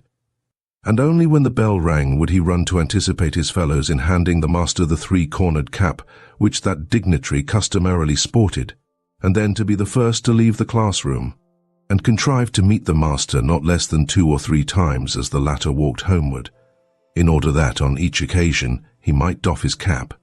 And the scheme proved entirely successful. Throughout the period of his attendance at school he was held in high favor, and on leaving the establishment received full marks for every subject, as well as a diploma and a book inscribed in gilt letters, for exemplary diligence and the perfection of good conduct. By this time he had grown into a fairly good-looking youth of the age, when the chin first calls for a razor. And at about the same period his father died, leaving behind him, as his estate, 4 waistcoats completely worn out, 2 ancient frock coats, and a small sum of money. Apparently, he had been skilled only in recommending the saving of kopecks, not in actually practicing the art. Upon that Chichikov sold the old house and its little parcel of land for 1,000 rubles, and removed, with his one serf and the serf's family, to the capital, where he set about organizing a new establishment and entering the civil service. Simultaneously with his doing so, his old schoolmaster lost, through stupidity or otherwise, the establishment over which he had hitherto presided, and in which he had set so much store by silence and good behavior. Grief drove him to drink, and when nothing was left, even for that purpose, he retired, ill, helpless, and starving, into a broken-down, cheerless hovel. But certain of his former pupils, the same clever, witty lads whom he had once been wont to accuse of impertinence and evil conduct generally, heard of his pitiable plight, and collected for him what money they could, even to the point of selling their own necessaries. Only Chichikov, when appealed to, pleaded inability and compromised with a contribution of a single piatak, 38, which his old schoolfellows straightway returned him, full in the face, and accompanied with a shout of, "Oh, you skinflint!" As for the poor schoolmaster, when he heard what his former pupils had done, he buried his face in his hands, and the tears gushed from his failing eyes as from those of a helpless infant. "God has brought you but to weep over my deathbed," he murmured feebly, and added with a profound sigh, on hearing of Chichikov's conduct, "Ah, Pavlushka, how a human being may become changed. Once you were a good lad and gave me no trouble, but now you are become proud indeed. Yet let it not be inferred from this that our hero's character had grown so blasé and hard, or his conscience so blunted, as to preclude his experiencing a particle of sympathy or compassion. As a matter of fact, he was capable both of the one and the other, and would have been glad to assist his old teacher had no great sum been required, or had he not been called upon to touch the fund which he had decided should remain intact. In other words, the father's injunction, guard and save every kopeck, had become a hard and fast rule of the son's. Yet the youth had no particular attachment to money for money's sake. He was not possessed with a true instinct for hoarding and niggardliness. Rather, before his eyes there floated ever a vision of life, and its amenities and advantages, a vision of carriages, and an elegantly furnished house and recherche dinners. And it was in the hope that some day he might attain these things that he saved every kopeck and meanwhile stinted both himself and others. Whenever a rich man passed him by in a splendid droshky drawn by swift and handsomely caparisoned horses, he would halt as though deep in thought and say to himself, like a man awakening from a long sleep, "That gentleman must have been a financier. He has so little hair on his brow." In short, everything connected with wealth and plenty produced upon him an ineffaceable impression. Even when he left school he took no holiday, so strong in him was the desire to get to work and enter the civil service. Yet, for all the encomiums contained in his diploma, he had much ado to procure a nomination to a government department. And only after a long time was a minor post found for him, at a salary of 30 or 40 rubles a year. Nevertheless, wretched though this appointment was, he determined, by strict attention to business, to overcome all obstacles, and to win success. And indeed, the self-denial, the patience, and the economy which he displayed were remarkable. From early morn until late at night he would, with indefatigable zeal of body and mind, remain immersed in his sordid task of copying official documents, never going home, snatching what sleep he could on tables in the building, and dining with the watchman on duty. Yet all the while he contrived to remain clean and neat, to preserve a cheerful expression of countenance, and even to cultivate a certain elegance of movement. In passing, it may be remarked that his fellow chinovniks were a peculiarly plain, unsightly lot, some of them having faces like badly baked bread, swollen cheeks, receding chins, and cracked and blistered upper lips. Indeed, not a man of them was handsome. Also, their tone of voice always contained a note of sullenness, as though they had a mind to knock someone on the head, and by their frequent sacrifices to Bacchus, they showed that even yet there remains in the Slavonic nature a certain element of paganism.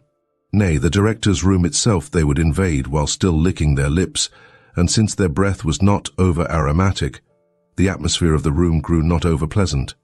Naturally, among such an official staff a man like Chichikov could not fail to attract attention and remark, since in everything, in cheerfulness of demeanor, in suavity of voice, and in complete neglect of the use of strong potions, he was the absolute antithesis of his companions. Yet his path was not an easy one to tread, for over him he had the misfortune to have placed in authority a chief clerk who was a graven image of elderly insensibility and inertia. Always the same, always unapproachable, this functionary could never in his life have smiled or asked civilly after an acquaintance's health. Nor had anyone ever seen him a whit different in the street or at his own home from what he was in the office, or showing the least interest in anything whatever, or getting drunk and relapsing into jollity in his cups, or indulging in that species of wild gaiety which, when intoxicated, even a burglar affects. No, not a particle of this was there in him. Nor, for that matter, was there in him a particle of anything at all, whether good or bad, which complete negativeness of character produced rather a strange effect. In the same way his wizened, marble-like features reminded one of nothing in particular, so primly proportioned were they.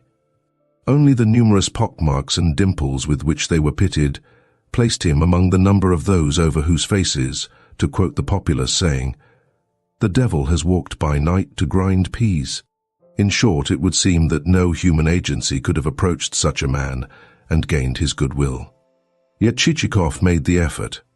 As a first step, he took to consulting the other's convenience in all manner of insignificant trifles, to cleaning his pens carefully, and, when they had been prepared exactly to the chief clerk's liking, laying them ready at his elbow, to dusting and sweeping from his table all superfluous sand and tobacco ash, to procuring a new mat for his inkstand, to looking for his hat, the meanest-looking hat that ever the world beheld, and having it ready for him at the exact moment when business came to an end, to brushing his back if it happened to become smeared with whitewash from a wall. Yet all this passed as unnoticed as though it had never been done. Finally, Chichikov sniffed into his superior's family and domestic life, and learnt that he possessed a grown-up daughter on whose face also there had taken place a nocturnal diabolical grinding of peas. Here was a quarter whence a fresh attack might be delivered, after ascertaining what church the daughter attended on Sundays. Our hero took to contriving to meet her in a neat suit and a well-starched dicky, and soon the scheme began to work. The surly chief clerk wavered for a while, then ended by inviting Chichikov to tea.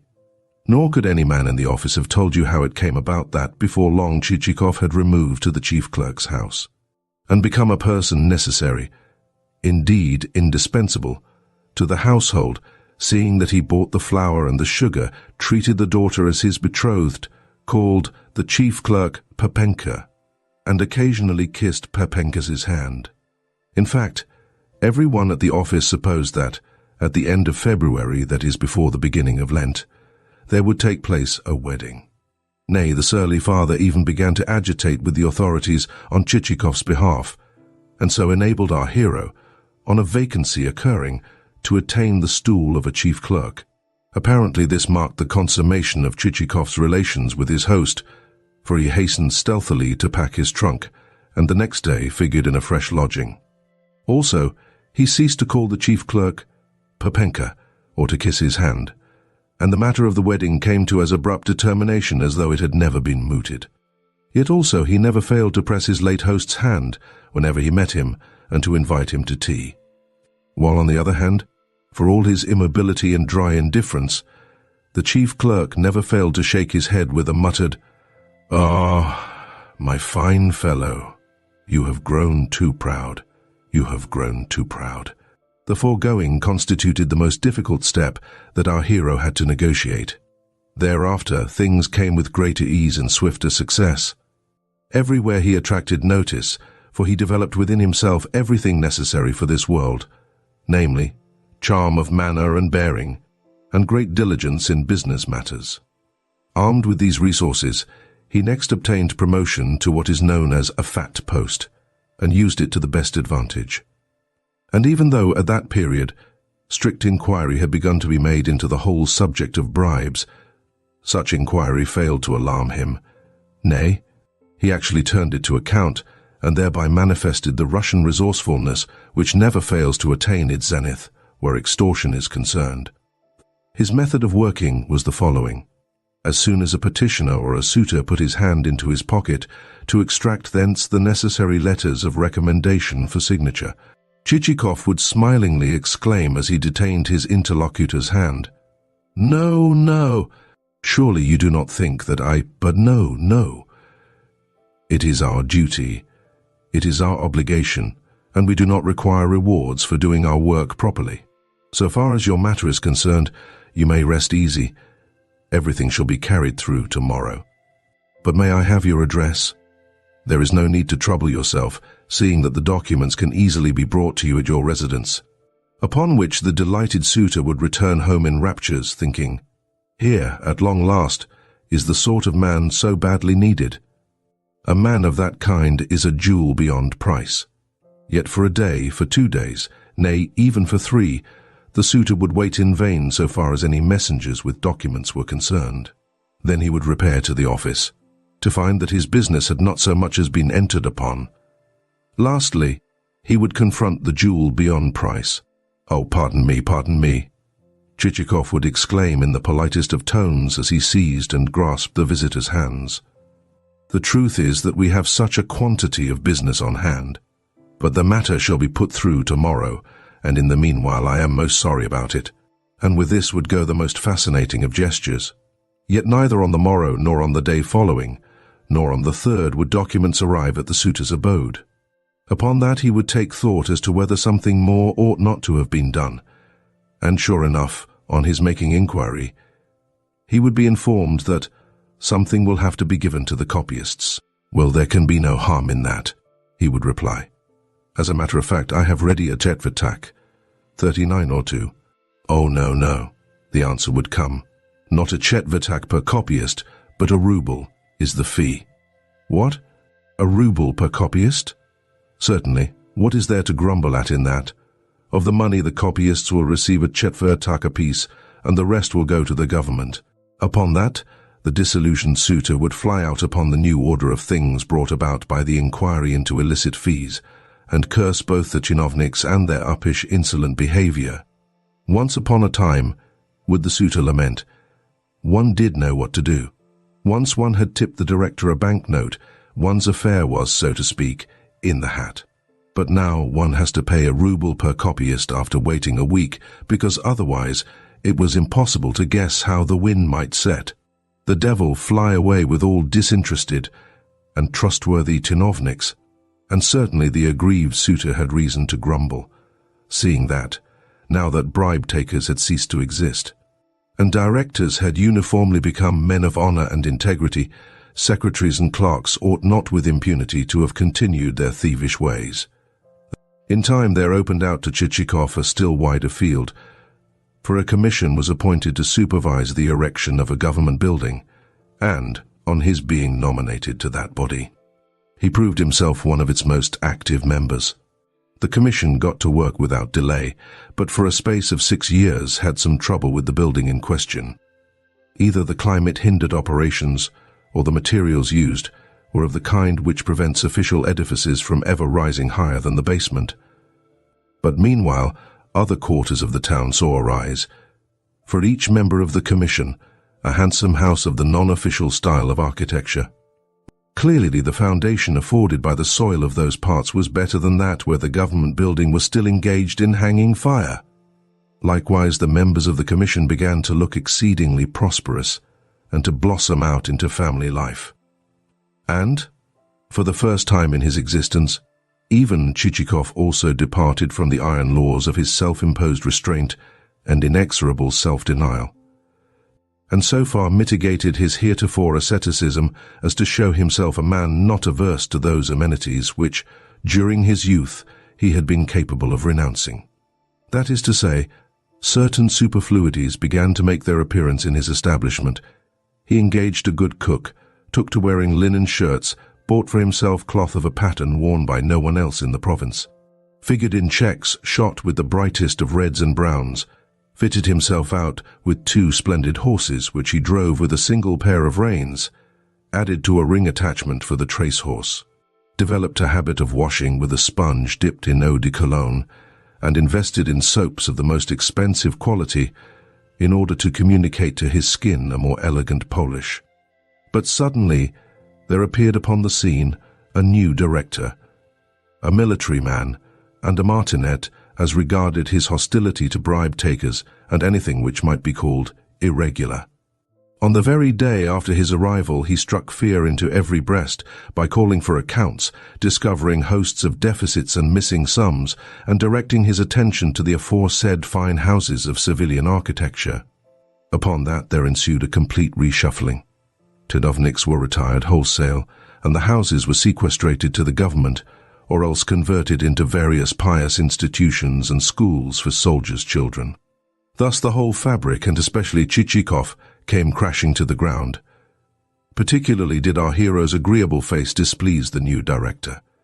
Why that was so it is impossible to say, but frequently, in cases of the kind, no reason exists. However, the director conceived a mortal dislike to him, and also extended that enmity to the whole of Chichikov's colleagues. But inasmuch as the said director was a military man, he was not fully acquainted with the myriad subtleties of the civilian mind. Wherefore it was not long before, by dint of maintaining a discreet exterior, added to a faculty for humouring all and sundry, a fresh gang of chinovniks succeeded in restoring him to mildness, and the general found himself in the hands of greater thieves than before, but thieves whom he did not even suspect, seeing that he believed himself to have selected men fit and proper, and even ventured to boast of possessing a keen eye for talent. In a trice, the chinovniks concerned appraised his spirit and character, with the result that the entire sphere over which he ruled became an agency for the detection of irregularities. Everywhere, and in every case, were those irregularities pursued as a fisherman pursues a fat sturgeon with a gaff. And to such an extent did the sport prove successful that almost in no time each participator in the hunt was seen to be in possession of several thousand rubles of capital. Upon that, a large number of the former band of chinovniks also became converted to paths of rectitude and were allowed to re-enter the service. But not by hook or by crook could Chichikov worm his way back, even though incited thereto by sundry items of paper currency. The general's first secretary and principal bear leader did all he could on our hero's behalf. It seemed that the general was the kind of man who, though easily led by the nose, provided it was done without his knowledge, no sooner got an idea into his head than it stuck there like a nail, and could not possibly be extracted, and all that the wily secretary succeeded in procuring was the tearing up of a certain dirty fragment of paper, even that being effected only by an appeal to the general's compassion, on the score of the unhappy fate which otherwise would befall Chichikov's wife and children, who luckily had no existence in fact. "Well," said Chichikov to himself, "I have done my best, and now everything has failed. Lamenting my misfortune won't help me, but only action." And with that he decided to begin his career anew, and once more to arm himself with the weapons of patience and self-denial.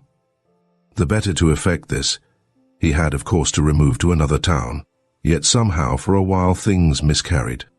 More than once he found himself forced to exchange one post for another, and at the briefest of notice, and all of them were posts of the meanest, the most wretched order. Yet, being a man of the utmost nicety of feeling, the fact that he found himself rubbing shoulders with anything but nice companions did not prevent him from preserving intact his innate love of what was decent and seemly, or from cherishing the instinct which led him to hanker after office fittings of lacquered wood, with neatness and orderliness everywhere. Nor did he at any time permit a foul word to creep into his speech, and would feel hurt even if in the speech of others there occurred a scornful reference to anything which pertained to rank and dignity. Also, the reader will be pleased to know that our hero changed his linen every other day, and in summer, when the weather was very hot, every day, seeing that the very faintest suspicion of an unpleasant odor offended his fastidiousness. For the same reason it was his custom, before being valeted by Petrushka, always to plug his nostrils with a couple of cloves.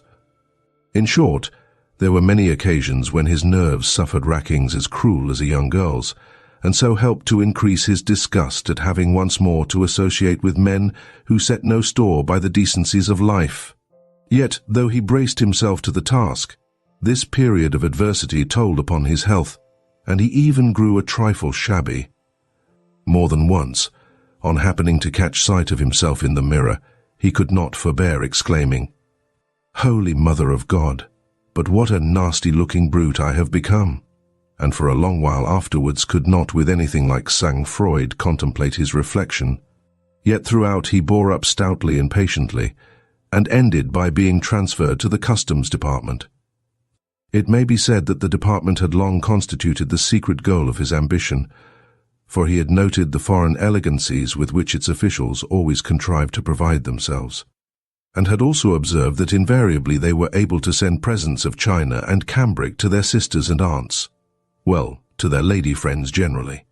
Yes, more than once he had said to himself with a sigh, "That is the department to which I ought to belong, for, given a town near the frontier and a sensible set of colleagues, I might be able to fit myself out with excellent linen shirts." Also, it may be said that most frequently of all had his thoughts turned towards a certain quality of French soap, which imparted a peculiar whiteness to the skin and a peerless freshness to the cheeks. Its name is known to God alone, but at least it was to be procured only in the immediate neighborhood of the frontier. So, as I say, Chichikov had long felt a leaning towards the customs, but for a time had been restrained from applying for the same by the various current advantages of the building commission. since rightly he had adjudged the latter to constitute a bird in the hand, and the former to constitute only a bird in the bush. But now he decided that, come what might, into the customs he must make his way, and that way he made, and then applied himself to his new duties, with a zeal born of the fact that he realized that fortune had specially marked him out for a customs officer. Indeed, such activity, perspicuity, and ubiquity as his had never been seen or thought of. Within 4 weeks at the most, he had so thoroughly got his hand in that he was conversant with customs procedure in every detail. Not only could he weigh and measure, but also he could divine from an invoice how many arshins of cloth or other material a given piece contained, and then, taking a roll of the latter in his hand, could specify at once the number of pounds at which it would tip the scale. As for searchings, well, even his colleagues had to admit that he possessed the nose of a veritable bloodhound, and that it was impossible not to marvel at the patience wherewith he would try every button of the suspected person, yet preserve, throughout, a deadly politeness and an icy sang-froid which surpassed belief. And while the searched were raging and foaming at the mouth, and feeling that they would give worlds to alter his smiling exterior with a good, resounding slap, he would move not a muscle of his face, nor abate by a jot the urbanity of his demeanor as he murmured, "Do you mind so far incommoding yourself as to stand up? Or pray step into the next room, madam, where the wife of one of our staff will attend you. Or pray allow me to slip this penknife of mine into the lining of your coat." After which he would extract thence shawls and towels with as much nonchalance as he would have done from his own travelling trunk. Even his superiors acknowledged him to be a devil at the job, rather than a human being, so perfect was his instinct for looking into cartwheels, carriage poles, horses' ears, and places whither an author ought not to penetrate even in thought, places whither only a customs official is permitted to go. The result was that the wretched traveller who had just crossed the frontier would, within a few minutes, become wholly at sea, and wiping away the perspiration and breaking out into body flushes, would be reduced to crossing himself and muttering, "Well, well, well." In fact, such a traveller would feel in the position of a schoolboy who, having been summoned to the presence of the headmaster for the ostensible purpose of being given an order, has found that he receives instead a sound flogging. In short, for some time, Chichikov made it impossible for smugglers to earn a living.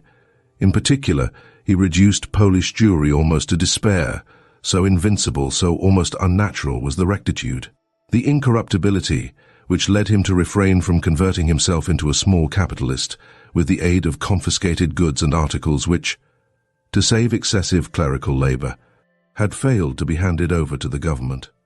Also, without saying it goes that such phenomenally zealous and disinterested service attracted general astonishment, and eventually the notice of the authorities. Whereupon he received promotion, and followed that up by mooting a scheme for the infallible detection of contrabandists, provided that he could be furnished with the necessary authority for carrying out the same. At once such authority was accorded him, as also unlimited power to conduct every species of search and investigation. And that was all he wanted. It happened that previously there had been formed a well-found association for smuggling on regular, carefully prepared lines, and that this daring scheme seemed to promise profit to the extent of some millions of money. Yet, though he had long had knowledge of it, Chichikov had said to the association's emissaries, when sent to buy him over, "The time is not yet."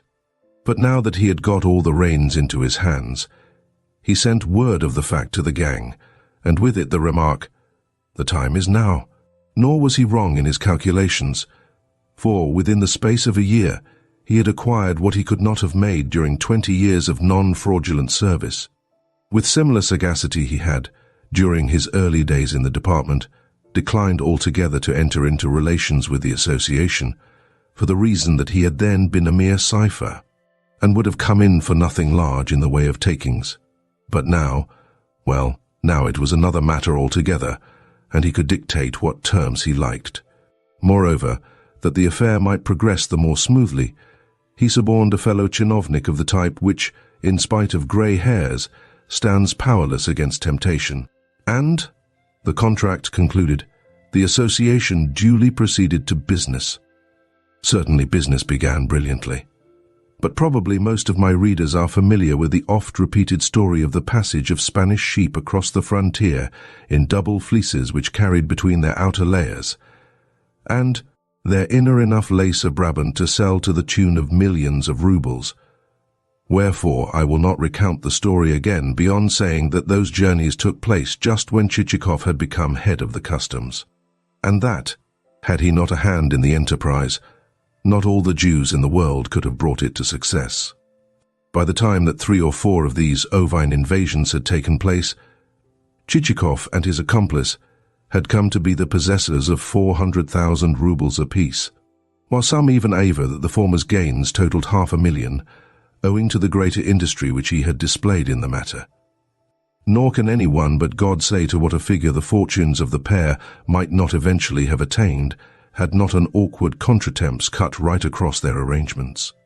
That is to say, for some reason or another, the devil so far deprived these chinovnik conspirators of sense as to make them come to words with one another, and then to engage in a quarrel.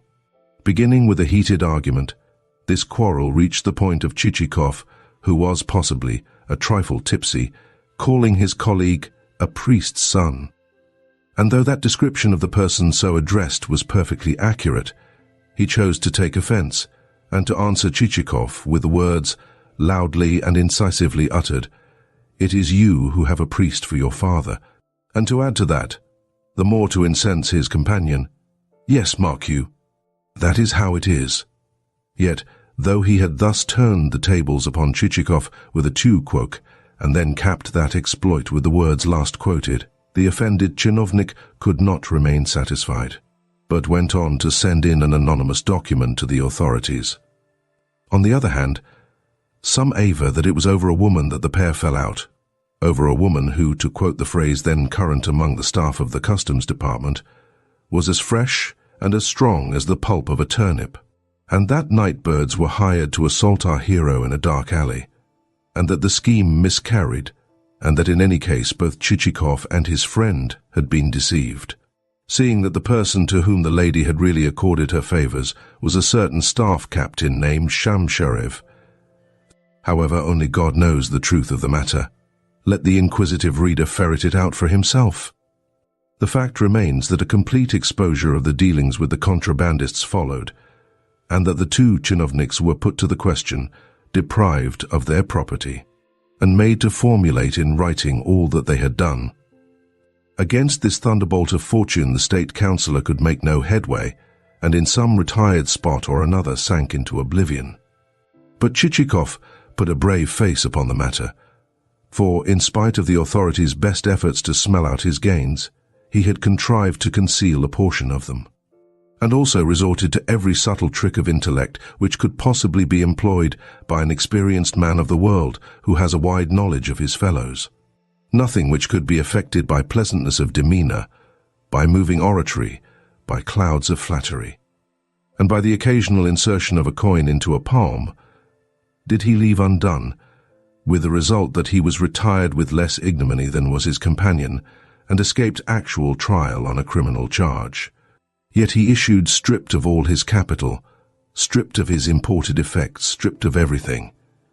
That is to say, all that remained to him consisted of 10,000 rubles which he had stored against a rainy day, 2 dozen linen shirts, a small britchka of the type used by bachelors, and 2 serving men named Selifan and Petrushka.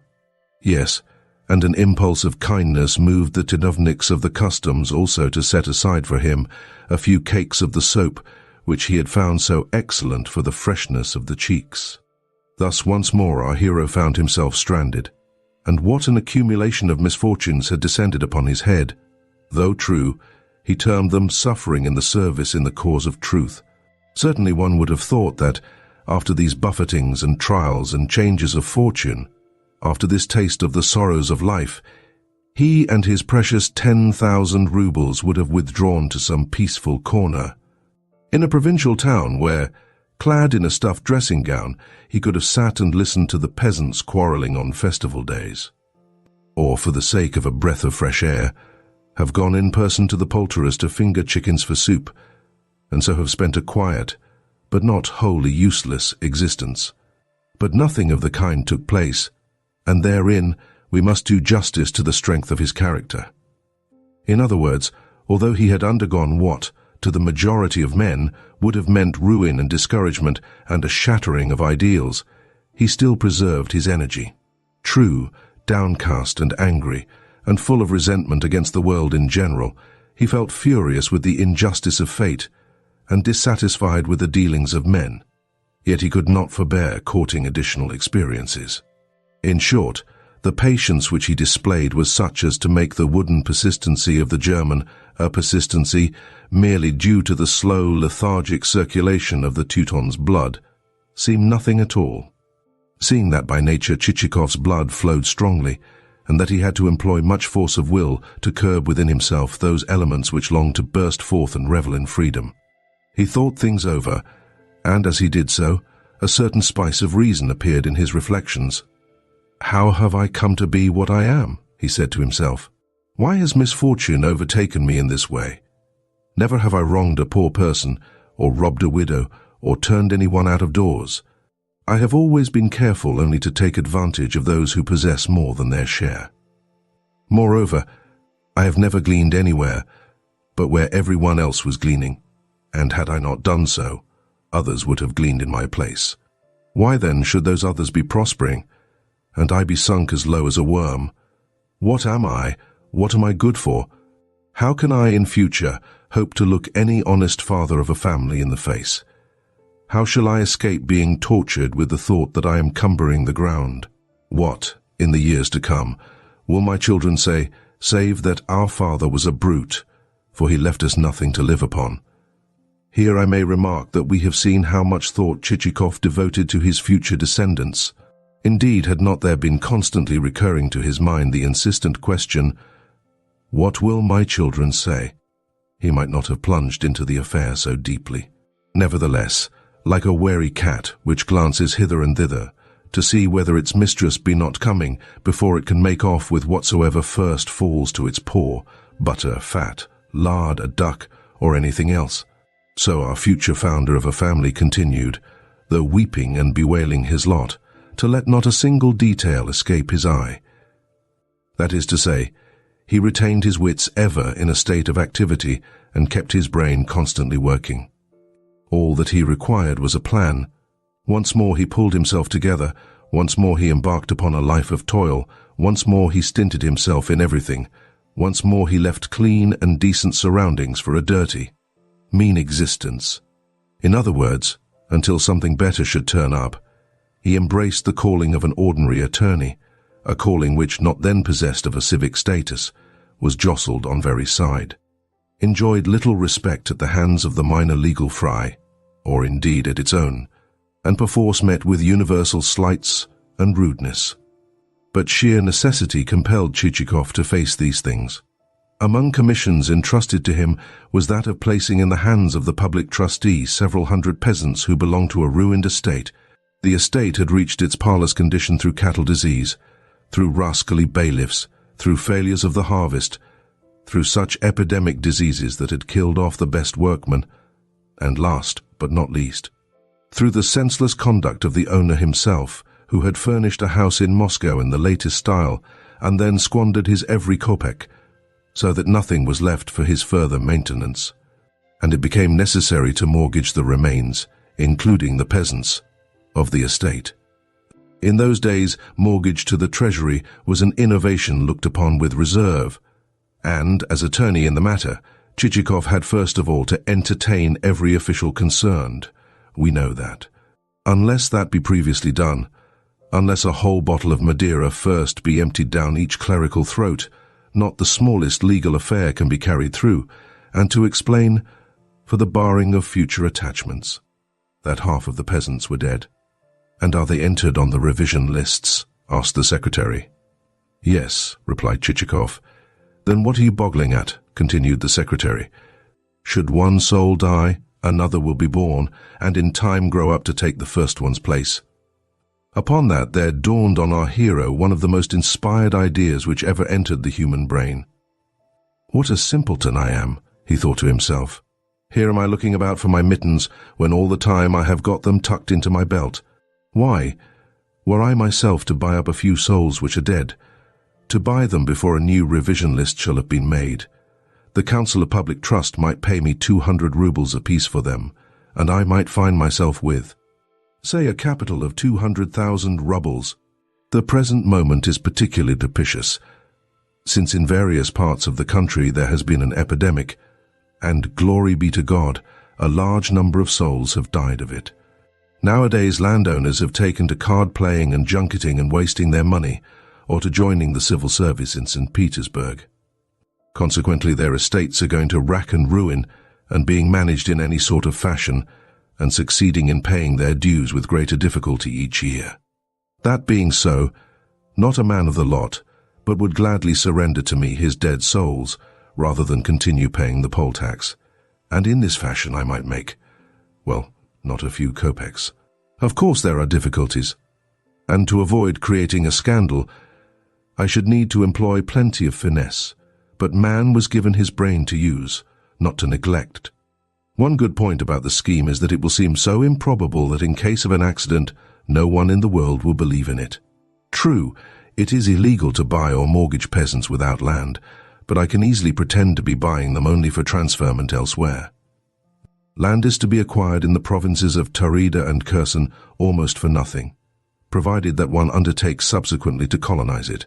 So to Kherson I will transfer them, and long may they live there. And the removal of my dead souls shall be carried out in the strictest legal form, and if the authorities should want confirmation by testimony, I shall produce a letter signed by my own superintendent of the Khersonian Rural Police, that is to say, by myself. Lastly, the supposed village in Kherson shall be called Chichikovo, better still Pavlovsko, according to my Christian name. In this fashion there germinated in our hero's brain that strange scheme for which the reader may or may not be grateful, but for which the author certainly is so, seeing that, had it never occurred to Chichikov, this story would never have seen the light. After crossing himself according to the Russian custom, Chichikov set about carrying out his enterprise. On pretense of selecting a place wherein to settle, he started forth to inspect various corners of the Russian Empire, but more especially those which had suffered from such unfortunate accidents as failures of the harvest, a high rate of mortality, or whatsoever else might enable him to purchase souls at the lowest possible rate. But he did not tackle his landowners haphazard. He rather selected such of them as seemed more particularly suited to his taste, or with whom he might with the least possible trouble conclude identical agreements. Though in the first instance, he always tried by getting on terms of acquaintanceship, better still, of friendship, with them, to acquire the souls for nothing, and so to avoid purchase at all. In passing, my readers must not blame me if the characters whom they have encountered in these pages have not been altogether to their liking. The fault is Chichikov's rather than mine, for he is the master, and where he leads we must follow. Also, should my readers gird at me for a certain dimness and want of clarity in my principal characters and actors, that will be tantamount to saying that never do the broad tendency and the general scope of a work become immediately apparent. Similarly does the entry to every town, the entry even to the capital itself, convey to the traveller such an impression of vagueness that at first everything looks grey and monotonous, and the lines of smoky factories and workshops seem never to be coming to an end, but in time there will begin also to stand out the outlines of six-storied mansions and of shops and balconies, and wide perspectives of streets, and a medley of steeples, columns, statues, and turrets, the whole framed in rattle and roar, and the infinite wonders which the hand and the brain of men have conceived. Of the manner in which Chichikov's first purchases were made, the reader is aware.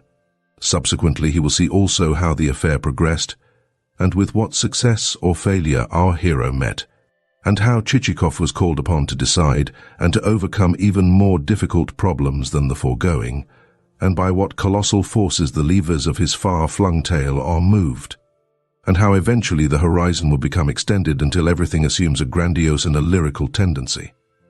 Yes, many a verst of road remains to be travelled by a party made up of an elderly gentleman, a britchka of the kind affected by bachelors, a valet named Petrushka, a coachman named Selifan, and 3 horses which, from the assessor to the skewbald, are known to us individually by name. Again, although I have given a full description of our hero's exterior, such as it is, I may yet be asked for an inclusive definition also of his moral personality. That he is no hero compounded of virtues and perfections must be already clear. Then what is he? A villain? Why should we call him a villain? Why should we be so hard upon a fellow man? In these days our villains have ceased to exist. Rather it would be fairer to call him an acquirer. The love of acquisition, the love of gain, is a fault common to many, and gives rise to many and many a transaction of the kind generally known as not strictly honorable.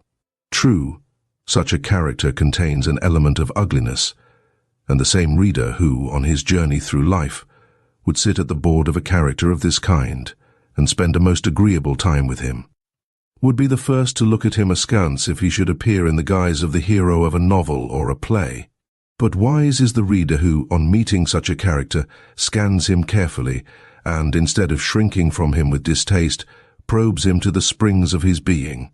The human personality contains nothing which may not, in the twinkling of an eye, become altogether changed, nothing in which, before you can look round, there may not spring to birth some cankerous worm which is destined to suck thence the essential juice. Yes, it is a common thing to see not only an overmastering passion, but also a passion of the most petty order, arise in a man who was born to better things, and lead him both to forget his greatest and most sacred obligations, and to see only in the veriest trifles the great and the holy. For human passions are as numberless as is the sand of the seashore, and go on to become his most insistent of masters. Happy, therefore, the man who may choose from among the gamut of human passions one which is noble. Hour by hour will that instinct grow and multiply in its measureless beneficence. Hour by hour will it sink deeper and deeper into the infinite paradise of his soul. But there are passions of which a man cannot rid himself, seeing that they are born with him at his birth, and he has no power to abjure them. Higher powers govern those passions, and in them is something which will call to him, and refuse to be silenced, to the end of his life. Yes, whether in a guise of darkness, or whether in a guise which will become converted into a light to lighten the world. They will and must attain their consummation on life's field, and in either case they have been evoked for man's good. In the same way may the passion which drew our Chichikov onwards have been one that was independent of himself. In the same way may there have lurked even in his cold essence something which will one day cause men to humble themselves in the dust before the infinite wisdom of God. Yet that folk should be dissatisfied with my hero matters nothing. What matters is the fact that, under different circumstances, their approval could have been taken as a foregone conclusion. That is to say, had not the author pried over deeply into Chichikov's soul, nor stirred up in its depths what shunned and lay hidden from the light, nor disclosed those of his hero's thoughts which that hero would have not have disclosed even to his most intimate friend. Had the author, indeed, exhibited Chichikov just as he exhibited himself to the townsmen of N and Manilov and the rest, well then we may rest assured that every reader would have been delighted with him, and have voted him a most interesting person, for it is not nearly so necessary that Chichikov should figure before the reader as though his form and person were actually present to the eye as that, on concluding a perusal of this work, the reader should be able to return, unharrowed in soul, to that cult of the card table which is the solace and delight of all good Russians. Yes, readers of this book, none of you really care to see humanity revealed in its nakedness. Why should we do so, you say? What would be the use of it? Do we not know for ourselves that human life contains much that is gross and contemptible? Do we not with our own eyes have to look upon much that is anything but comforting?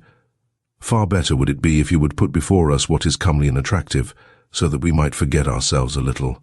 In the same fashion does a landowner say to his bailiff, "Why do you come and tell me that the affairs of my estate are in a bad way? I know that without your help. Have you nothing else to tell me? Kindly allow me to forget the fact, or else to remain in ignorance of it, and I shall be much obliged to you." Whereafter the said landowner probably proceeds to spend on his diversion the money which ought to have gone towards the rehabilitation of his affairs. Possibly the author may also incur censure at the hands of those so-called patriots who sit quietly in corners and become capitalists through making fortunes at the expense of others. Yes, let but something which they conceive to be derogatory to their country occur. For instance, let there be published some book which voices the bitter truth, and out they will come from their hiding places like a spider, which perceives a fly to be caught in its web. Is it well to proclaim this to the world, and to set folk talking about it? They will cry, "What you have described touches us, is our affair. Is conduct of that kind right? What will foreigners say? Does anyone care calmly to sit by and hear himself traduced? Why should you lead foreigners to suppose that all is not well with us, and that we are not patriotic?" Well, to these sage remarks no answer can really be returned, especially to such of the above as refer to foreign opinion. But see here, there once lived in a remote corner of Russia 2 natives of the region indicated. One of those natives was a good man named Sobakevich, and a man of kindly disposition, a man who went through life in a dressing gown, and paid no heed to his household, for the reason that his whole being was centered upon the province of speculation, and that, in particular, he was preoccupied with a philosophical problem usually stated by him thus: "A beast," he would say, "is born naked." Now, why should that be? Why should not a beast be born as a bird is born? That is to say, through the process of being hatched from an egg. Nature is beyond the understanding, however much one may probe her. This was the substance of Sobakevich's reflections. But herein is not the chief point. The other of the pair was a fellow named Sobakevich, and son to the first named. He was what we Russians call a hero, and while his father was pondering the parturition of beasts, the son's lusty 20-year-old temperament was violently struggling for development. Yet that son could tackle nothing without some accident occurring. At one moment would he crack someone's fingers in half, and at another would he raise a bump on somebody's nose, so that both at home and abroad everyone and everything, from the serving maid to the yard dog, fled on his approach, and even the bed in his bedroom became shattered to splinters. Such was Sobakevich, and with it all he had a kindly soul. But herein is not the chief point. "Good sir, good Sobakevich," servants and neighbors would come and say to the father, "What are you going to do about your Sobakevich? We get no rest from him. He is so above himself." "That is only his play, that is only his play," the father would reply. "What else can you expect? It is too late now to start a quarrel with him, and moreover, everyone would accuse me of harshness. True, he is a little conceited, but were I to reprove him in public, the whole thing would become common talk, and folk would begin giving him a dog's name. And if they did that, would not their opinion touch me also, seeing that I am his father? Also, I am busy with philosophy, and have no time for such things. Lastly, Sobakevich is my son, and very dear to my heart." And beating his breast, Sobakevich again asserted that, even though his son should elect to continue his pranks, it would not be for him, for the father, to proclaim the fact, or to fall out with his offspring. And, this expression of paternal feeling uttered, Sobakevich left Sobakevich to his heroic exploits, and himself returned to his beloved subject of speculation, which now included also the problem. Suppose elephants were to take to being hatched from eggs, would not the shell of such eggs be of a thickness proof against cannonballs, and necessitate the invention of some new type of firearm? Thus, at the end of this little story, we have these 2 denizens of a peaceful corner of Russia looking thence, as from a window, in less terror of doing what was scandalous than of having it said of them that they were acting scandalously. Yes, the feeling animating our so-called patriots is not true patriotism at all. Something else lies beneath it. Who, if not an author, is to speak aloud the truth? Men like you, my pseudo-patriots, stand in dread of the eye which is able to discern, yet shrink from using your own, and prefer, rather, to glance at everything unheedingly. Yes, after laughing heartily over Chichikov's misadventures, and perhaps even commending the author for his dexterity of observation, and pretty turn of wit, You will look at yourselves with redoubled pride and a self-satisfied smile, and add, "Well, we agree that in certain parts of the provinces there exist strange and ridiculous individuals, as well as unconscionable rascals. Yet which of you, when quiet and alone, and engaged in solitary self-communion, would not do well to probe your own souls, and to put to yourselves the solemn question, is there not in me an element of Chichikov? For how should there not be? Which of you is not liable at any moment to be passed in the street by an acquaintance who, nudging his neighbor, may say of you, with a barely suppressed sneer, 'Look, there goes Chichikov. That is Chichikov who has just gone by.' But here are we talking at the top of our voices, whilst all the time our hero lies slumbering in his britchka. Indeed, his name has been repeated so often during the recital of his life's history that he must almost have heard us. And at any time he is an irritable, irascible fellow when spoken of with disrespect. True, to the reader Chichikov's displeasure cannot matter a jot, but for the author it would mean ruin to quarrel with his hero, seeing that, arm in arm, Chichikov and he have yet far to go. "Tut, tut, tut," came in a shout from Chichikov. "Hi, Selifan." "What is it?" came the reply, uttered with a drawl. "What is it?